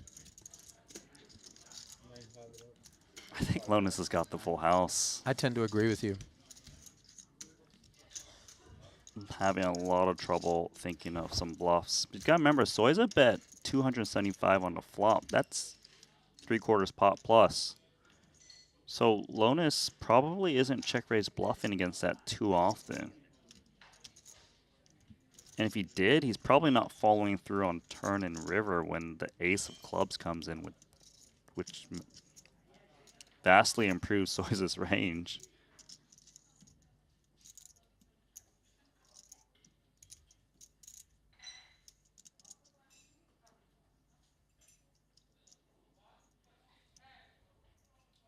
And he's holding, what, the queen and 10 of clubs. Lonis shouldn't be check raising small flushes and going for value. 1312 in the YouTube chat wrote King Queen of Clubs, missteal. Oh, well done, sir. Well done. Well, we're laughing in here, but it's mostly because we're not sat there in the hot seat as Soiza with a queen high flush. The king high club's not supposed to be there. No, and he blocks all the combinations, right? Right. What, king nine of clubs? Even then, he loses that to that anyways. All right, so what are you going with, the ace jack or the pocket threes here, Randy? Ace jack. I like your side. And I also think Soiza's going to fold. Man. Even for this price. 4-1. I know the price is sick, but I think he's gonna fold. There's another glimpse at how we got here. I think he should fold. Is there any aspect of Soiza's decision making that's the lowness effect here? Of course, I think if there's someone capable of bluffing here, it could be Lonis. Call. He calls. All right. What you got, Lonis? It's the goods. Ace Jack as advertised. And that is a decimating blow to Michael Soiza's stack, Randy. At 1 point, overall chip leader now sitting with just 850,000. Yeah, I don't want to be too critical of Soiza, but I can't name a hand that Lonis would bluff in this spot as played, especially when he's holding those key cards.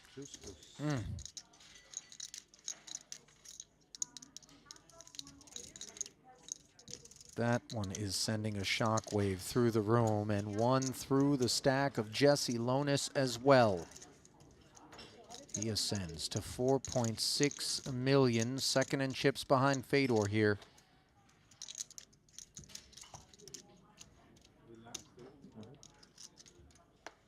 For what it's worth, Ollie, whoever said that in chat was wrong. He wasn't exactly a favorite, if I'm being honest, other than like my favorite in terms of responses.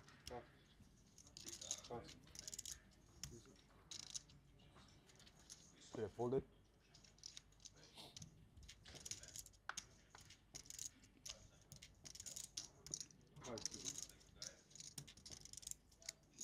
$125,000.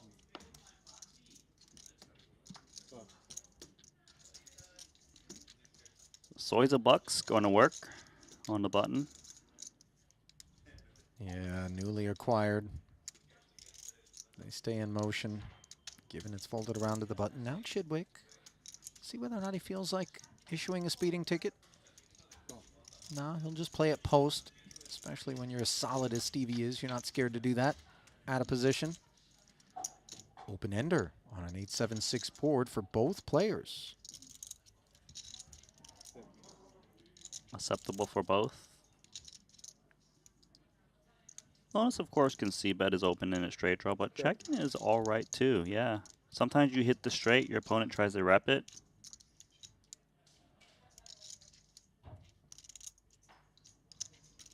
If Chidwick was holding a 9 that didn't have an ace kicker, he probably would want to stab and rep this board. But with the ace, I like checking a bit more. Contain the pop, but you can try and show this down very cheaply.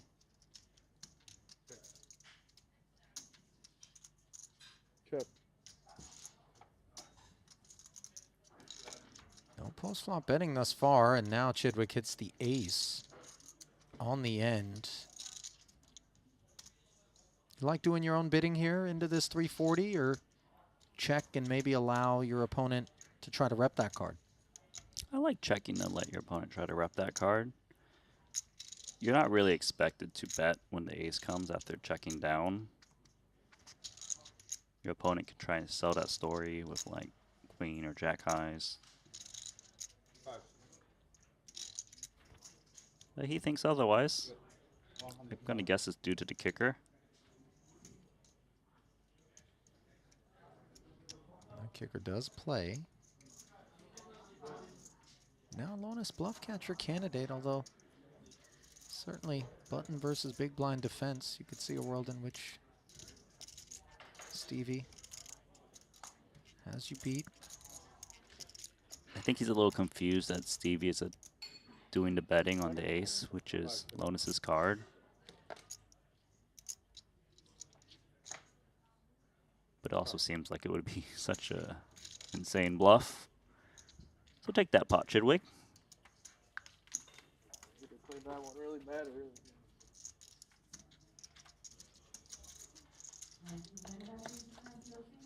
I'll give you a call.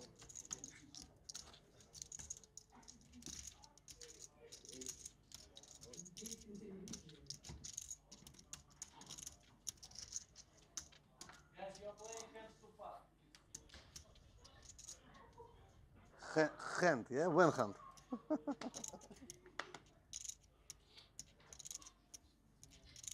Big slake up front for Kiat now.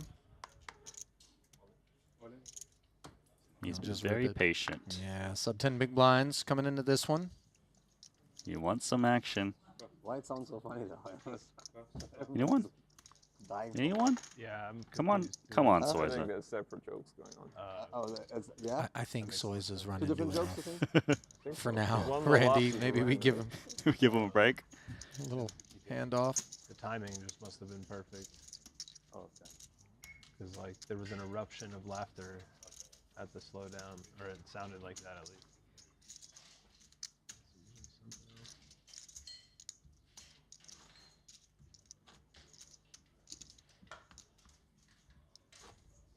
Looking at the overall leaderboard now, Jesse Lonis runs second behind that man there. The two biggest stacks in the room are here. Chidwick fourth.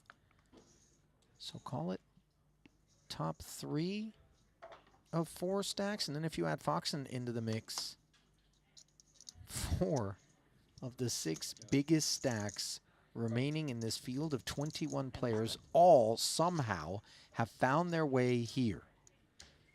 And they're playing big pots. We saw the elimination of Winter by Fedor Holtz. Now Jesse Lone is taking most Michael Soiza's chips. They're not scared, are they? No. And with so many chips on the table, as we pointed out, you know, now there's a couple of shorties in Soiza and Kiat Lee, but the guys are just going to be playing deep stack poker here for the most part. Mm-hmm. Chidwick, Queen 4 clubs on the button. 120. Just looking at the short stacks and the blinds, both from Malaysia. Gonna try to take those chips. One down. Not going to be 2 down because A7 offsuit is quite a good hand. Good enough to just rip once more? Yes, because he's got fold equity. He's against the button raise. I think it's a slam dunk reshove.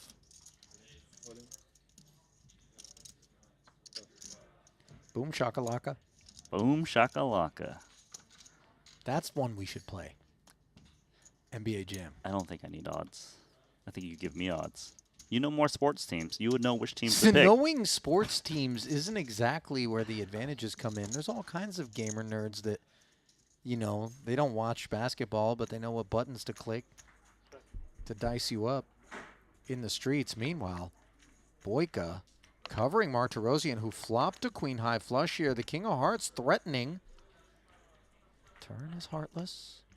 That's how it needs to stay. If Artur wants to fight on here, road traveled, Boyka open to 120, Martirosian defended, and here we are with Artur finding the double. Deep run, Artur Martirosian. Yeah, he check raised a 60K C-bet to 160, and then Boyka said, Lego. And Artur said, da. Lego da. Seriously? No, not, You want the 10 so you not can- Lego da, but Lego, you know, like let's go, and then da. Oh, okay. You know. Well, it wasn't Lego my ego. No, but, well. Kind of want one of those. It's been a while. They still make them? Yeah. I'm not saying that because I'm in the frozen section, like loading up the cart, but. Apple yeah. cinnamon was my choice. Oh, I didn't even know there was flavored. I just went with the regular and then added my own. You're playing. I mean, I'm also just old. Maybe there was no apple cinnamon when I was in the Eggo streets. Randy, you ever think about that? 8 deuce. Check back here from Fedor after the limp with the queen 4 suited from Kiat. King 10-6. No pair anywhere.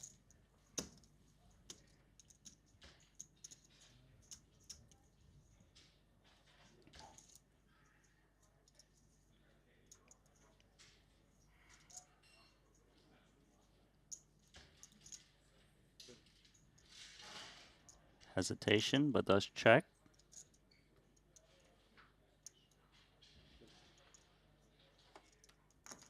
Check back from Fedor to the turn we go. Diamond draw now for Kiat. Quite good. I kind of like check for Kiat when he picks up this flush draw. It's pretty unlikely for him to get a pair to fold, whereas he might be able to induce a bet, and he certainly can check call any sizing. Check again. That is what we call the Nutter Butters. Nutter Butters. Yeah, I kind of want another butter too. Those are good. Oh, I'm salivating. So is Kiat Lee. Yeah, Fedor's got cotton mouth here, though. 8 high. 60K. Good night.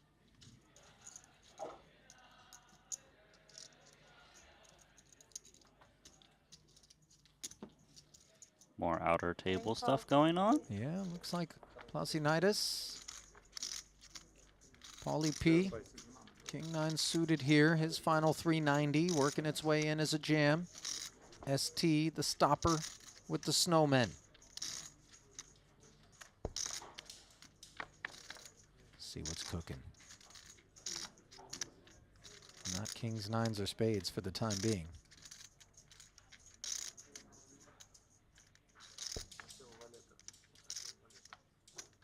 Oh, ooh.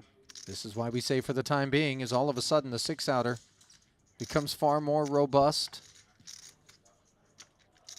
Keep your seat, sir. Backdoor flush for Paulie P. ST taking one on the chin there. It's all right, 1.7. Plenty of kit to work with moving forward. Is the sun out? Because those 8s just melted. Let's see what you did there, Randy. 8s are snowmen. Yes, Randy, thank you for connecting those dots for me. Remember, Lithuania planted its flag at the top in the form of Dominicus Michaelitis. This was in the 50K. We didn't, unfortunately, have that one until the FT, but he put together a nice little run. Oh, Malaysia on Malaysia violence coming. Queen 10, the party starter from Chidwick. Can't see Soiza Kiat fold this. jamming the king jack of spades, and you see the all in. Sorry. Tens. Okay, flip. Stevie Combine. steps aside, and we see Malaysian on Malaysian violence. The delegation cannibalizing itself here potentially. Jess, you should have put it on his thing. Soiza skiatum. Soiza skiatum. Soiza skiatum volini.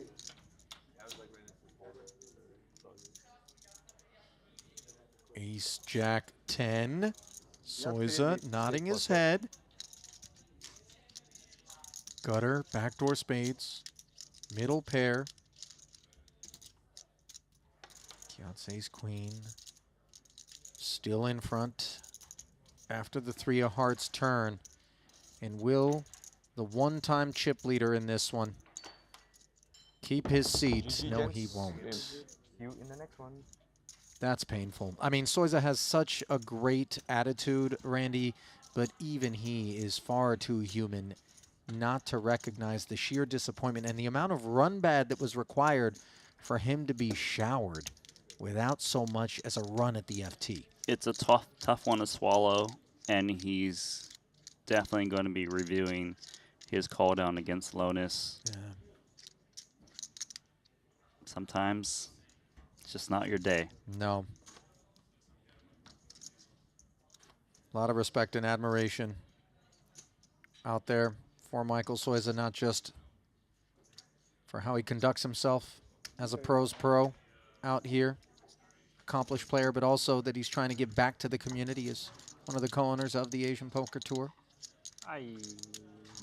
He really is one of the happiest poker players I've ever seen. Open the button. Oh, he knows. If it's an ace, just open. It's a good thing. Last time this happened in this tournament. I think it's natural, by the way. I don't think this man's like, you know, chewing Zoloft all day. I've spoken to him many times, and he's just a very happy guy. And he knows he's fortunate to just be in this spot to play such big buy-ins. Never imagined it, and It's good to see him. You think Kiat just shot off the text? Sorry, bro.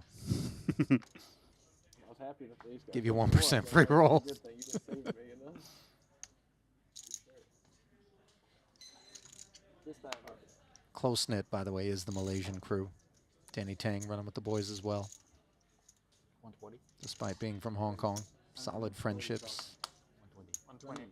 120 If you follow him on Instagram, you'll see him kind of, you know, Danny and the boys sometimes go out.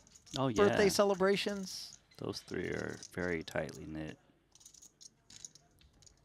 King and the 8 not so tightly knit, but using the new chips once more. Kiat Lee immediately going to work from the cutoff. Folded around Alonis, who's dominating with the King Jack offsuit. Defends.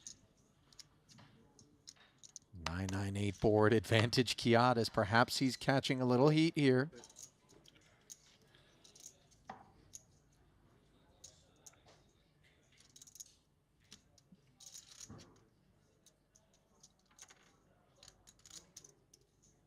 You tend to see a lot of C-bets on these paired boards. He's going to do so because he actually has a hand that can face resistance.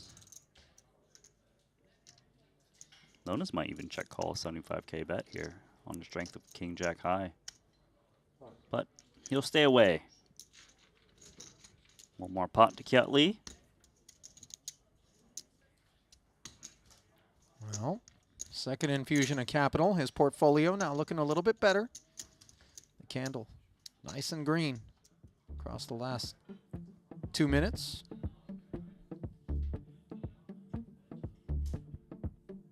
There's your boss man. Fedor Holtz knocking on the door of 6 million. Despite the upswing, Kiat Lee still sits 5 of 6 runners, which helps to illustrate just how deep this table is in contrast to the others in the room. Cannot be overstated. Even Hajiev, the shorty, 30 bigs at this point in a tournament, Randy. I mean, that's plenty to work with. It's a lot to work with. You don't need to feel desperate. They're doing all right, especially with the average stack being 38 big blinds on the overall leaderboard.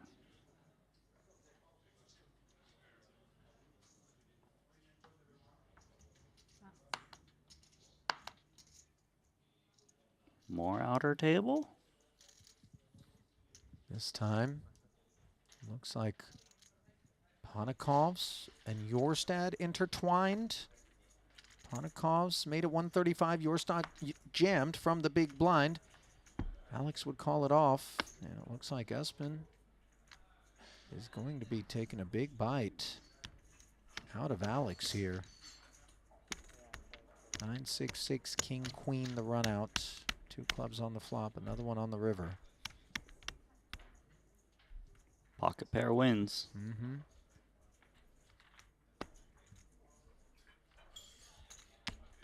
Ace 10 never really had a sweat beyond the 6 outer. Rough one for Ponikov's. He's going to be left with sub 10 bigs on the back end of that. Meanwhile, Kiat Lee. Heat check is real. Ace King.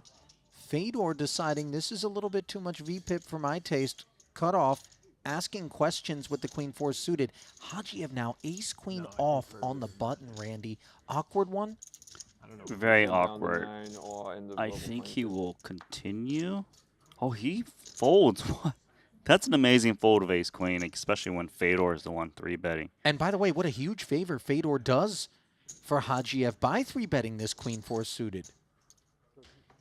Gets him out of there. He was in big trouble. Ramin lost the minimum.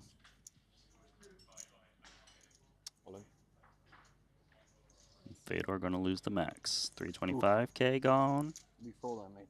Excuse me. Can I order the shrimp wrap, please? And, Maybe he had pocket 5s, who knows?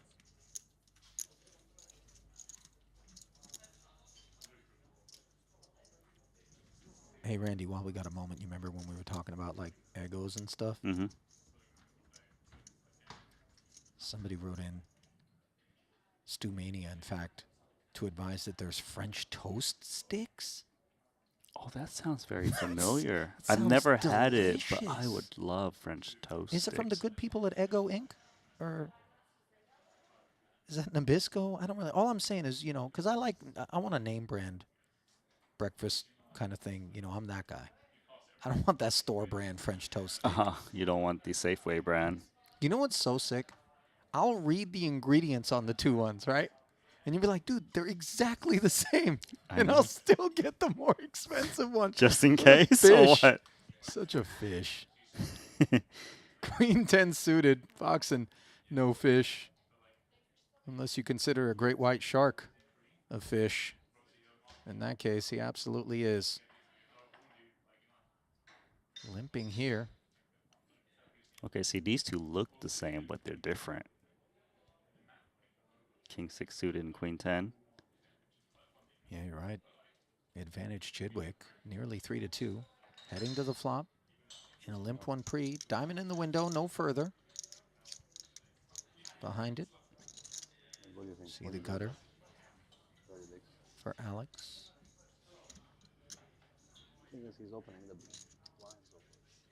These sorts of boards, just given the limp and check back, ace high, a little bit funky, right? Because you got to be giving credit to the opposition when you do lead for not having raised it up with an ace. Yeah, I would say both players are pretty happy about this flop. Would never really expect King 6 to fold with backdoor diamonds. Could just have the best hand now, which he does. I just didn't think you'd fold ace queen. Turns the fun part of the hand. No, I know.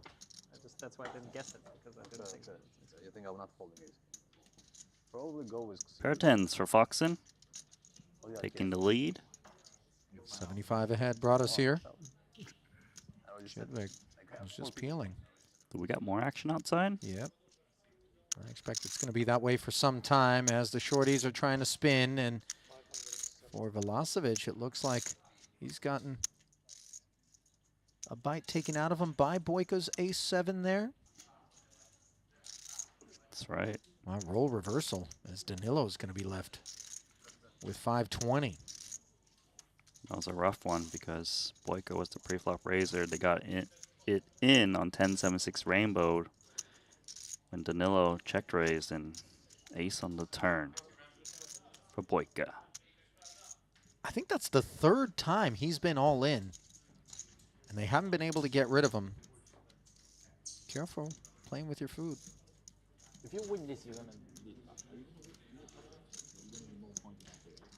Sorry? So back to this pot. It was 75K bet on by Foxen on the flop. Check through on the turn. Now Foxen can go for value against 9 and 8x, given the action.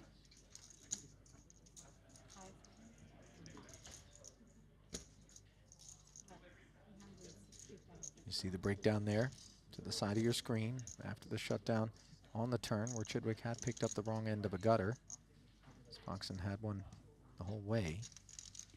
He did check back. And 265 what he's facing now. This is a bluff catch if he wants it, but this is also a very big bet.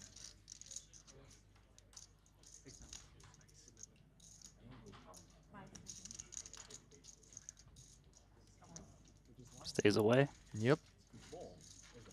Credit given. And get used to the image of Stephen Chidwick making the right decision. It's what's allowed him to be one of poker's winningest all-time players. And if I had to guess, Alex Foxen's going to try to make a run at that. I mean, not exactly. Over the course of his career. Randy? Well, every time Foxen shows up to a Triton, he wins a title as of late. And now there's 2 Foxens trying to win titles. Team Foxen. Yep. You have a shot? Maybe? Yeah. It seems like. Yeah. Just seems like It obviously depends on the field size. Seems like having a Foxen apparently, Kristen, that is. Yeah, like. Not allowing Alex to overshadow her as she's making waves. Yeah. In the I think the 50K. main event has to be more than that. Bounty Turbo.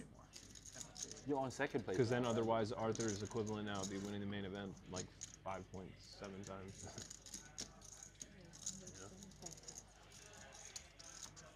Or maybe the main event is down-weighted for some reason. No, it has a main event bonus. Oh, okay. More all-in confrontations on the outer table. This one Involving Leon Sturm, who opened. Ponikovs took his final 570, ripped it. Leon's a customer on the 9-4 deuce board. His ace-king drawing dead after Ponikovs found a set on the flop.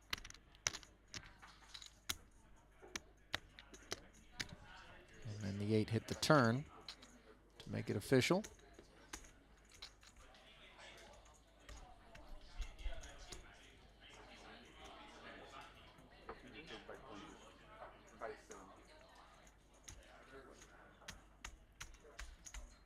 You know, if you get the chance, trying to get rid of Alex Ponikovs is good for business in terms of a run. Versus 5.5 something, yeah.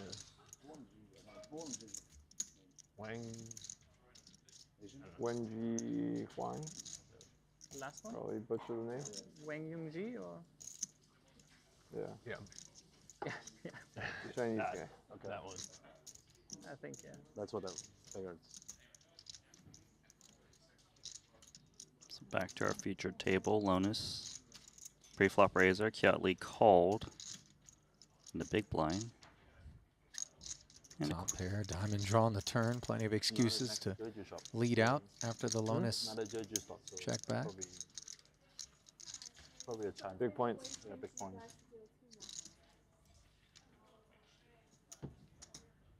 Did have himself the gut shot with the ace high, but obviously the wrong side of one.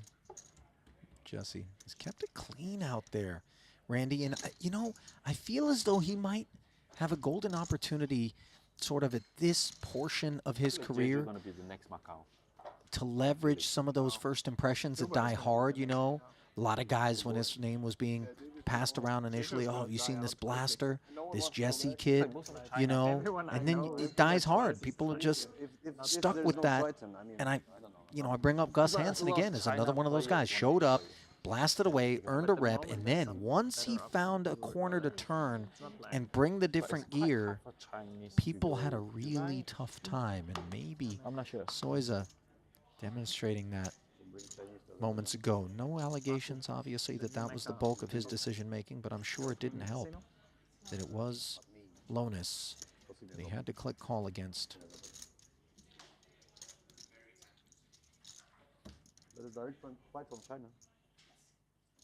zooming out once more. Who's in this time?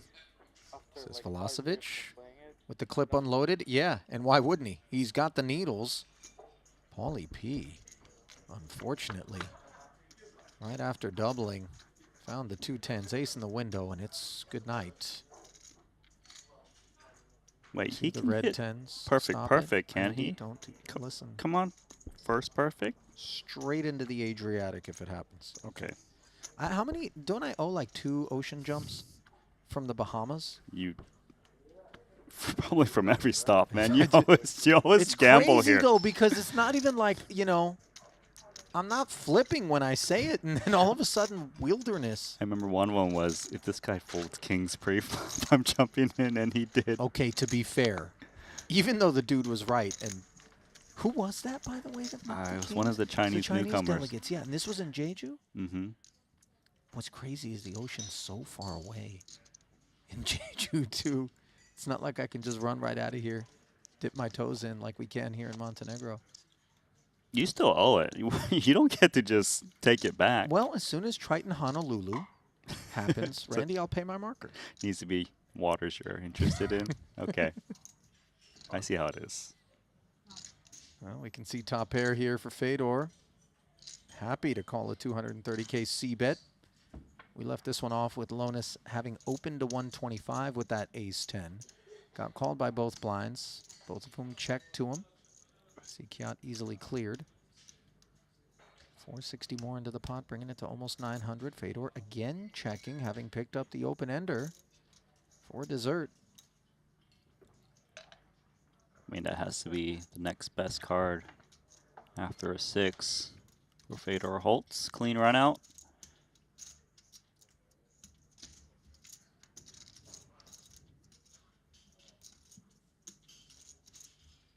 Deuce is dusty as it gets. Should be worthy of a value bet for Fedor.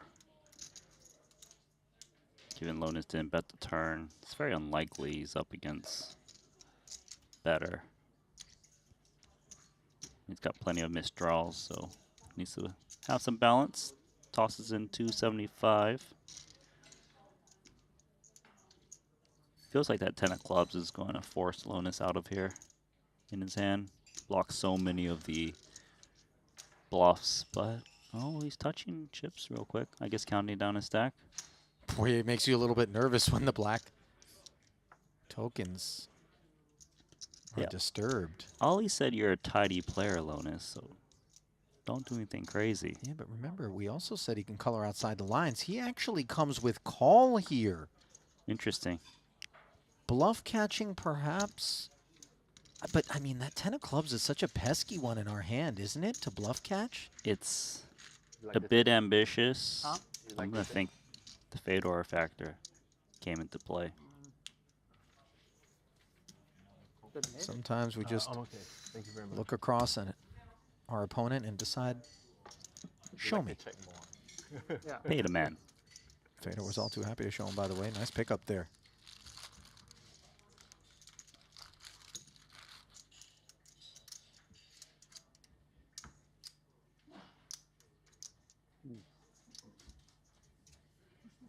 First card. Was it done? Time.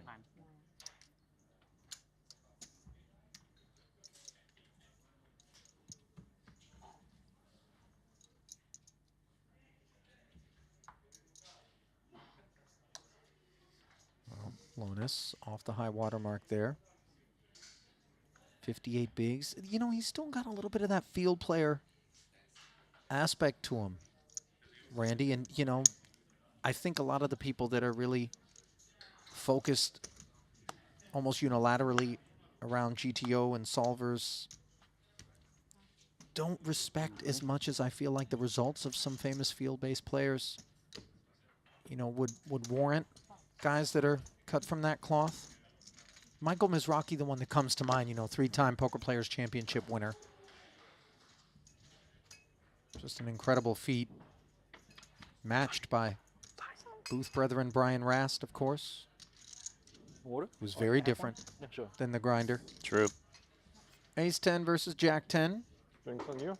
Foxing continues to outperform on the Queen 7-6 board.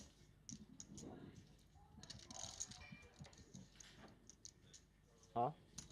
You got attacked? I got attacked yesterday too. I have 3 cuts on my fingers from opening one of these.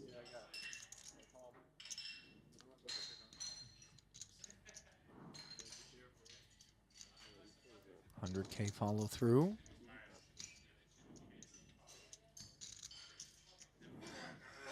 Just Jack 10 offsuit for Ramin. Wouldn't think this would be enough to continue. He agrees. He's out.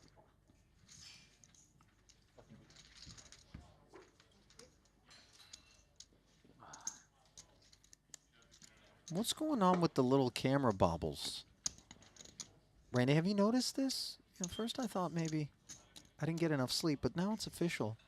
Either mini earthquakes are happening at the feature table, which is one way to describe some of the pots we've played. Or, you know, our tripods aren't quite as durable as maybe we want. Did we Timo the tripods? Timo the tripod. We just gave everything else to the rest of production, but the tripods. We're just doing handheld soon. Oh, we don't want to do that to the guys. The Come on. collarbones are going to fall off. It's not Blair Witch. Remember people were like getting sick in the theater from Blair Witch because it was shot that way? They made that movie for like $18 and it made like tens of millions, hundreds of millions. So ridiculous. I feel like you could probably make that movie with AI now. These water bottles are dangerous. Actually, one of our other producers, Martin's, Cut every time. showed me a terrifying clip of AI? what AI is capable of right now. By the way, if I was this Caesar rep, I'd be terrified too. Alex looks like he wants to put a real dent in that thing. Now I can't stop looking at him chew. Thanks, Ollie. Easy way to go out of business. I mean, Easy way to wow. lose your business. That, If people cut that every was like time it was they open jaw it. day at the gym. Yeah, you have to like use a towel. Okay. King, queen off here.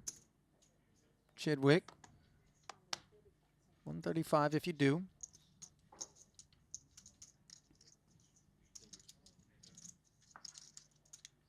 And this guy is such a good trader. Always smiling. Suited one gapper in the small blind. Give it some thought. Does fold. Well, we got a question from the chat from Dreamy, Randy, who asks, why did you guys decide to start casting poker, and how long have you guys been doing it? Let's start with you, Randy. About 2 stops, huh? Was it part of your court-ordered probation? What's going on? Community service? Nah, I was just offered the opportunity back in Montenegro. This was the very first stop. Is this your first commentating job here at Triton? Yes, it was here. Wow. I never heard of this country, by the way, before. Randy, no one's surprised by that. Tell us something we don't know. Yeah. And this was the first stop, and they said, hey, do you want to go there? And you were like, where is that? I mean, I said, where is that? Yeah. It was funny. I was playing a poker tournament. Okay. Like a 10K buy-in in Jeju, I think. Somewhere in South Korea. Okay. And then a player reached out to me and said, hey, I got this guy trying to reach out to you. He wants you to do commentary for this high roller series. And I was like, all right, hit me his contact. Because apparently the business email I had up doesn't work. The guy kept on trying to contact me, and I just... Your own email that you put up as your contact didn't work, so they were getting bounce backs. They were trying to get a hold of me, and I couldn't respond because I didn't know I was being summoned. Well, you know you have to check the email inbox, right? Nobody delivers them to you. Yeah, so it was like at least months, I believe. And then the guy was just doing an Instagram story, and he saw that I was in the Instagram story at the same table, and he said, hey, this guy's trying to contact you. And he only saw it because he saw his friend's Instagram story. Wow. That's how I got the gig. And haven't looked back? Haven't looked back. Sorry, it was a long story, but go on. No. I actually didn't know that story. And, of course, the person that was trying to reach out to you, I assume, is our CEO, Andy Wong? That's correct. And this was 9 years ago? 17. Oh, 17, 8 years Sounds about right. Okay. Holtz, King 10 offsuit. We're going to play one, and then I'll do my part to answer Dreamy's question. Thanks. I was emailing Triton relentlessly. No. Defense here yielding no fruit whatsoever for Kiat. Can't say the same for Holtz, who always had the best of this one. Two-way straight draw. King of hearts working.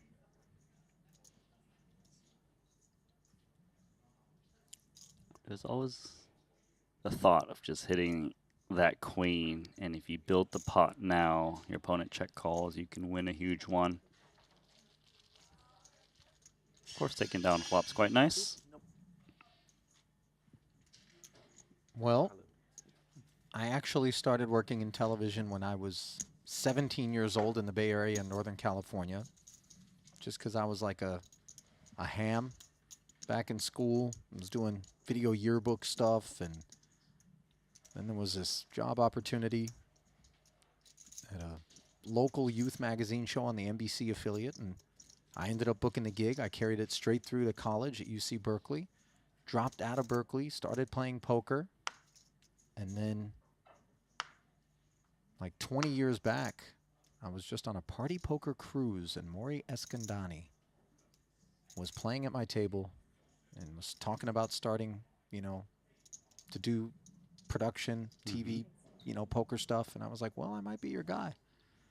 Gave him my resume, let him watch my demo reel, and he was like, come with me. And 20 some odd years on, here we are. A lot of working for Triton has to do with the fact that I got let go at CNN. So then I was like, hey, I'm available if anybody wants to use me. And that's when the spamming of the emails comes in. I can't imagine like somebody that watched me when I was working for that network is like, wait, this dude's doing what now? King, queen suited. Don't need to ask why Jesse's doing what he's doing. 125K open. Foxen with the flat. Top 2 for Jesse. Stranglehold on things.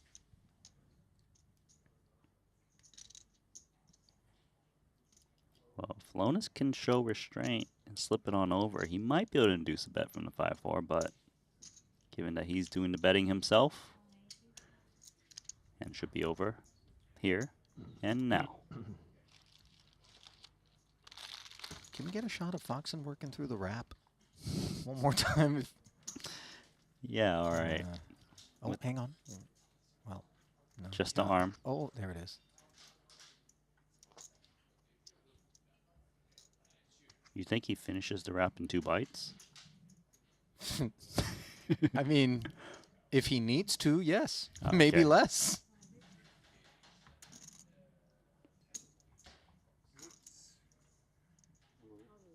Was a good one. I don't know. It's his card, so I don't care. I thought it's mine. Thank you.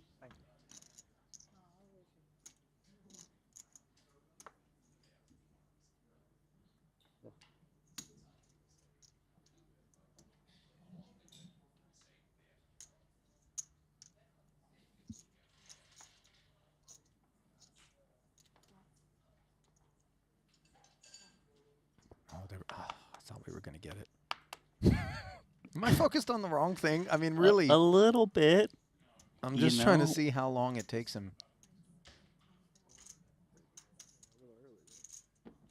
Queen 9 didn't take long for Kiat to decide to limp. Or no, this is a raise. Forgive me. Must be 120. It would just be so sus for him to limp the button with Queen 9 off. I just can't really see it. Especially if Ramin is making it 430. Yeah. 430. Yeah. Don't worry about it though.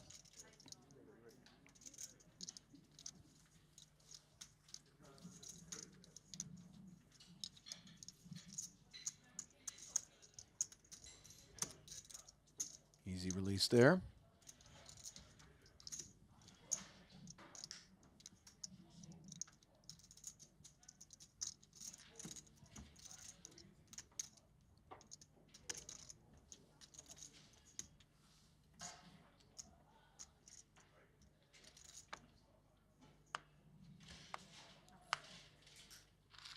Oh, look, Ollie. There you go. Here you go. Nice big bite. I feel like it's gotten creepy now a little bit.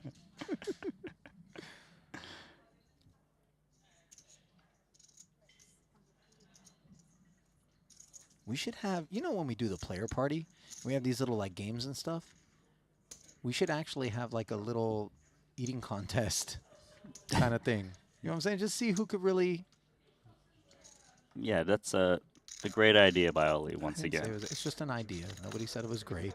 Paulie P not feeling great about Queen 9 of spades, but it is what it is. As he has jammed it, picked up Martirosian with the ace-10 off. This is 5.5 big blinds for the Lithuanian. And it's 41% equity as well against ace-10. 2 clean cards, 750,000 in the middle. And Paulie P's in trouble. 8-6-4.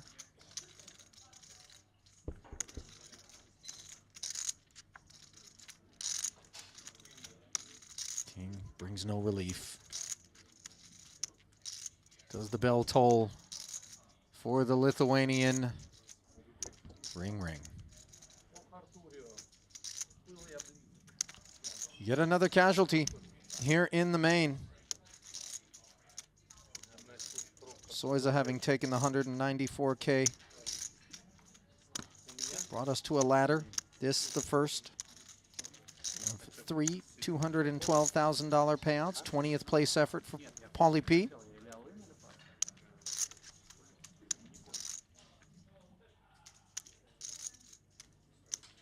Not much you can do when you're down to 320,000.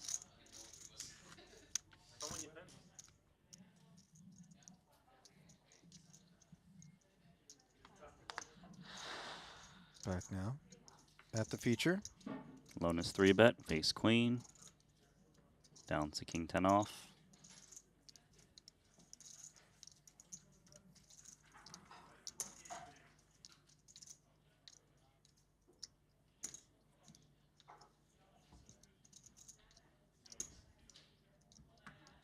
Throwing his weight around a little bit there.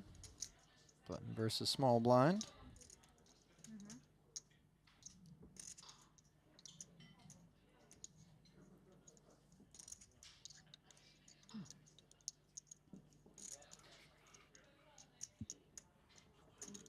You know what's crazy, Randy? Both of us have been around a lot longer than sometimes I realize. You know, I mean, this game was so different back when we were first playing it. Seedy, card rooms required at times. Online, obviously, was just such a different beast. Is Leon Sturm beasting here? 3-betting the Murley Monocaran Open. There's Murley. Another $250,000 asked of him.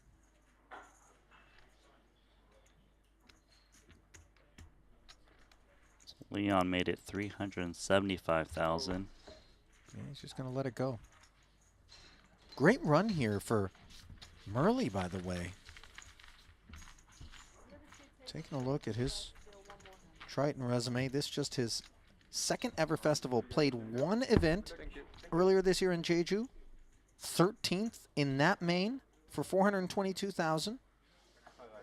This is his 8th event played. One cash coming into this one was in the 40K mystery bounty.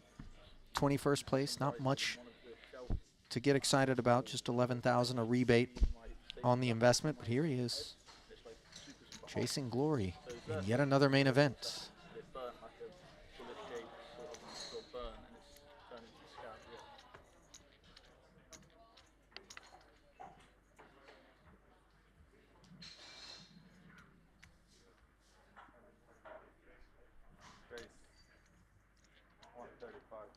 Spin Jorstad.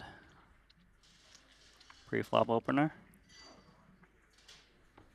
World Series of Poker main event champ a few years back was Jorstad. Didn't drop the mic. Continued to prove to the world that he is not a one-hit wonder by any stretch. Now here he is doing it the highest of stakes and the grandest of stages. Belcher deliberating here and leaning back on the Jorstad Open, but a clicky 250. Yeah, it's because Belcher's playing a very slim stack. He can downsize his 3-bets and have a lot of effectiveness.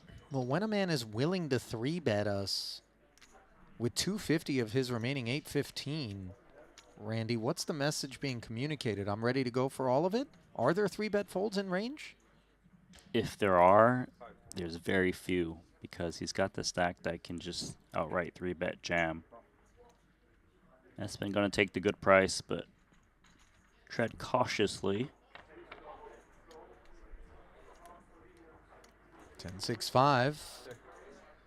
We are not sure the holdings right now. Too hard board here.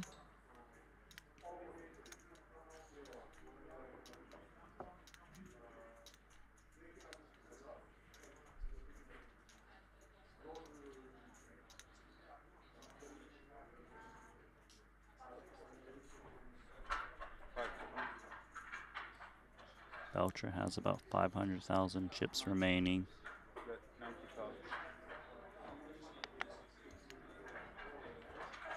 Well, just 90K required as a C-bet to make a believer out of Jorstad. Again, not sure the kit, but those are important pickups when we're lean on chips. It's going to stay there for a while. Like you could just hit my head and bounce off. Wedge itself in, it's landed like this way as well. If it lands any other way, it's not going to. We're going to be on the same level. Going to slide in. They still want in and wait.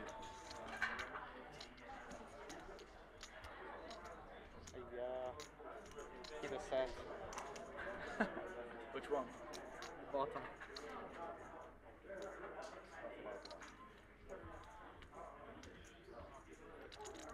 Looks like Santos still has a very healthy stack.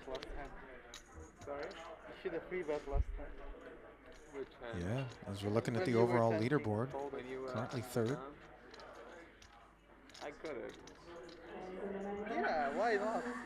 Did you have something? Yes, very strong holding. What did you have? Stop. I mean, it doesn't matter. Okay, it doesn't matter, yeah. Flipping it back over to the feature now. Okay, that's good to know. Working our way toward the final 2 tables here on day 2 of the 100K main event in Montenegro. Holtz, Lonis, Foxen, Chidwick, Lee, Hajiev with the divide very much being the one between Holtz and Lonis. Fedor, 6.5 million nearly in front of him. If I put you on that stack at this table, Randy, are you feeling comfortable enough to start maybe getting after it, speeding a little, asking questions? Yes, and I'm pretty sure Fedor's got the same game plan because he has a big chip lead on the overall leaderboard. Lonis is in second with 3.7. Lonis is on the button with 1-1. The thing about it is, in terms of Fedor choosing maybe to start to get after it, nobody here is a pushover. True. And they've all got, you know, decent chips to take a bite out of you.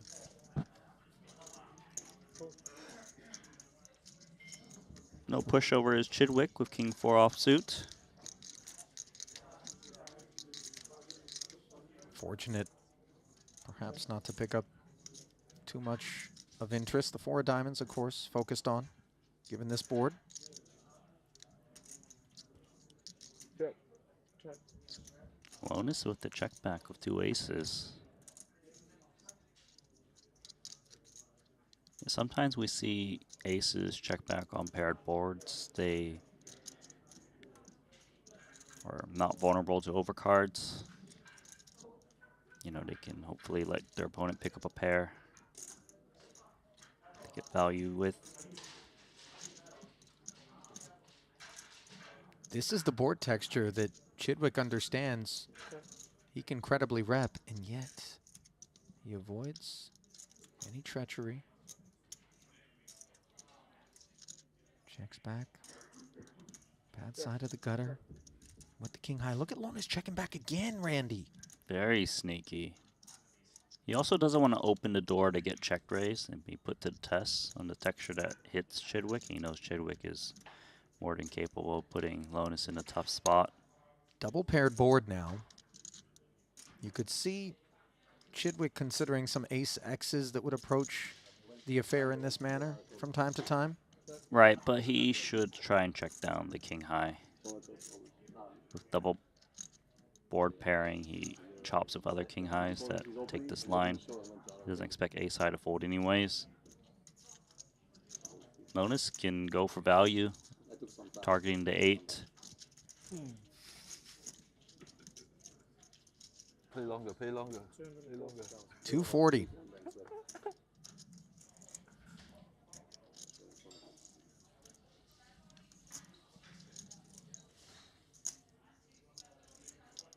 Chidwick has made great decisions on the day here. End spots, or maybe calls, would be on our mind. I feel like if he's ahead, it's a counterfeited pocket pair, but it's only deuces, 3s, and 4s.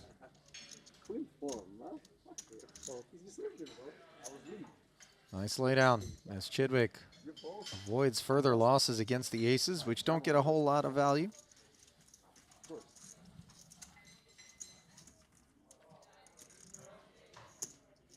Maybe you hit the queen.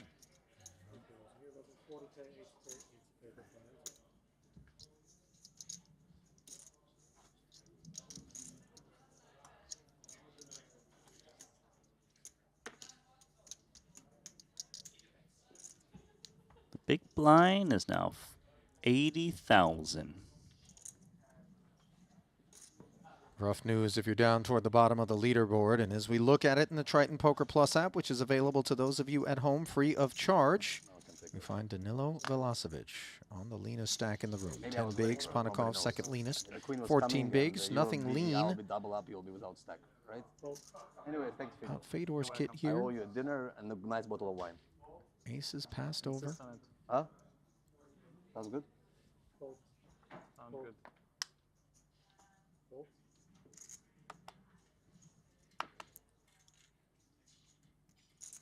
Well, Kiatley's picked up Queen Jack offsuit in the big blind. He'll be calling.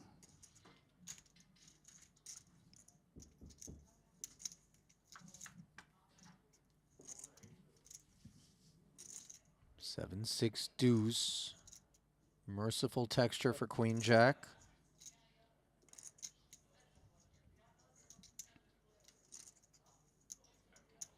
Don't think Fedor is going to be looking to check back aces.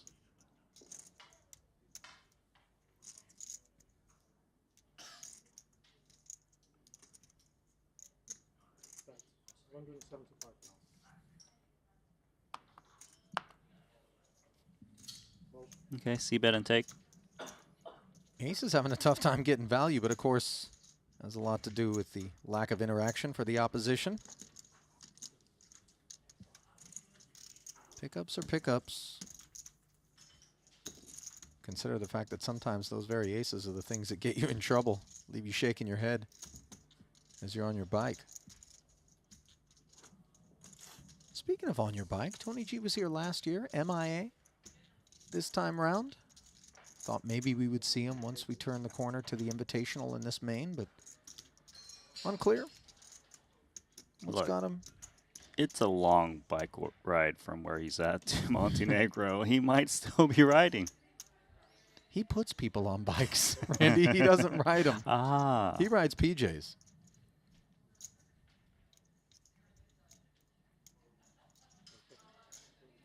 Suited connector here for Lonis.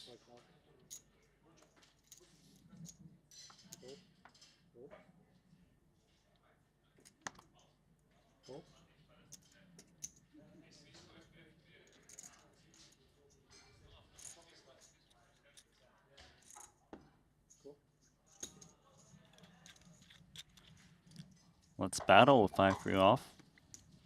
Giving you a sense of just how broad the range that Fedor is willing to get involved with is. And I think, you know, the further on we get into our poker careers, the more sound we feel about our post-flop procedures, the more we're allowed to do things like this without fearing that it's suddenly going to lead us into a poor spot.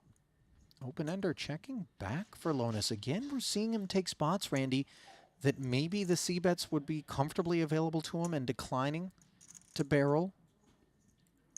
Yeah, Lonis has checked back a lot. So he's playing a very balanced range. Players need to be fearful of Lonis not being capped on turns and rivers based on the way he's been playing. As played though, he should stab at some point, but he's checking again. But before we finish, is that aces again? Someone gonna get finished here. A lot of action brought us to this point, Randy. This was a Belcher click, 3-bet from Panikov's to 800, flatted by Vogel, saying the jam from Suvarna out of the small.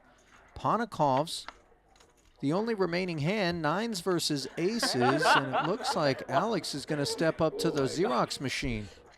Yeah? No. No, I didn't have check that time. Yeah? I thought he had the aces. Yeah, it's Santos with the aces, and it sounded like Vogel might have folded the winner. Well, it was going to take a whole lot more than the 800,000 he flatted the button with for him to see the flop. Just given Suvarna asked for 3.8, and the road cleared to a title. This much we know is the Latvian Panikov's such a pesky opponent. Dispatched. Man, that was a big one. If he wins that one, Randy, he's right back in it.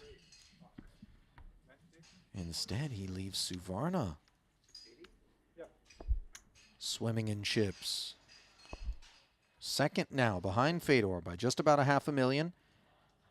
Out in 14th, 19th rather, forgive me, goes Panakovs. Santosi Varna.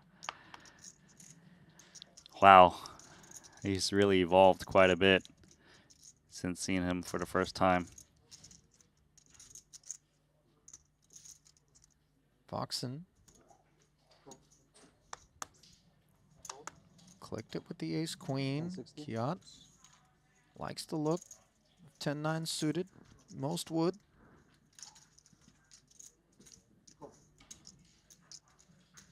Ramin, 8-6 offsuit. Tosses in the big blind as well. 3 ways. Advantage Alex Foxen. In the window, Oh. and another one behind it, but a couple of clubs here. Perhaps a fire starter on our hands.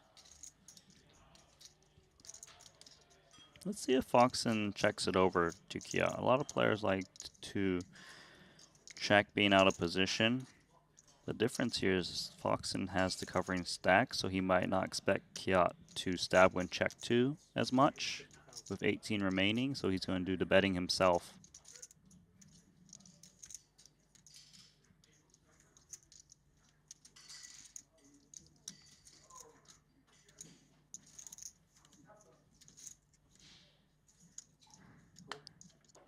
In comes the call for Kiat Lee.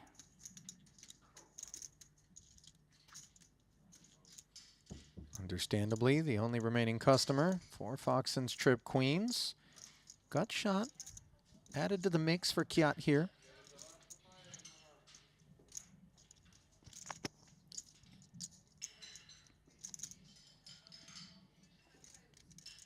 Foxen should still be doing the betting with his ace-queen.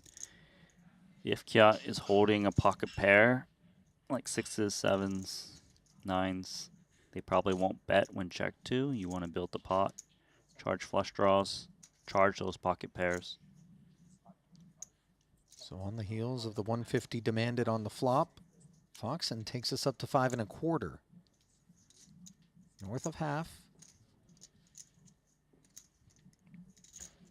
So you don't want to be chasing naked flush draws too often, but when you pick up the straight draw and you've got position, certainly durable enough to continue. Sometimes you call, and even when you don't improve, you might be able to bluff your way to victory.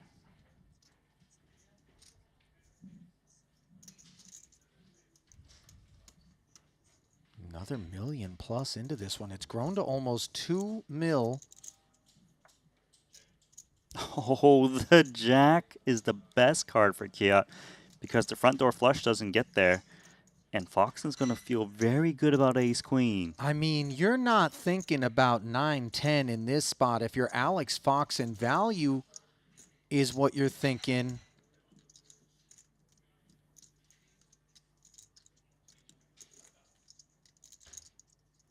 .3 effective, Randy. There's just no way Foxen doesn't double up Kiat Lee in the spot. He's got the nut kicker. The only thing we don't know is how we get there, I would imagine.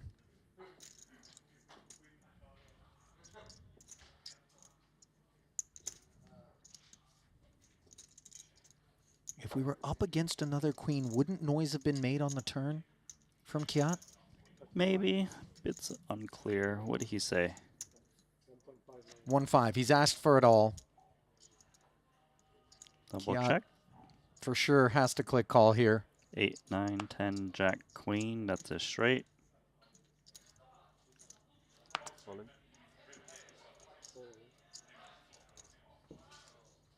Man.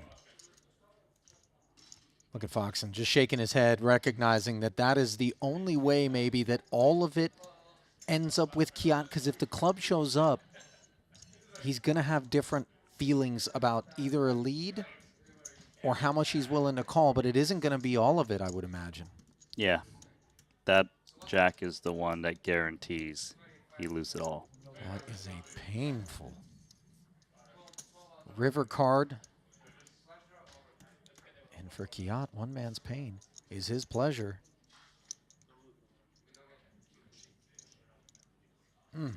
Remember, Kiat, not too long ago, was the shortest stack by far. Oh, he remembers. Why you think the double thumbs up is getting flashed to his rail? It's good. Never a good sign when you put a guy all in and he tries to raise. Had a couple. Suka means good. Suka means good. Did you hear Chidwick? I think Foxen liked that comment, Chidwick.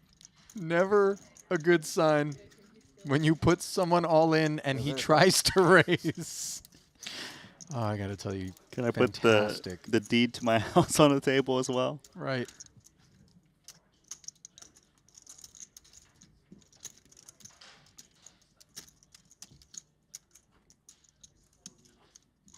What's Foxen left with in the aftermath here, Randy? Just 14 bigs. Ouch.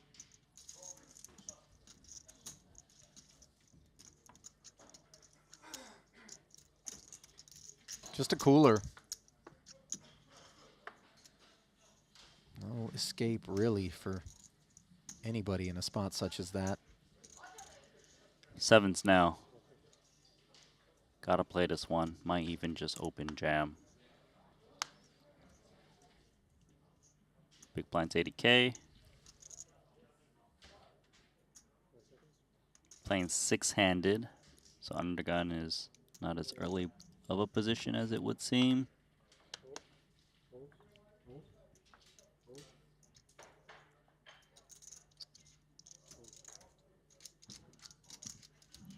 Well, who's going to be the guy that says lose one, win one?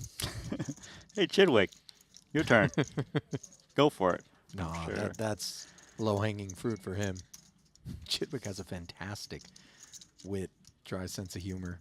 Do you ever get the opportunity to turn the volume up? Because he's not exactly blasting it from the rooftops, but very, very funny is Stevie. To bring levity to that moment, which obviously was a brutal one for Alex, requires some solid comedy.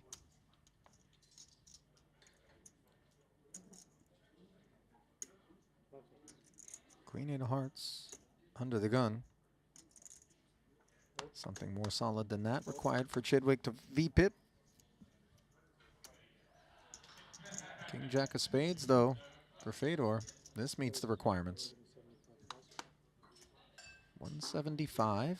Queen Jack suited now for Hajiev. He's been largely quiet, Randy. Obviously, he's not really wielded a stack at any point that would have allowed him to get a lot of post-flop poker going. So here he is. Has taken a stand. I do like this reshove on Fedor. Fedor's expected to raise very loosely from the cutoff. Now Fedor's in a tricky spot because King Jack suited. It performs all right against a 15 to 16 big blind jam. He's out, and what a great bit of fortune there as he downs the King Jack. Good for you. Fedor immediately recognizing. My hand has to play this way. And his fold was probably very good for Ramin, who says his hand had no other way to go.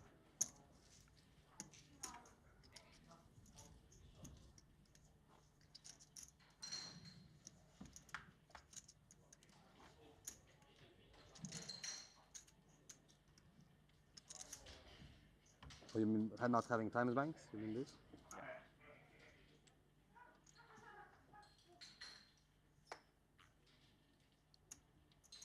Wait a minute, was Fedor referring to not having time banks? I hadn't clocked that if it's the case, but I don't see any from this angle. I think you're right. He probably doesn't have any. Because that would have been a spot where he probably needed more time.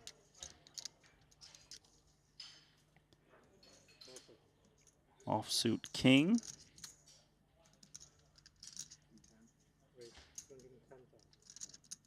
A little bit too deep to outright rip it. So he goes for open raise. With king 5 offsuit. Nice pickup. Was always outperforming the 4-5 off had he limped, but makes quicker work. Plus 2 bigs to that stack. You know, Foxen is still feeling it there. I mean, just so cruel to not have allowed Kiat to hit the club, and maybe Alex can find a way out of there. Still, though, he's been there. All right, just needs to grind that short stack up. I mean, I'm not betting against him. And you'd be ill-served if you did.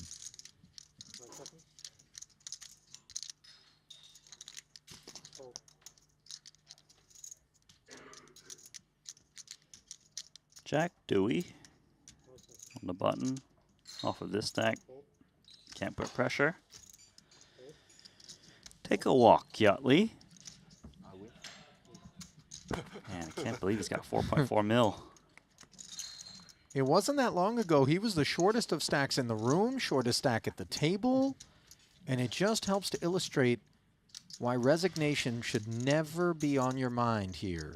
Obviously, for these guys, this is not a piece of advice that they need, but if we're honest with ourselves, and perhaps earlier on in our poker career, we can get very deflated and demoralized and maybe not continue to apply the level of care to situations.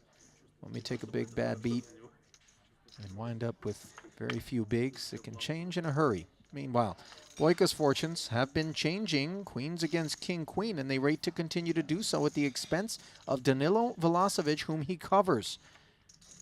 The Serbian finds the open ender on the turn. All of a sudden, we add 9s and aces to the kings he seeks. Can he make the find? Yes! Oh my. That run out. Max Payne for Boyka. You know, I almost think Alex is thinking to himself, I've already doubled 3 times. Now I finally got someone covered. Am I going to run this good? And the answer was no, as evidenced by the smile on Velosevic's face. To be fair, Boyka's still wearing one himself.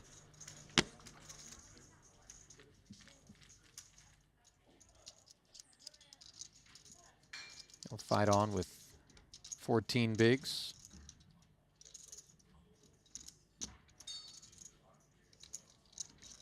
Fedor. He's been pressing on Kiat a little bit, this time with ace-8 offsuit. Reasonable hand. Limp call by Kiat Lee versus the 3.5x ISO. 650 in the middle. Nothing of interest on this king 6-5-2 club board.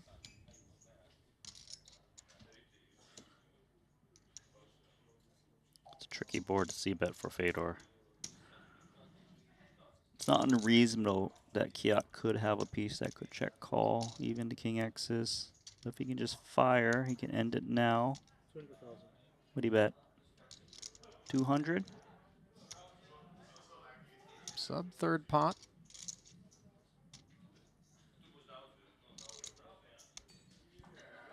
Looks like a winner to Fedor to me. Here we go. It's cruising. Yeah, he is. He's got the cruise control going on. I mean, we've seen this on many occasions. Once you start to give Fedor one of these breakaway stacks, and I say give as though he doesn't earn them. He earns them. But he just continues the upswing. You know, it isn't like he finds the ceiling and all of a sudden it comes crashing down. Now, certainly there have been times, you know, at some final tables where maybe a spot comes up and you think to yourself, no way Fedor would make this hero call or allow himself, you know, with ICM to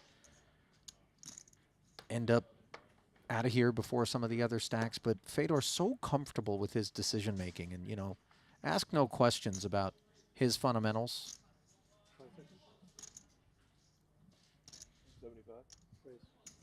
He is one of the greats, and he's still pretty young.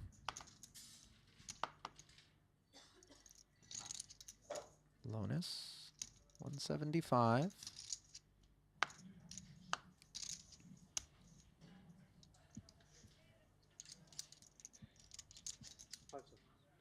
Not sure what's motivating him, but under the gun,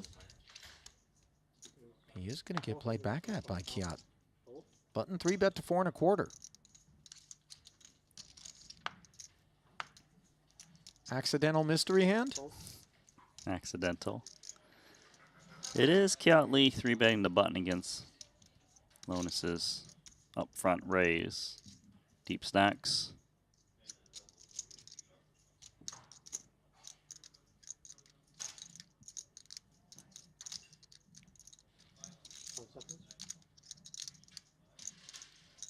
Waiting Jesse's response. He's done. Yeah. Stepping aside. Nice find there from Kiat. Does this green candle ever end? Well, listen, if I was shorting ticker symbol KL, I promise you it wouldn't. Wouldn't be good, would it? Oh, I've gotten in front of some freight trains, my boy. That's for sure. Jesse Lonis finding himself on the tracks on that occasion.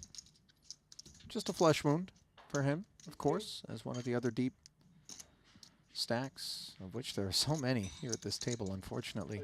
While Alex Foxen once upon a time was among those, he now sits 17 bigs, shortest of all stacks, behind Hajiev.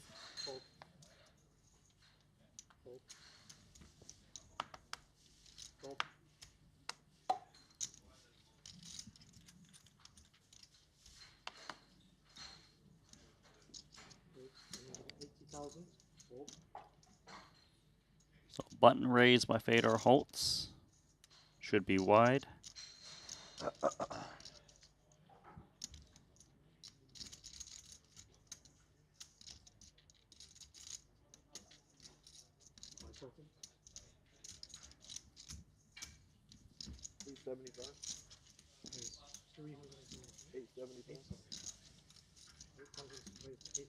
Jesse Lonis. Massive 3-bet out of the big blind. He's taking a page out of Kiat's book, but this page has a lot more writing on it. Obviously, 3-betting button ranges. Oh my God, that's that's a a whole different call. animal. See, this is what I'm talking about, though, Randy. Fedor's not afraid of being led down the hazardous streets here. Remember, Fedor has no time bank, so he called very quickly.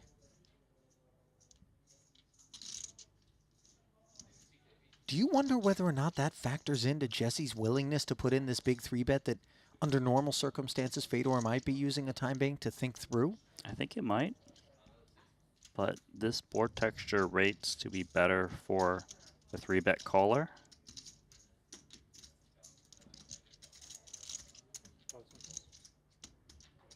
Like usually the best hand Lonis has here is over pairs. He's going to keep betting a board he's kind of expected to check.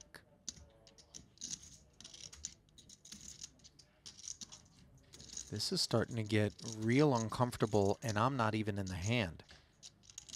Apologies for not having the hole cards right now, dealing with some RFID difficulties as I've been advised. But it does make it even more interesting because you're left here wondering what's going on. 180 open from the button, 3-bet to 875 from Lonis, called by Fedor, no time banks available. Then the follow-through on this texture of 650, which Fedor calls, and the front door flush has arrived with over 3.1 in the middle. Playing 2.3 effective is Lonis. That turn card seems like it would be better for Fedor. But hold on, pause that for a second. Someone's all in outside. That would have to be the case for us to step away in that moment from that collision. This one rates not to be as pleasant as the last one for Velasevich, although he took the worst of it, king-queen against 2 queens before. Kenny a cheat death again, ace-jack against ace-queen, not looking likely on the king-4 tray texture. And even less so after the 8 rolls off. Vasca Boynikau covering, reaching out, and hauling this one in. GG, Velocevic. Couldn't get the double death cheat parlay. So out of here goes Velocevic. May have a takeaway shawarma wrap there. Oh no, he's working a fork. That's Artur. Oh my goodness. That's a lot of food left. He's going to be here for a while. Listen, it's not like they're going to pull a player immediately into that slot. So if you just want to watch some poker and it's happening, finish dinner. Well, it looks like Jesse's hauling this one in. And this was the product of a jam for 2.3. Ace King of Clubs for Jesse Lonis. So he picked up the nut flush draw and decided to hoist his sails. Wow. I want to know what Fedor had. He showed it too. Jesse asked him. I'm not sure if Fedor provided a response.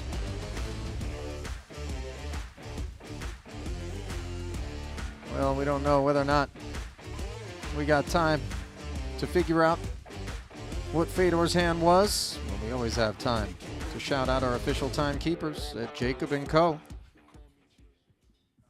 Check out everything they have on offer over at Jacob & Co., responsible for the Triton Epic X collab, which will be awarded to the winner of this event.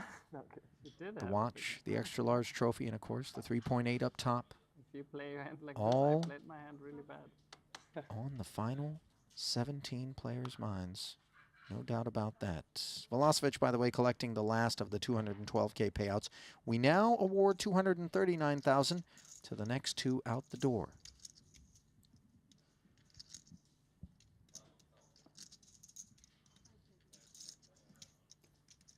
Well, Lonis is up to 5.4 million now. He's got more chips than Fedor Holtz.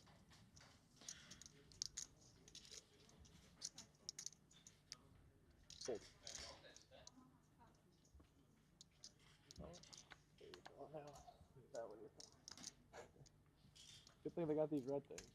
That exchange was kind of an equalizer at this table, Randy, simply given that Lonis now boss stacks 68 bigs. Fedor's second with 62 bigs, and then in third we have Kiatley in 56. Prior to that, it was kind of Fedor all alone up top. So let's see whether or not there's a shift. Suicide bluff against you last tournament, man. I thought I was gonna be out the door twice going by. This time was a value bluff.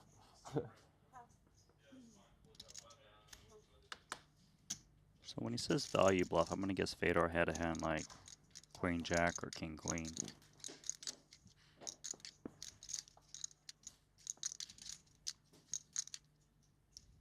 Never ace queen? 75. Given the 3-bet sizing pre? I meant Fedor. Yeah. Yeah, you mean called flop of ace queen? I don't know. Seems a little ambitious. Yeah. 10-9-6. And he also said I had a draw, I believe, earlier. So Oh, did he? Okay. I don't think ace queen's a draw. I don't know. I've played with some people that definitely made it look like one.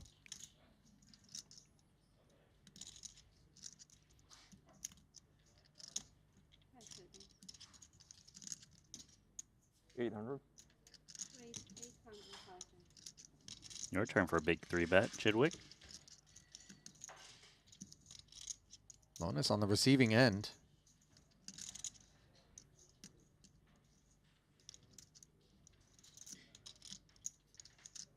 I made this mistake against you 2 years ago. I'm not gonna do it again.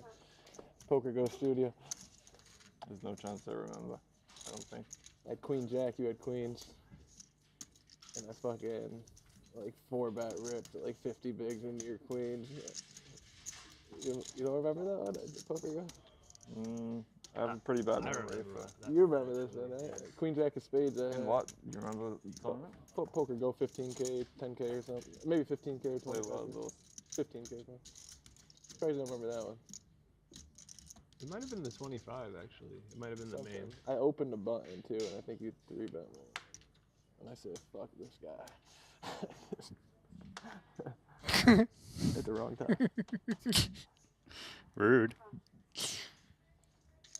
I don't think Chidwick's taking it personal. You play poker long enough, somebody's all over you all day.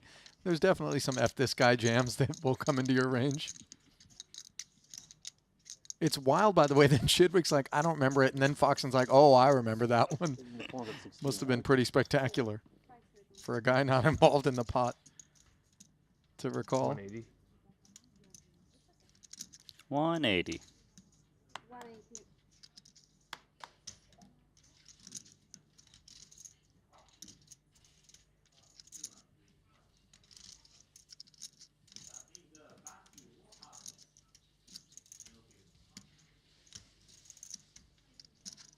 Looks like we are going to get a flop.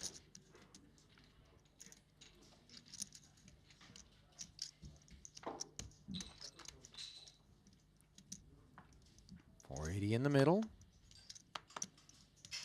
Monotone A7 tray. Not checking it.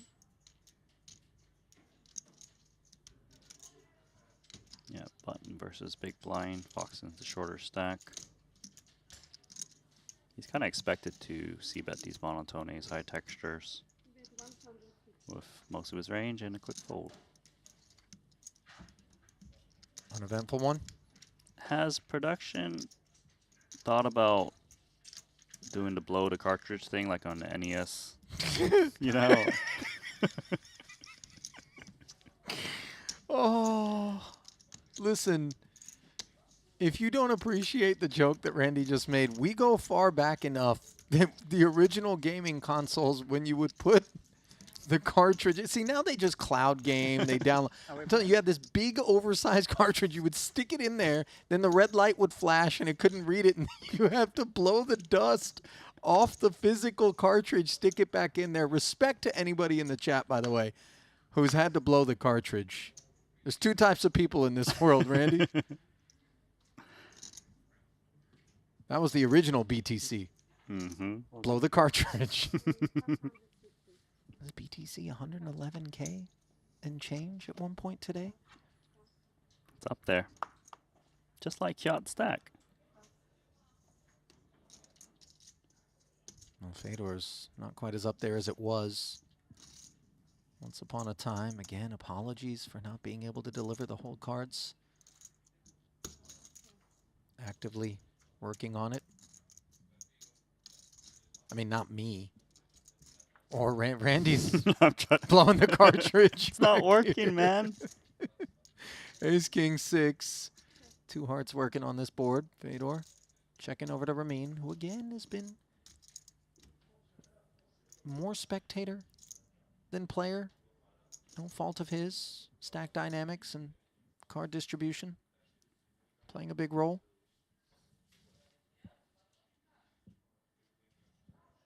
Okay, I was just going to say, it's one thing if we can't see the cards, guys, but if we can't see anything, then really. That was the unplug replug, I think. Yeah. All right. Did you ever buy one of those things when we got to like the CD-ROM type gaming consoles that would like fix, you know what I'm talking about, like Disc Doctor? It would like fix your game like by peeling the plastic part, like, is that a thing? Off of it. That was a thing. You never did that? No, I don't know about that. I had to do that one time. I mean, they were kind of janky, you know, but so it did really work. rescue a couple games. It was like a ShamWow commercial or something. Bro, do you remember the ShamWow?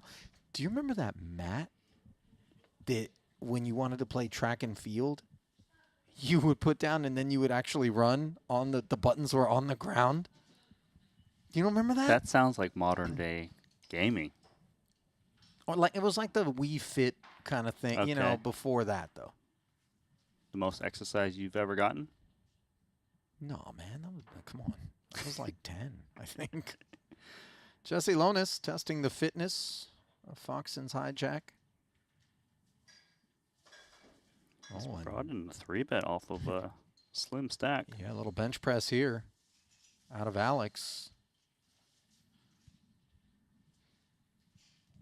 Let's see how Jesse reacts. 165 to start.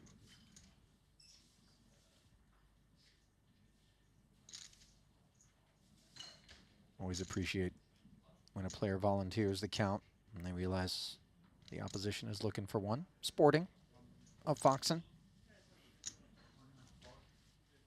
Well, ST's in there. What's cooking? Queen 9 for him, all in for what looks like $1 million and change. Martirosian with ace of diamonds. What's the other one there? The face up, 7 of hearts, I believe. Yep. Here it comes, queen in the window, but there's an ace behind it. Artur covering ST in more ways than one.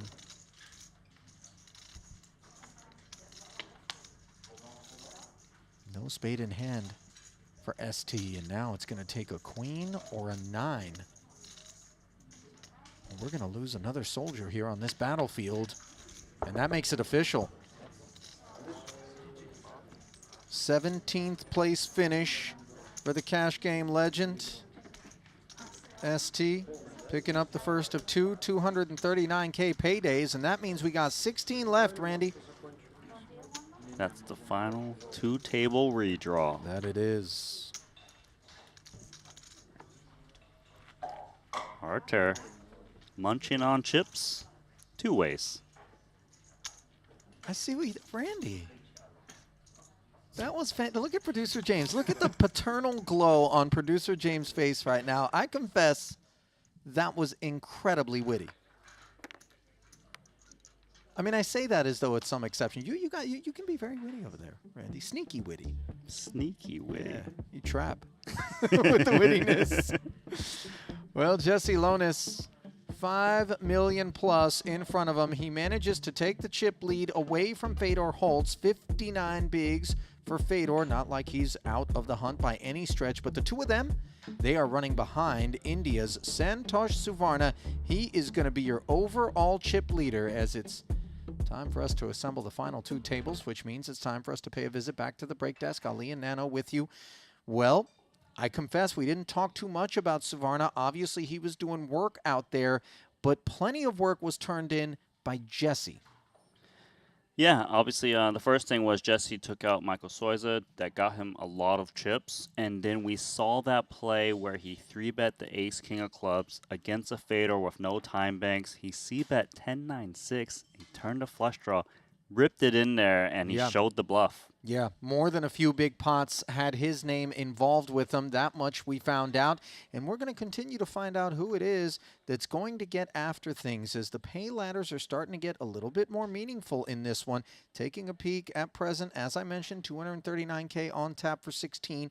And then we're looking at a 27K pop when you get up into the final 15. And as you scroll all the way up, you find what's on everyone's mind. 3.8 million plus. The Jacob & Co. watch. And, of course, what else? The double XL Triton trophy. Something everybody is looking to add to their case.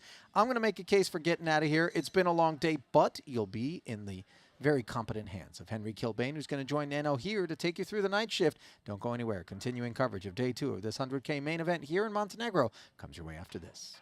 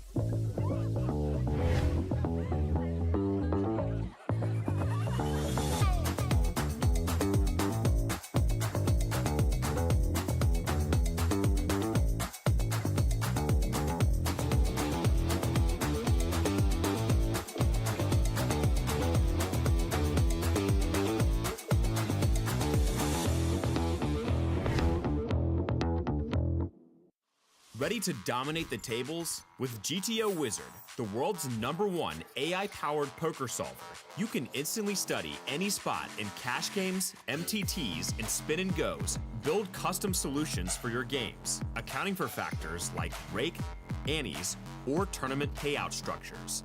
Time. Plus, you can upload and analyze your hand histories with just one click.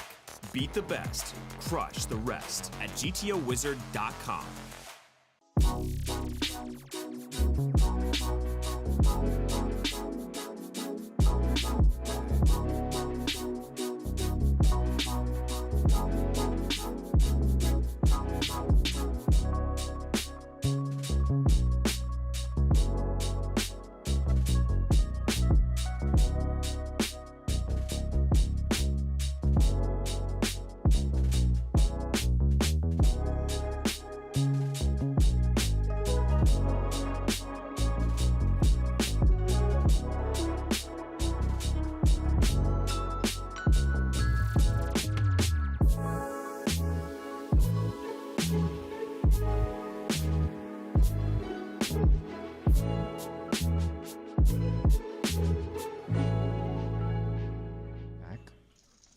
From Patrick, ace of spades, bringing the backdoor flush draw, front door hearts out there as well.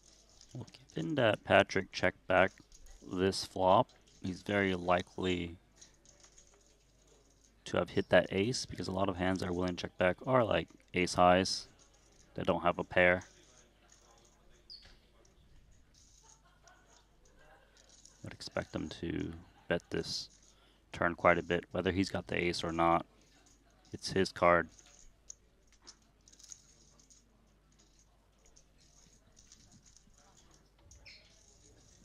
How much? It looked about north of 200, maybe 225 or 250. Waiting on the official details.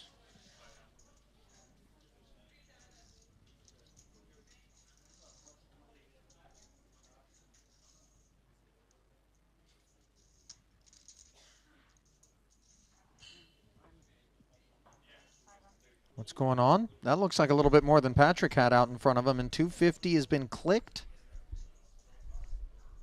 Yeah, he pushed out a stack of whites. I'd hate to be that toothpick right about now. Might snap it. Listen, we don't know what Patrick's got. Maybe he's into this, but the story he's telling is the pre-flop raiser is ace X. And the story that Santos is telling is that he can beat ace X. But chips are going in. Yeah, I think all in the declaration. Suvarna here for it. Patrick shows an ace with a king. What has Suvarna turned up? Ace 5 of hearts. Wow, gutter in the flush draw. Huge river coming Oh, and it's the a heart. flush. Suvarna making the nuts. Well, Patrick got it in with the best hand, Randy, and they played a big one there. Patrick made the right read. That top pair, top kicker was good, but Santos found a heart, and he's stacking Patrick chips. I'll tell you what, there's quite a few aces maybe better than ace 5 that would have had some concerns. Although, you know, Suvarna's raise sizing to 500, you know, he didn't just jam and ask for it all. So right there with 5 bigs fewer than Foxen, 3 fewer than Chidwick. Fedor, by the way, forgive me the big stack, 71 bigs in front of him. But that tight cluster. Meanwhile, the aforementioned Fedor is going to be our mystery man here, as it's mystery hand time, brought to you by WPT Global. Sean Winter, no mystery what he's going to be doing with a 100K raise in front of him. Under the gun. 315. Versus under the gun +1. Up we go. Third floor, 315.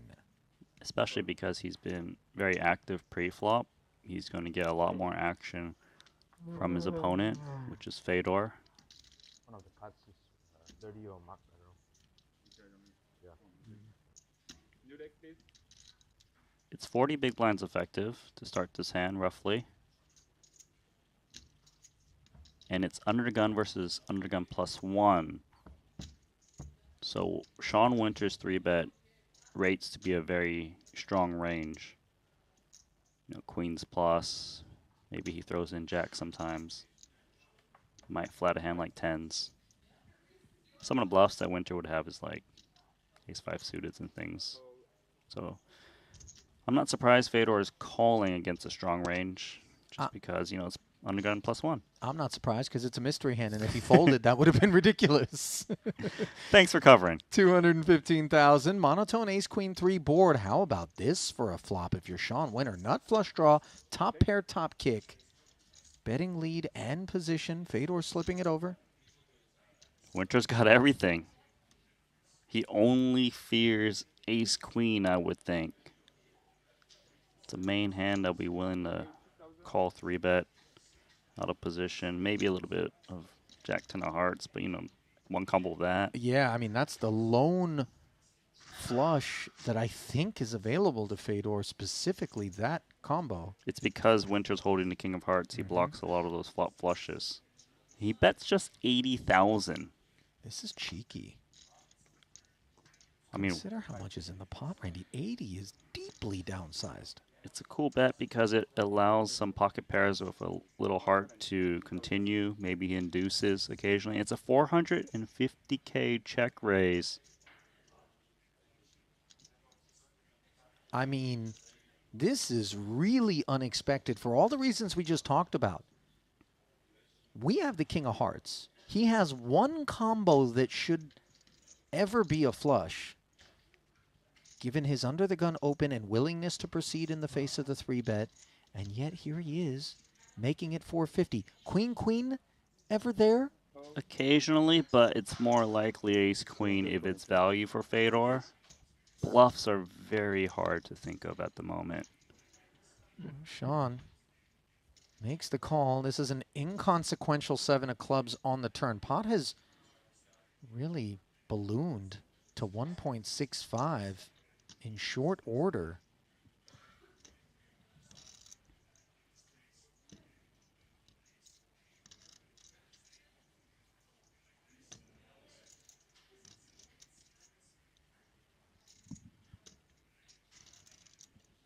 There's 1.1 million back, 1.65 in the middle.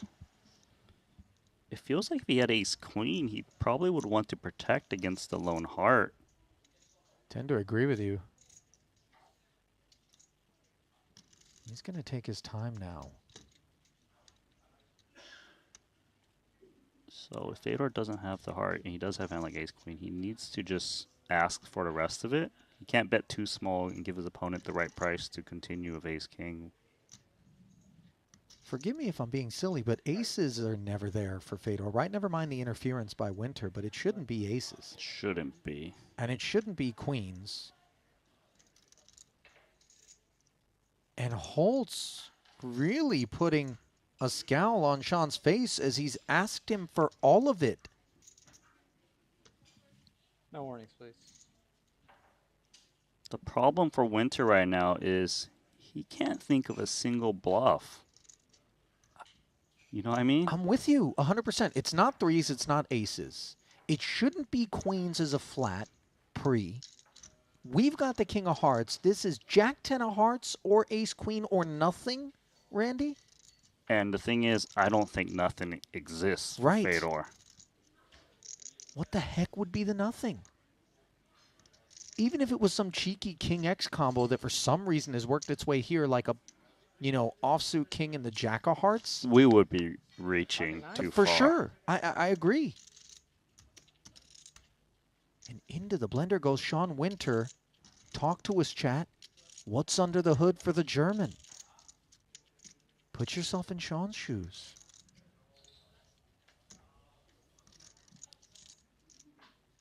Man, if Sean Winter didn't have the king of hearts, if he just had an ace-king, I think he's out of here.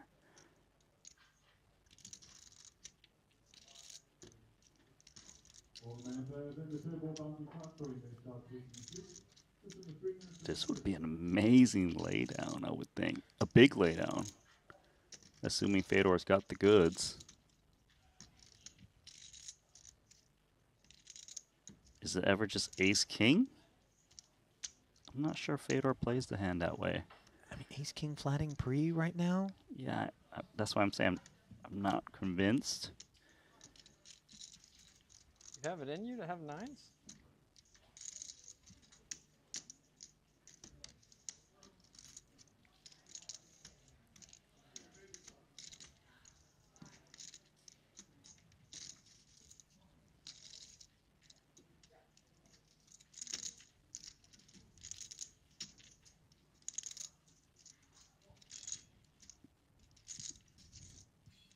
You calling with the ace, king, king of hearts here, Randy?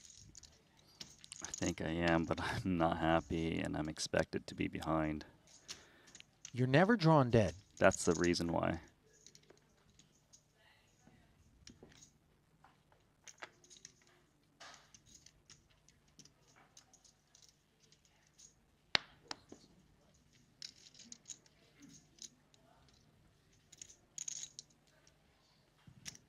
Calling. All right. Let's see. Ace queen. Oh, as suspected by Winter. Fedor confirming that the dominated ace preflop has turned into top two, and it's got max value.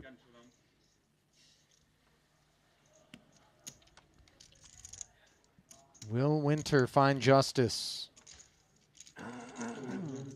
Gonna take a king or a heart in an almost 4 million chip pot for Sean to stay alive here in the main.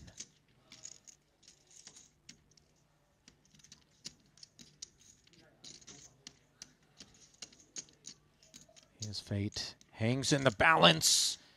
He cannot find the necessary heart or king, which means he also cannot find any more than a 23rd place finish. Oh, he sat back down. I think you're done, Winter. I don't think the rebuy period is open. There, you felt like Hagiev was going to sneak through. Instead, Holtz grows stronger at the top of the leaderboard. Stronger than ace-10 is ace-king. Jules Dickerson in a way here. Vaska started this mess, raising to 120K at the 30-60 level. 400 was the third scoop from Dickerson's ace-10, and of course ST waking up with the medicine. To the flop we go, 6-6 ace. 10s are clean winners, 6s for the chop. Ace does the trick as well.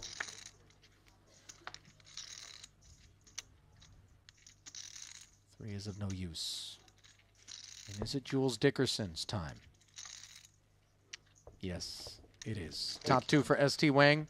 Jules did find a couple of ladders, Randy, but ultimately he's going to be bowing out. Part of the top 2 dozen. Was a lot of fun to watch throughout today. Oh, for sure. He was very chatty, very splashy. Does make a little cash here. Should still be happy with his performance. Love Jules on a feature. What? He's going to haul in one of those 194K checks.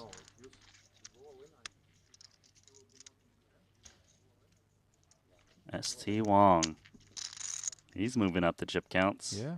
Cash game. Legend. Jules, by the way, already with a third place finish in that 50K 8 max for 751,000. Plus 11th in the WPT Global Slam. So this one rating to be a profitable stop for him. This was just his 6th appearance, so batting 500. Meanwhile, Soiza in a mystery hand spot was the razor pre to 120. Lonis, unclear what had him flatting from the small, but here he is out of position, checking the ace-jack 3 board where Soiza's got himself the club draw and the gutter. Look, I'm taking Queen 10 of clubs over any mystery hand in this spot. This is a monster for him. He's going to press. 275,000 is no small bet, Ollie. Yeah, Jesse knows it too.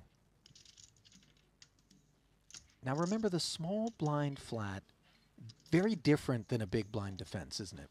Correct. It's very narrow. They're getting a worse price to continue. It tends to be hands that aren't strong enough to 3-bet when they're a bit deeper, which they are, about 40 some odd big blinds. So Lonis could have hands like ace-jack, ace-10, maybe even ace-queen. Broadways like king-queens, things like this. And medium pockets that aren't good enough to 3-bet get it in. So 9s and lower. Maybe 10s. But the thing is, against a big sizing, and assuming Lonis continues, we can throw all those pocket pairs away now. besides, of course, a set of threes. And he's gone for a huge check raise. What do we have here? 725,000. Now, this is awkward because in terms of range, Soiza under the gun +1 is going to have plenty of stuff that interacts mightily with this particular ace-jack portion of this board. And yet the flat caller from the small is willing to inflate here and now. We've got the clubs. Maybe some ace-x of clubs? Ace-x of clubs shouldn't be check raising the flop, I would think. 725, right? It's just too strong, and you want to let your opponent potentially catch up when you make the flush. What do you like then in terms of hands You that might Lonis has? Board pairing ace of clubs now. Soiza makes the flush, but obviously the ace-jacks of the world are an issue. Jack-jack as well, although I'm not sure Lonis would flat from the small versus under the gun +1 with that one, Randy. More likely ace-jack than jacks.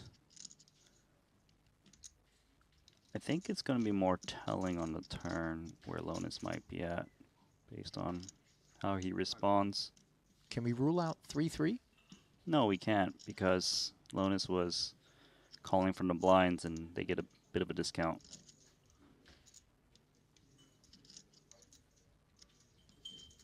And 3-3 likes to play the check raise on that board because you unblock the ace-x, jack-x stuff that could be a part of Soiza's range and would be continuing. Okay, so he's pushing out a smallish bet. How much is that roughly? 475? Okay, now this all of a sudden is starting to feel very milky from Soiza's seat.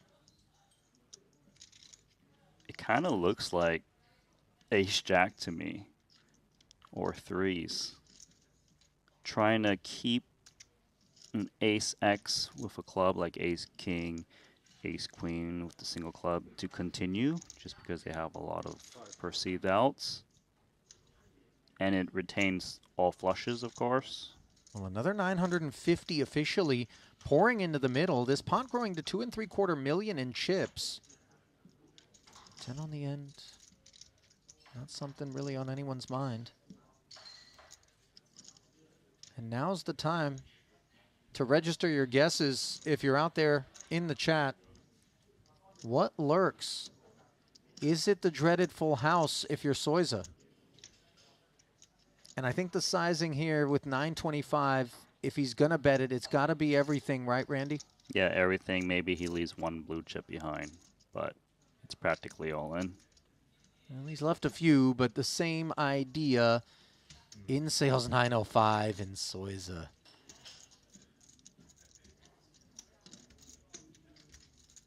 Welcome to the Terror Dome. I think Lonis has got the full house. I tend to agree with you. I'm having a lot of trouble thinking of some bluffs. You gotta remember, Soiza bet 275 on the flop. That's 3/4 pot plus. So Lonis probably isn't check raise bluffing against that too often. And if he did, he's probably not following through on turn and river when the ace of clubs comes in, which vastly improves Soiza's range.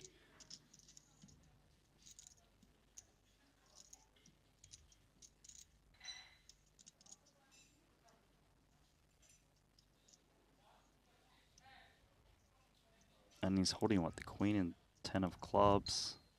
Lonis shouldn't be check raising small flushes and going for value. 1312 in the YouTube chat wrote King Queen of Clubs, missteal. Oh, well done, sir.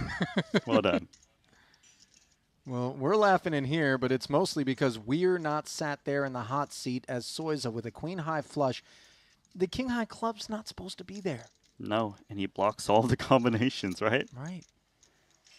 What, king nine of clubs? Even then, he loses that to that anyways. All right, so what are you going with, the ace-jack or the pocket threes here, Randy? Ace-jack. I like your side. And I also think Soiza's going to fold. Man. Even for this price. 4-1. I know, the price is sick, but I think he's going to fold. There's another glimpse at how we got here. I think he should fold. Is there any aspect of Soiza's decision making that's the lowness effect here? Of course. I think if there's someone capable of bluffing here, it could be Lonis. Call. He calls. All right. What you got, Lonis? It's the goods. Ace Jack as advertised. And that is a decimating blow to Michael Soiza's stack, Randy. At one point, overall chip leader now sitting with just 850,000. Yeah, I don't want to be too critical of Soiza, but I can't name a hand that Lonis would bluff in this spot as played, especially when he's holding those key cards.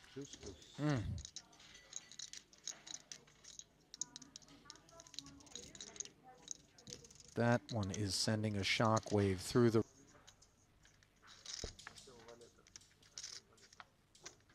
Oh, ooh. This is why we say for the time being is all of a sudden the 6-outer becomes far more robust. Keep your seat, sir. Backdoor flush for Paulie P. ST taking one on the chin there. It's all right, 1.7. Plenty of kit to work with moving forward. Is the sun out? Because those 8s just melted. Let's see what you did there, Randy. 8s are snowmen. Yes, Randy, thank you for connecting those dots for me.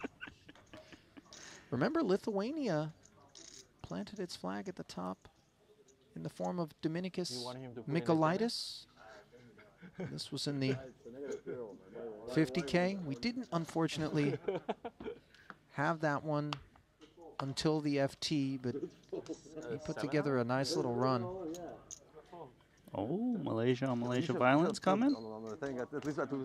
Queen 10, the party starter from Chidwick. Soiza jamming the King Jack of spades, and you see the all-in.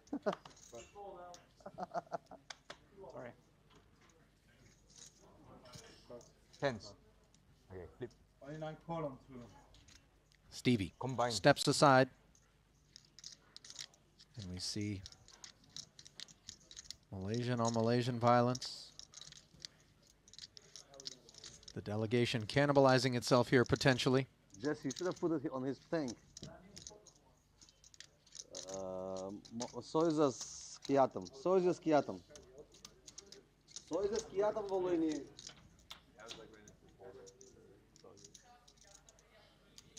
Ace Jack 10. Soiza nodding his head. Gutter, backdoor spades, middle pair. Ace Queen still in front after the 3 of hearts turn. And will the one-time chip leader in this one keep his seat? No, he won't. See you in the next one. That's painful. I mean, Soiza has such a great attitude, Randy, but even he is far too human not to recognize the sheer disappointment.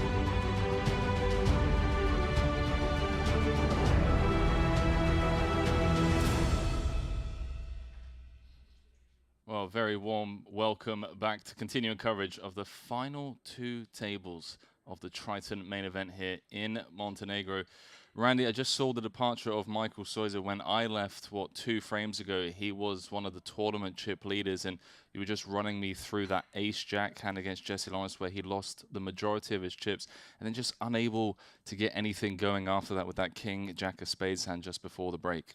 Yeah, just a big downward spiral for Michael Soiza, but Lonis, on the other hand, he's second on the overall leaderboard, and he did show down an ace-king against Fedor Holtz where he just bluffed it off. I mean, he didn't bluff it off. He tried to bluff it off, but he did have a semi-bluff. Have a look at this. I mean, this is quite literally the who's who of the poker world. We've got Santosh Savana, Fedor Holtz, Artur Martirosyan, who is currently ranked #1 on the Ivan Liao Player of the Year leaderboard. Christoph Volksang, Stephen Chidwick making a run here. Bottom of the chip counts, you see Foxen, Ramin, Espen Jorstad. Webster, I mean, really impressive final two tables here, Randy. It's the biggest names out there. We have a lot to stack to play for.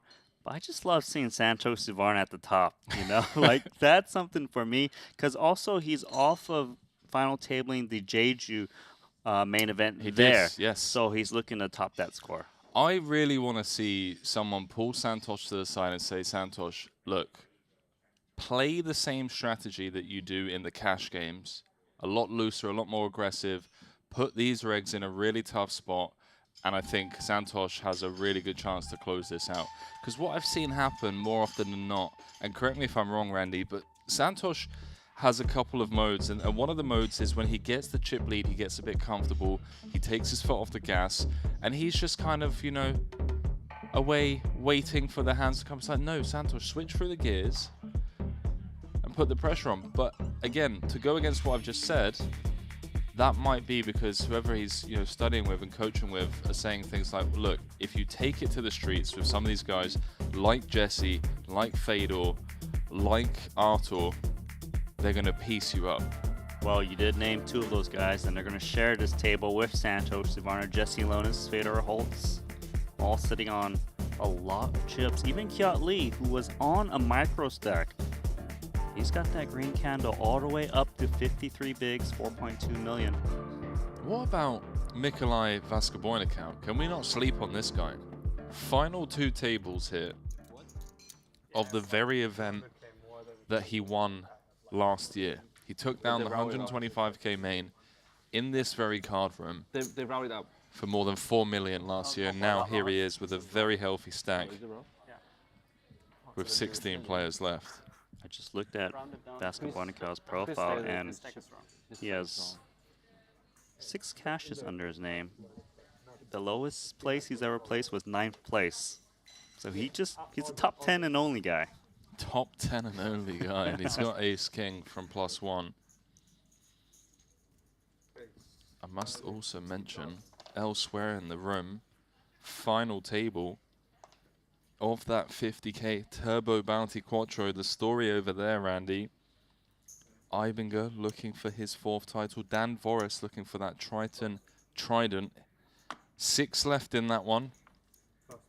Wong Ye, currently chip leader, will keep you updated on how things proceed over there. But for now, our attention here. Vogelsang in a spot of bother pre-flop.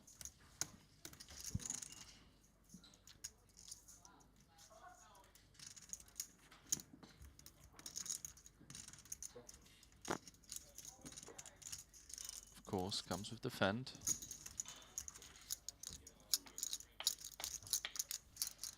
Here we go. First hand since returning. 876 Rainbow. How do we feel about this board in general, Randy, from the big blind? Is this something that Vogel could potentially just start betting on? Certainly. He's more likely to do it maybe if the board numbers are a little bit lower, like a 654. Whereas +1 could still have some interaction with straight draws on 876. And also helps to have the covering stack. Mikolai won't feel as much pressure while holding 3.5 million back. Story checks out. Man, I just looking around at the tables. I really don't know which table I'd rather be on. Got this table. WSOP main event champion Espinolstad, Jesse Lonis, Vaskaboynikau, Vogelsang, Holtz. Got Matt Belcher, another deep run here for the young Brit.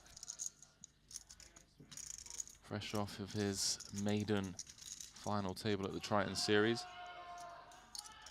Bit of a nothing burger developing here as Mikolai's going to come for some protection, plus some value. Get a little bit of clearance.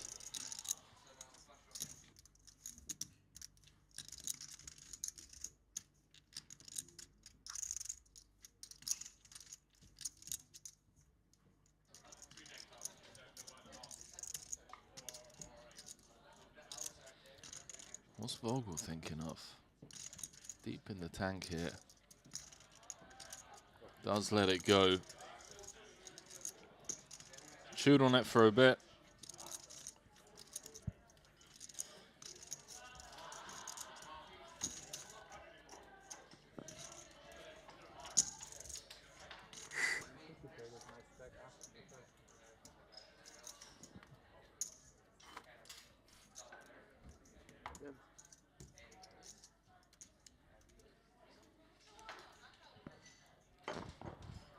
Man, Ibinger could become a full-time champion tonight. That would be pretty incredible.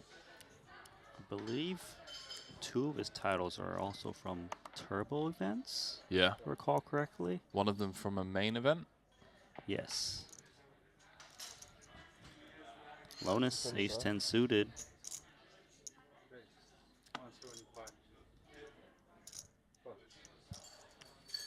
Randy, if Lonus goes on to win this main, I'm going to sell all of my stuff in Thailand. Have you seen Fight Club? Yes, I have. The movie. You know when the first recruit comes to the house and they make him wait outside the house with like a duffel bag for days before they let him in? That's going to be me outside Jesse's house. I'm like, Captain, oh Captain, let me in. I'll come and live under the stairs, get in the lab. What if he never lets you in? Well, the idea is that I just, you know, stay there long enough where Jess is like, okay, this guy... He's forced to let you in. This guy is, you know, he's here to stay. Okay. I want to learn the way of the gorilla, not the Jedi.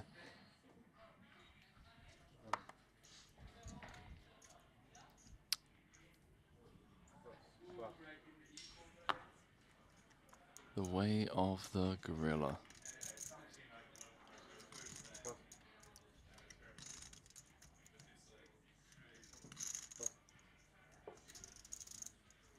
Vogelsang looks more like a Jedi. His get up. Bump it up on the button.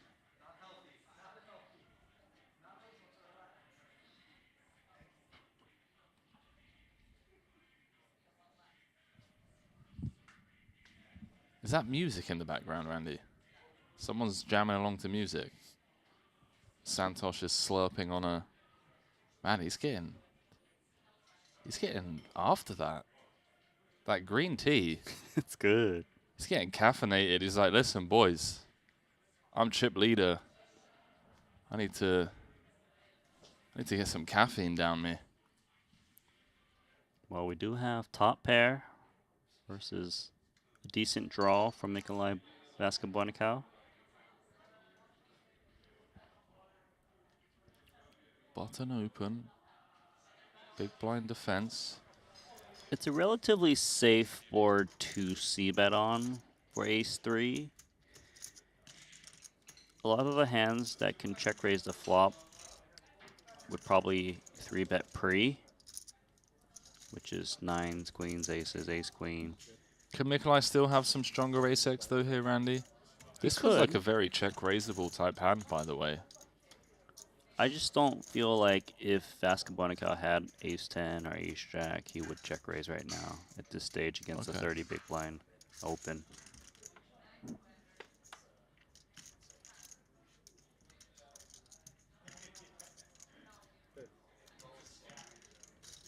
Eight of diamonds, turn card.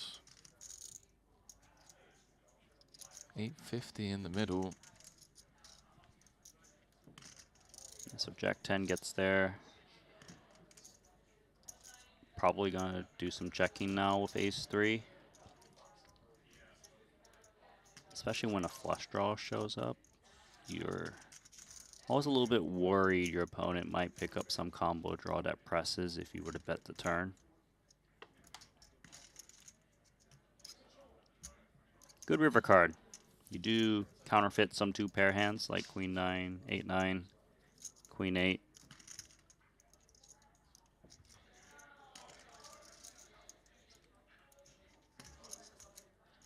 So Vogelsang with the pot control on the turn. Now rivered the check mark. And it's going to pursue value here. Question is, what size would he use, Randy, to kind of target, you know, queen, maybe a strong 9? He'd probably go quite small. Mm. You know, like the quarter pot to 1/3 territory. I like it. I can see it. Kind of also want to give that illusion that maybe you're going thin value, or I don't know. I think it's good to go small, but he going big-ish. Right, 5 into 850. Yeah, 5 into 850. Maybe felt like it looks more bluffy. Right. That wide, or perceived wide range on the button.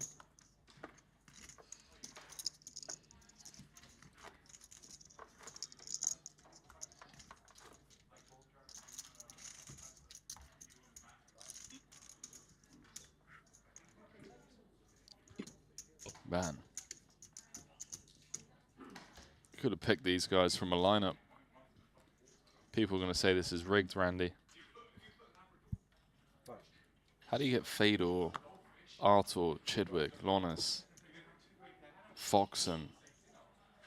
Like, what's going on? And with a lot of chips. Belcher? 160,000. Player you're familiar with? With the mystery hand. Who's the opponent? Not Santosh.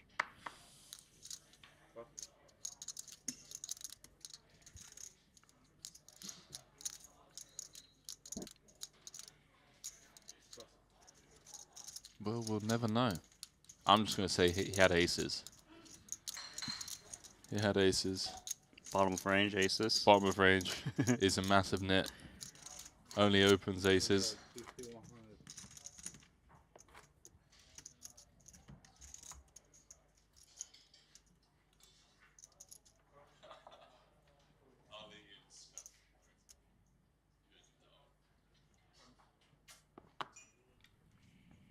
Blinds going up 50, 100. You know who's feeling the pinch. Murley, Manakaran on 7 bigs, Alex Boyker on 8, Webster Lim on 10.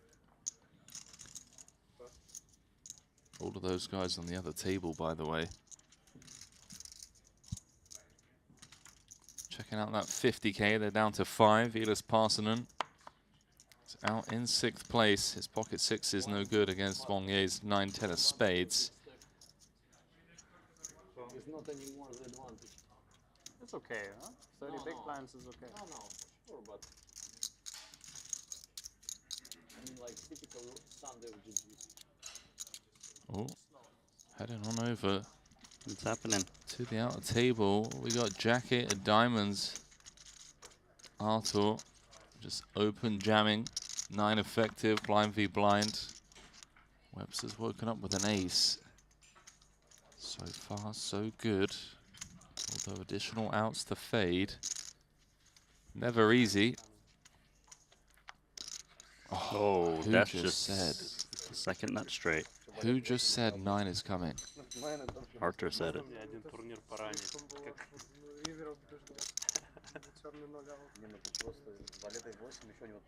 I think it was Boyka. Boyka just like, the way you've been running, mate. I know the 9 is coming.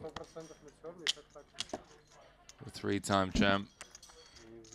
Webster out in 16th. He's going to collect $239,000 for his efforts. That means everyone's now earned themselves an additional $27,000, all guaranteed $266,000.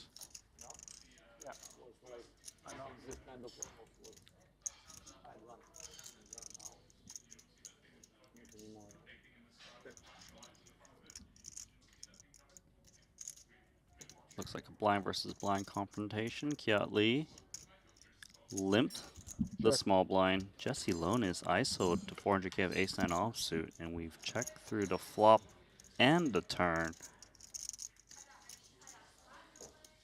Kiat with a pair of 10s and 7s.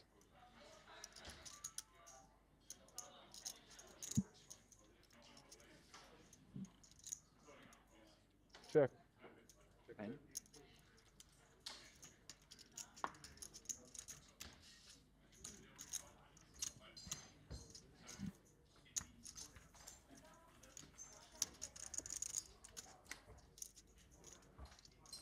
Yeah, closing the gap.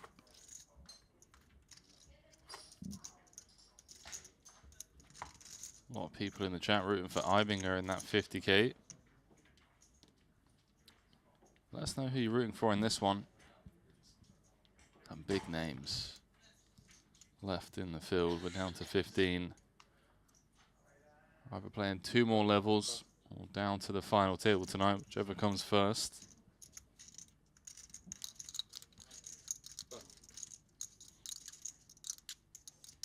Is Joe Bananas still in, Randy? Who? Joe Bananas. Nylon's asking. Yeah, but who's Joe Bananas? I don't know. I was hoping you could tell me. No, then? I don't think so. Not the worst blackjack hand here. Can we double down? Out of position in the small blind against Espen. 275. Hang on, Randy. You guys in sync? This is Guerrilla Styles, okay? Yeah, the problem is Espen's got King Jack offsuit, and he should be reshoving here. Big blind versus small blind. Given Lonus has got the big stack and that reputation.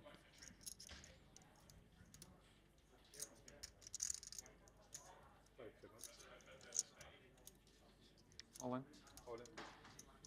Got a live read on this guy. Did you see it? You pick up on it? I knew he was jamming. Oh, I thought you meant you had a live read on Lonus. It had nothing to do with the fact that I could see his King Jack.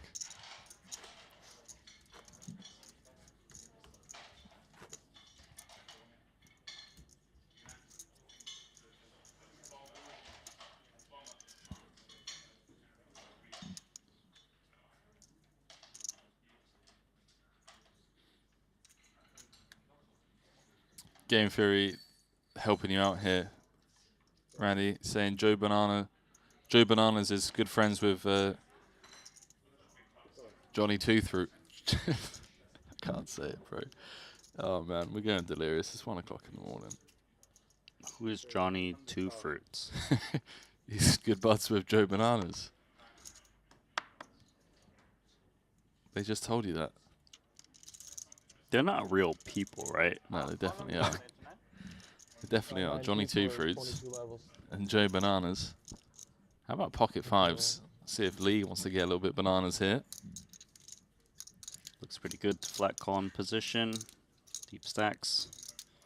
You have the covering stack, so you're going to get more opportunities to see cheap turns and rivers.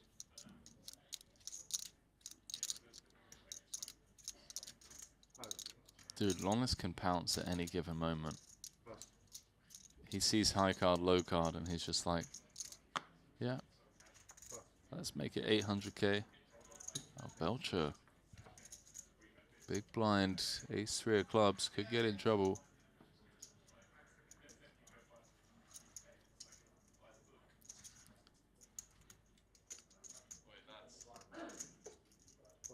So he goes with call.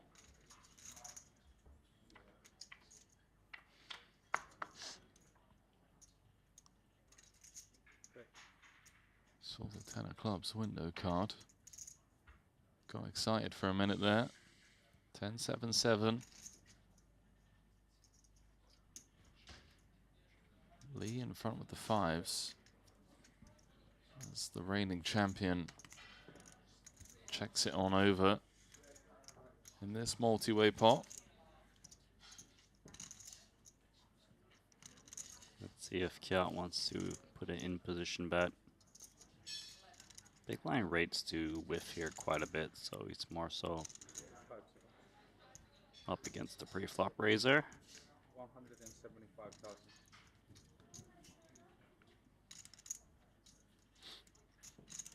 Belcher 13 bigs, ace high, and Vascavornicau behind, left to act. Likely to find the muck.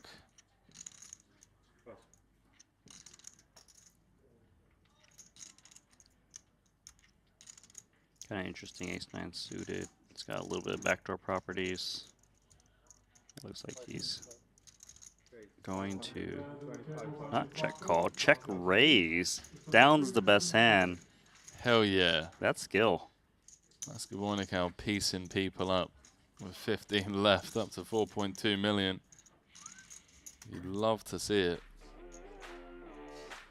So updates from the outer table.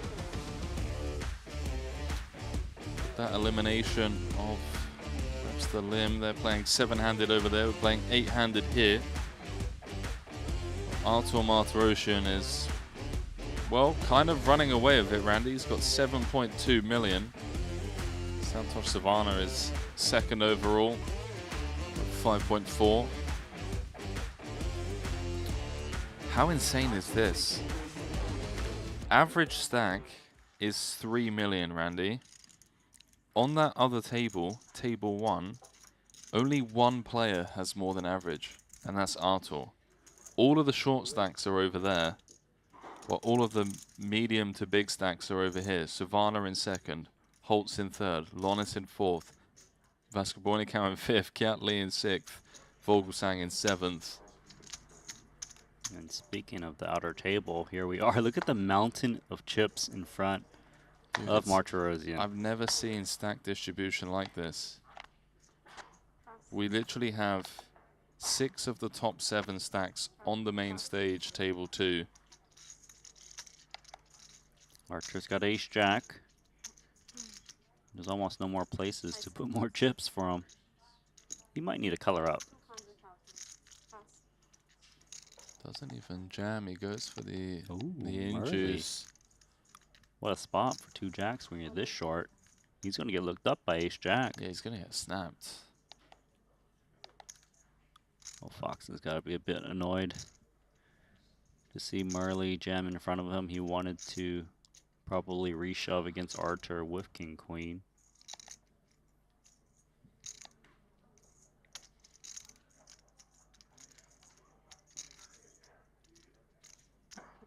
Well, perhaps fortunate timing for Foxen as he does let it go. He would have been getting snapped off and would have been in bad shape against Artur's ace-jack. As it stands, Murley, part of the Malaysian contingent, has nearly 70% equity. Although Ramin, again, saying that Artur's going to get there somehow. I think Murley wants to see that happen. Yeah, Hajiev is just fearful of the run that Artur's on. 7-5-3. Clean for the jacks. Just needs to fade a Barry. No ace, any doubles. Gets the clean run out. There we go, 1.3 million for Murley.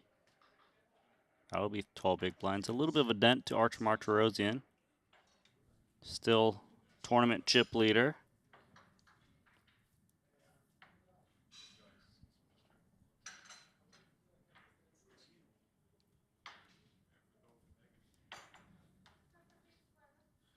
So Murley with that double up. Goes from 15th to 14th, overtaking Alex Boyka.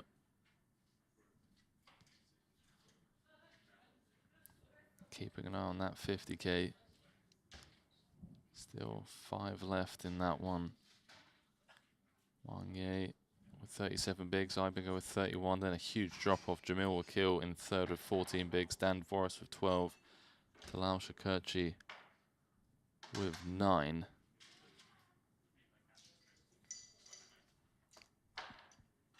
$225 for Vogelsang.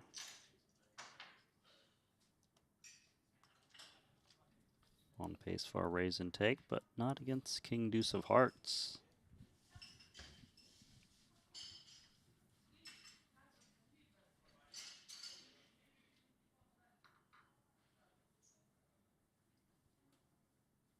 Makes the call, brings the pot to 600,000.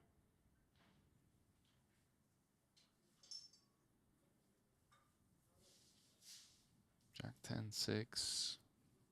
That's all Christoph if he can just find the c-bet here. under the gun range.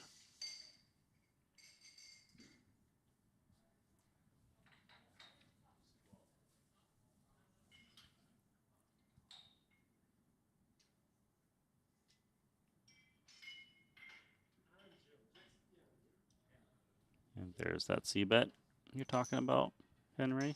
150, quarter pot. Wins it.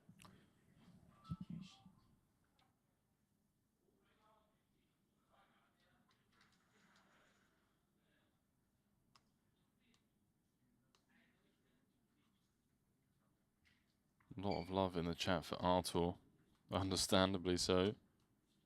Start saying easy Santosh victory. We'll find out tomorrow. We'll be playing down to a winner step ascend Belcher for the win.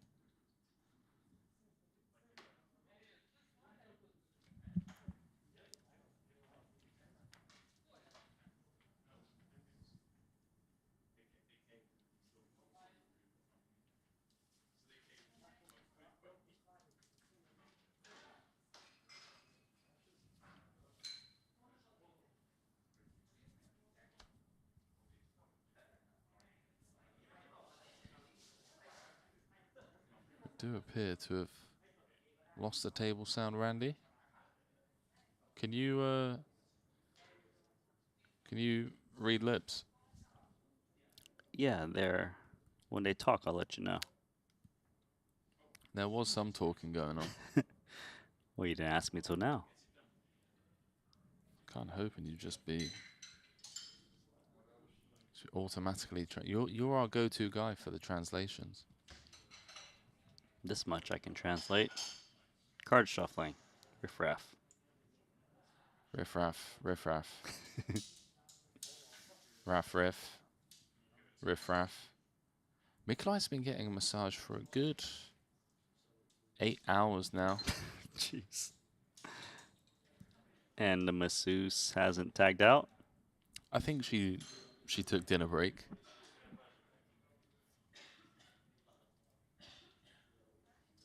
Do you think she took dinner break?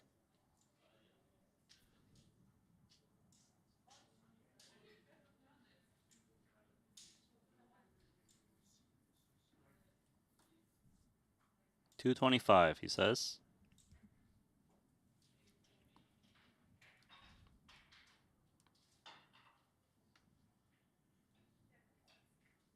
Fader on ace-5 offsuit. Don't really think he can do anything against Jesse's current stack depth. Has to respect the position he's opening from as well. Also worth mentioning that Jesse's opening into Santosh, but look at this. He doesn't have to do anything. He's Fedor Holtz. One of the greatest to have ever played the game. Finding the 3-bet to 750,000. Just slapping the wrist of this man right here who's been on one hell of a heater. Jesse Lones. A couple of final tables this series, including a win. He's had 3 final tables. He came 4th in the 50K the other night as well. Man, doesn't it feel like Jesse really wants to put in a 4-bet? It's not going to, which is great news for Fedor Holtz.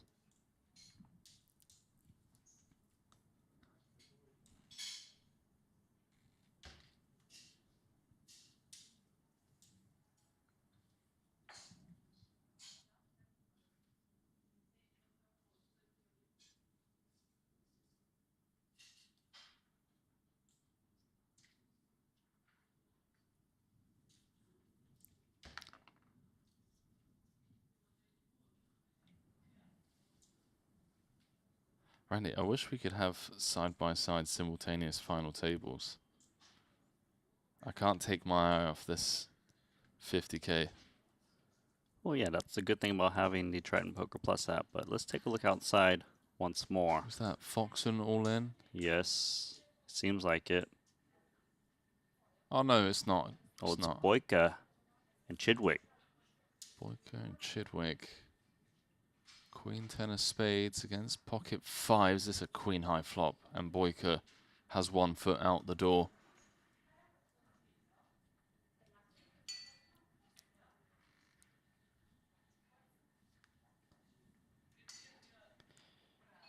Chidwick still ahead.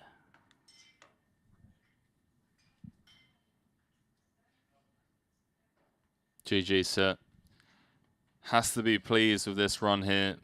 Was down to like sub-7 bigs with 40 left, so way before the money. Managed to just keep doubling up and surviving. Poised, a real threat at one point. Losing a flip to none other than Stephen Chidwick. GG, sir. Boyka picking up another cash. Cash the 200K Invitational. I mean, cash in the big ones, Randy. That's a good strategy. That's important. One to cash in. See bet take for Fedor Holtz.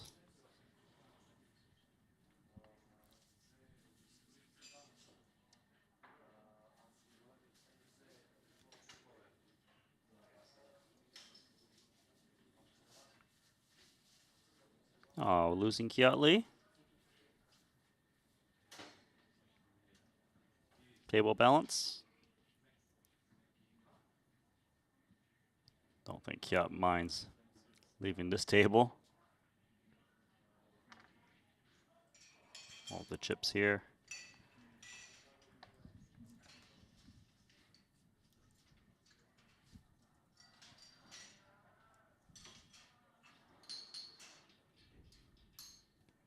Well, if you're going to get moved to that table, you don't mind having position on Artur Martirosyan, who is the chip leader.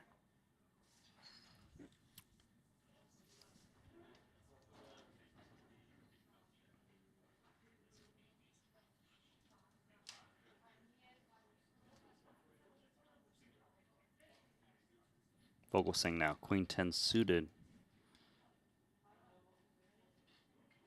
Cut off open. Santos gonna fold his suited queen.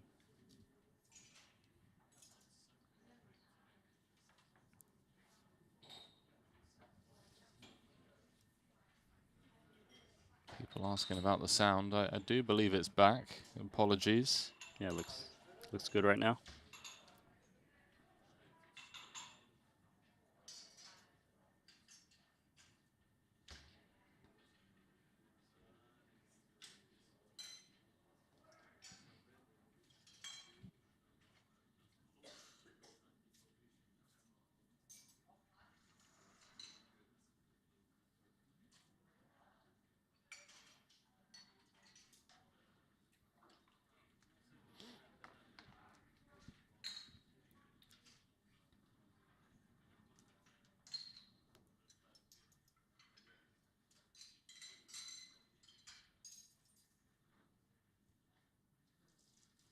Espen and Belcher talking about the possibilities for poker to be introduced in Thailand. Would love to see it. Would be great if we didn't have to travel. Play some cards in Bangkok or Phuket. Maybe Pattaya. Randy, we get you over there? To Thailand? Yeah, we get you wakeboarding, mate. How about 7 deuce raise from Jesse Lonis? Last time he had, what, like 8-3 offsuit? Exact same spot into Espen's big blind. Espen had king jack offsuit. Now this time 9-6 offsuit. So it's the worst hand in poker against Big Lick. Worst hand one.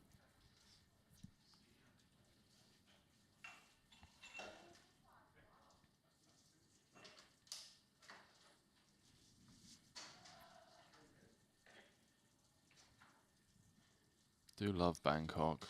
Do love Thailand. I mean, given that you're parked there, that would make sense. Yeah, been out there for about 4 years. Shout out WPT, they're going to be there in August. I won't be able to join, unfortunately. Would love to, but got other plans. Vogel's got plans with this ace king.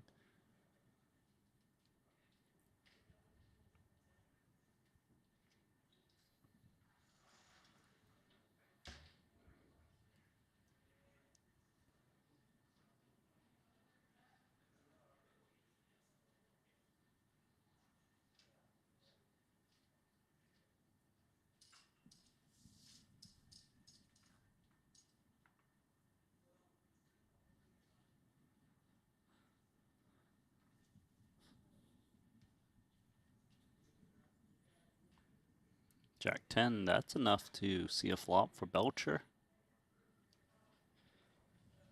Mandatory, is it, Randy? I would say mandatory, especially off of his stack. It's so tight down there at the bottom, though. It does come with call.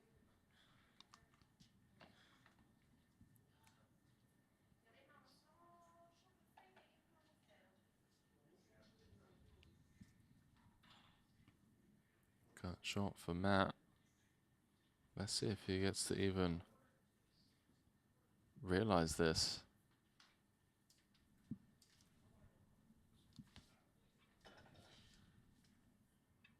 Vogel might just jam this, you know. 2 overs.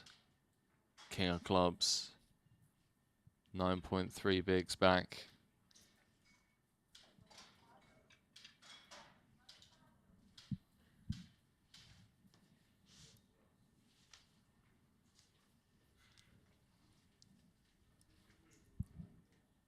Declines. Checks through. Wasn't me. Who was it? What do you mean it wasn't you? It wasn't me, guys. Randy, the amount of food I seen you eat today is mildly disturbing. Where do you put it all? If Belcher had a club, he's much more likely to stab. Don't deflect. I saw you have 3 full plates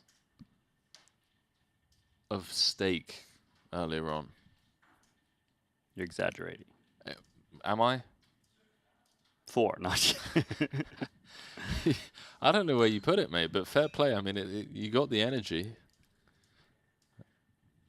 So, Christoph decided not to c-bet. Guess he just takes the free card as played.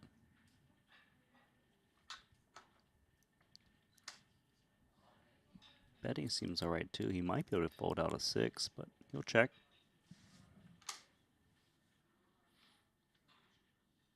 Goes runner club.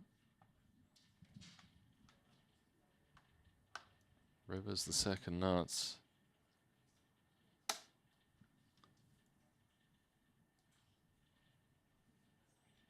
Well, Jack 10 high can never win. Maybe he thinks about betting a little bit to try to fold out some ace highs or some little pocket pairs, wrong color. Oh, that's 400K gone. Yeah, this bet here designed to just fold out some of those hands you mentioned. Ace highs, king highs, maybe a hand like 5s, red 5s. Any pair, really. Yeah, any pair would have a lot of trouble calling. But not the king of clubs. Just wondering, is there value in raising?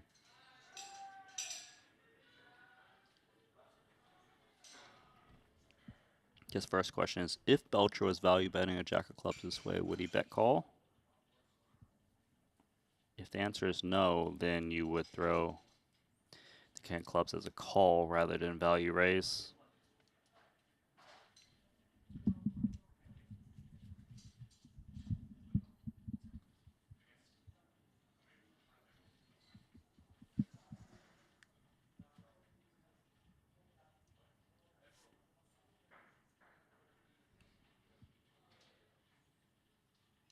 There's a jam.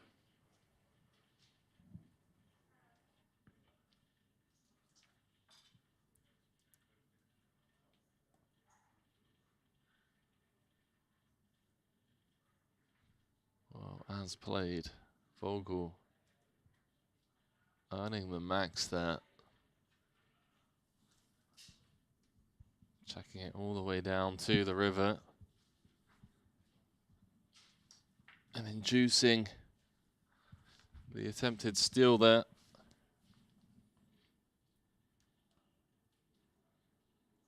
Guys, we already told you that we're in the kitchen doing commentary.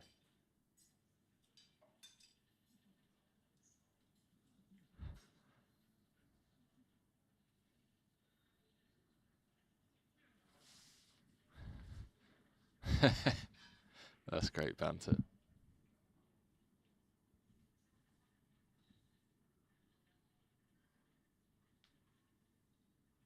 Man, look at this. What a run for Christoph.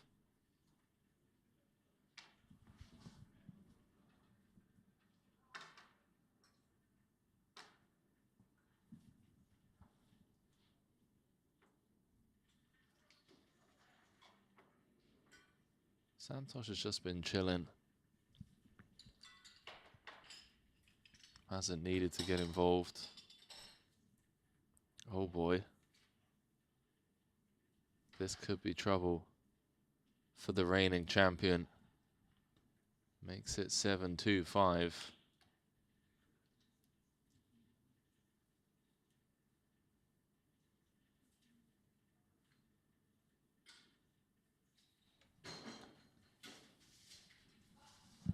Makes it 725k in position. I mean, Queens is a monster hand in his spot. Playing 7-handed.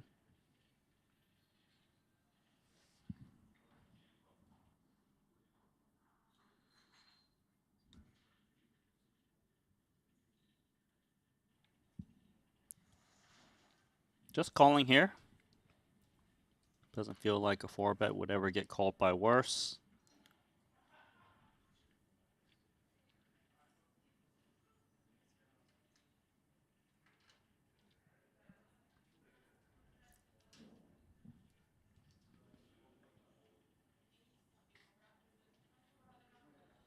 Eight, 7-4.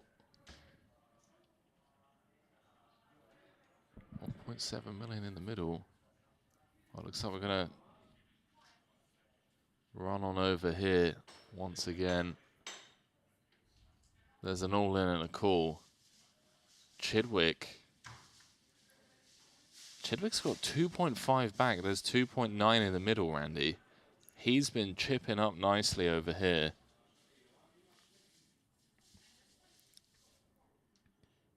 And he's going to eliminate Murli Manakaran of Malaysia. And out of nowhere, Stephen Chidwick's playing 5.4 million. He's going to move up to second in chips. We're down to 13.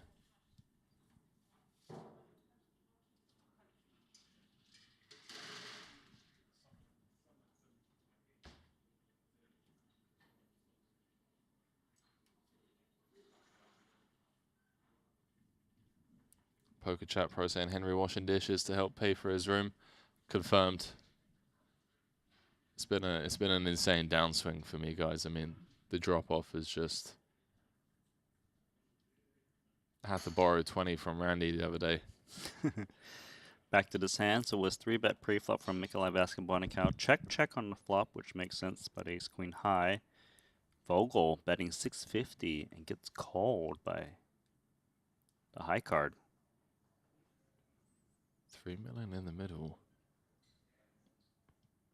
100% check mark for Christoph.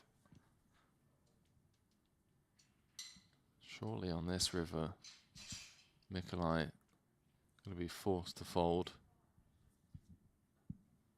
Doesn't want to be a hero, although he can get sticky at times. Should see Vogel saying, go for value, especially with the flop check through. Probably would have heard from kings and aces.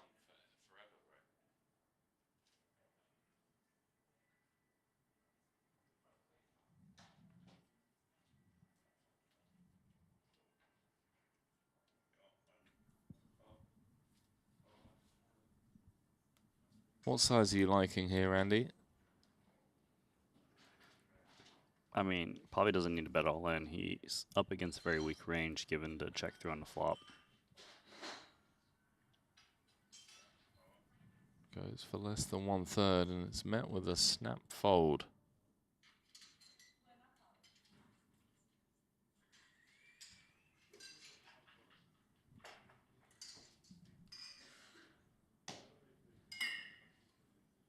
Mara saying, can we get a couple of espressos to the commentary booth?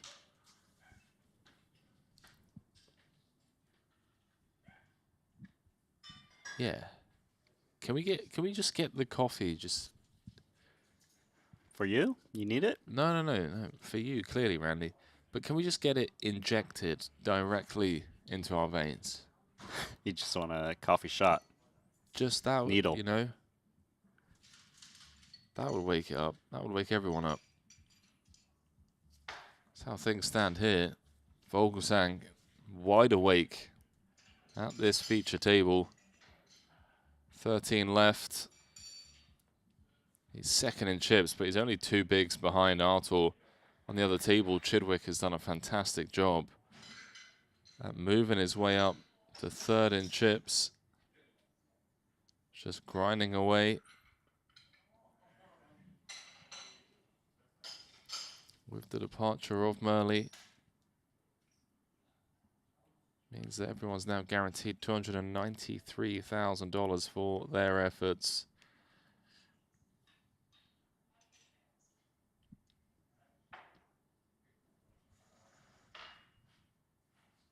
Now, what an incredible couple of days of poker it's been.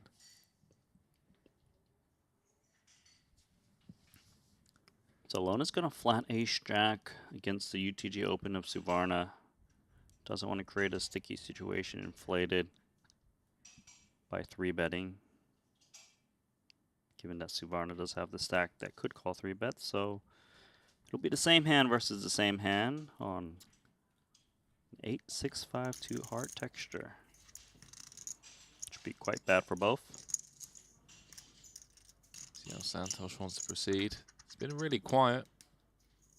Should get some respect, especially given that he's open from under the gun, but of course, the ace-jack, not thrilled about c-betting on this board.